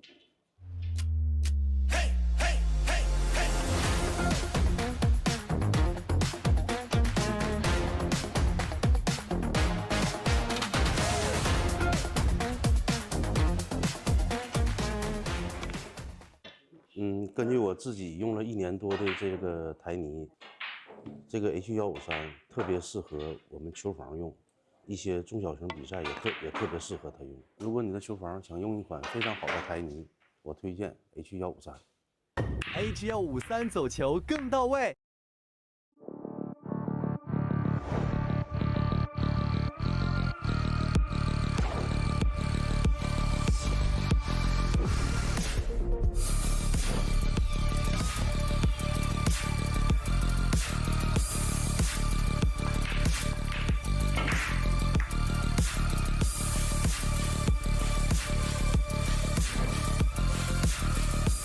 翘课我选布洛克。乔氏金腿比赛专用，提醒您，精彩比赛马上开始。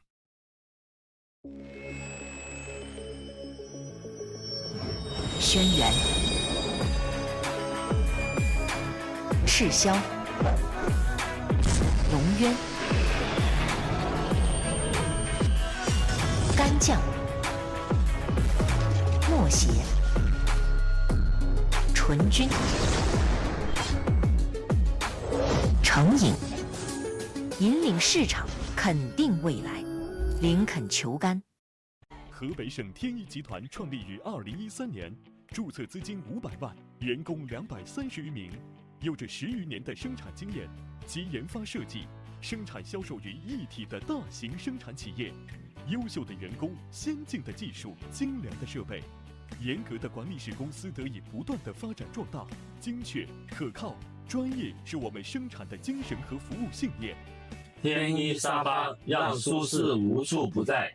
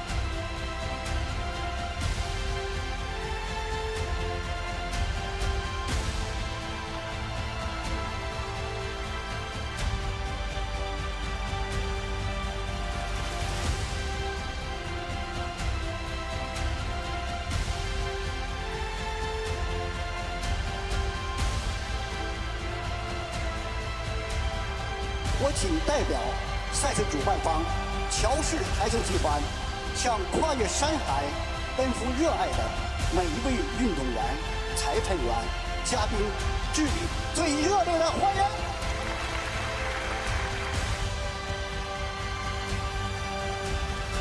Liber win close, enjoy cup, 14th Heyball Masters Grand Finals.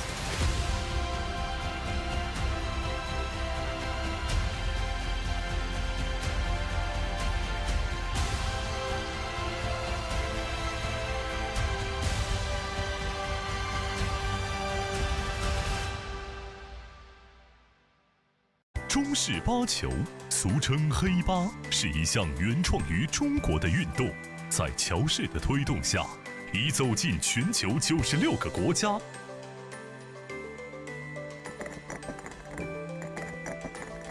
乔氏中式八球，风靡全球的中国运动。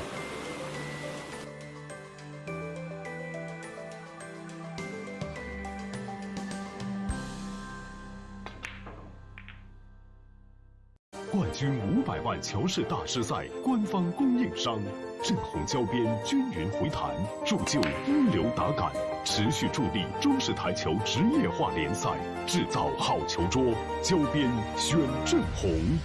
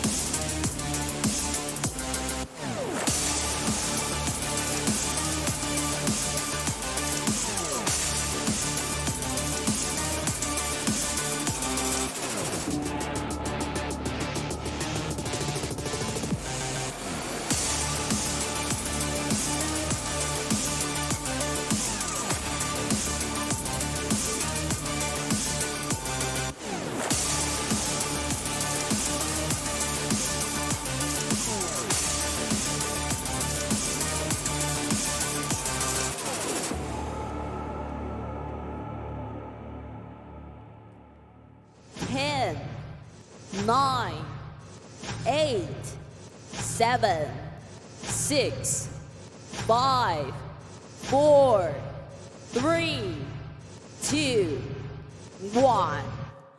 Joy Billiards uniting the world. Laboring Class and Joy Cup 14th Heyball Masters Grand Finals will begin now. Welcome to the athletes and referees. 中巴转动，世界球童，女士们、先生们，利百文台泥乔氏杯第14届中式巴球大师赛总决赛正赛国际组第一阶段13至16组，1场、2场、1至8组3场、4场的比赛现在开始。让我们以最热烈的掌声欢迎裁判员、运动员。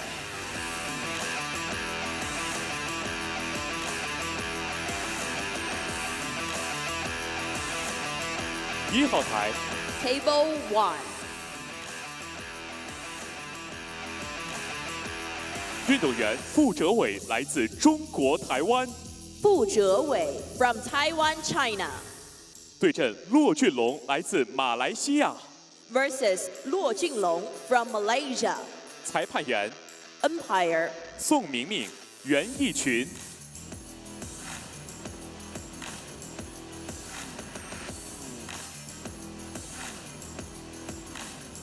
2号台 Table 2.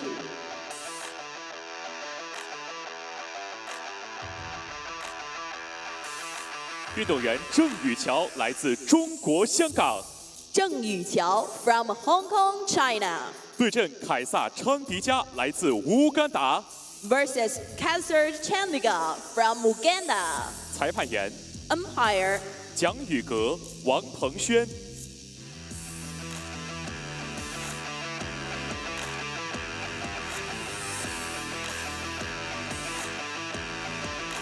3号台 Table 3.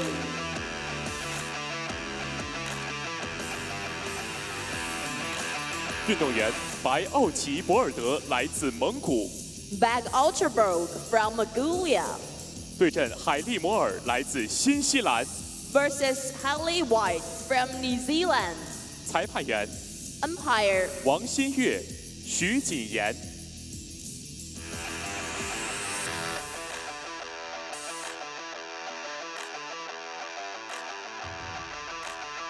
4号台 Table 4.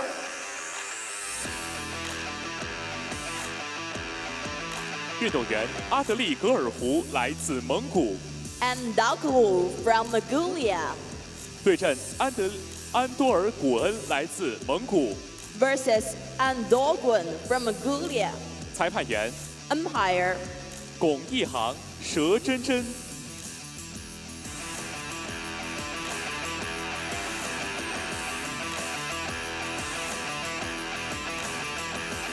5号台 Table 5.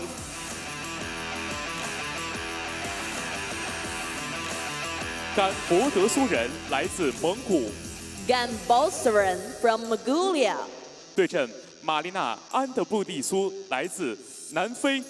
Versus Marina Jacobs from South Africa. 裁判员 Umpire 高若飞、张梦蝶。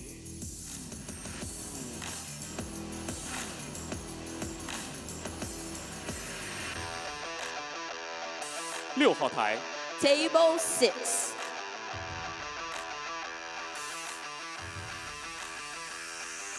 运动员谢建豪来自马来西亚。Jeremy Chai from Malaysia. 对阵乔丹·谢波德来自英国。Versus Jordan Shepherd from Great Britain. 裁判员 Umpire 商凯、陆月。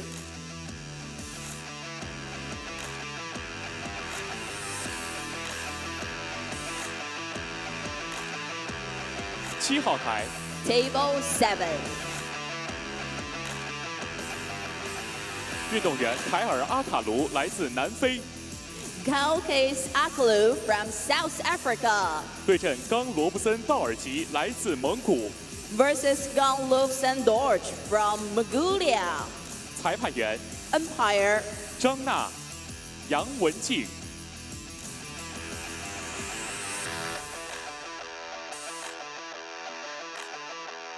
8号台 Table 8.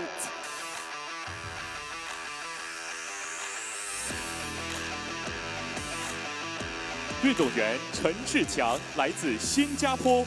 陈志强 from Singapore 对阵安德鲁佩吉特来自英国。versus Andrew Paget from Great Britain。裁判员 Umpire 张婉玲、张星星。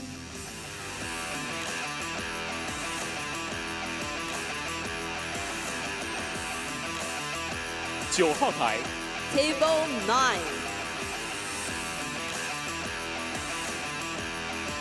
运动员叶建宁来自中国香港。叶建宁 from Hong Kong, China。对阵阿南德拉古万西来自印度。versus Anand Ragvanshi from India。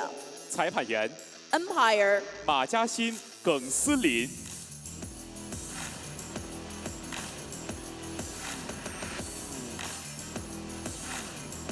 10号台 Table 10。运动员达乌日吉托格托赫来自蒙古。Dawuzi Toktok from Mongolia。对阵瓦拉塔努来自泰国。versus Varatanu from Thailand。裁判员 Umpire 田明鑫、江杰琴。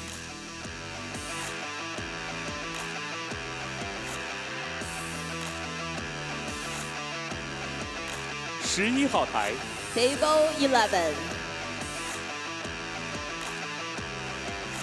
运动员巴森道尔吉来自蒙古。Basan Dorj from Mongolia。对阵达策仁巴图来自蒙古。versus Dat Rumbat from Mongolia。裁判员 Umpire 王琦、张月秋。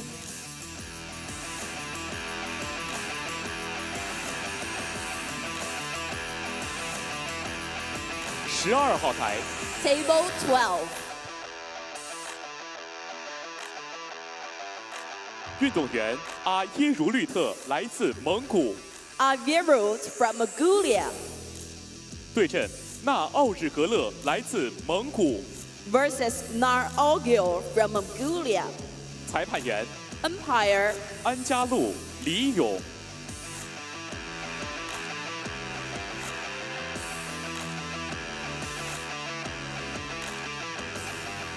13号台 Table 13。理查德·哈里德来自南非。Richard Holiday from South Africa。对阵刘飞来自澳大利亚。versus 刘飞 from Australia。裁判员 Umpire 刘亚楠、刘宇。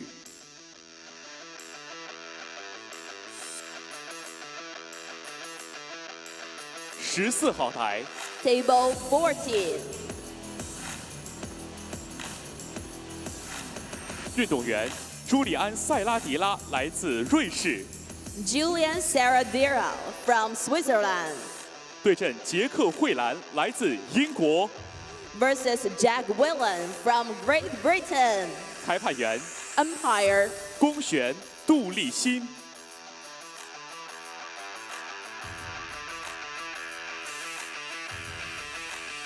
15号台 Table 15。运动员古纳兰来自马来西亚。Gunalan from Malaysia。对阵马塞利诺·里格洛来自葡萄牙。Marcelino Grillo from Portugal。裁判员 Umpire 王文杰、杜环玉。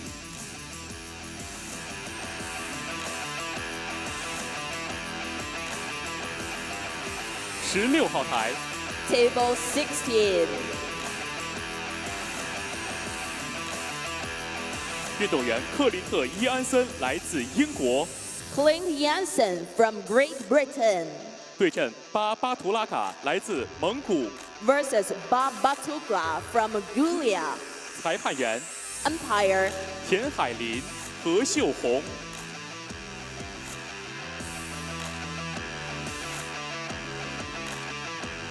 17号台 Table 17。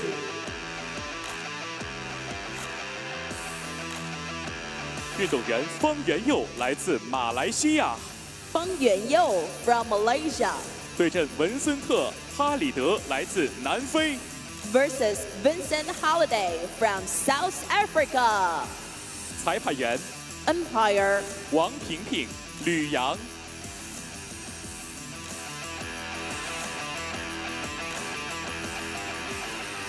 18号台 Table 18. 运动员伊万卡科夫斯基 Ivan Kakovsky 对阵亚历山大祖卡耶娃 versus Alexandra Zukaeva. 裁判员 Umpire 王艺轩、冯雅琪。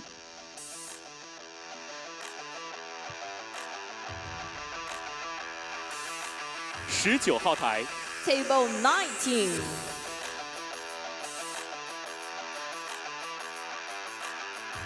布伦特威尔斯来自新西兰 Brand Wells from New Zealand 对阵理查德埃文斯来自美国 versus Richard Evans from America. 裁判员 Umpire 徐小玉、冷书。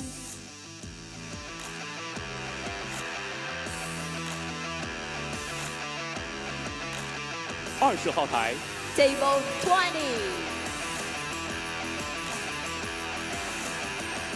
斯蒂芬·爱丽丝来自英国 Stephen Ellis from Great Britain 对阵朱宏明来自中国台湾 versus Zhu Hongming from Taiwan, China. 裁判员 Umpire 刘法恒、匡俊涛。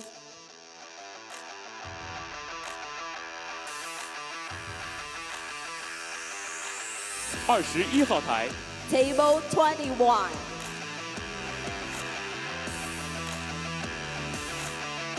乌拉德斯拉夫肖皮克 Vlaslav Šopik 对阵阿伦范科普诺勒来自比利时 versus Aaron van Kopnola from Belgium.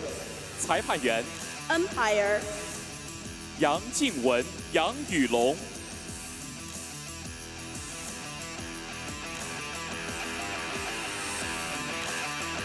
22号台 Table 22.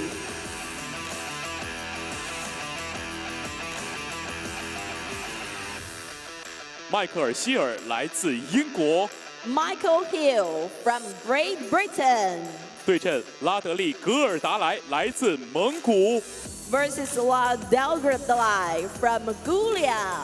裁判员 Umpire 孙奇墨、李亚帆。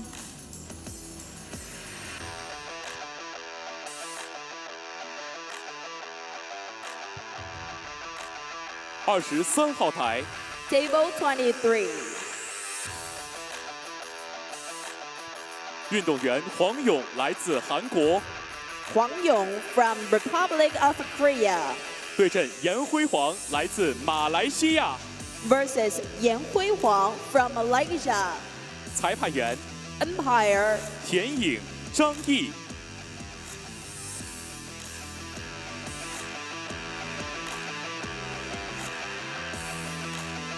TV 1号台 Table TV1.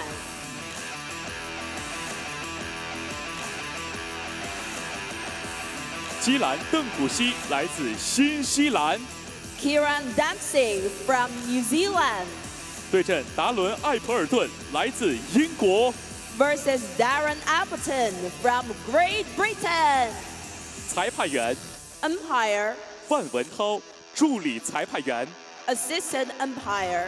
白云佳、李丹阳。 Brilliant competitions are about to be presented. Let's wait and see. 精彩赛事即将呈现，让我们拭目以待。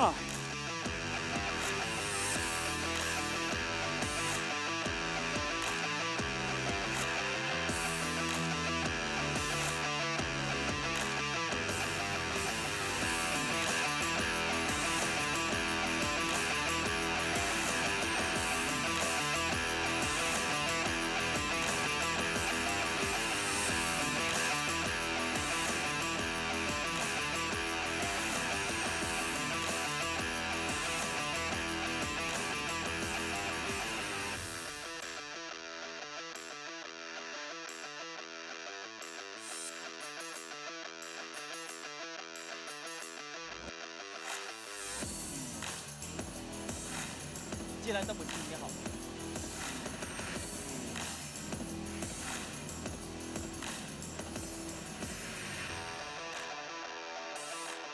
刚刚 Appleton 对你好。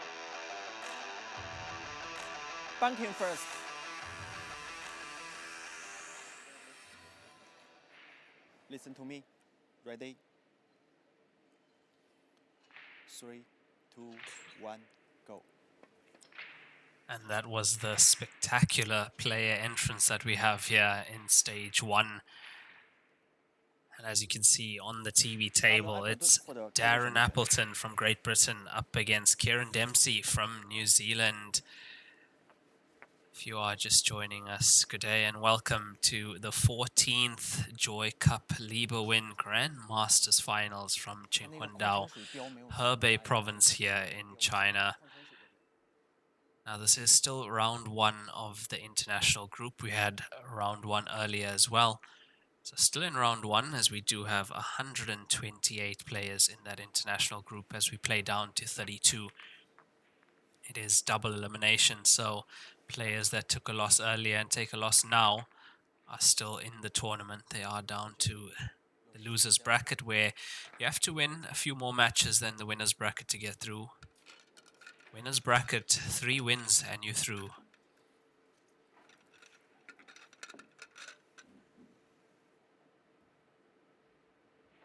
I'm sure most of you watching recognize the player on the right side of the screen in Darren Dynamite Appleton, former world #1 English 8-ball player, 10-ball world champion in 2008, 9-ball world champion in 2012, and Heyball world champion in 2015.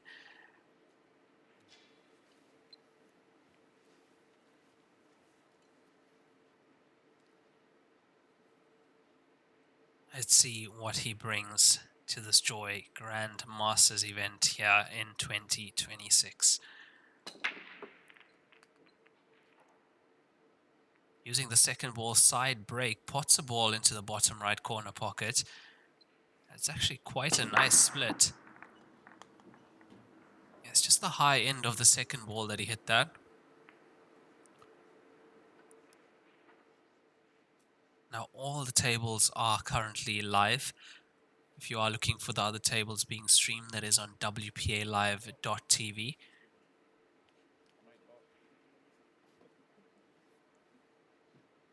Yeah, I think they've just realized that Darren did pot a ball on that break.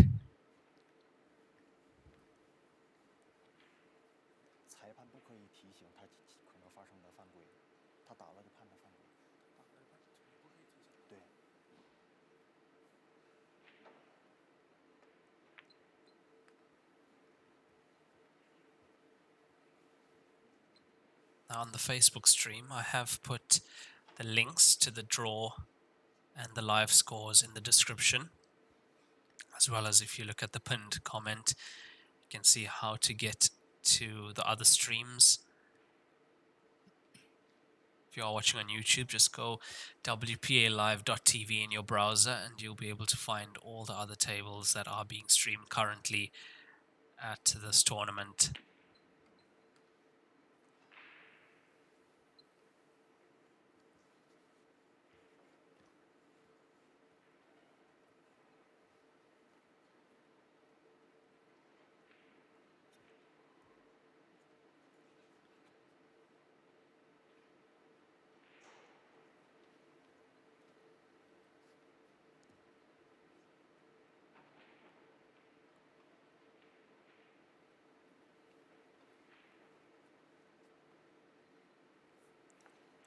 I would say what's slightly tricky here is the transition to get onto the left side of the table to take care of the 2 and the 5 ball remaining on that side.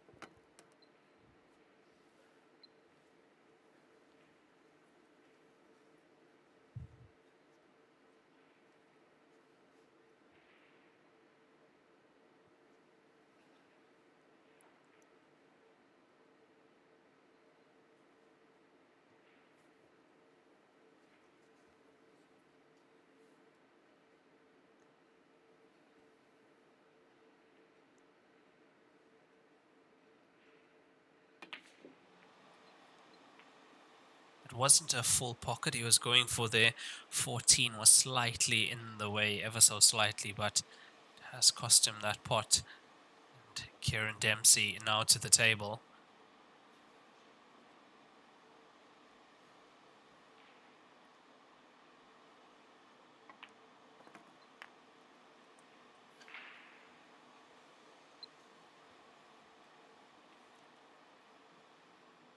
Now Kieran Dempsey, one of those players that have come through the qualifiers of this tournament.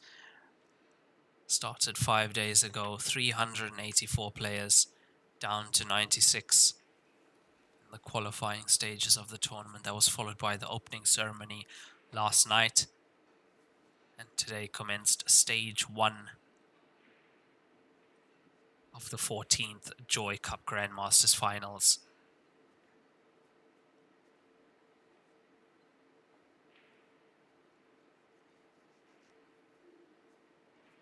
He's taken care of the cushion ball, bottom end of the table on our screen.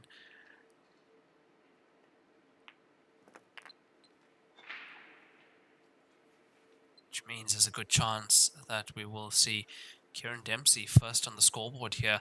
This is a race to 13 alternate break format. And the previous match between Jingi, Boore and Shu Zhenqi, we saw how exciting that alternate break format can get. I mean, it's so important to break in there, otherwise you're giving your opponent a chance to not only get that frame, but get their own break as well. Right behind the bottom left corner pocket, the 13 does pass the 5.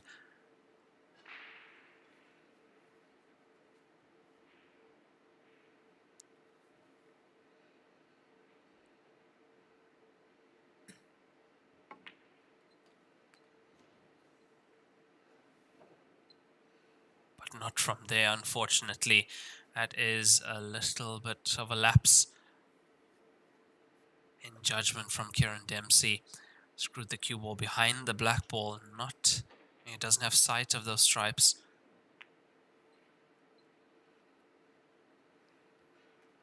It's not a bad result. Block the 1 from going into the bottom right corner pocket.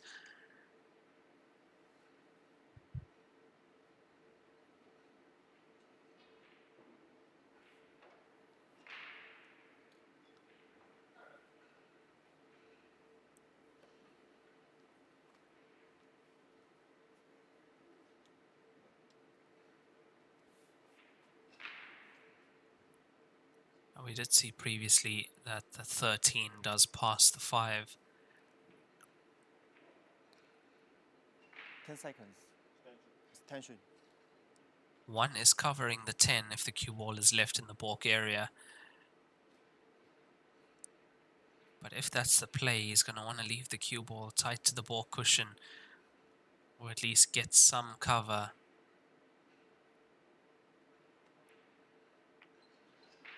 That's the plan. As close to the balk cushion as he can get, but the 13 is open.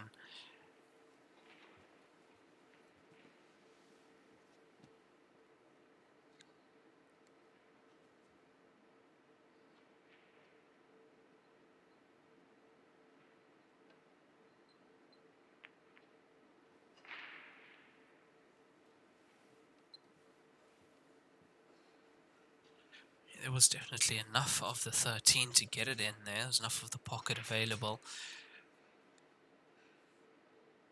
5 in a better position for Darren. However, the 1 still tied up behind the 10.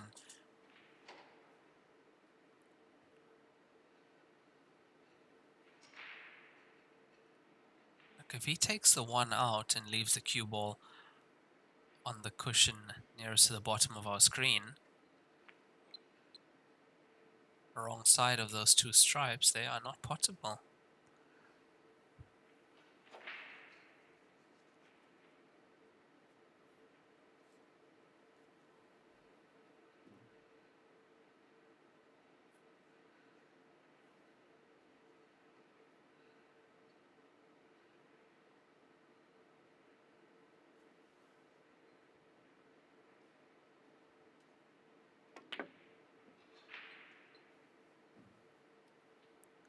Very attacking from Kieran Dempsey. Actually expected that to straighten up after the second cushion, but it didn't.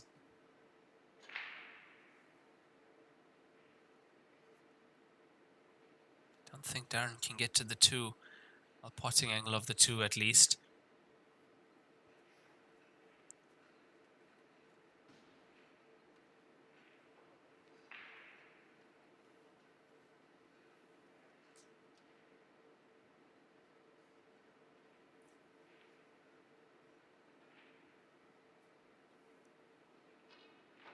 Seconds. Yeah, the referee calling 10 seconds. He has used his extension already. Players get 45 seconds per shot. One extension of 30 seconds in a frame.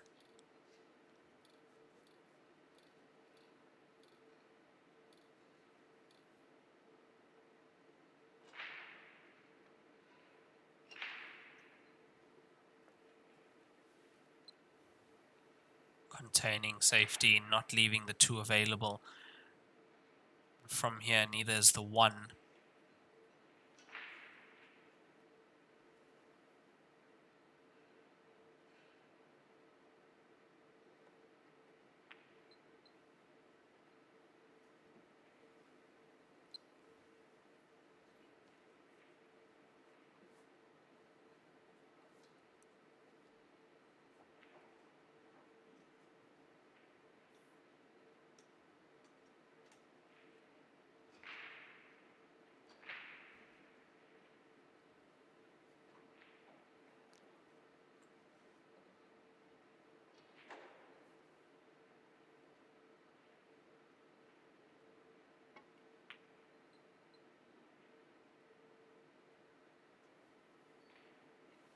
He's gone for the bank on that, but he has left a few options. To me, it looks like the 5 does pass the black ball into the top right corner pocket. And even if it didn't, it was also available into the center.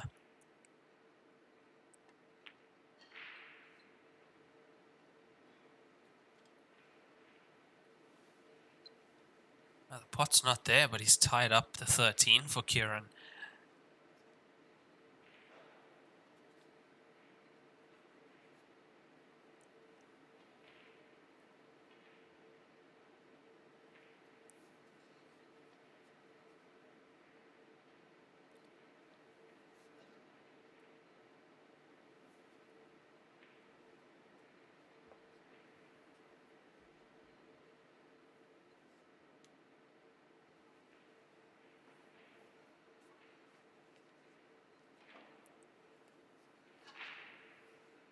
Seconds.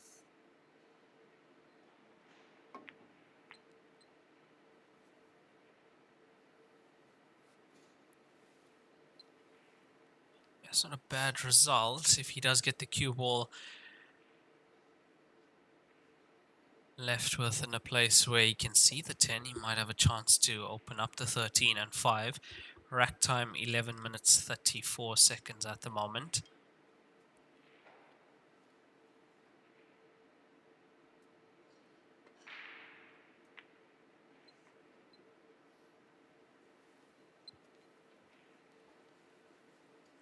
There's that English 8-ball strategy from Darren Appleton.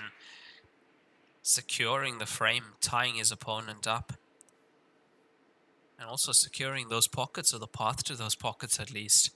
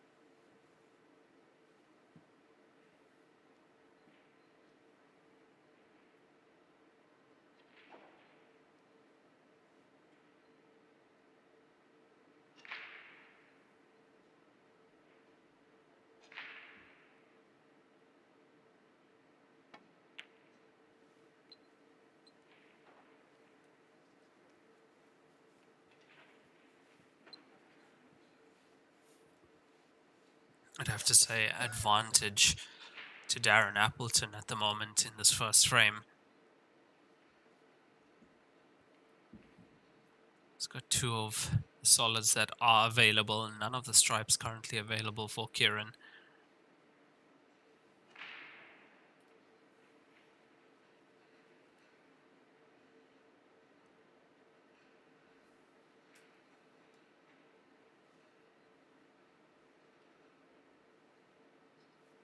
Seconds. 5.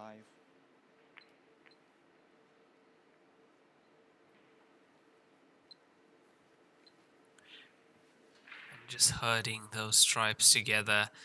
Now both those stripes not available. Referee checking if one of them is frozen to the cushion. No call, so it's not.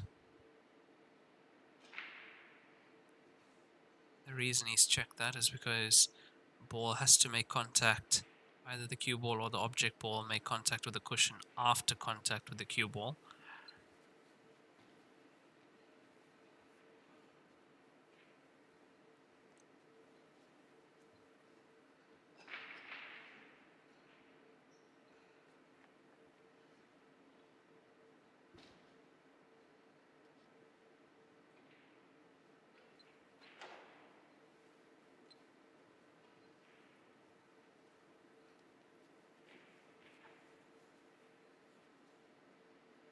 I think the way he's played this, that if Kieran gets the stripe, it's going to open the 5. He's lucky to have not pushed the 13 there.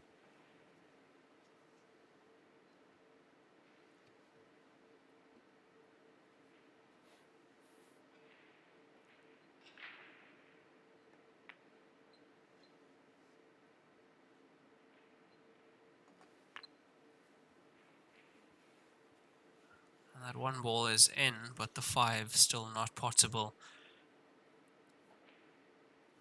So what Darren's going to try and do, he's going to try and force an error from Kieran, or somehow find a way to get the 5 free and leave the cue ball safe, like that. So a replay of that one ball again.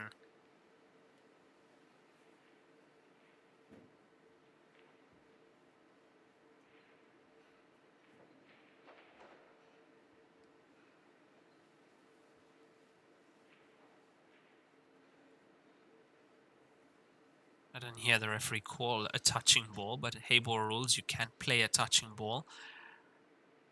And even if the cue ball is touching the object ball, you still have to make contact with an object ball and then make contact with the cushion afterwards. Extension. Extension used now from Kieran Dempsey, so both players have used the extension in this first frame. We must be coming up on 15 minutes plus at the moment.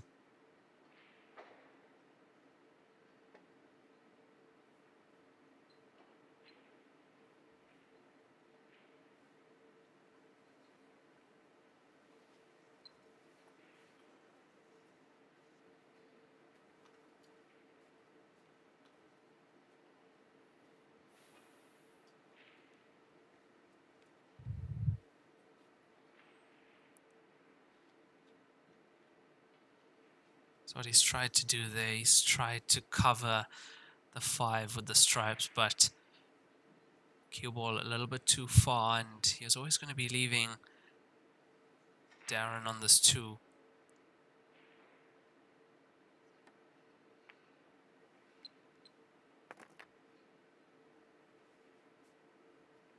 Needs a few rolls more on the cue ball, otherwise he's going to be in trouble. I think he might be good.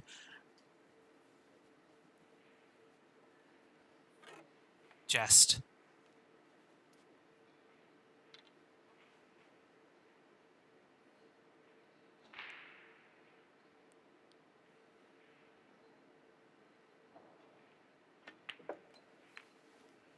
Darren Appleton putting on a masterclass in how to secure the frame.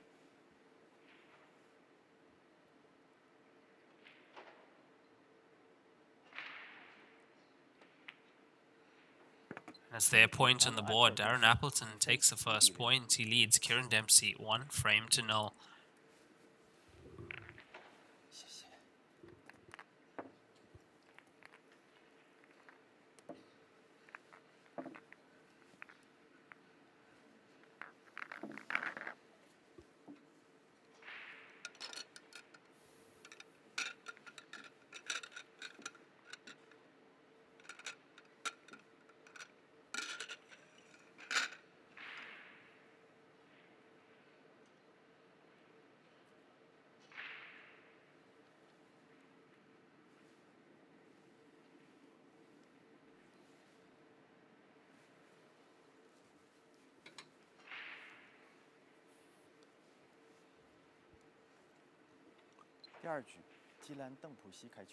Second frame to get underway. Kieran Dempsey to break 1-0 down at the moment on Darren Appleton. This is a race to 13. Alternate break format. I don't see a ball in.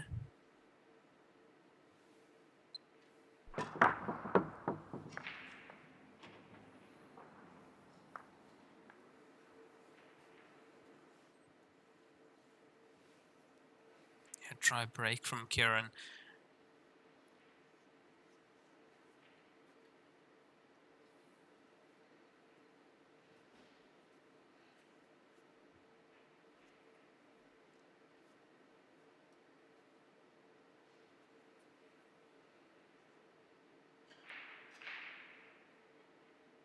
If you look at both groupings, it's the 13 and the 3 bottom end of the table. That is the issue. Solids in play, however.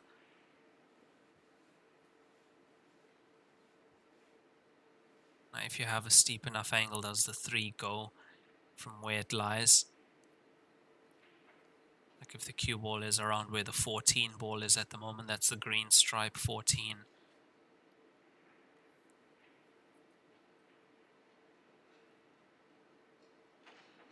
In that line.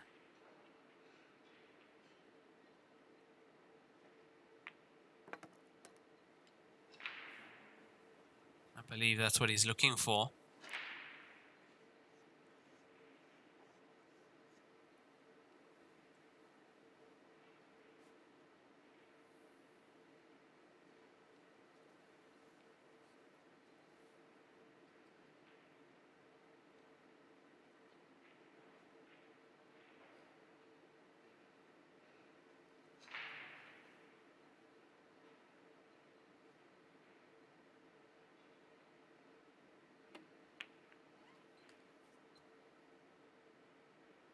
Cue ball heading dangerously close to that left center pocket, and is he on anything? The cue ball travels 2 or 3 rolls less and he's nicely on the 2, even on the 6. He still is on the 6 though.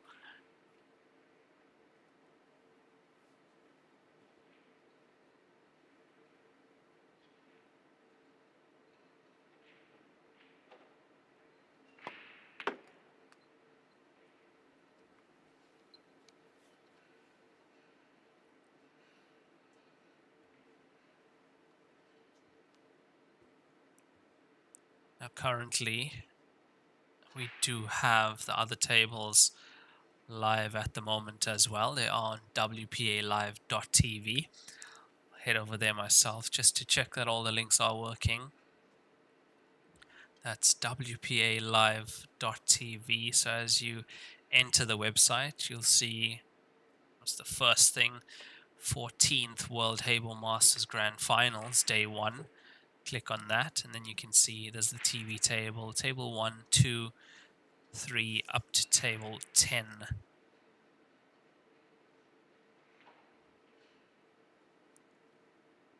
Now with the multi-view feature as well, you can add multiple tables to one screen.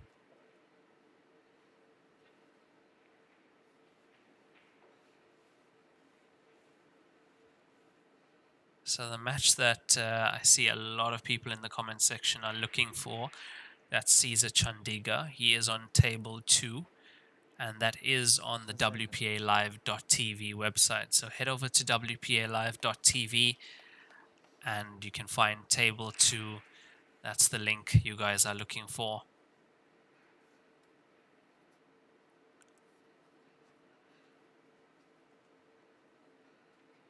Caesar Chandigarh currently 3-1 down against Chang Yu Q.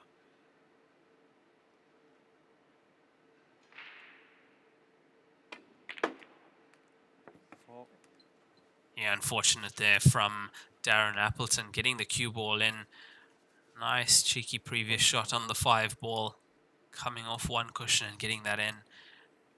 But table over to Kieran Dempsey, ball in hand anywhere on the table. Still 7 stripes left on the table.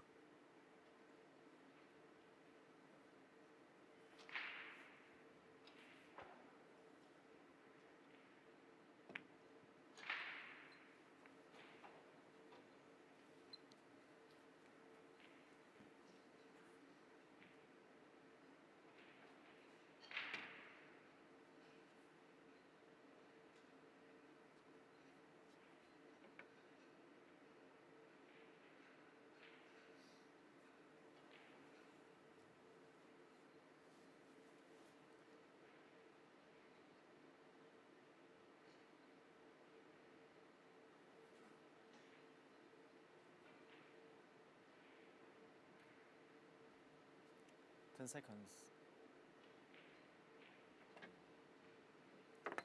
He's clipped the black ball but fouled once again. Cue ball into the center pocket. Ball in hand. Ball in hand once again for Kieran.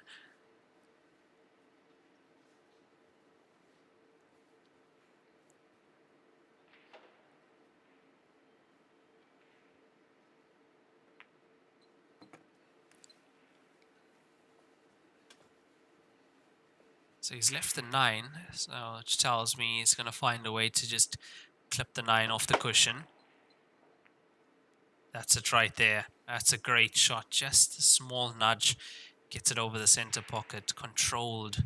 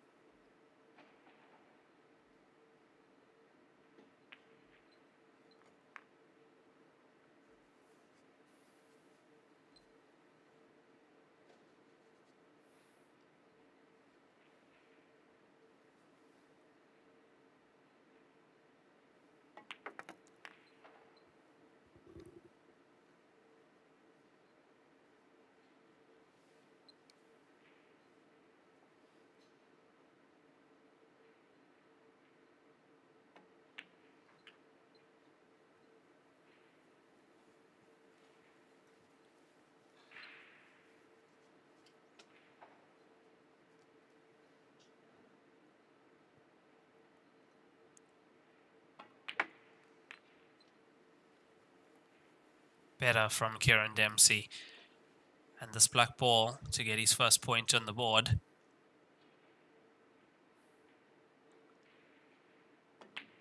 It's there. Score is 1-1 between Kieran Dempsey and Darren Appleton. Race to 13. Alternate break.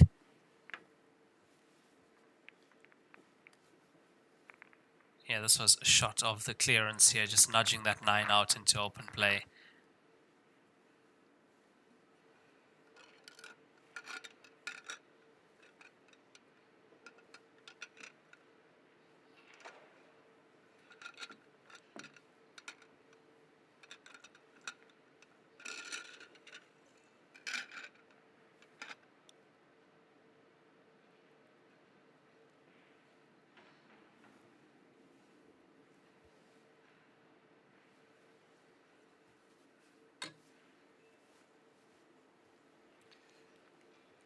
第3局，达伦·艾普尔顿开球。 Darren Appleton to break in this third frame. Score currently all square at 1 each.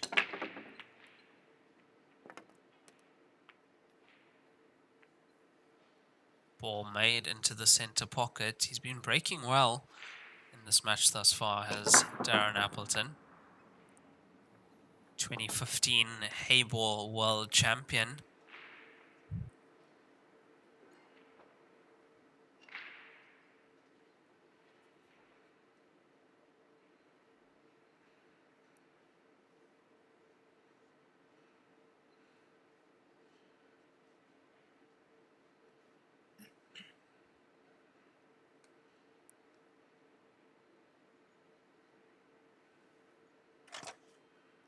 Seconds. You could see he had to slightly swerve around the 3, but you could see how much that actually curved. Just a touch aside and it moved the cue ball that much. That shows you that if you aren't hitting center cue ball and putting a little bit of unintentional side on, that's why you are missing pots on this table.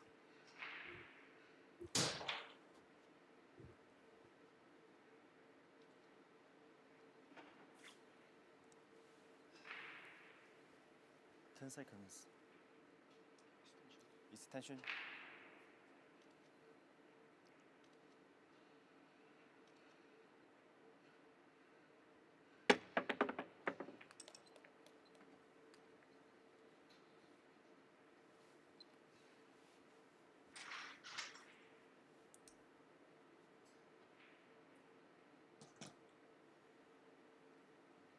Yeah, I had to jump that over the jaw actually to get there.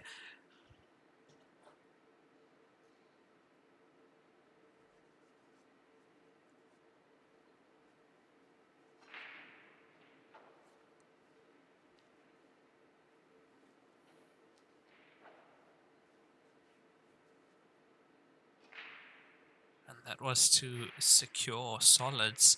He did put a stripe there as well, but because he made contact with the solid first and the solid went in, you are solids. Just like how you can't play a solid and pot a stripe and become stripes, you have to play solid onto solid.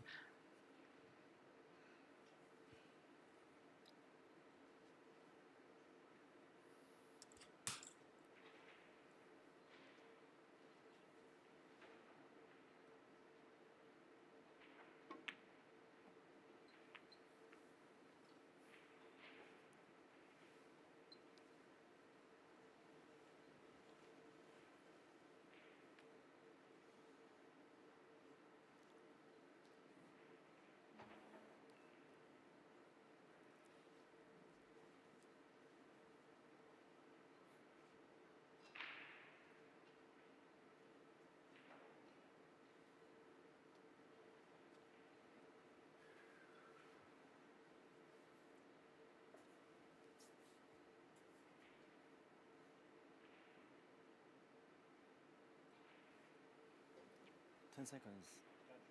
Tension.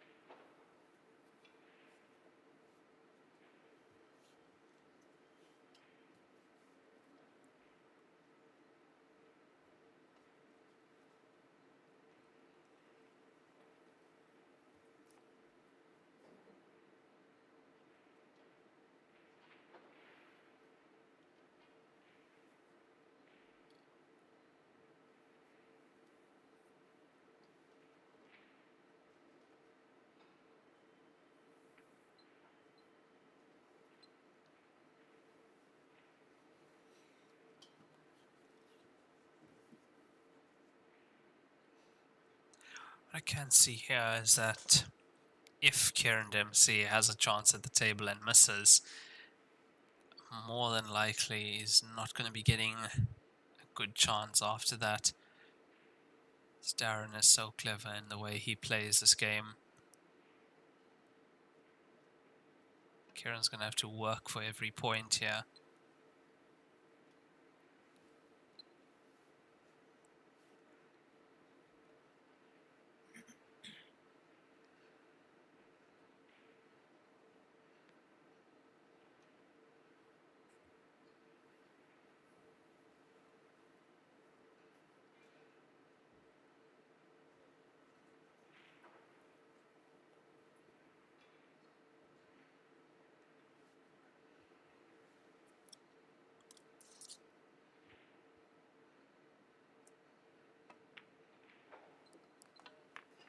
I think he's played onto that problem ball now, which is the 10. It's the issue that I see for him at the moment. Good thing is he has a connect in the 14 down table.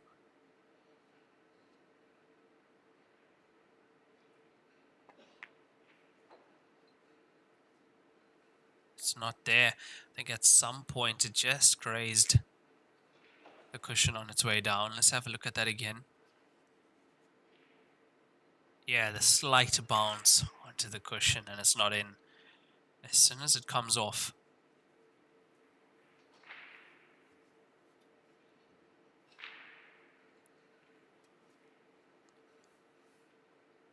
But also purposely played it in a way that he's not leaving anything easy on for Kieran.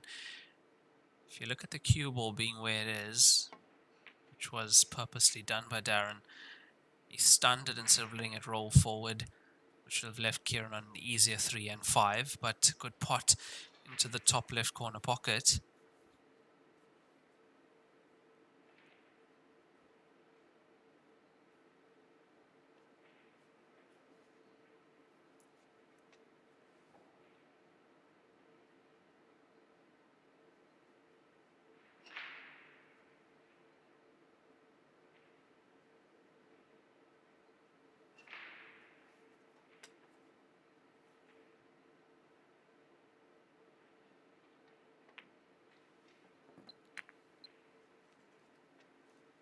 For a second there, it actually looked like it's going to jaw that and it's going to come back out.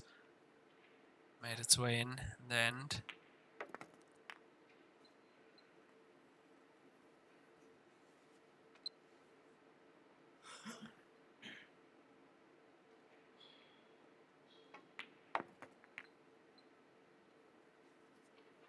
He's played that really nicely, has Kieran Dempsey. And this to take the lead 2-1 up against Darren Appleton in this race to 13.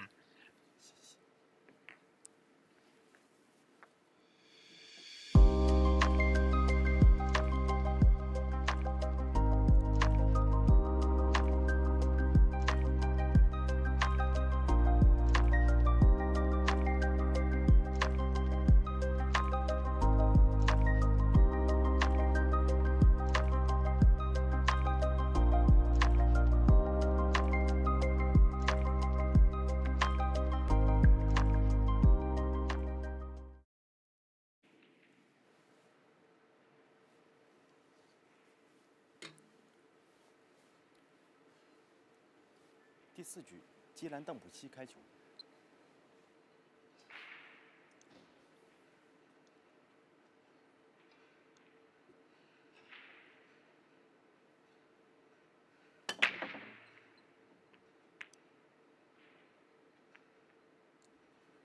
It's made the 7. I think took a few kisses on its way in. Let's have a look at the 7 running around the table. 3 cushions, 4. And just a nudge off the 10 and into the bottom left corner pocket. I think Kieran has also figured out that he needs to go full attack here. Otherwise he's going to be sat in that chair. He's not going to be getting great opportunities if he lets Darren back to the table.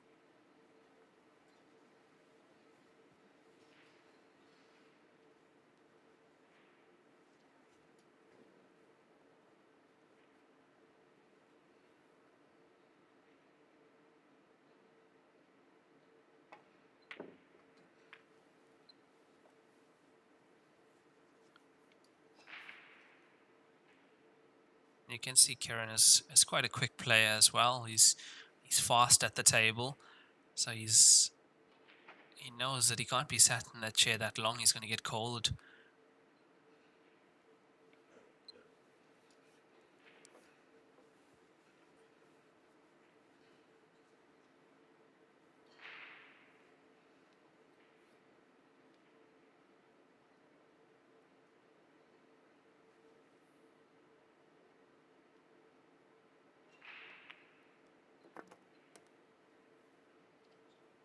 I've watched him play before, type of player that really attacks the frame, goes for anything that's there, and great potter as well, can pot from pretty much anywhere.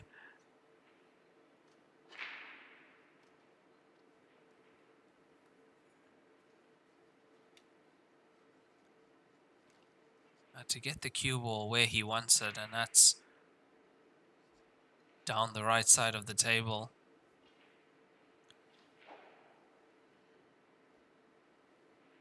See how much he can get out of this angle. That's a little bit far. That is a little bit far indeed. Does the 10 still pass?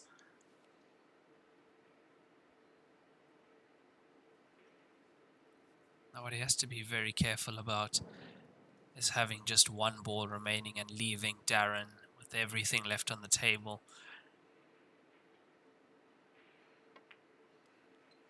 Okay, the 10's there. Where's the cue ball? It's coming around. It needs to move.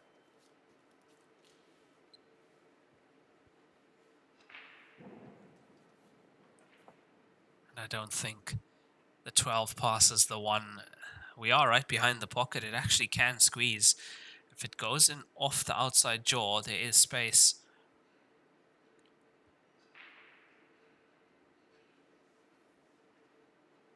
It's right behind it as well. Look, from the pocket angle that we had, it looks like it goes. From that angle.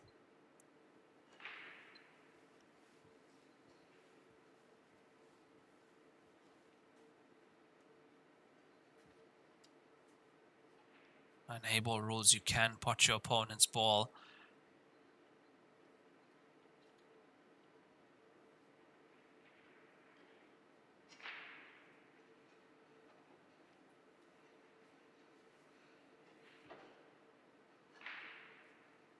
So what you'll see Darren do here, use the 1 to pot the 12, get the cue ball up into the balk area. It's got cover behind the 2 and the 4. 10 seconds. Tension.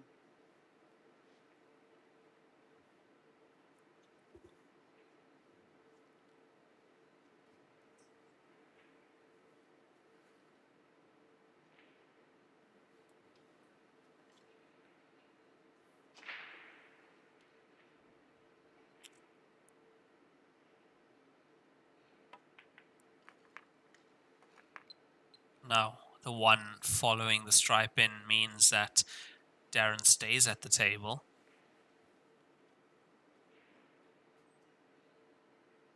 He's actually played that shot too well, played the double drop.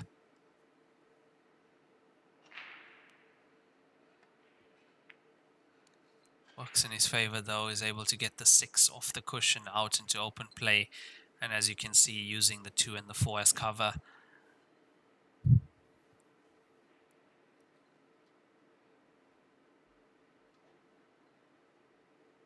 I think full steam ahead into that black ball.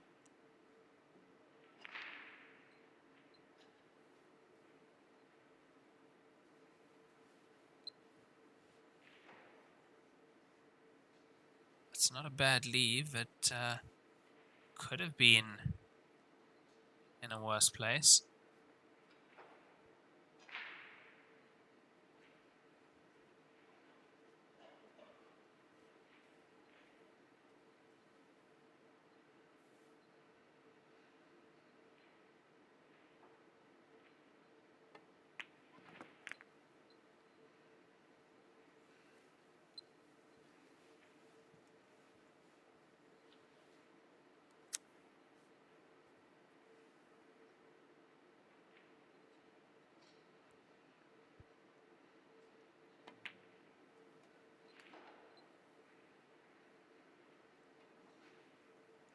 And that's a problem that you have if you clear the table and leave just one ball on the table, or you're on the black ball and your opponent still has all their balls on the table.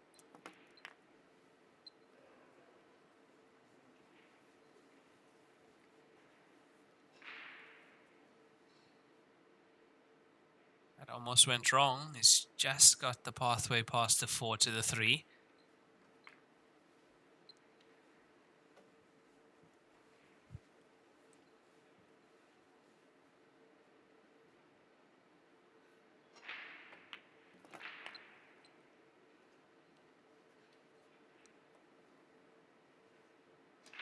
And although Kieran almost made the clearance, it's going to be Darren Appleton who pots the black ball and makes it 2-all in this race to 13.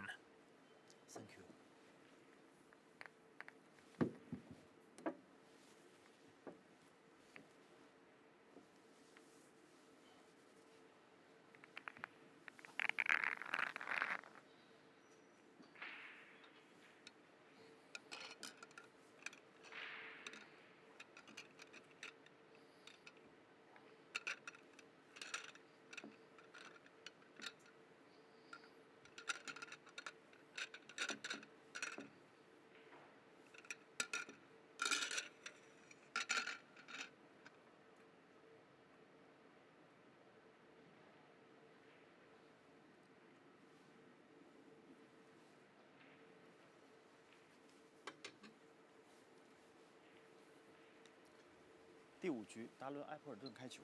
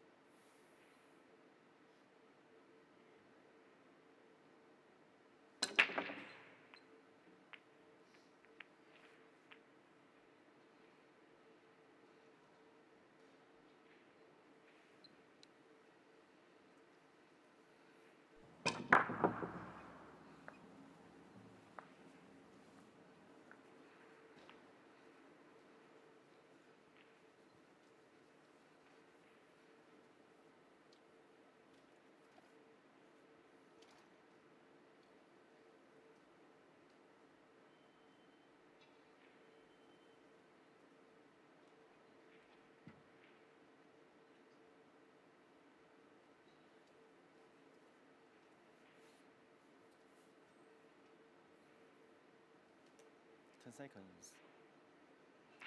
That try break from Darren Appleton brings Kieran Dempsey to the table. Jump shot to try and get the 7 in. It's not there, which means easy opener for Darren Appleton if he wants to take solids in this frame.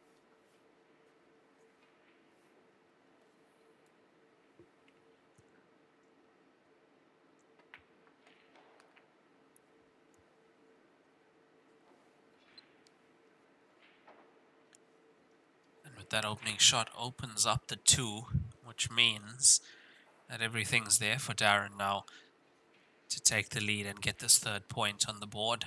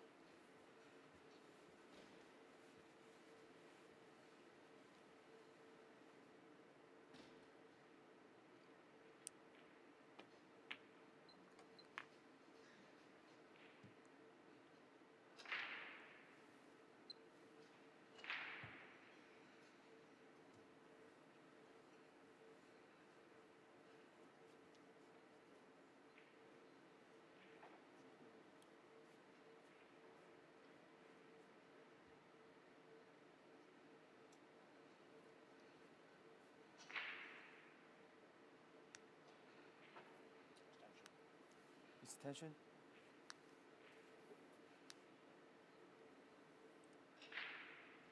Has to get the pace right on this next shot. Coming around the angles onto the 3. It looks good. It looks good. He's going to leave himself slightly high on the 3, which is what he wants. Doesn't even need straight is fine. 3, 2, 1.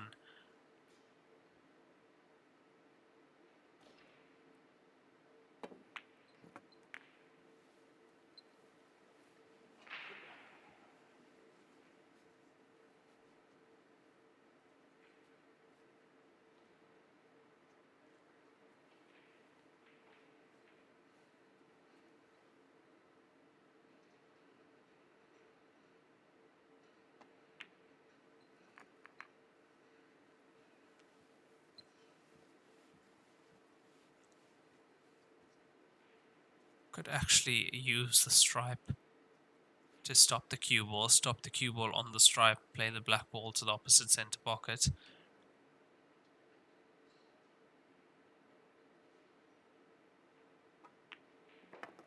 Didn't want to risk that, unfortunately, because there is enough space for the black ball to get past the stripe into that center pocket. And it's there. Darren Appleton takes the lead 3-2 up against Kieran Dempsey in this race to 13.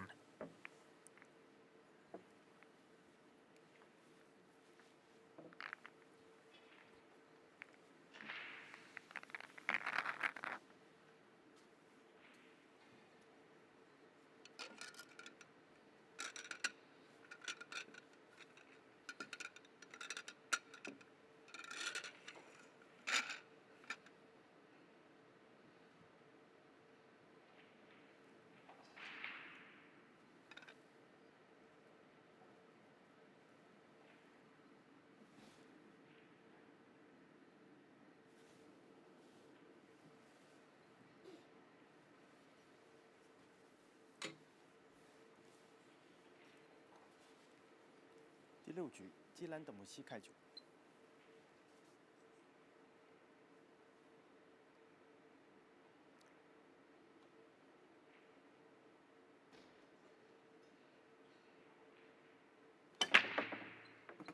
4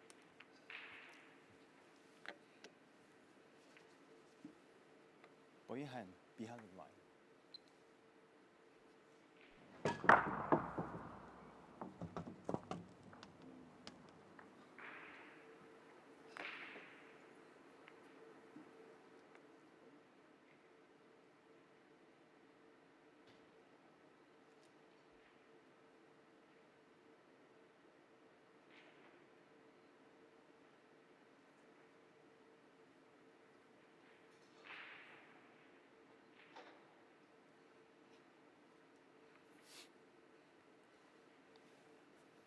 Seconds.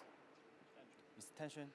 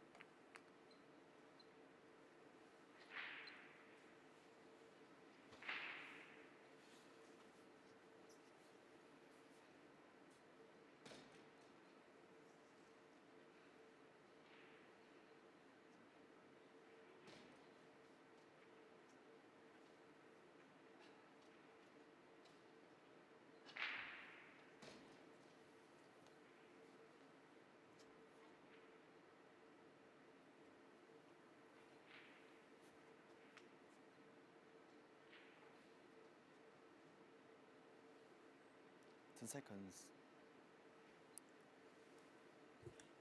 5.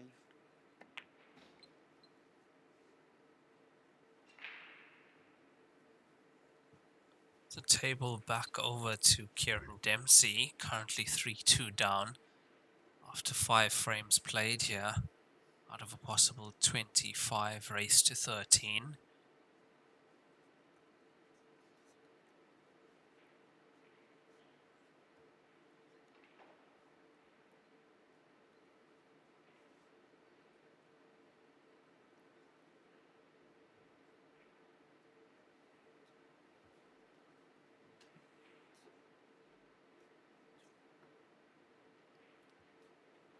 Yeah, but I feel he needs is a break and run, try and make a rack and run after that, get some clearances on the board, and that'll help him build some momentum in this match. It's going to be tough,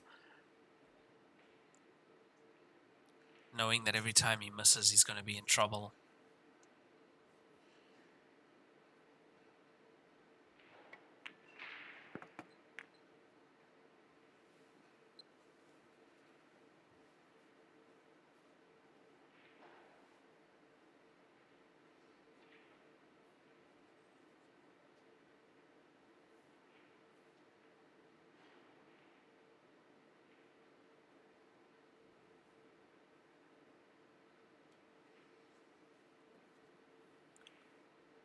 I feel as a player that's also going to weigh on your mind quite a bit.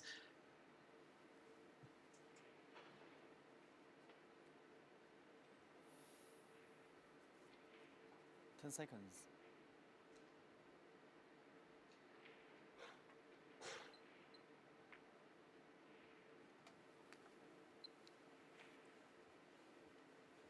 Something a bit different playing against a player who punishes you for your mistakes, not only in clearing the table, but letting you back to the table but not giving you a shot. Doing that consecutively until they are able to clear the table.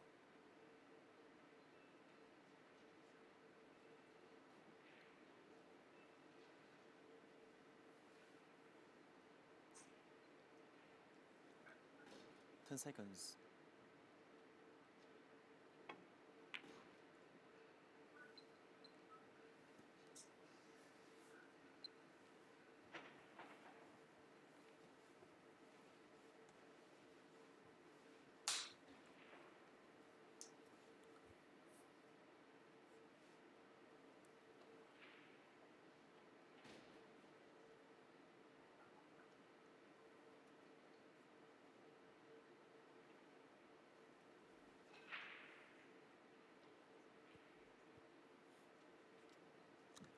Now, if this pattern continues in this match where Darren's able to come to the table and control the frame, I think slowly but surely he's gonna creep away. 5, 4. No extension, that's the referee counting down.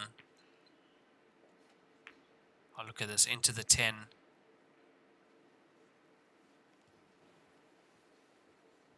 Well, into the 110. Touching ball. And touching ball on the 10. Now in Heyball rules, you can move a touching ball. Of course, not a push shot, but you can play a glancing shot on the touching ball.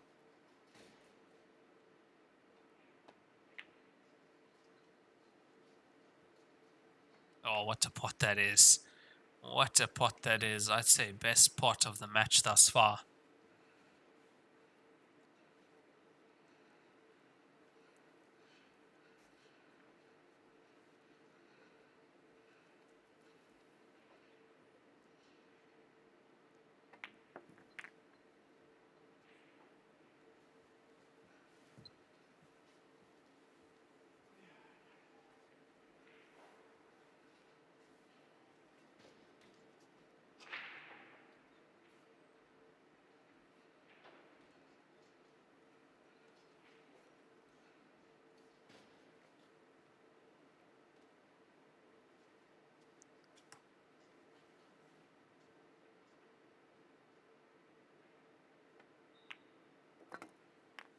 Now I didn't have the angle to get above the black ball to play it into that center pocket, so he's going to have to take it to the top. I'll be interested to see how he plays this where he leaves the cue ball. I thought as much. Tight onto the 3. Well, tried to get it tight onto the 3.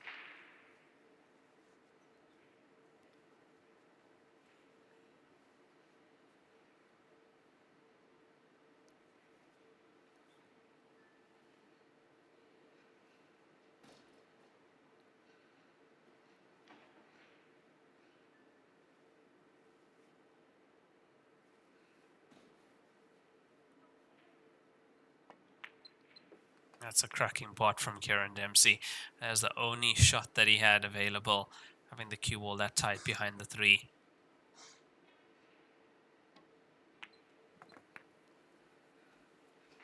And after that pot on the 7 deserves to get this frame on the board. The only thing Darren could have done differently was get tight in behind the 3, put the cue ball right on top of the 3 ball, not allowing Kieran sight of the 7. Surely now Kieran Dempsey is going to get his 3rd point. It's there, we're all square. 3-all between Kieran Dempsey and Darren Appleton in this race to 13.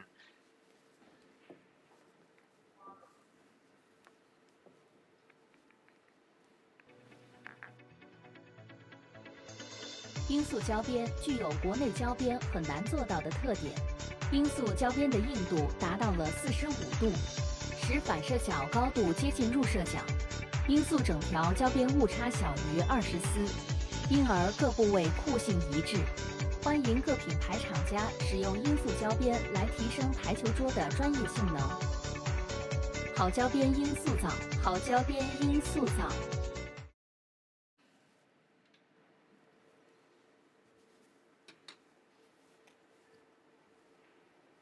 第7局，达伦·艾普尔顿开球。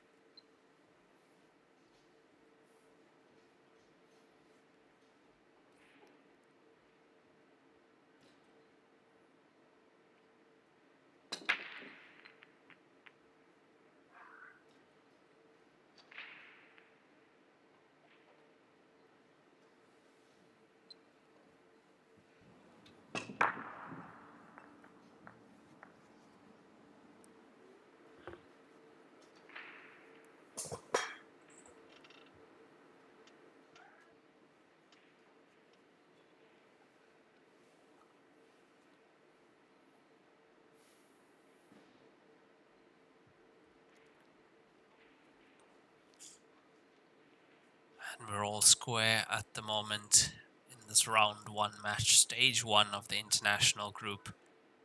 128 players down to 32 here at the 14th Libo Win and Joy Cup Grandmasters Finals, live from Qinhuandao, Hebei Province in China. On the TV table, Kieran Dempsey from New Zealand goes up against Darren Appleton from Great Britain.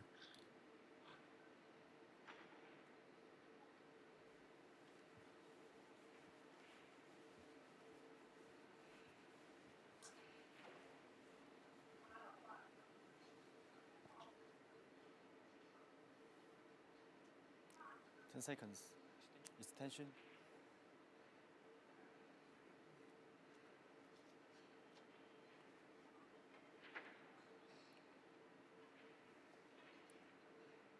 So in almost every frame that Kieran has lost, he's actually made the clearance first, well, gotten down to his last ball or black ball. And once he let Darren to the table, it was his frame no more.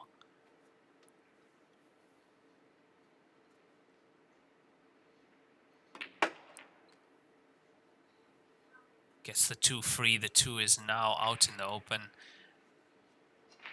And there's a great chance for Kieran to get his 4th point on the board.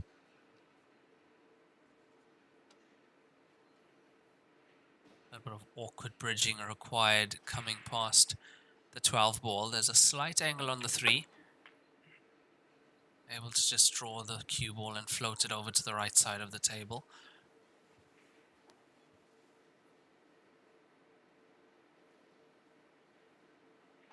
It's a small gap he's playing for between 14 and black ball.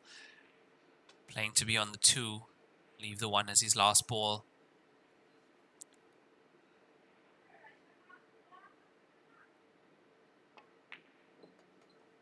And I think he's good.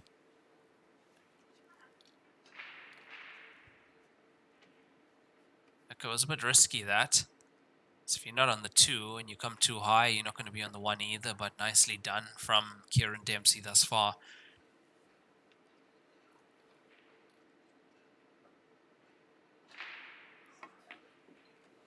this is exactly what he needs to gain some momentum in this match. 4th point on the board for Kieran Dempsey. Quickest frame of the match thus far. Kieran Dempsey leads Darren Appleton 4 frames to 3 after 7 frames played.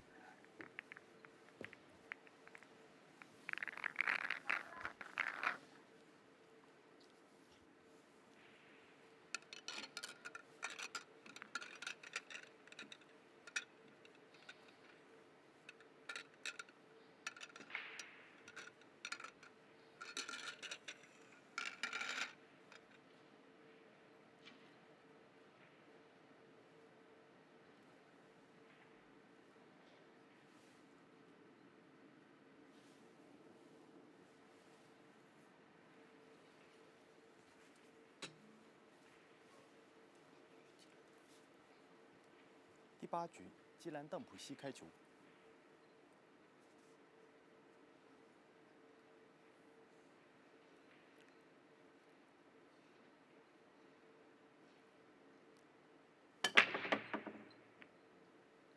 哦。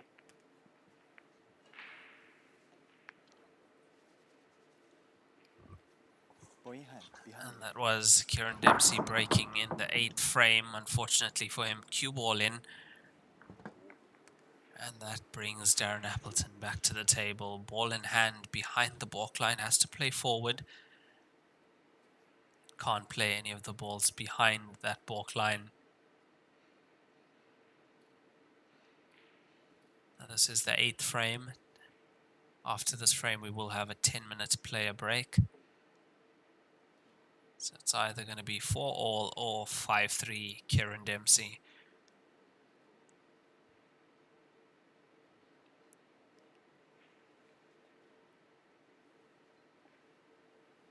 Ten seconds. Extension.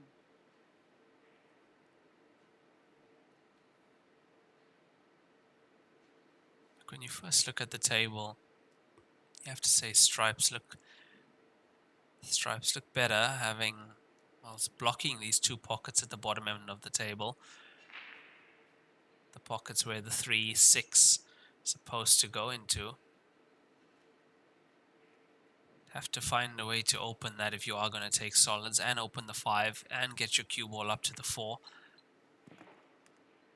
Then again, Darren Appleton, he's not usually looking for 1 visit clearance, he's looking to secure the frame.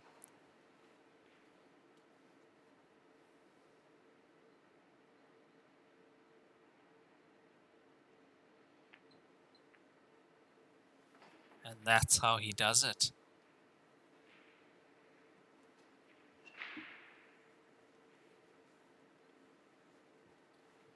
Yes, that's a big difference in the way you view the table as well, whether you're looking at the table as a 1 visit clearance table, which most of us try and look for, or you're looking at the table as, how do I secure this frame?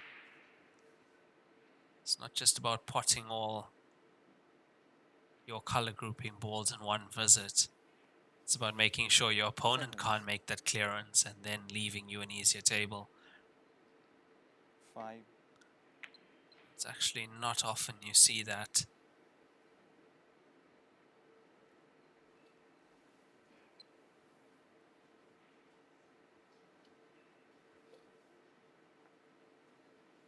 For example, if there was a way to get that bottom right pocket as well for Darren, be trying to get that.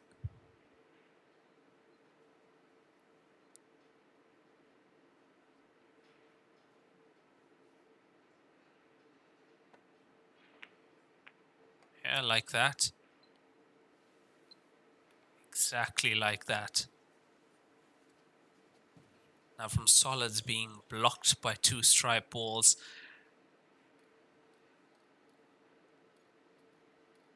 now those solids are available into those bottom corner pockets.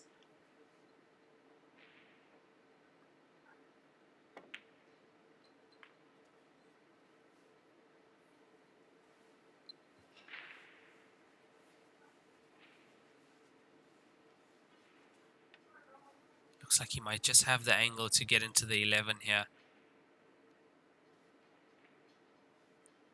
Thing is, with a cannon like that, you are relying on a little bit of luck, because pushing it down towards the pocket doesn't really help you in this case. You need it away. At the same time, you need to try and land on something.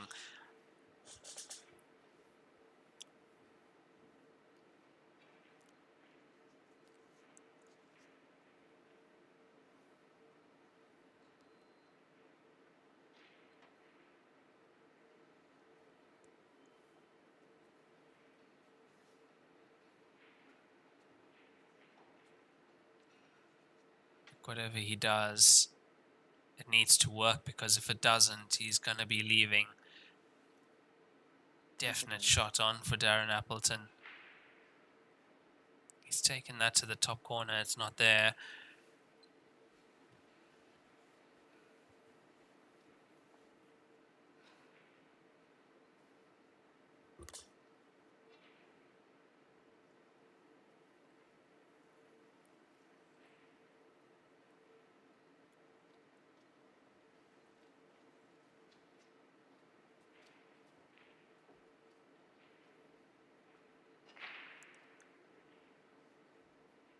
Looks like the 7 not available into those top corner pockets on the side of the table. 10 seconds.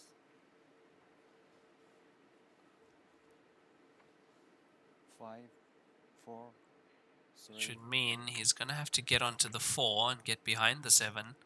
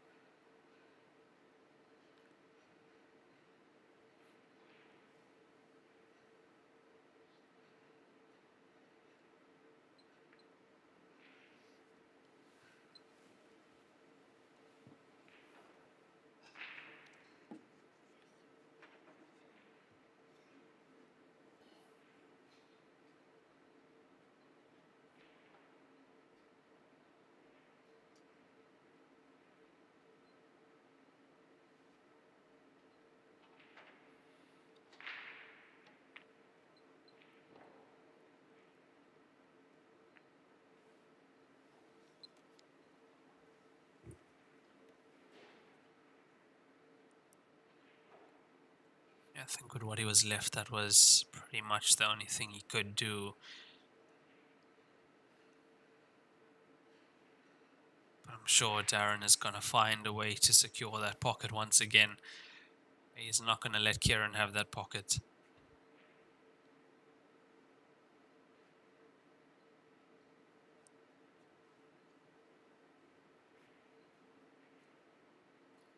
Just too good at the tactics, as Darren Appleton, as a reason, was the former world #1 English 8-ball player.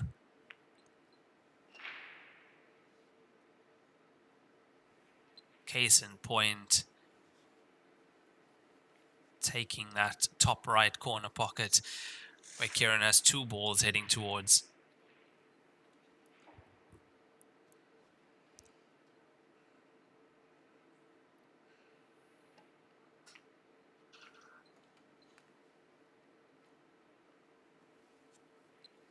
See Kieran playing a similar game now, trying to secure those pockets.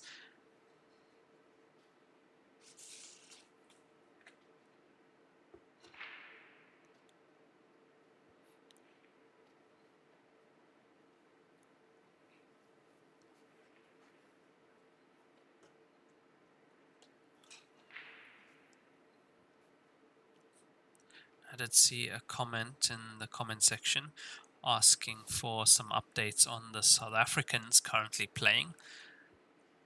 I do know we have a few. The Halliday twins are currently playing as well. Kyla Kalu, Marina Jacobs. Let's have a look at the live scores quickly.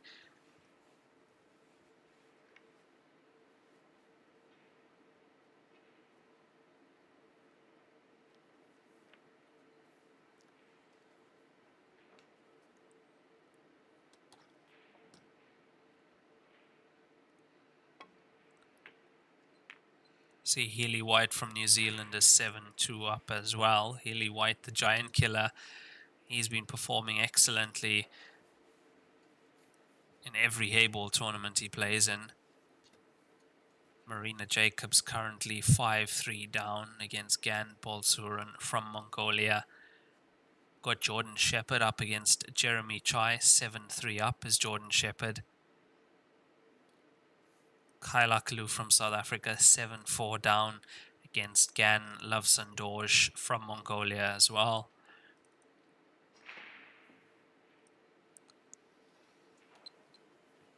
Richard Halliday from South Africa, 5-4 up against Liu Fei. Jack Whelan is down 5-3 against Julian Seradilla. Vincent Halliday down at the moment, 5-3 against Hyung Yuan-Yu.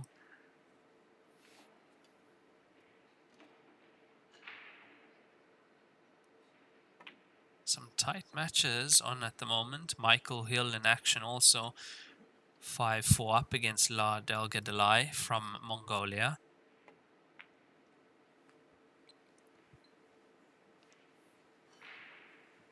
Stephen Ellis in action also, 6-4 up against Chu Hung Ming. And these are all race to 13 matches on at the moment. Now, being the first round, none of these players have taken a loss yet. This is still the first round of the double elimination phase of this tournament.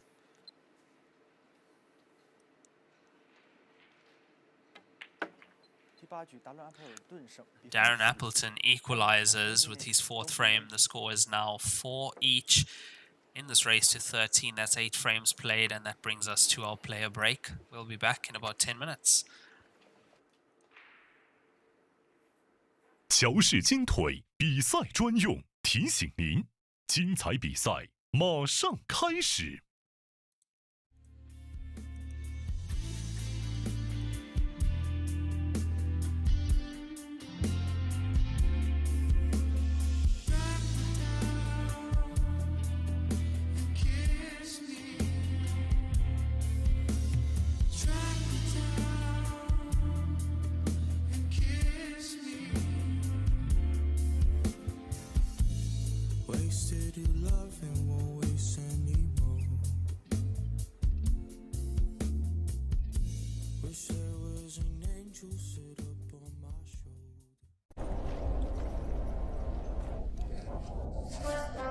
俺老孙啥功名不要，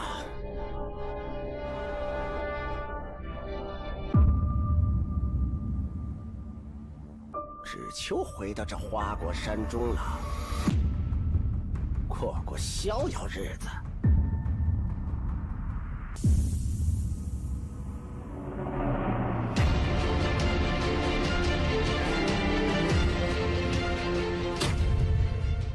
天要求杆，化一切为可能。超级蓝钻皮头职业版，采用进口头层水牛皮，韧性好，弹性持久，颗颗精选，粒粒碾压，严格质检，世界职业球员必用的皮头，超级蓝钻，祝您夺冠。罂粟胶边具有国内胶边很难做到的特点，罂粟胶边的硬度达到了45度，使反射角高度接近入射角。罂粟整条胶边误差小于20丝，因而各部位酷性一致。欢迎各品牌厂家使用罂粟胶边来提升台球桌的专业性能。好胶边罂粟皂，好胶边罂粟皂。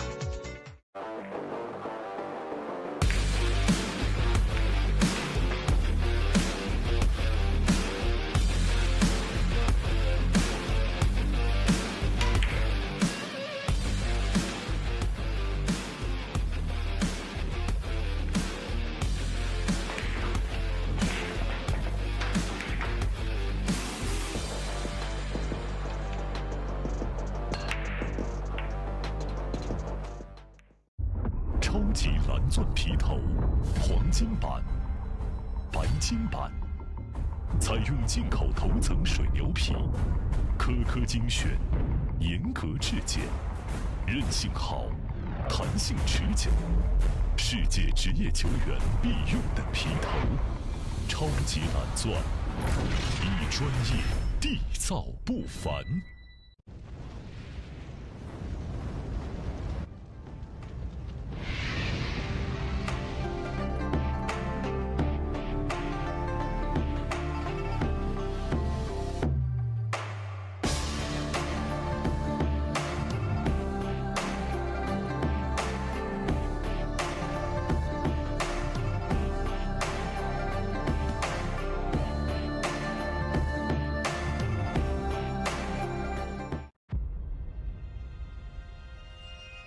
一点是聚焦、沉淀；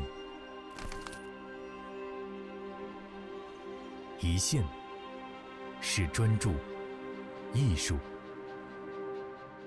一面是缜密、智慧。方寸间雕刻，毫厘间镶嵌。成木质之美，雕琢洞天，与腾龙之势，巧思匠心，以点线面，以小现大，步步为营，丝丝入扣，毫厘间不失方寸，握度间尽长天地。龙晕而起，潮流之势，包罗万象。独蜘蛛，匠心之作。今天给大家推荐一款非常好的台泥 H153，这我自己用了1年多的台泥，汗毛量80%，手感特别细腻，走位很平稳。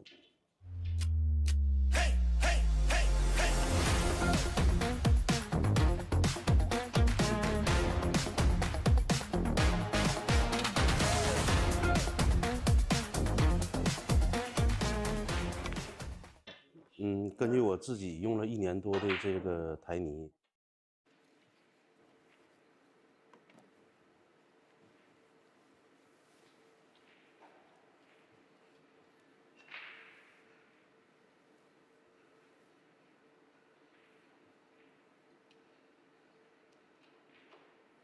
暂停结束，比赛继续。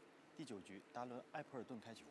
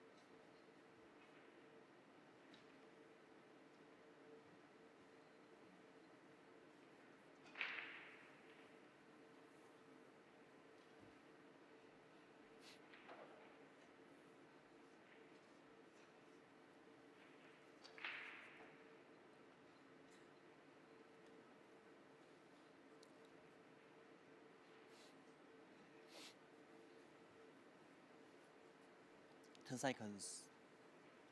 It's Attention.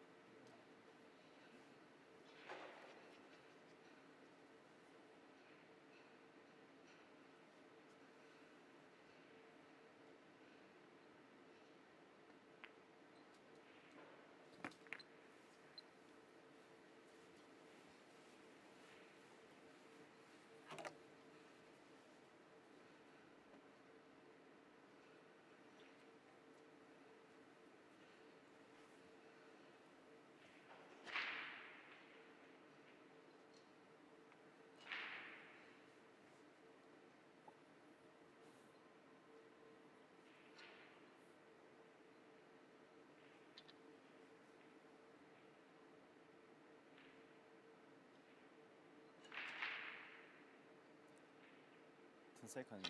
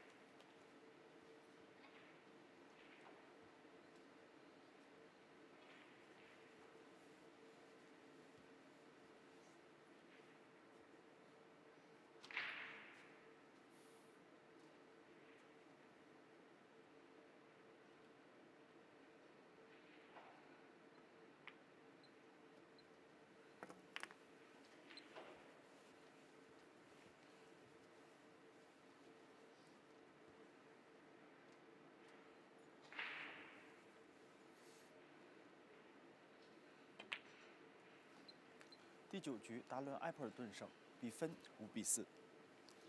Thank you。Good day, everyone.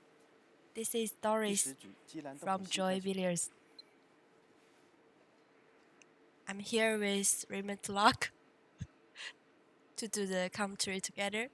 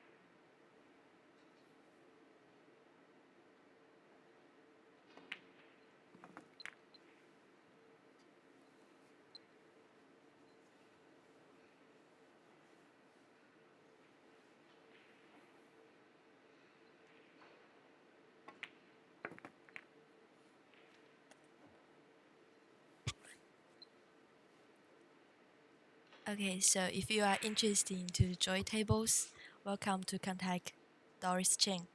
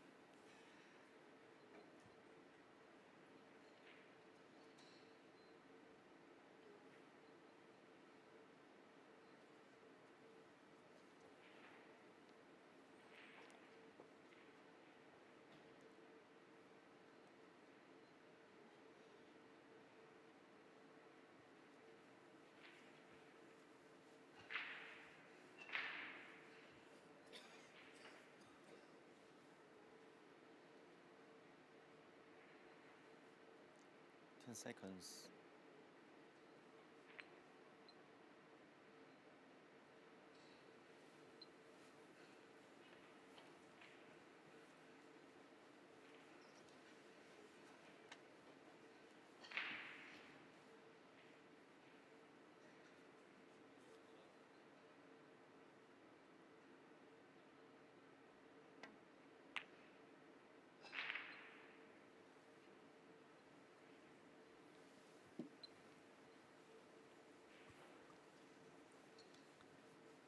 And we are back with a score 5-4 in favour of Darren Appleton from Great Britain over Kieran Dempsey from New Zealand. This is a race to 13. And on the mic you would have heard Doris Cheng, sales representative for Joy Billiards. Now, if you are interested in purchasing one of these beautiful Joy Q8 tables, you can get into contact with Doris Cheng. You would see her sharing a lot of Joy posts all over Facebook, and she is available on Facebook as well. So contact Doris Cheng to get one of these tables delivered anywhere in the world.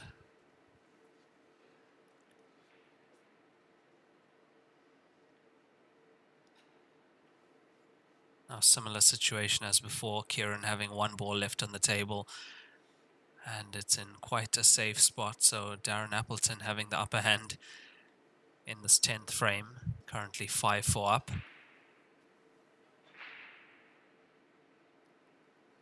10 seconds.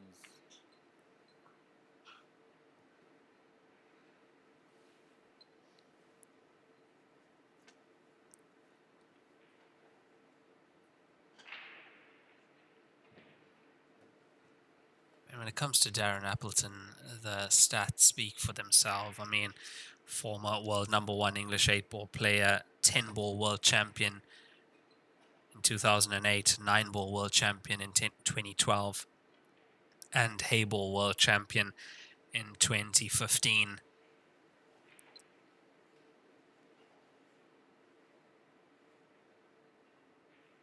Runner-up twice also for the English 8-ball title, world title, and that is Darren Appleton for you. Master tactician.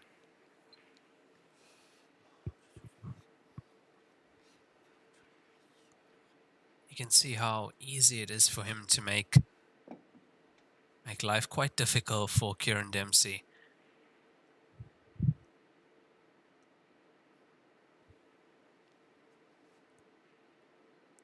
That's Kieran with the jump cue. That's quite a close jump, having the cue ball that close to the 7. And unfortunately for him, into the 7. That's a foul, ball in hand. That's exactly what Darren would have wanted.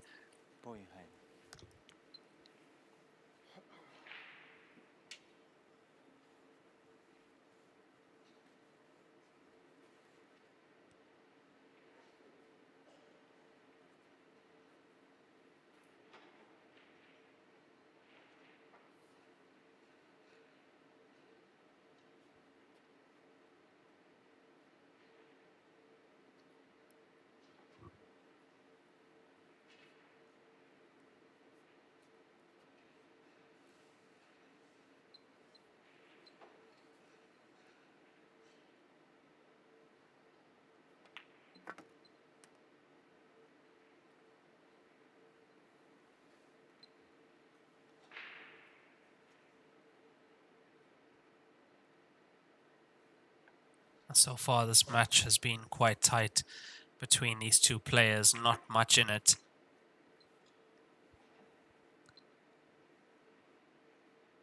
But if Darren gets this point on the board, he's 2 in front of Kieran.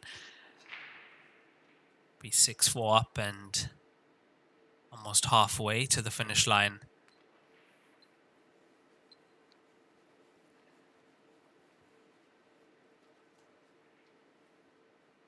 Even that shot played that really clever to get the cue ball free of the 15 and also to just push the 15 slightly higher up the cushion.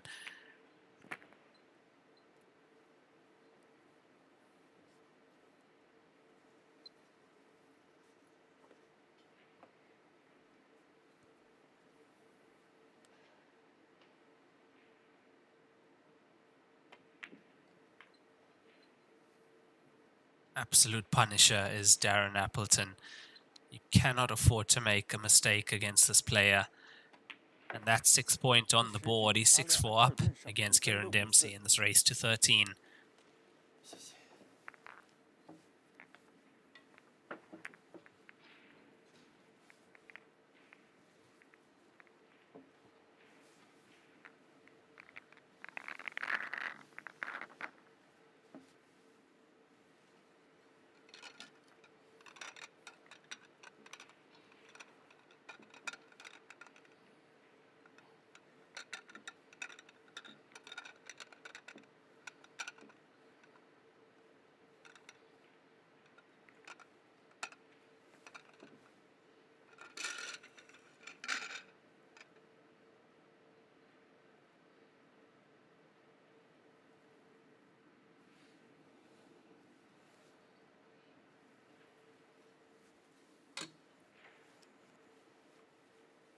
第11局，达伦·艾普尔顿开球。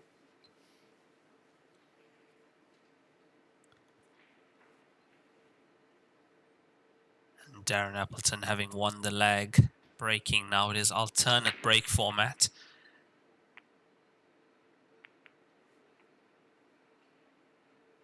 That side break into the second ball, high on the second ball, was working. This time actually caught the bottom of the first ball.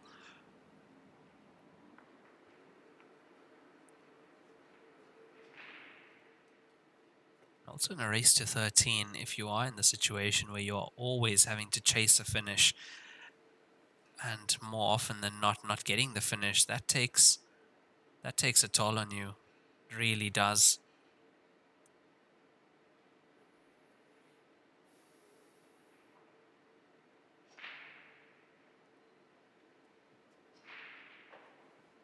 10 seconds. Tension.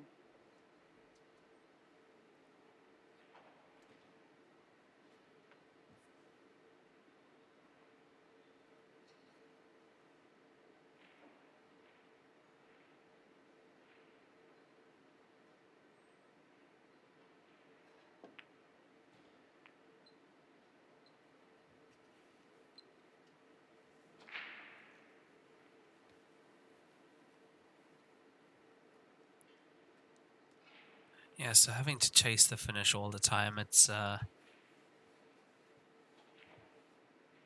quite energy draining, and that's what Kieran Dempsey is having to do at the moment. He's chasing, knowing that he makes one mistake and he's being punished for it. It's a tough one, I have to say. It's not easy.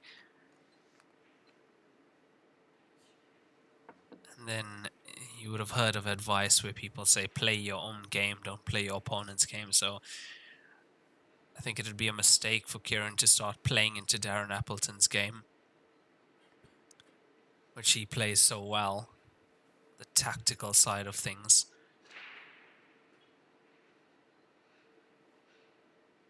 So in a situation like this, maybe try and secure the frame from the beginning.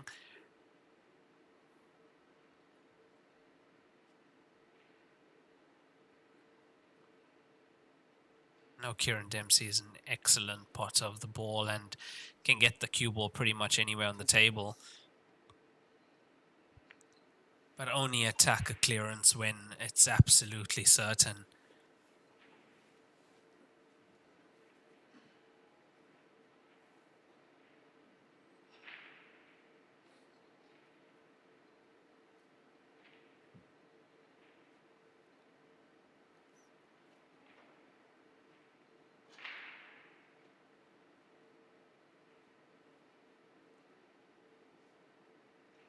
I think the reason that you see Darren going for that side break second ball is because usually with that break you do see a few more clusters on the table, and in doing so he's not leaving a wide open table for Kieran. He knows Kieran Dempsey can pot the balls. He knows that if he leaves it open he's going to make the clearance. So I feel that's his way of controlling the game from the break shot. That's exactly what he's doing.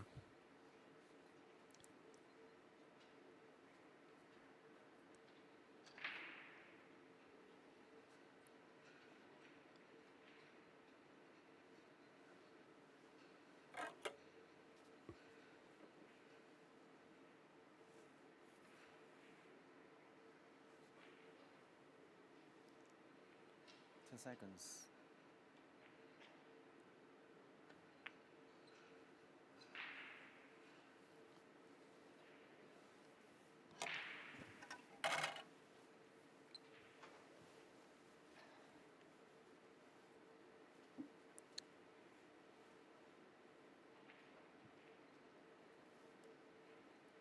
I really don't know what's the way out for Kieran Dempsey. I'm trying to put myself in his situation. If you are playing a player who's so tactically sound and Darren Appleton,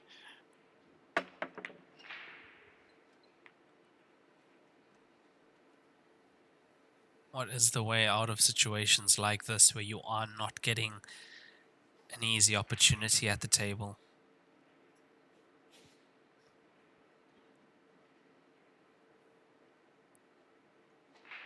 In a race to 13, you can't be chasing the clearance for 25 frames.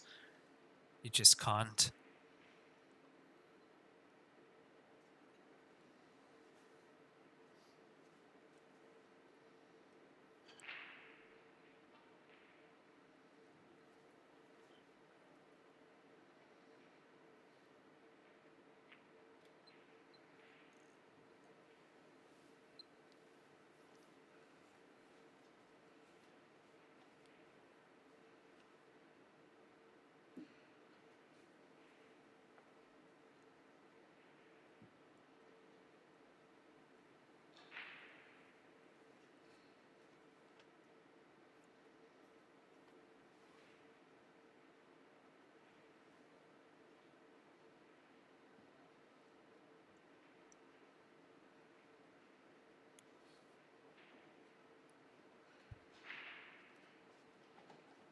I see carbon fiber in his hand. That's the jump cue. 10 seconds. Gets it. At least his 13 should stay by this bottom left corner pocket. It does.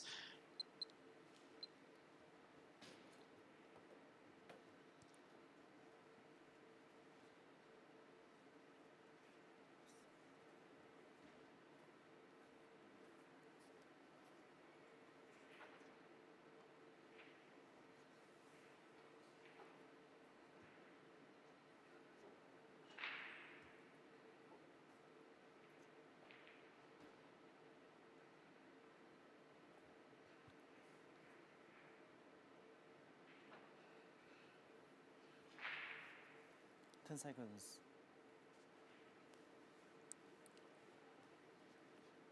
5, 4, 3, 2.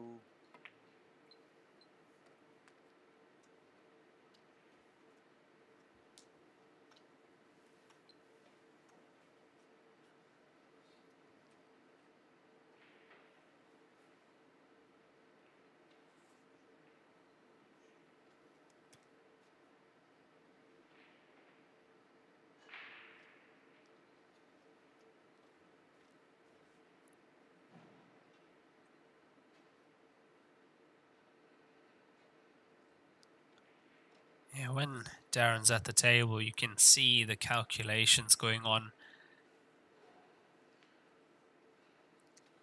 10 seconds. Planning his way around the table, making sure that he's not leaving a finish on for his opponent. 1.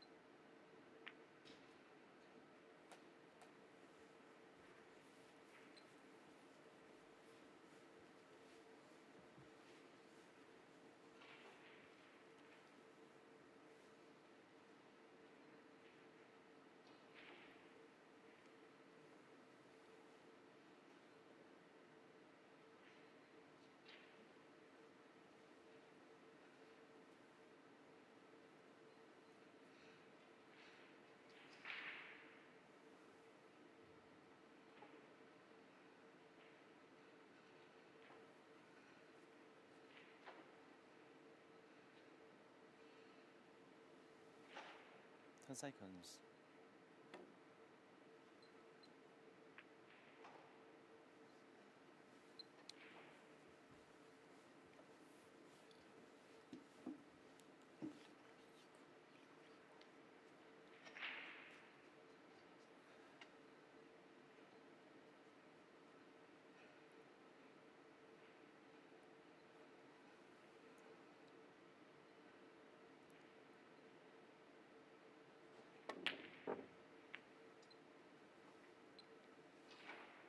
Now a pot like that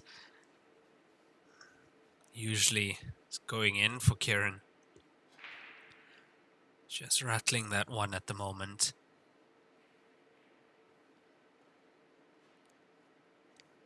And that's what happens when you get involved in a tactical battle. It gets, Q-arm gets a little bit cold, you lose that momentum.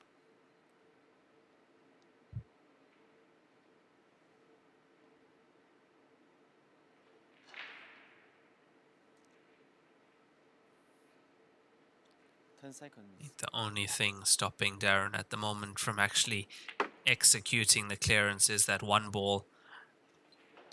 Can find a way to get into that one ball or get behind it.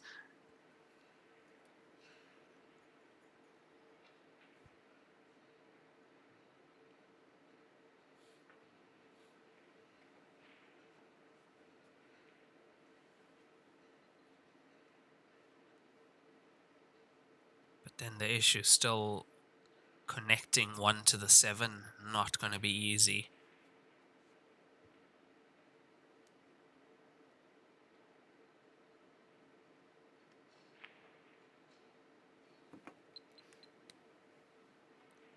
This is where he was pointing his cue. This is where he wanted the cue ball.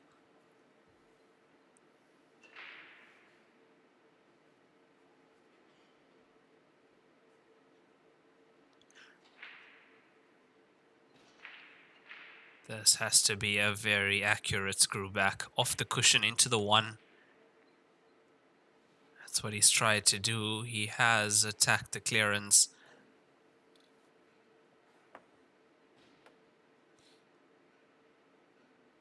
A little bit unfortunate with that one.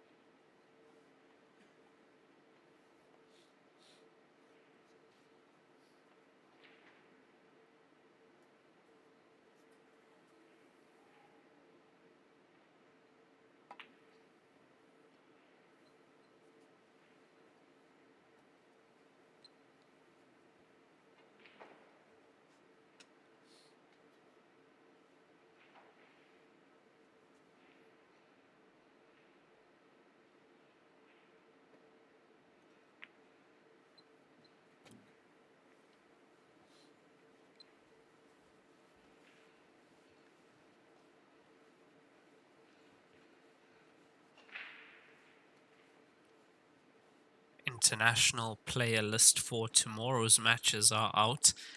That's the 2 p.m. matches tomorrow, and we have Paul Dow against Gareth Potts on the TV table tomorrow at 2 p.m. That's 2 p.m. local time here in China. We are live from 10 a.m. tomorrow. We'll be starting with the Chinese group and 3 sessions per day, 10 a.m., 2 p.m. and 4 p.m.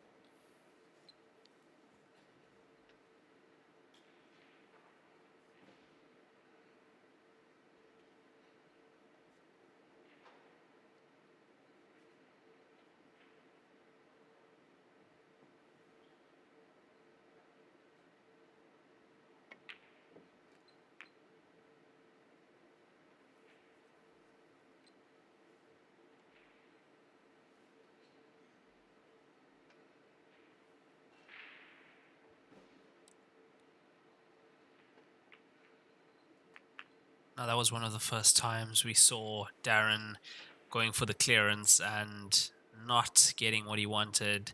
Fortunately, that one ball was the problem ball, was always going to be the problem. And that has given Kieran Dempsey the chance now to get his 5th point on the board.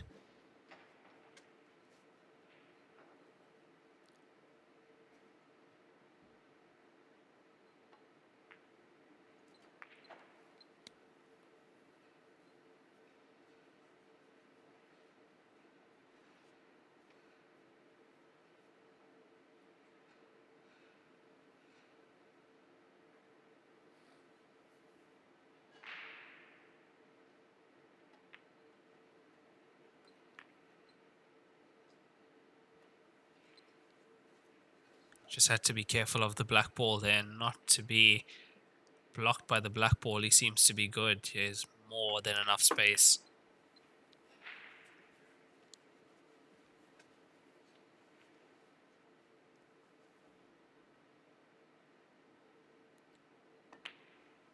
And it's there. Kieran Dempsey gets his 5th point on the board.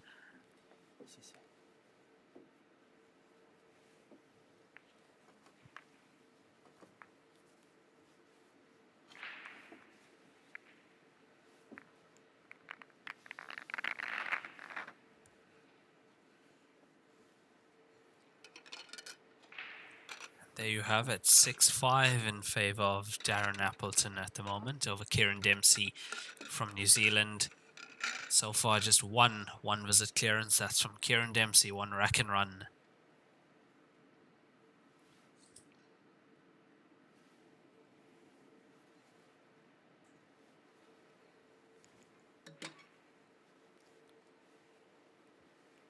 第12局，基兰邓普西开球。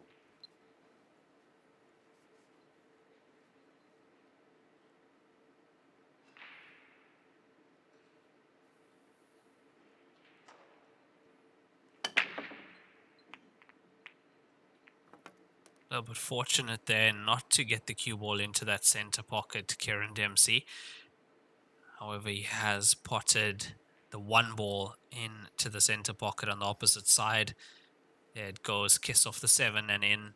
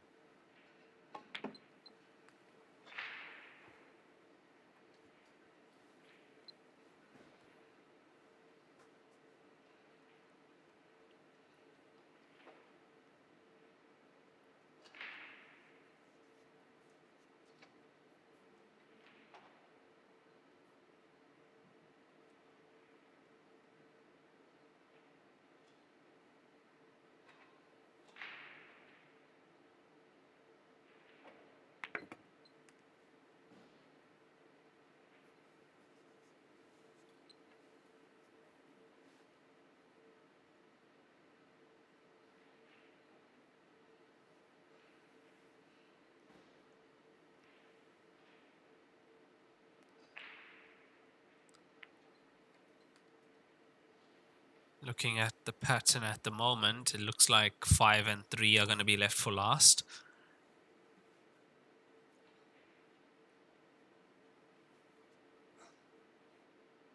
And at the moment, looking set for us to see our first break and run of the session.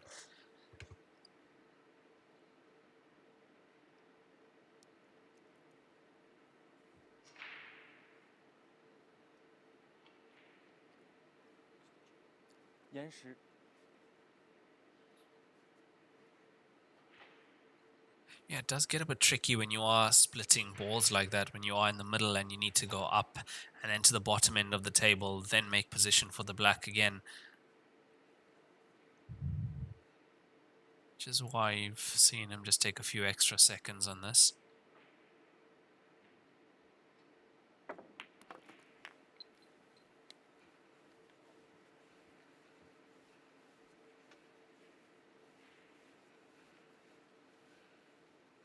A little bit too far to reach, has to put the extension on the cue.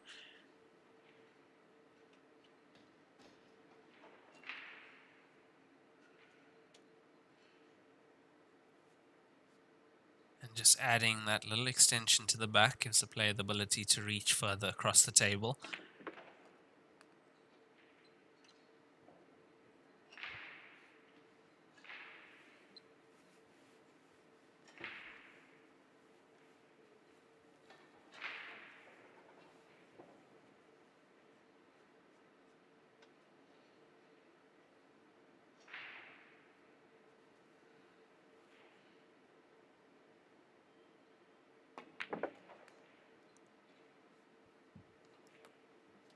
He's really gotten into that cue ball. Look at how far, full table length down the table.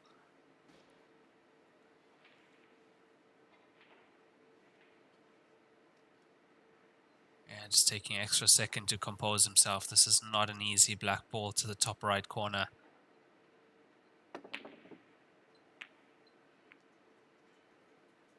Just a little bit careless there, Kieran Dempsey. Was looking good for his first or the first break and run of this match thus far.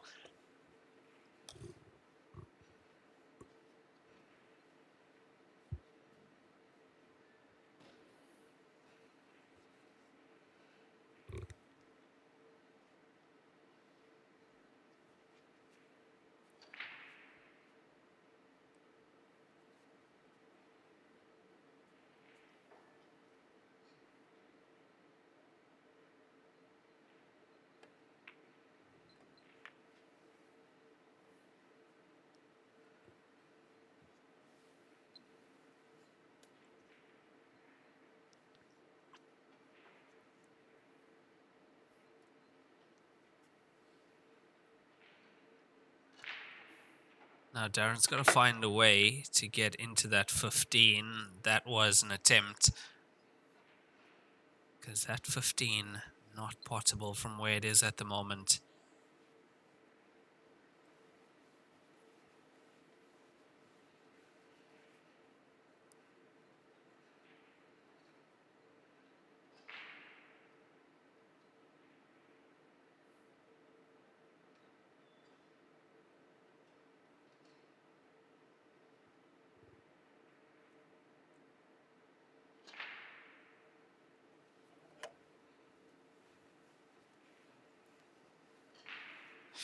Yeah, I agree with that 100%. Darren's tactical knowledge. 5.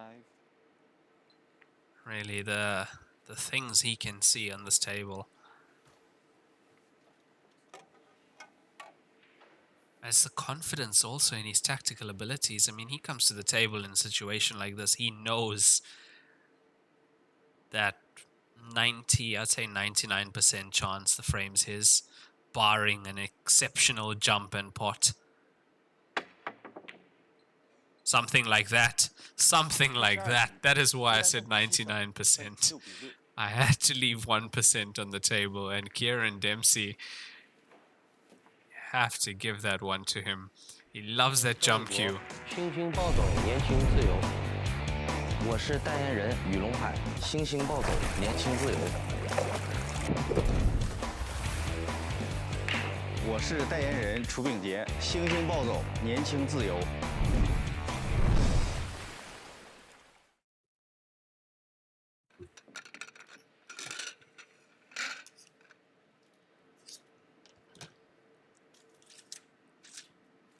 Yeah, brilliant one there from Kieran Dempsey. Loves that jump cue. Loves to jump that cue ball and makes the black ball off 1-2 cushions. 第13局，达伦埃普尔顿开球。 And he has found a way to equalize this match. Look, that can always happen. You allow your opponent to the table. Even if they are going cushion first, they can kick the ball in. It's always possible. And Darren with quite a big break, 2 balls straight in.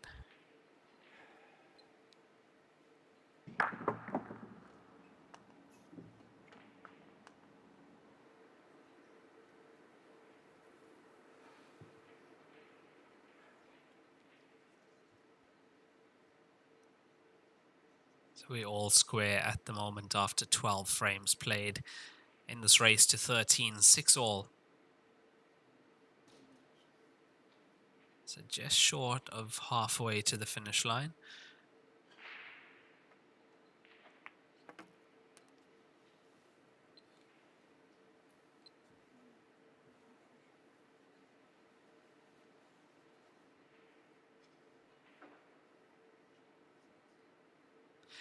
Look, I did say 99% sure that he secures the frame. There is always that 1% chance that your opponent pulls off a shot like that.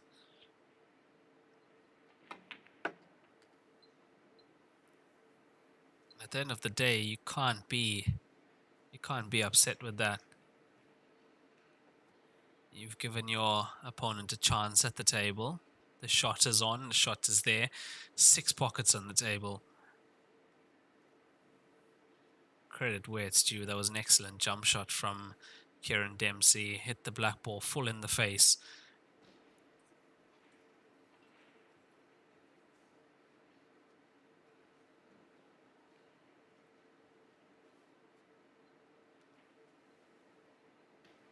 Ten seconds.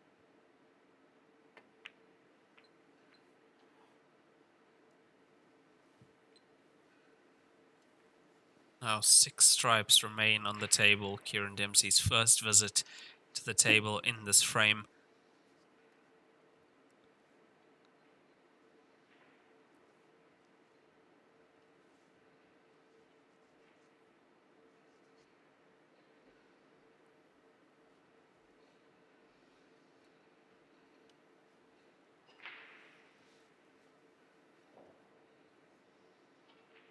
Is he going combination? Well, there was enough space. 12 got a slight kiss off the 13 as well, but Very accurate into the center pocket is Kieran.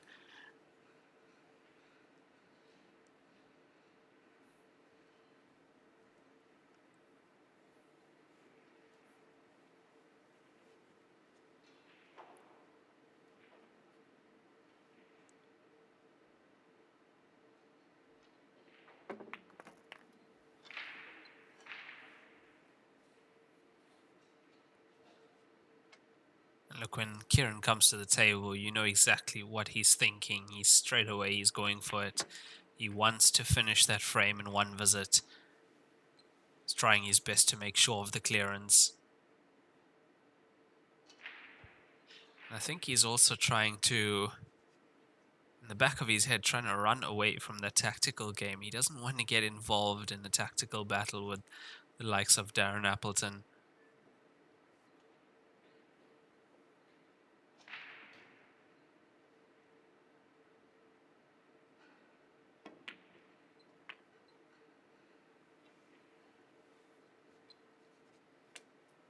Really got a lot of power in that queue. As Kieran Dempsey, I believe he is a Q Lee's sponsored player now, so he is using Q Lee's equipment.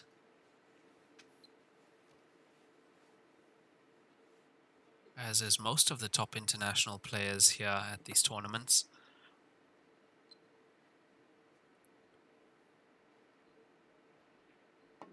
That's really well executed clearance from Kieran Dempsey to get his 7th point on the board. That's a rack and run for him off Darren Appleton's break. Score 7-6 in favor of Kieran Dempsey over Darren Appleton.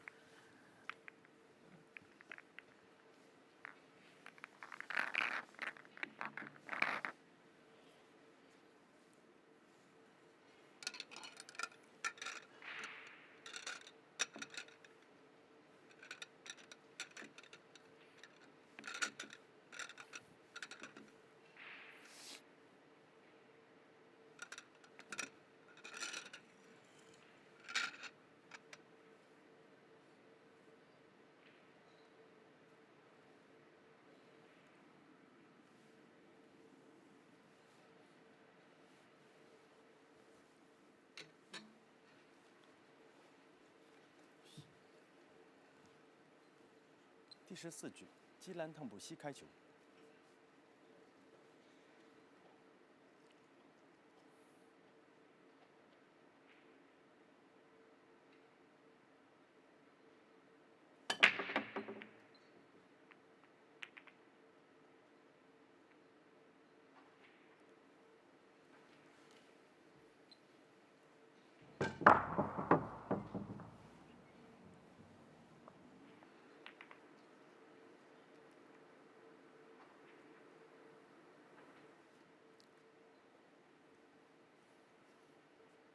Try break from Kieran Dempsey here in the 14th frame. And what has he left on for Darren?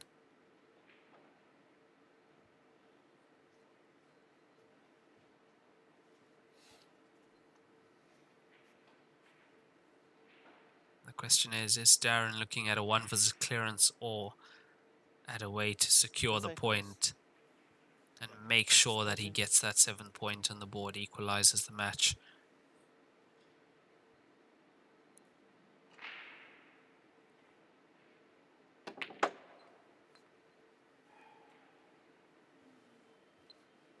A little bit unfortunate to get behind the 7 there anywhere but there.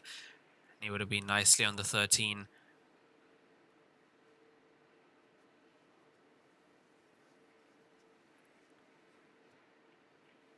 That means that he's going to once again have to come into balk. Get back up to that 13 ball.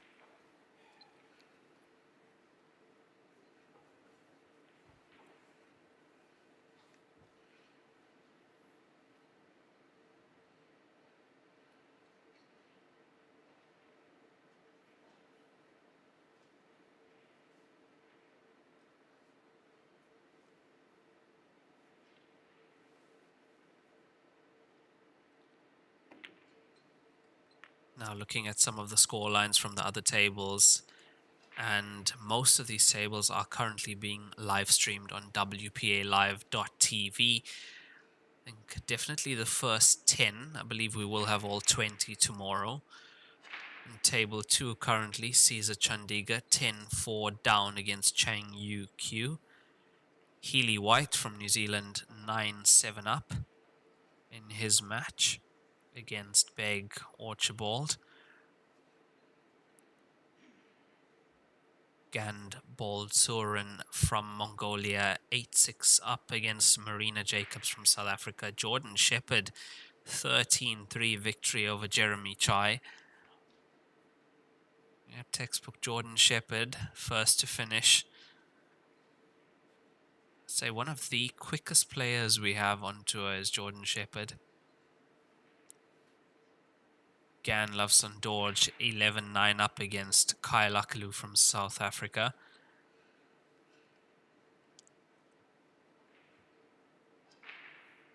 See Warathanan Sukrathanas in action as well, has won her match 13-2. Richard Halliday from South Africa and Liu Fei 8-all at the moment in that race to 13. Jack Whelan and Julian Serradilla. Jack is 9-8 up, table 14.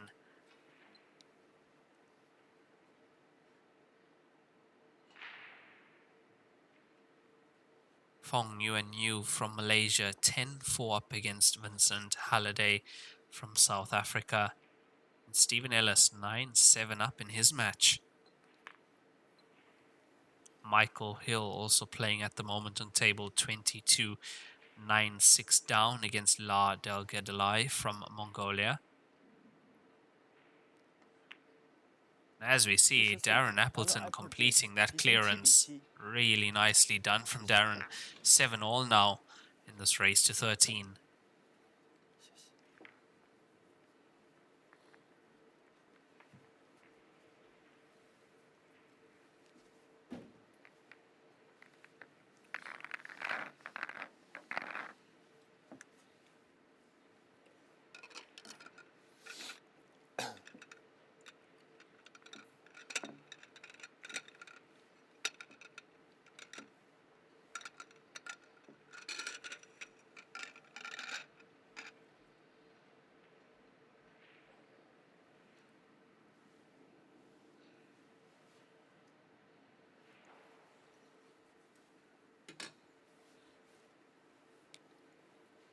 第15局，达伦·埃普尔顿开球。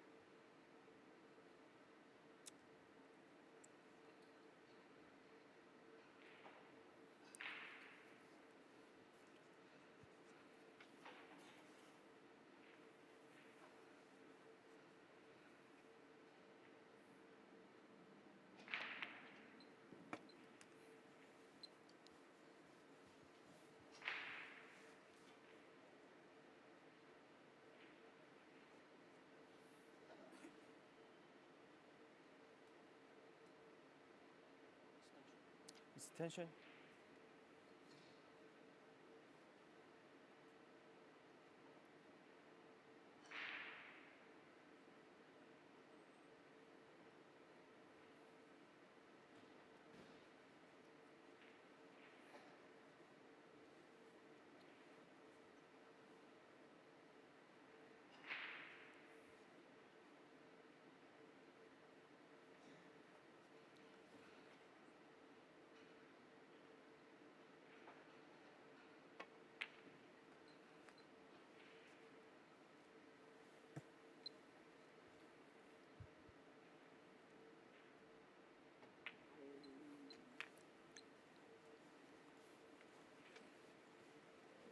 And once again, you can see Kieran Dempsey making quick work of this clearance. And black ball's there. He's first to 8. He's 8-7 up against Darren Appleton. That's 15 frames played. We will have another player break after the next frame. Yeah, Kieran is really doing well now when he gets in amongst the balls and there's a clear chance to make that clearance. I think he feels that he has to. He does not want to be sat in that chair and playing the tactical game with Darren.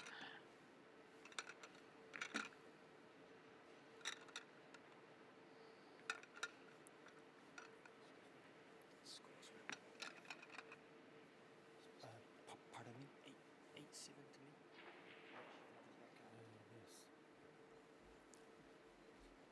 Yes. 基兰邓普西胜8-7接球。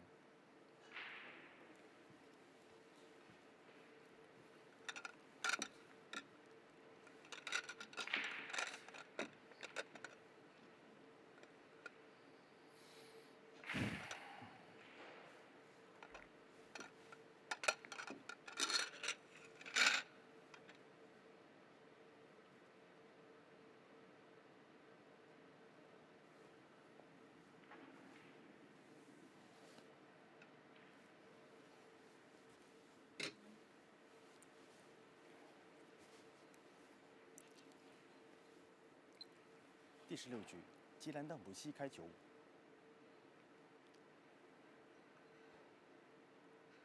Kieran Dempsey to break in the 16th frame.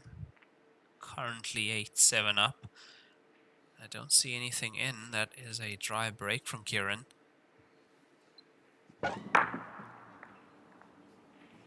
Also choosing to use the second ball break now. He's been breaking front ball all along. I think he also feels that he's leaving too much of an open table, possibly.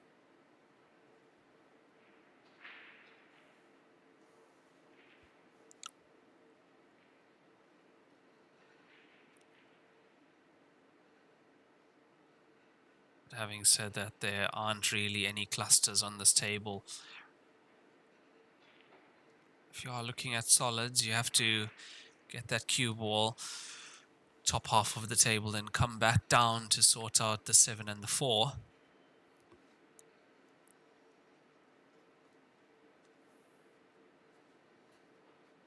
But nothing really against the cushions. There's no real issues on this table at all.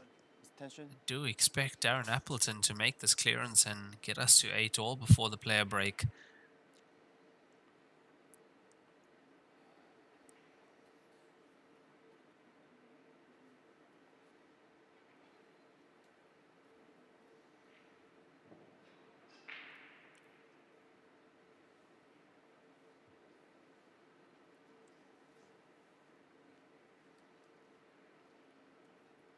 He's taken his extension that adds another 30 seconds to your 45 seconds. And referee's called 10 seconds now, and he's counting down from 5.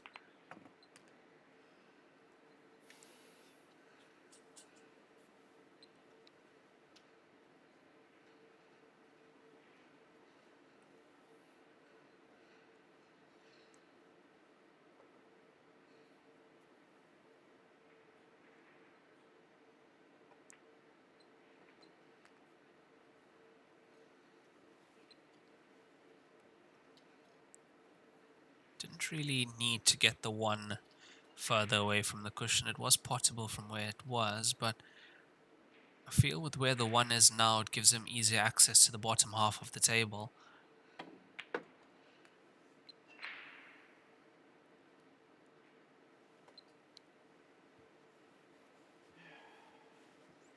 Having said that, he's come a little bit too far to be nicely on that one. A shot like that, rather short than long. Staying on the right side of it at least.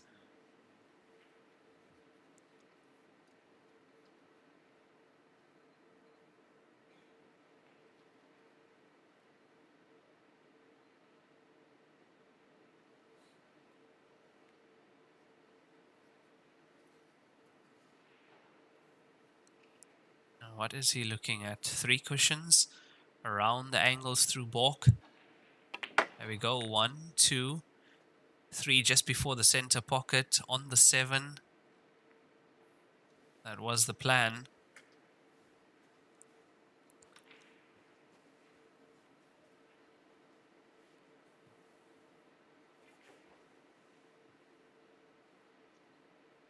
He's in business if the 4 goes past the 13 into the bottom right corner pocket. He can go 2, 4, 7.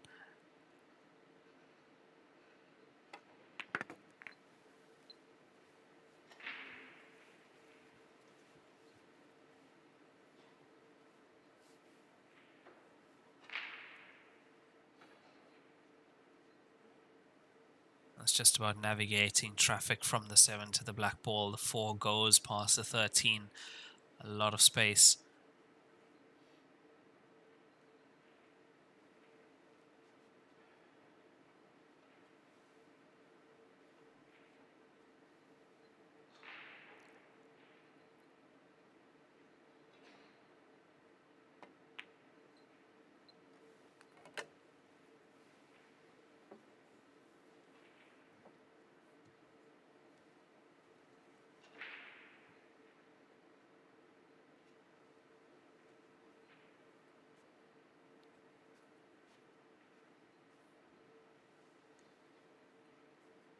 Having a look at the angle that he has on that 7. He can't get that in before the 14. He's going to have to go behind the 14 and through the gap. He's found the gap. And the pace is good as well. He's on the black ball. Things definitely heating up in this game now. We're seeing clearance after clearance from these players.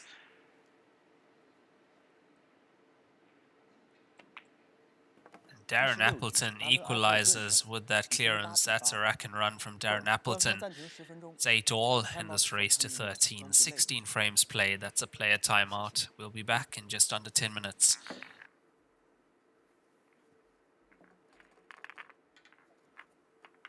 立百文台泥，高档羊毛皂，一线赛事指定台名：丁俊晖、奥沙利文、郑宇博、楚秉杰等不例外一线球星代言，立百文全球销量第一。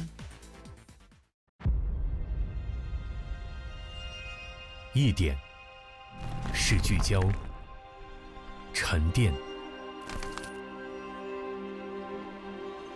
一线是专注、艺术；一面是缜密、智慧，方寸间雕刻，毫厘间镶嵌。成木质之美，雕琢洞天；遇腾龙之势，巧思匠心。以点线面，以小现大，步步为营，丝丝入扣，毫厘间不失方寸，握度间尽长天地。龙晕而起，潮流之势，包罗万象。读之珠，匠心之作。我是代言人郑卫国，星星暴走，年轻自由。我是代言人雨龙海，星星暴走，年轻自由。我是代言人楚秉杰，星星暴走，年轻自由。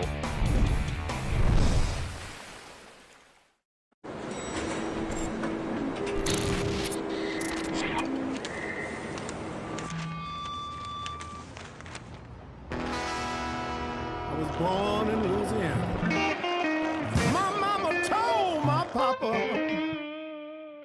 our little boy has got the blues.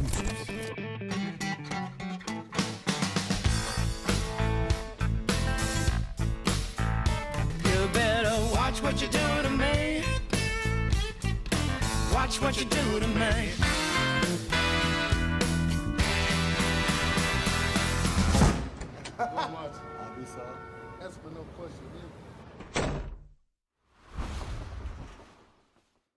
冠军500万乔氏大师赛官方供应商，正红胶边均匀回弹，铸就一流打感，持续助力中式台球职业化联赛，制造好球桌，胶边选正红。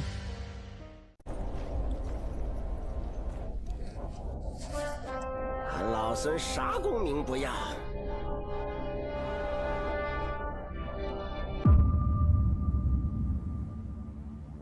只求回到这花果山中了，过过逍遥日子。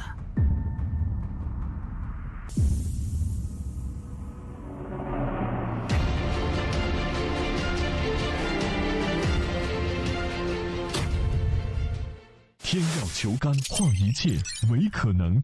中式八球，俗称黑八，是一项原创于中国的运动，在乔氏的推动下，已走进全球96个国家。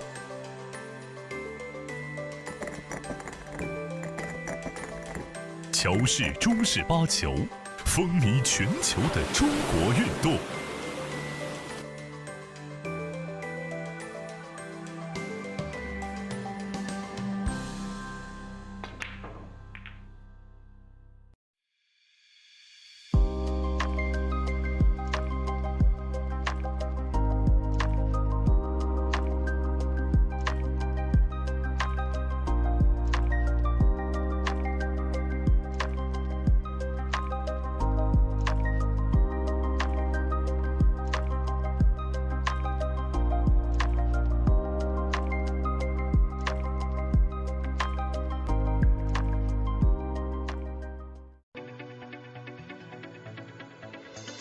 罂粟胶边具有国内胶边很难做到的特点，罂粟胶边的硬度达到了45度，使反射角高度接近入射角。罂粟整条胶边误差小于20丝，因而各部位酷性一致。欢迎各品牌厂家使用罂粟胶边来提升台球桌的专业性能。好胶边罂粟皂，好胶边罂粟皂。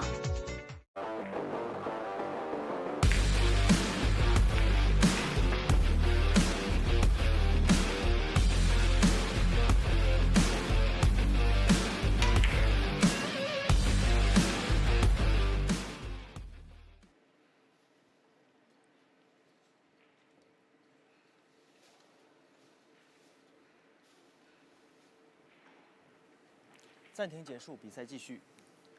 第17局，达伦·艾普尔顿开球。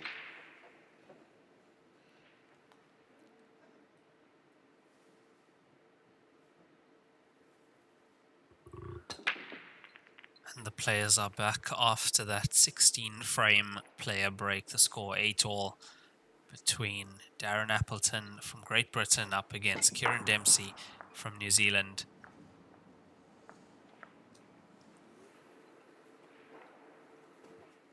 The last few frames, we've seen quite a few finishes from these players. Things definitely moving faster in this match. As I'd say, we are in the final third now.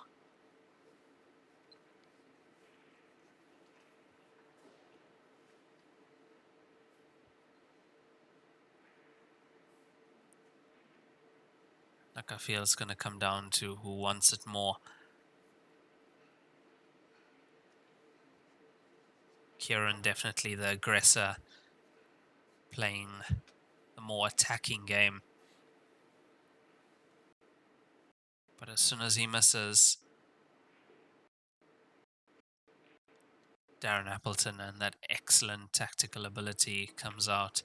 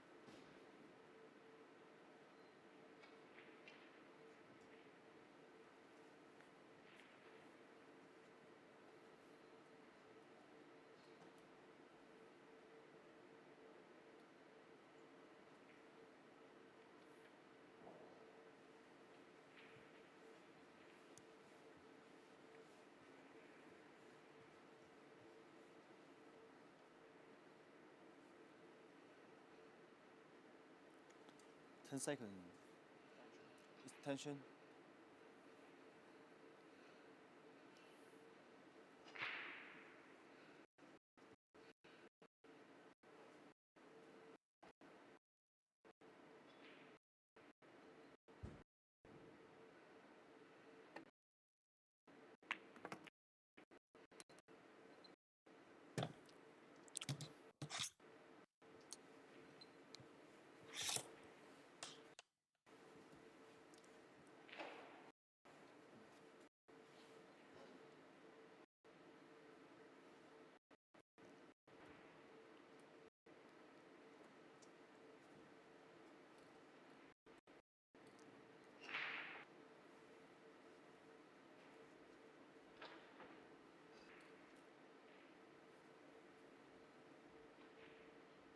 Seconds. 5, 4.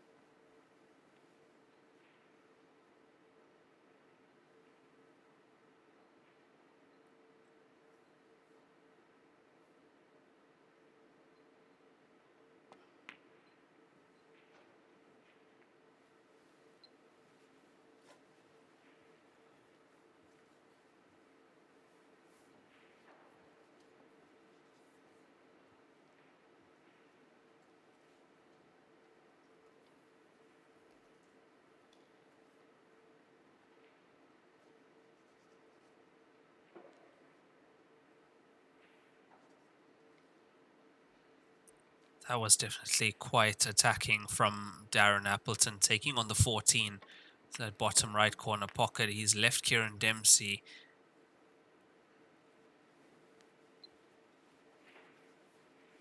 Yeah, he's left Kieran Dempsey with an opportunity.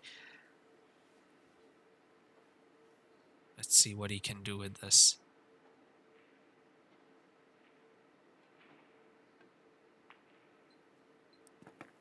He's got to land low on the 2. That's the only way he's going to get back up table.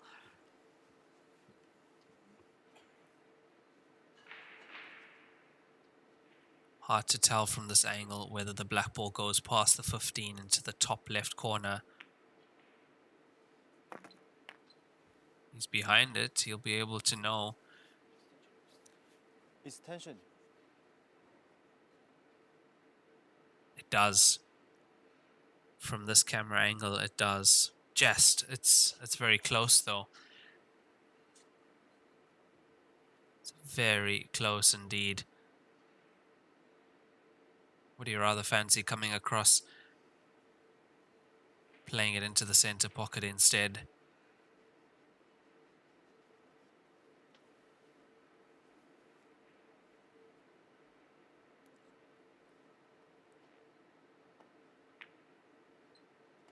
Oh, the potting ability. The potting ability of Kieran Dempsey. Needs another one now, though, to convert this point and get the 9th point on the board.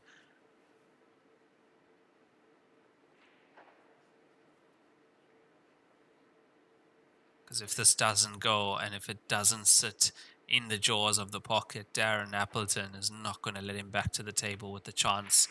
It's close. It looks good. It's there. Kieran Dempsey. What a clearance that was from him. Gets his 9 point on the board. He's 9-8 up on Darren Appleton.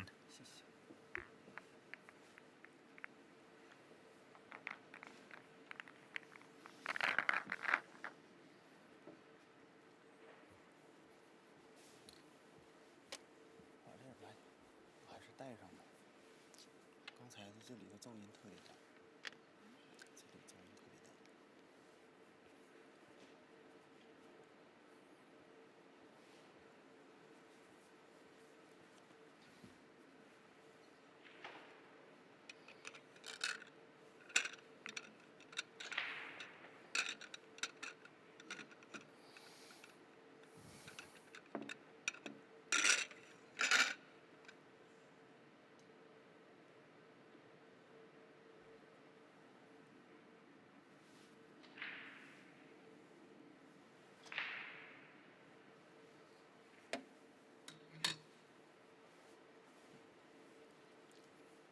第18局，基兰邓普西开球。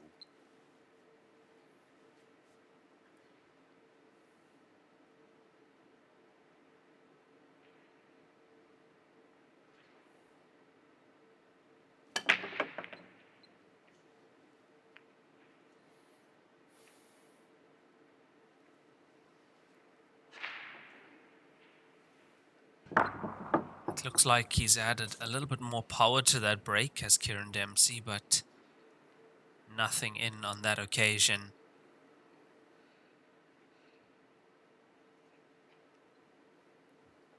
I feel like Darren Appleton's in the position where he's chasing.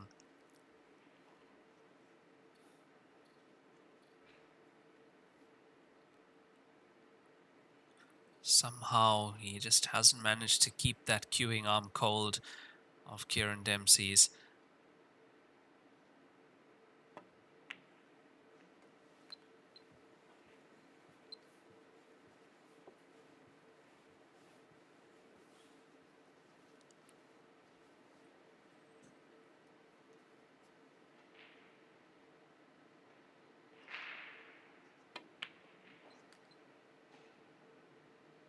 Just a little nudge off the 7 and he's on the 13. Playing the 13 connects him to the 9. Just has to make sure of the 13 ball to the top left corner pocket.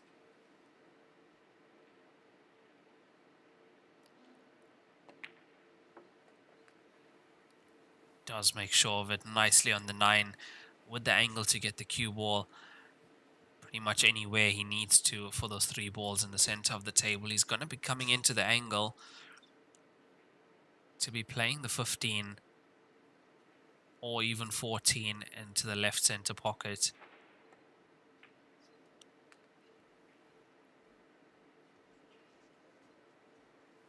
That has absolutely taken off the cushion.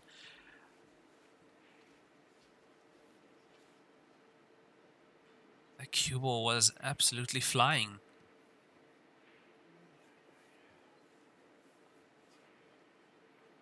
It's a bit of a miscalculation, unfortunately, from Darren Appleton. He's going to need a good recovery shot. Can he save this?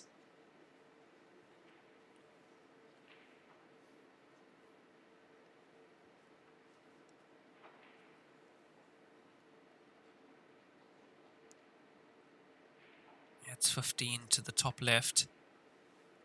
It's there. Excellent recovery from Darren.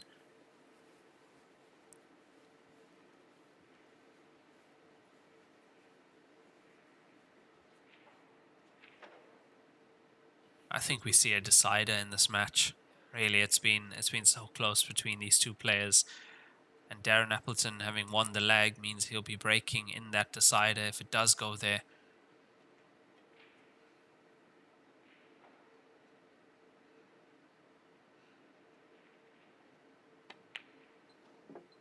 Big shot that.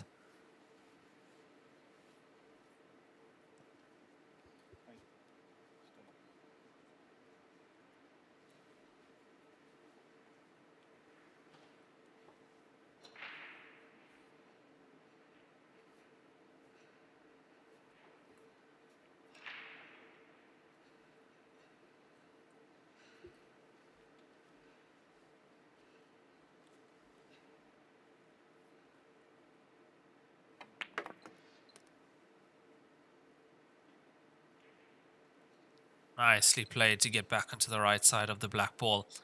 And this to make us all square again. 9 apiece in this race to 13. Darren Appleton equalizes.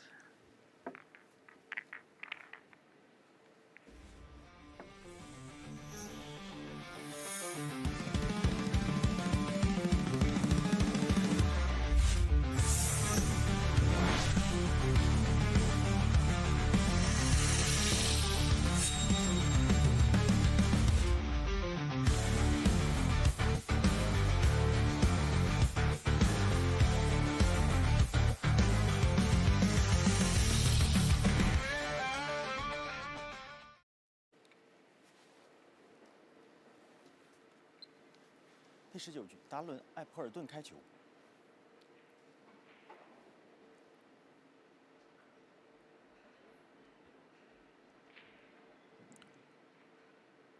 Was excellent clearance there from Darren Appleton to equalize at 9 apiece and pots 2 balls off that break.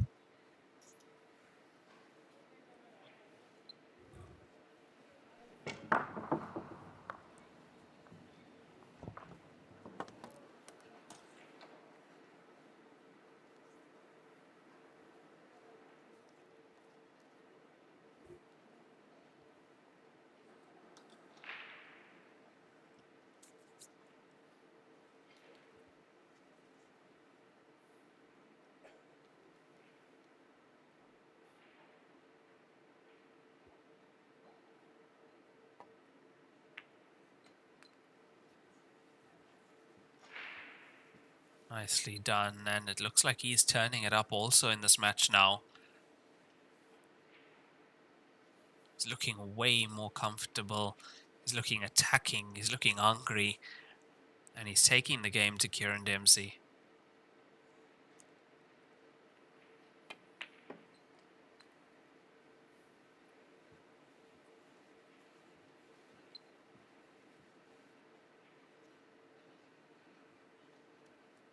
Playing the 1 should leave him nicely on the 5. That's on that right side cushion. The connector from there.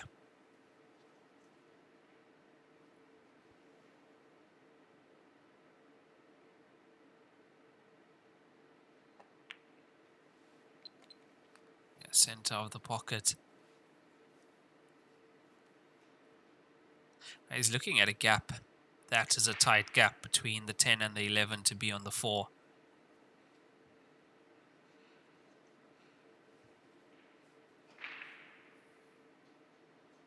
So if he gets it, he's out.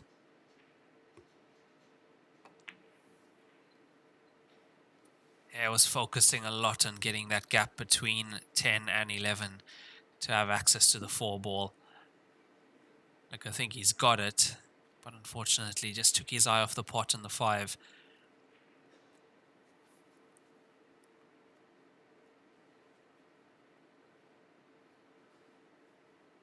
This is really the last few frames of this match, so I think a little bit more pressure on these players now. They've come all this way in this match. Scores all square in this race to 13 alternate break format.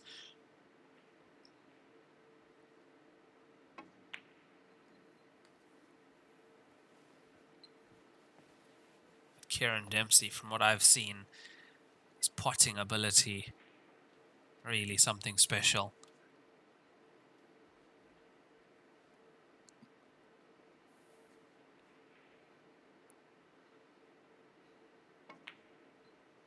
It's not only his potting ability though, seems like he just hasn't slowed down. He's dealt with everything and all the tactical battles that Darren Appleton has thrown at him. He's just kept coming.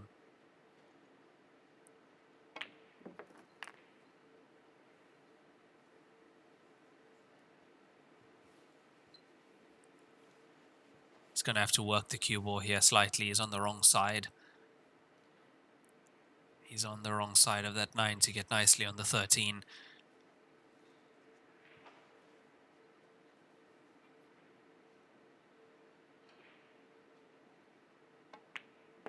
Yeah, straight lines the cue ball up and down the table.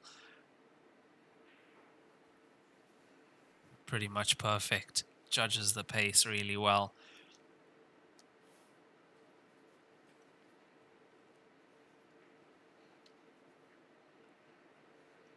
Rise. It's tension.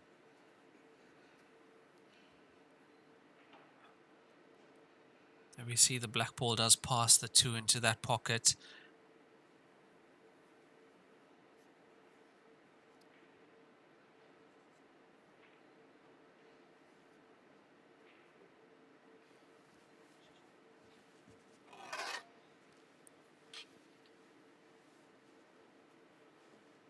Okay, this becomes a little bit more difficult now, playing this with the rest.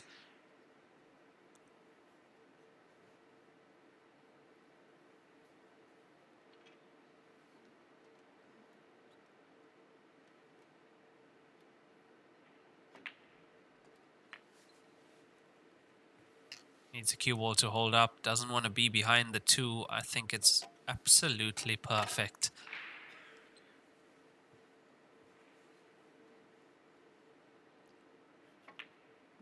That's there. 10-9 to Kieran Dempsey. First to double digits in this race to 13.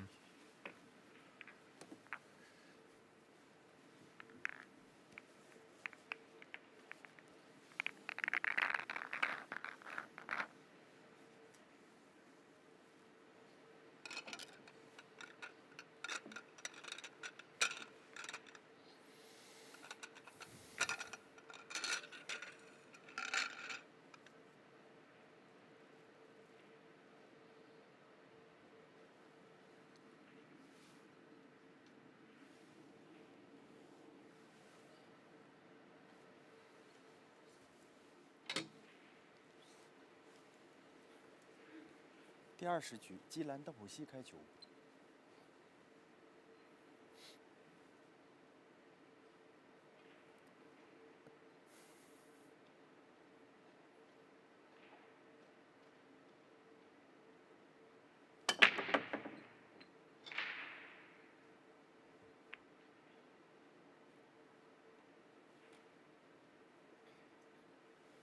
Once again, that looks to be a dry break. He's trying to put a lot of power into that. He is also trying to get that cue ball controlled.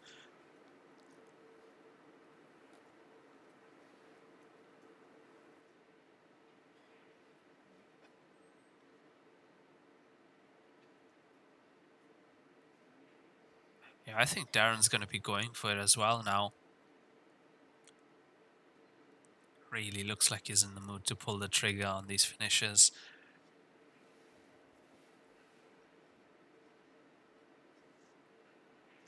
Ten seconds. Tension.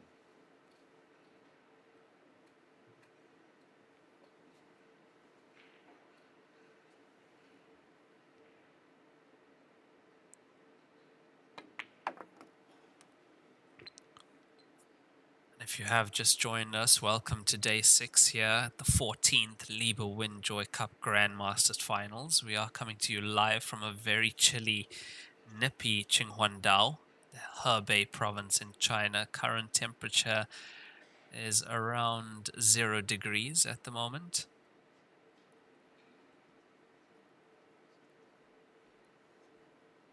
So this is actually not full winter here in China. It's just coming out of winter. Usually it is below freezing point in Qinhuangdao.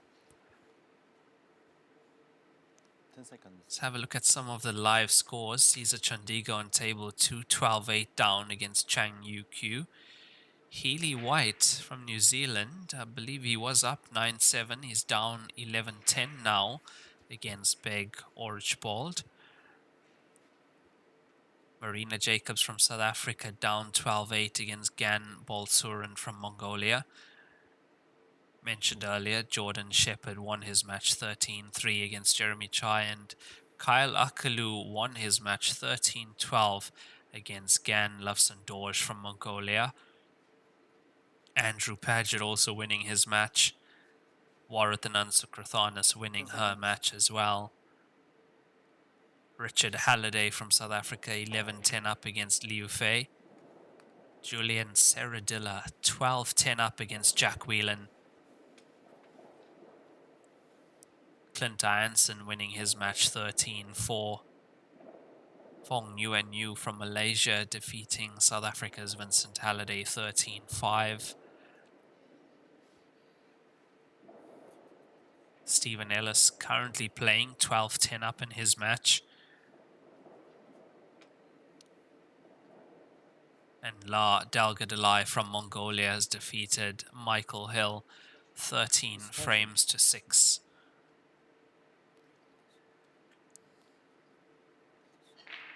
So quite a few matches already completed, and most of them getting towards the end at the moment, as is this match on the TV table.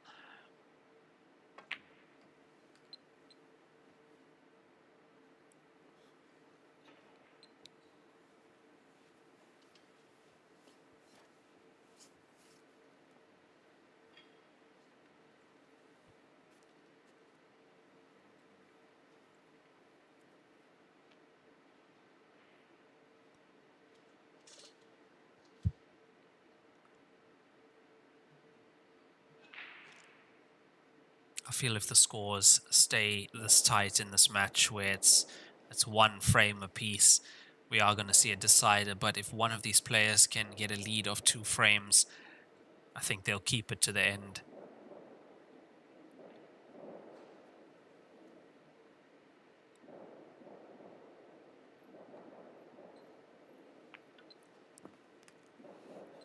Now, I did see Darren looking at the 14, going past the 4.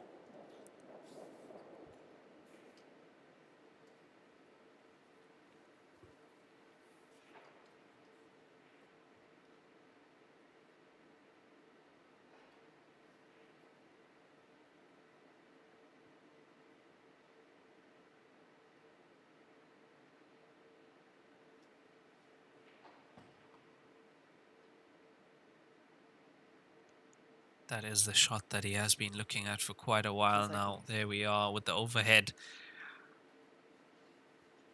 It's not easy to get that one right. 4, 3, 2. Which is why he's decided against it. Try to get the 14 off the cushion. Tough call to make. Having a look at where the 4 ball is now, wouldn't have been easy to squeeze that 14 past.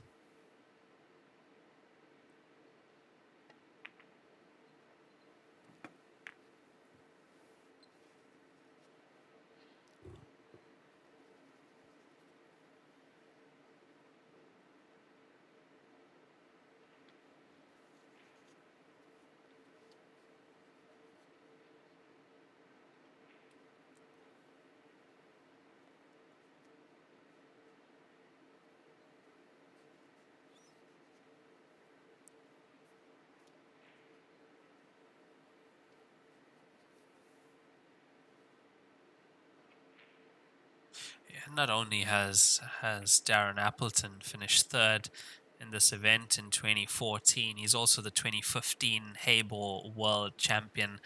And I'd say one of the most experienced cuers still playing the game. Former world #1 English 8-ball.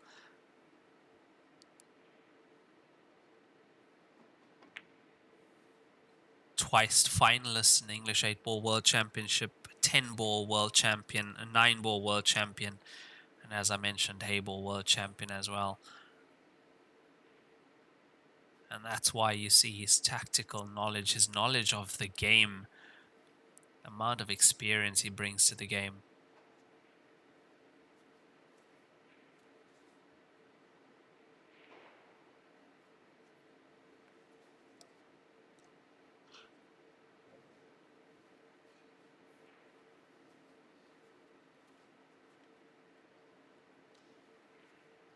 Seconds.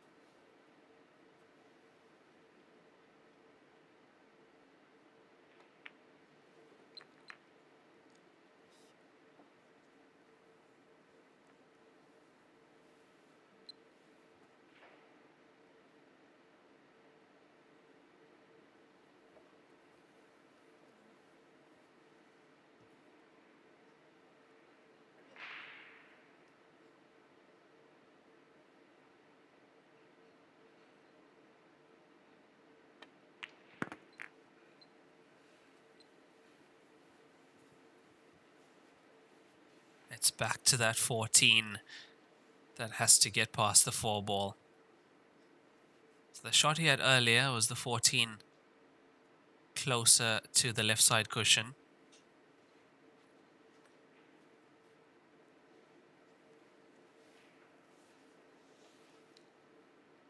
So I would say cushion first. Nicely done. And there we have Mick and Jordan Shepherd in the crowd watching on.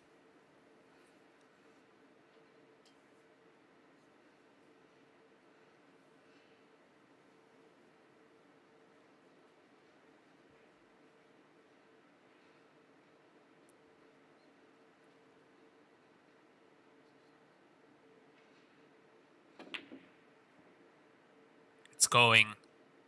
It's there. It's there. Yeah, the 14 ball past the 4 is a great shot, and then gets the black ball down. That's what he needed.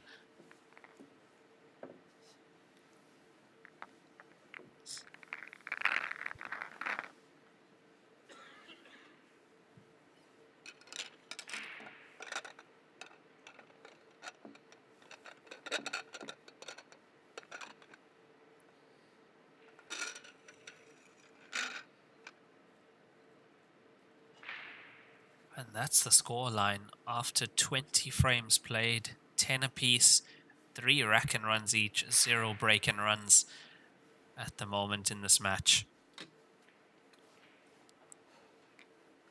I'd say that Kieran Dempsey had his fair share of good fortune with the jump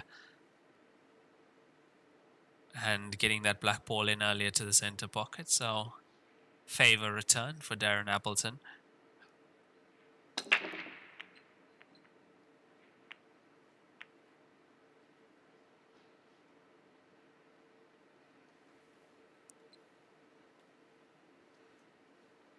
Let's have a look at that break. So he's going head on this time.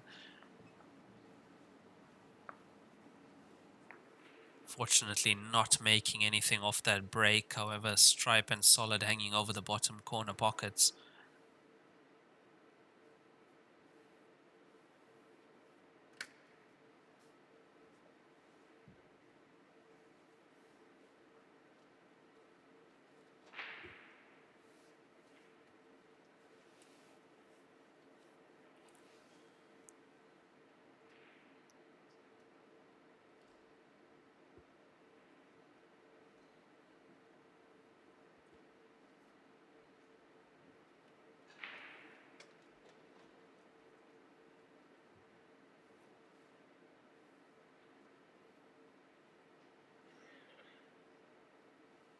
Seconds.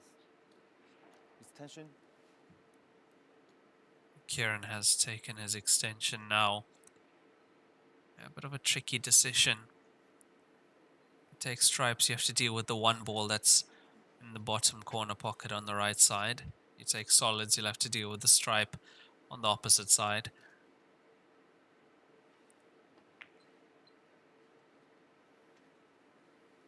Oh, what's happening with Kieran Dempsey? That's the second one he's missed like that on the other side of the table.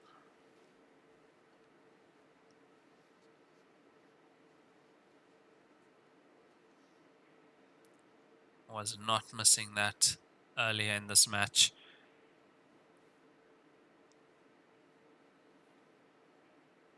So now after that dry break, it is an open table for Darren Appleton.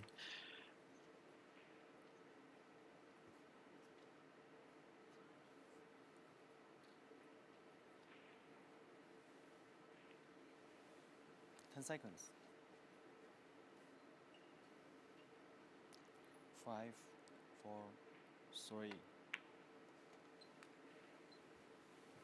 Solids in play for Darren.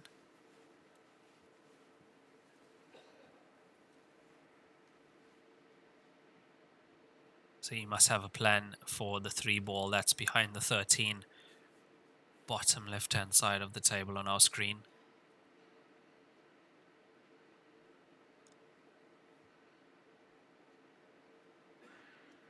He's got enough stripes at the bottom end of the table to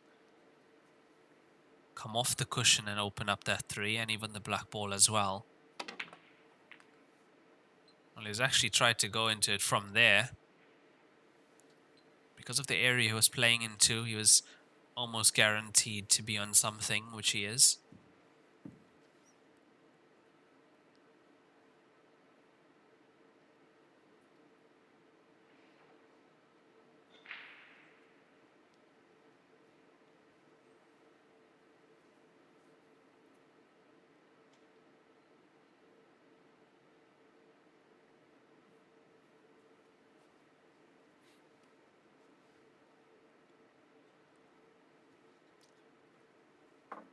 Seconds. Extension. Extension used as well for Darren, so both players have used the extension. It's 21st frame.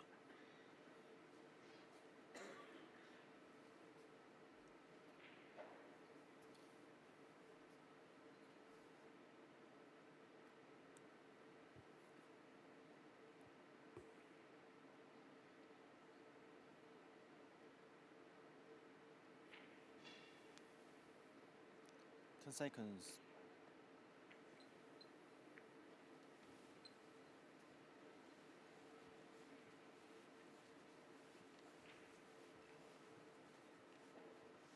I think what that has done is it slightly opened up the pocket a little bit more where the 13 is, which means now there's a possibility for that 3 to actually go in off the cushion.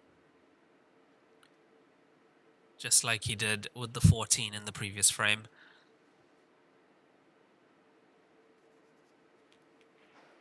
As you can see, Darren showing us it's not just about even potting your opponent's ball, although you can.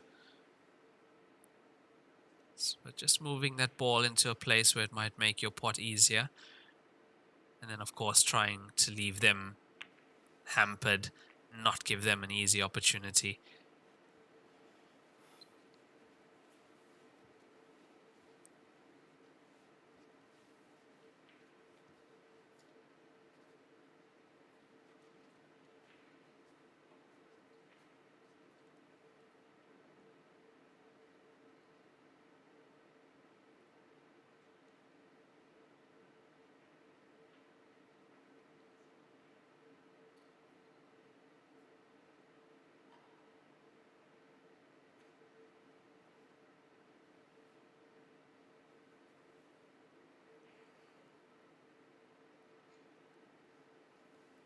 Seconds. He's gone for it. And that was all because of the shot he played previously, where he was able to just open up that pocket a little bit more.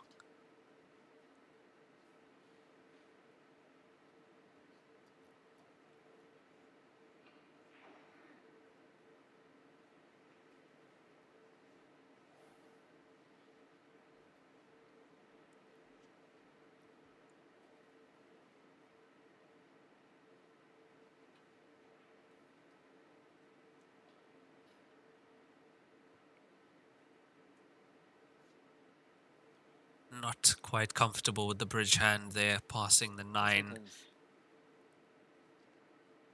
Referee calls 10 seconds. Now he's used his extension.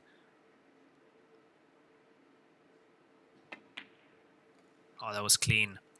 That was very, very clean from Darren Appleton. Too clean.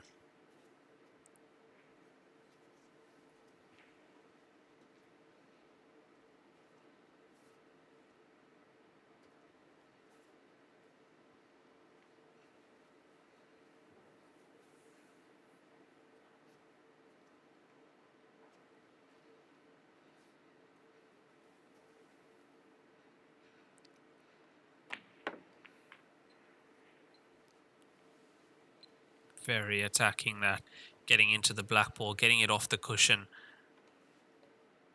Yeah, he wants this. He wants this 11 points. He wants the win, does Darren Appleton.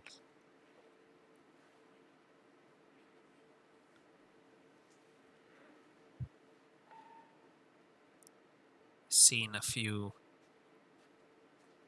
few uncharacteristic errors from Kieran in the last 2 frames.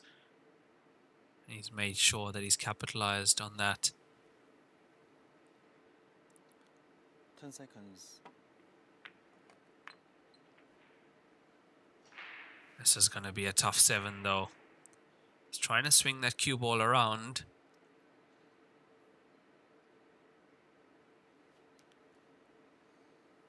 This is going to be a tough 7. He's looking at the bank.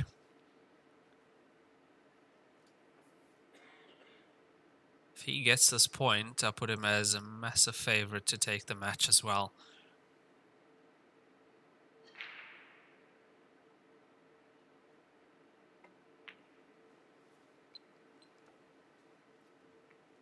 Got quite a wide bounce off that cushion.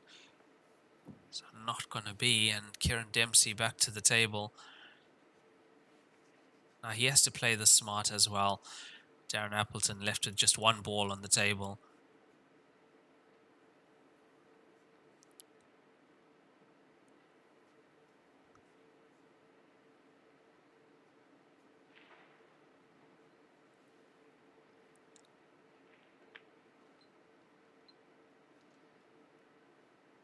Looks like it's in. It is. So gets rid of one of those cushion balls. He's going to have to find a way to get that 9 into a potable position.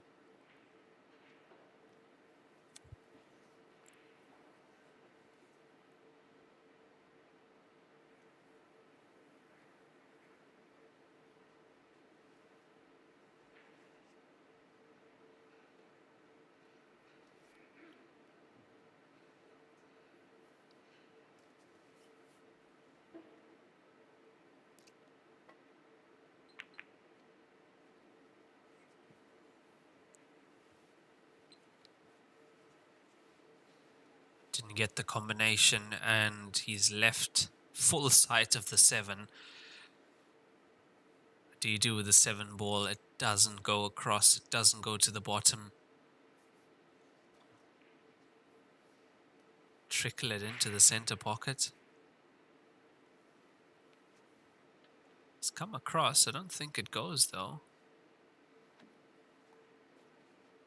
Yeah, the brushing of the nap tells me he's going for this into the center pocket.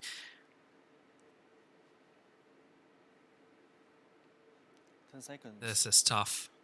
This is a very, very tough shot to get right. Yeah, it wasn't easy at all.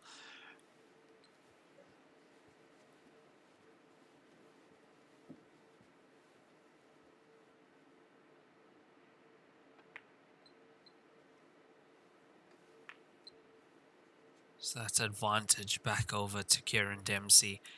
He's got more balls on the table. He's got them in better positions.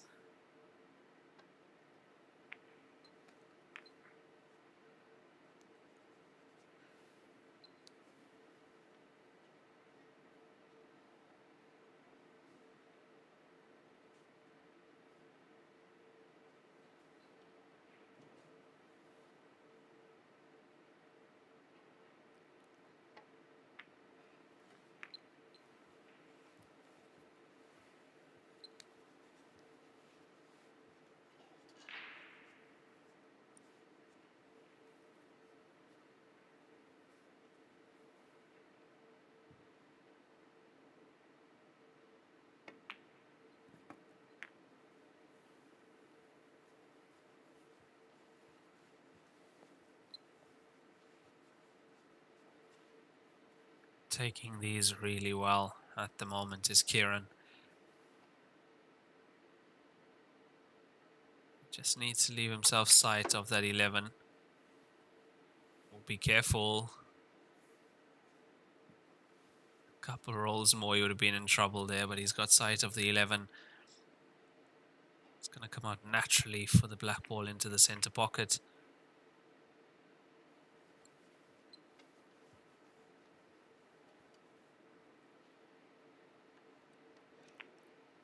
Takes the lead once again, does Kieran Dempsey from New Zealand, 11-10 up against Darren Appleton in this race to 13.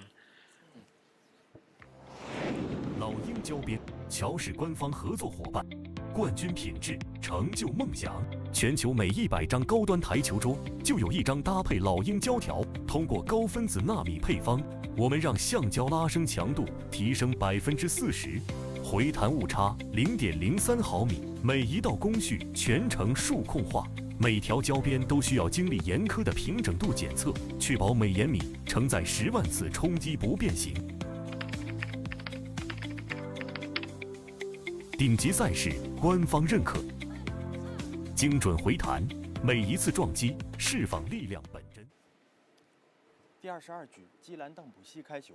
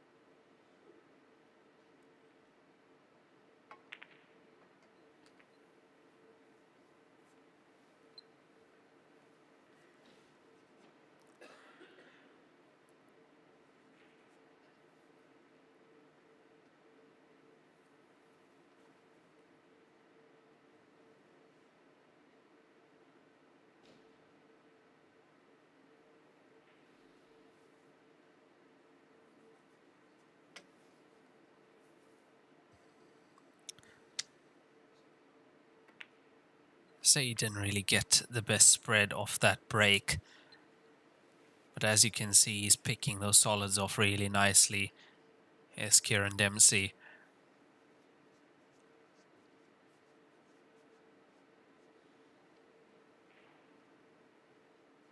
And this clearance will put him on the hill. He's had to get through quite a bit of traffic, and he still has to get to that black ball.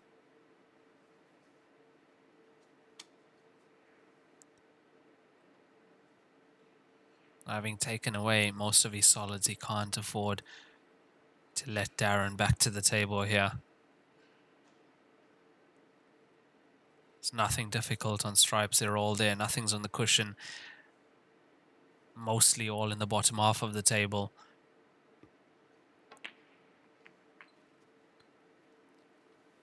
That's what he played. He played to go into the stripe.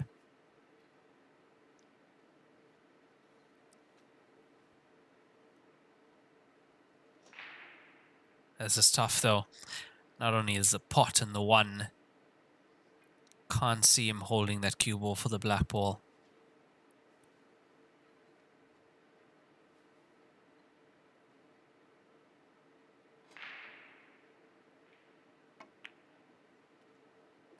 Oh, what a shot he's played there. Needs it to slow down. What a cracker of a shot that is from Kieran Dempsey.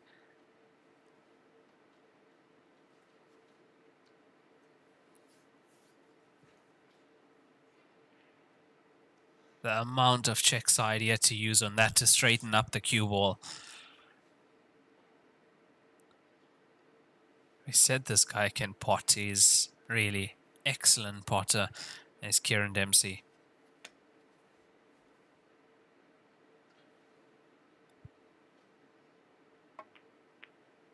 It's there. That was a tough break and run, and Kieran Dempsey makes it. He's on the hill.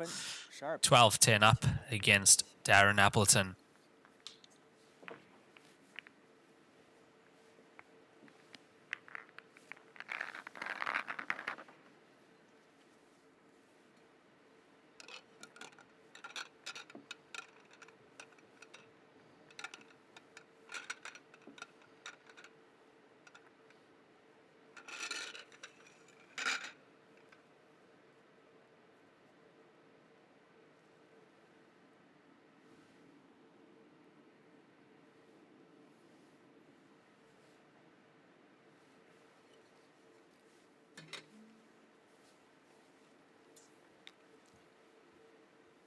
第23局，达伦·埃普尔顿开球。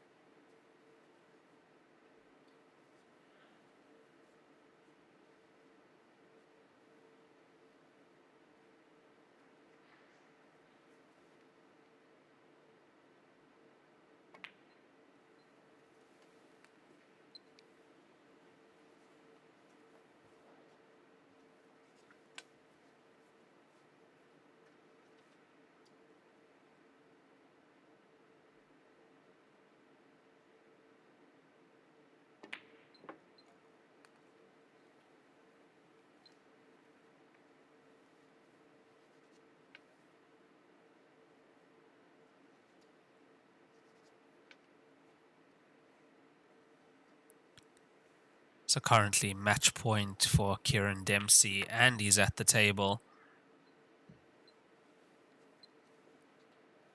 Yeah, it's going to be that 6 ball.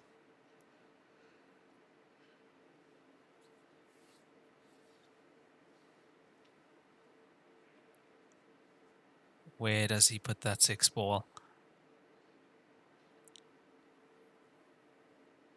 That's where he needs to be on the 4 to then release the 6, or at least get into the stripes. To cause some disturbance there, but they're not guaranteed to be on the 6. Not really guaranteed to be on the 2-up table either. 2 seconds.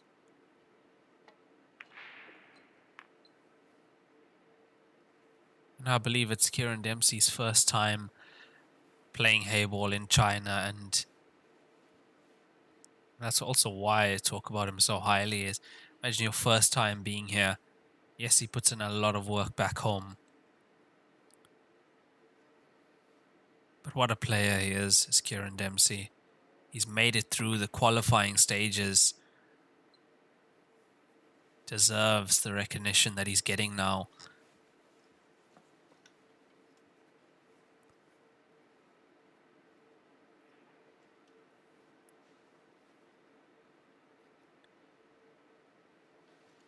And also to be playing a player of Darren Appleton's caliber and the prestige that he comes with to the game, and still to be performing this well. It's very difficult to do on the stage.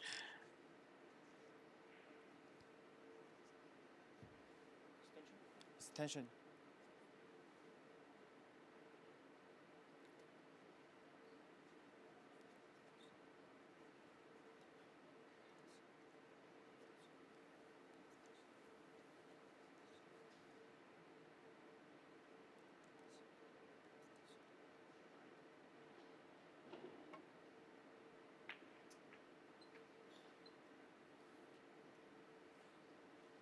Yeah, he's a bit upset with himself there. He knows that was the pot to get him back down to the 6 ball and get him over the line. You can see how badly he wants it.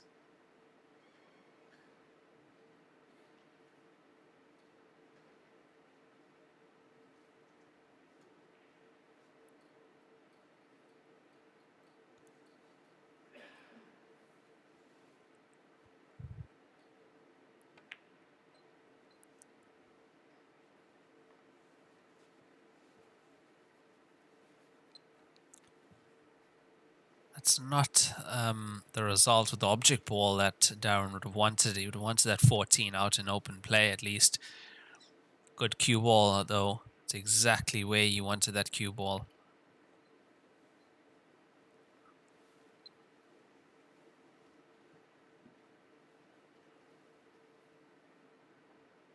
I'd say Kieran also quite upset that he missed that ball because he knows what's coming next. He knows that he's going to be put into trouble by Darren.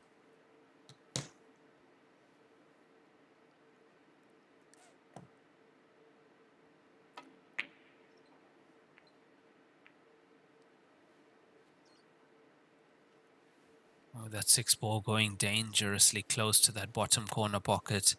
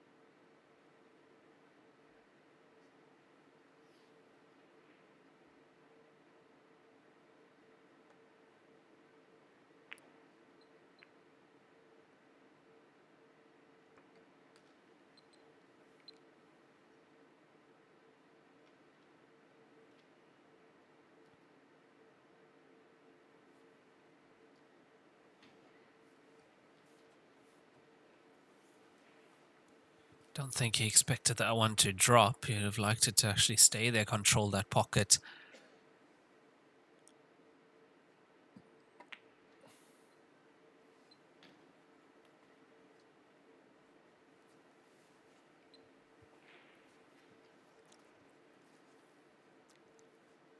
Cue ball nicely tucked behind the 9. I have to feel that Kieran is going to be going for the kick on the 6. And I would say at some pace as well to try and get the cue ball out for the 2. Yeah, that was the plan. Very nearly pulled it off.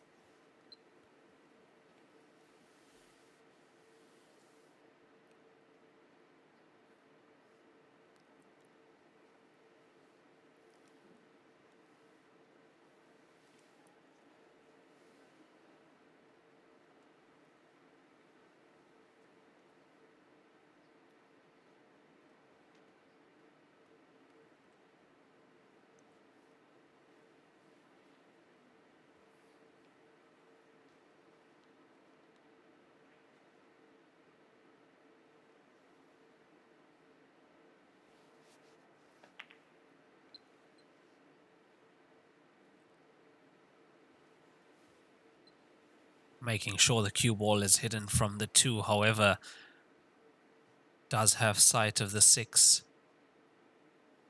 Don't think he has the potting angle though. From this view, it's hard to tell if he can actually get through to the potting angle.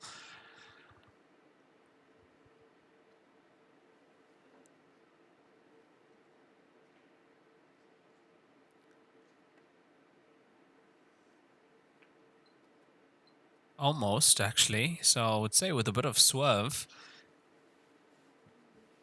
there was a chance he could have got the potting angle of that, but at the same time, risky playing it like that.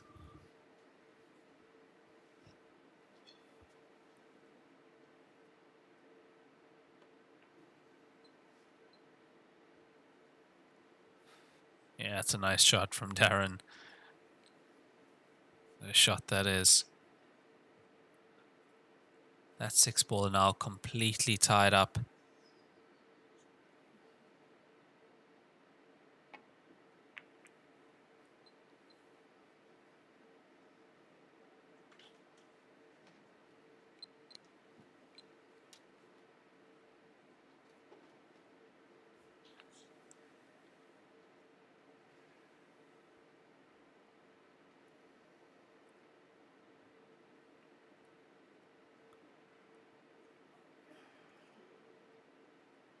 I have to say, Darren well and truly in control of this frame at the moment.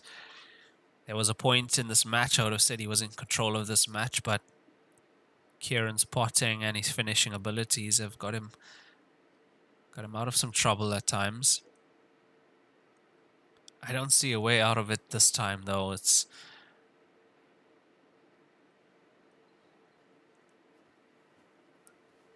a tough one, and as you can see, ball in hand, foul committed, and that's ball in hand anyway on the table.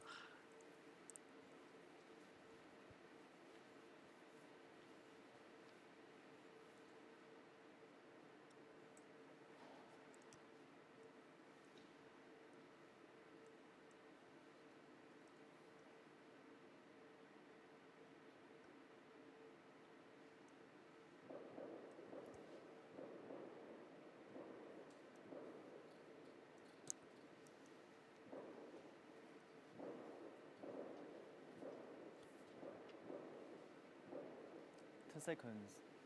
Look, if Darren gets this point on the board, which I think he should. Yeah, look at that. Look at the shots he's played there.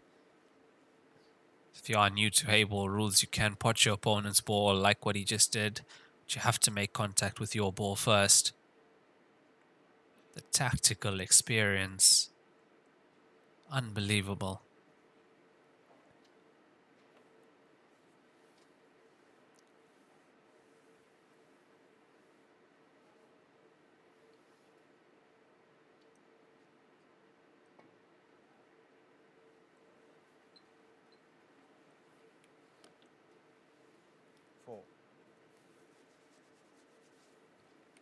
Ball in hand.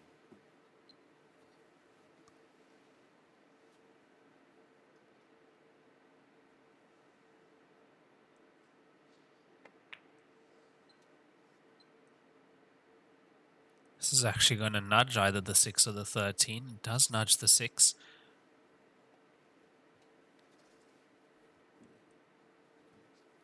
Yes. Okay. 4. Ball in hand.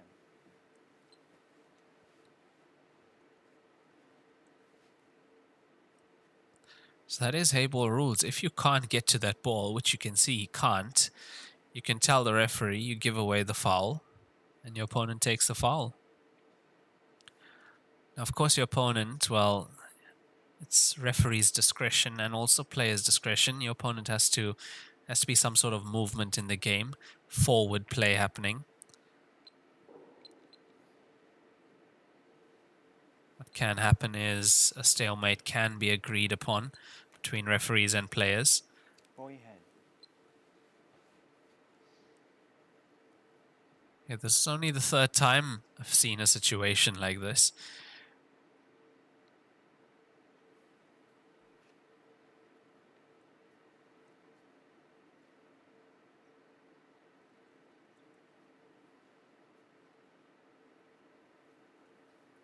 The previous situation was accepted by both players to have a re-rack.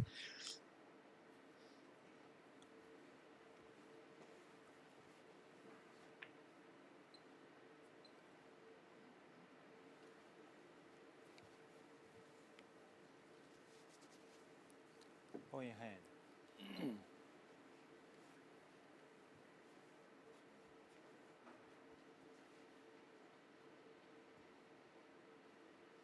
Yeah, look, I was actually keen to see how many times they'll give the ball in hand away before the referee does intervene.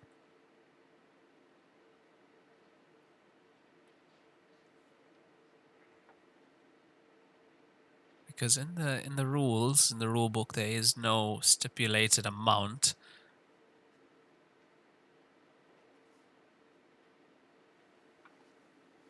It just says that if there is no progress in the frame, then it does become referee's discretion. 3, 2, 1.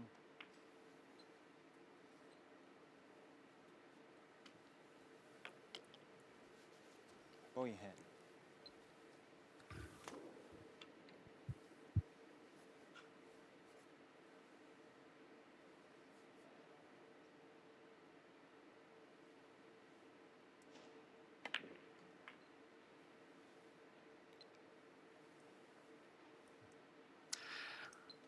Right, so finally we have some progress. Ball potted.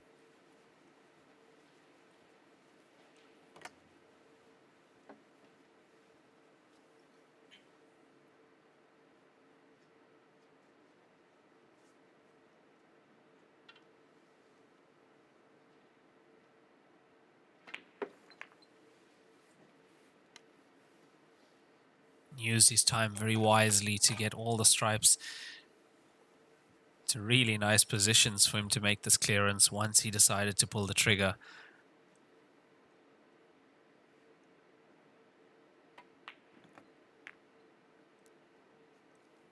Yeah, I know. I'm sure some of you have never seen that before. A foul given away. Just like that. But yeah, those are Heyball rules. Personally, it's only the second or third time I've seen that happening in a match.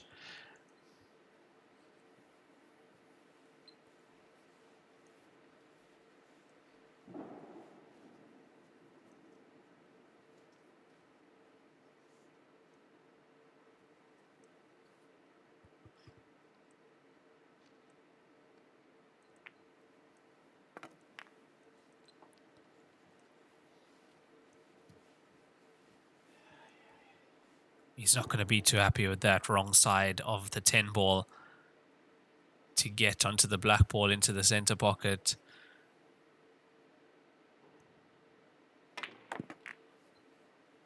Here we go, 3 cushions coming around.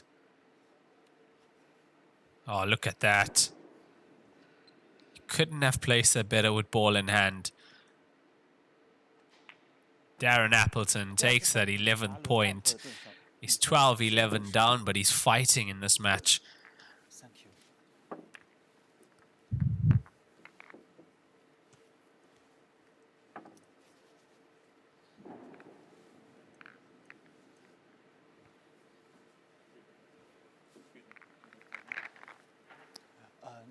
Next free. Yeah, but I need to go.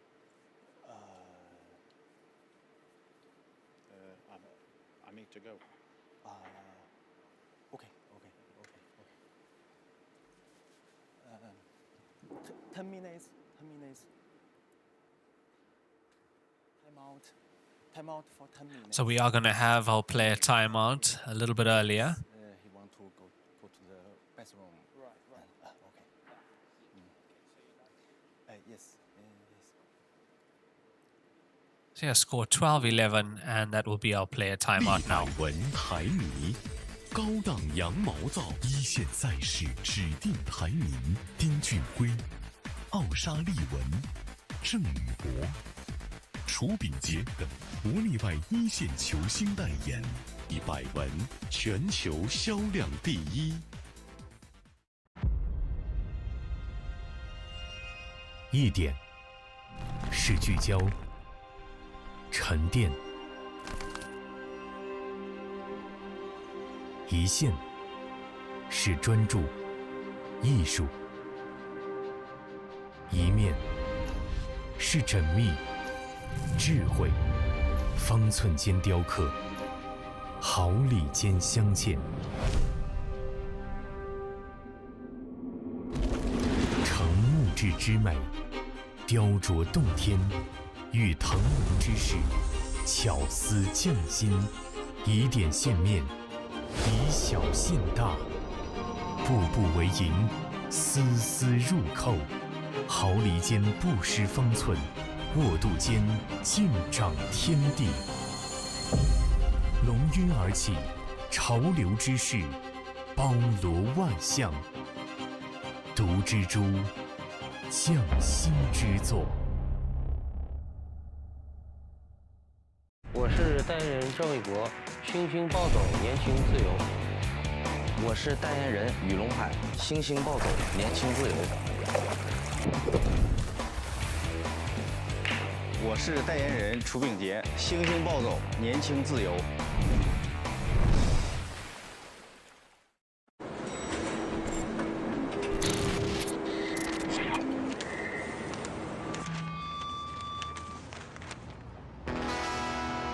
I was born in Louisiana. My mama told my papa, our little boy has got the blues.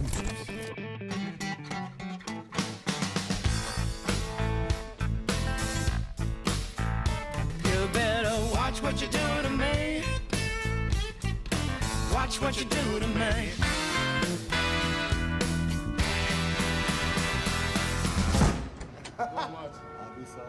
That's for no question. 冠军500万乔氏大师赛官方供应商，正红胶边均匀回弹，铸就一流打感，持续助力中式台球职业化联赛，制造好球桌，胶边选正红。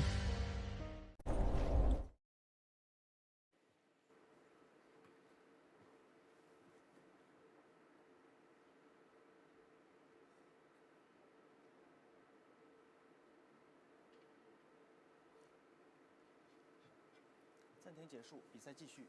第24局，季兰邓普西开球。 And we are back after that break. Kieran Dempsey to break now. He's 12-11 up. Darren Appleton winning that previous frame.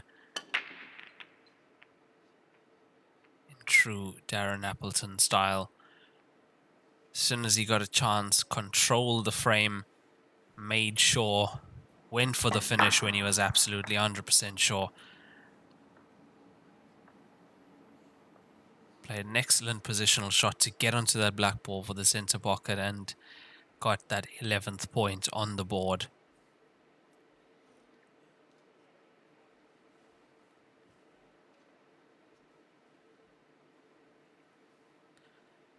Now the question is he able to force a decider here?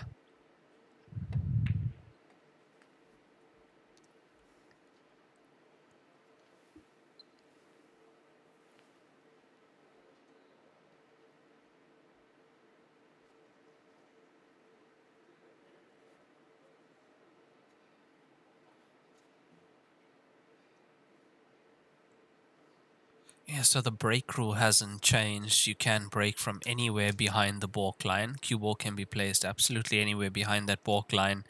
And just 4 balls need to make contact with the cushion. And also, we don't use the magic rack anymore. Triangle rack is to be used.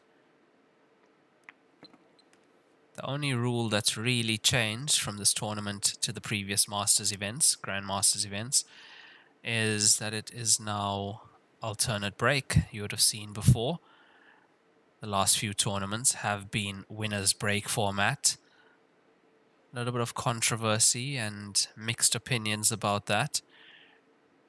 So we are back to alternate break format now.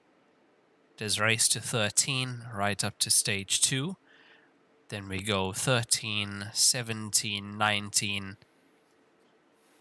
33, 37, and 39. That is right. The final will be a race to 39, and that'll be on the 31st of March.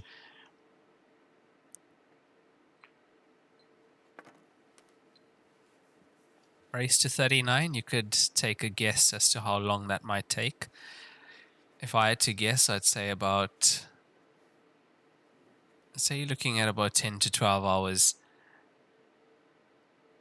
2 sessions for the day.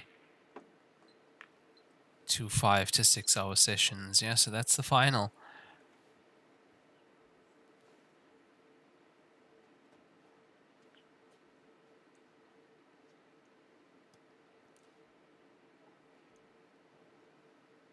Look, personal opinion, I used to quite like the winner's break format. I felt you had a better chance of coming from behind if your opponent ran away with the match. If it took you a little while to get warmed up and you were behind by a few frames, you know you make a break and run, you're staying at the table.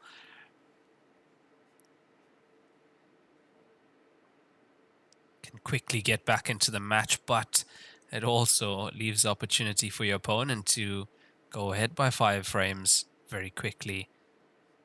The most I did see on the TV table, 7 consecutive break and runs.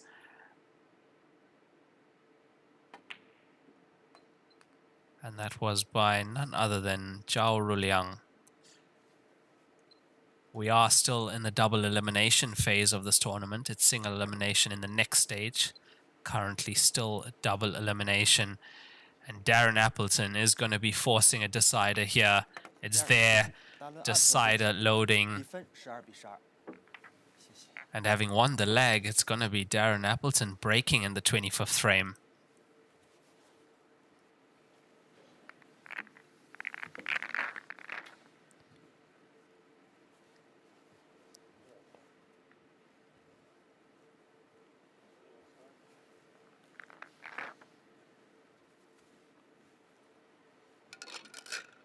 Yeah, what a match this has turned out to be. I mean, Kieran Dempsey masterclass in potting, especially through the middle parts of this match. And Darren Appleton from the get-go showing you how you can control the frame here in the game of Heyball, how you can make sure of every point and opportunity you get at the table. An absolute masterclass.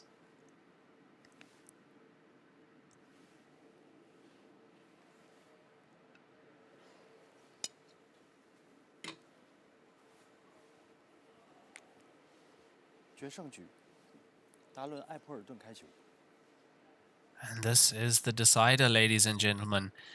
Frame 25 out of a possible 25. 12 all, race to 13. Darren Appleton to break.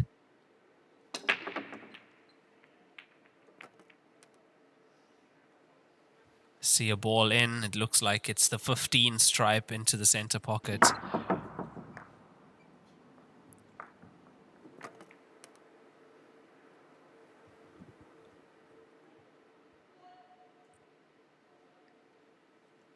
What a time to pot a ball in a deciding frame. That's what you want. Chance at the table. And it will be Darren Appleton with the first chance.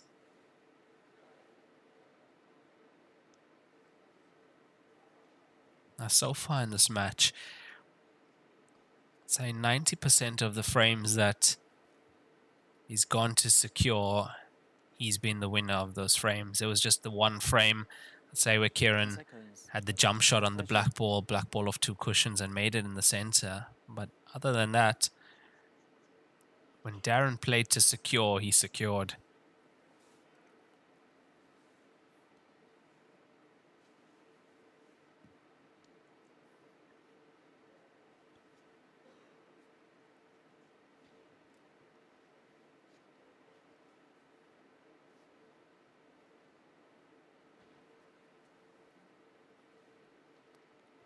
Seconds.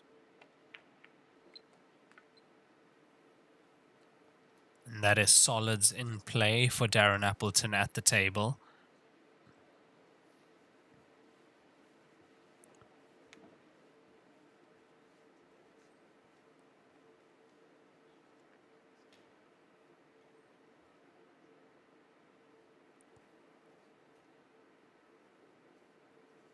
Look, I can't be too sure why they've changed the final stage of the tournament from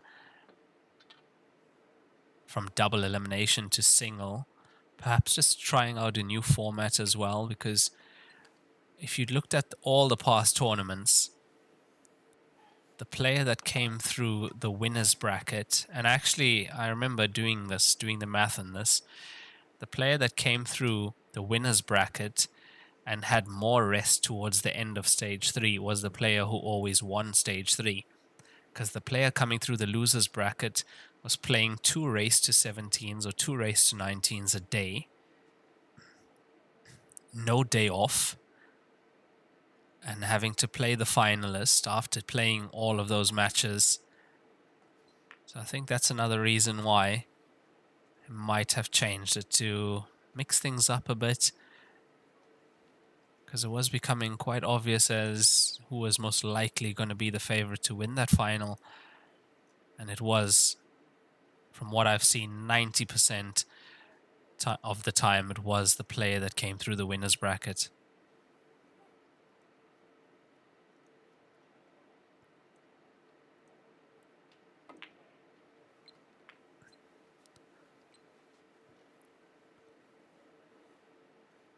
From the previous camera angle, we could see that the 3-ball does go, but that's not where he wanted the cue ball. It's hampered by the 11, and you can see visibly upset about that.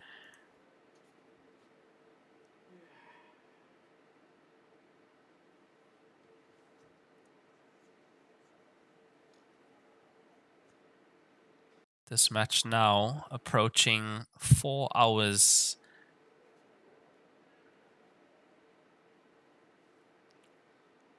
Seconds. Oh, what a pot that is. Absolute cracker from Darren Appleton.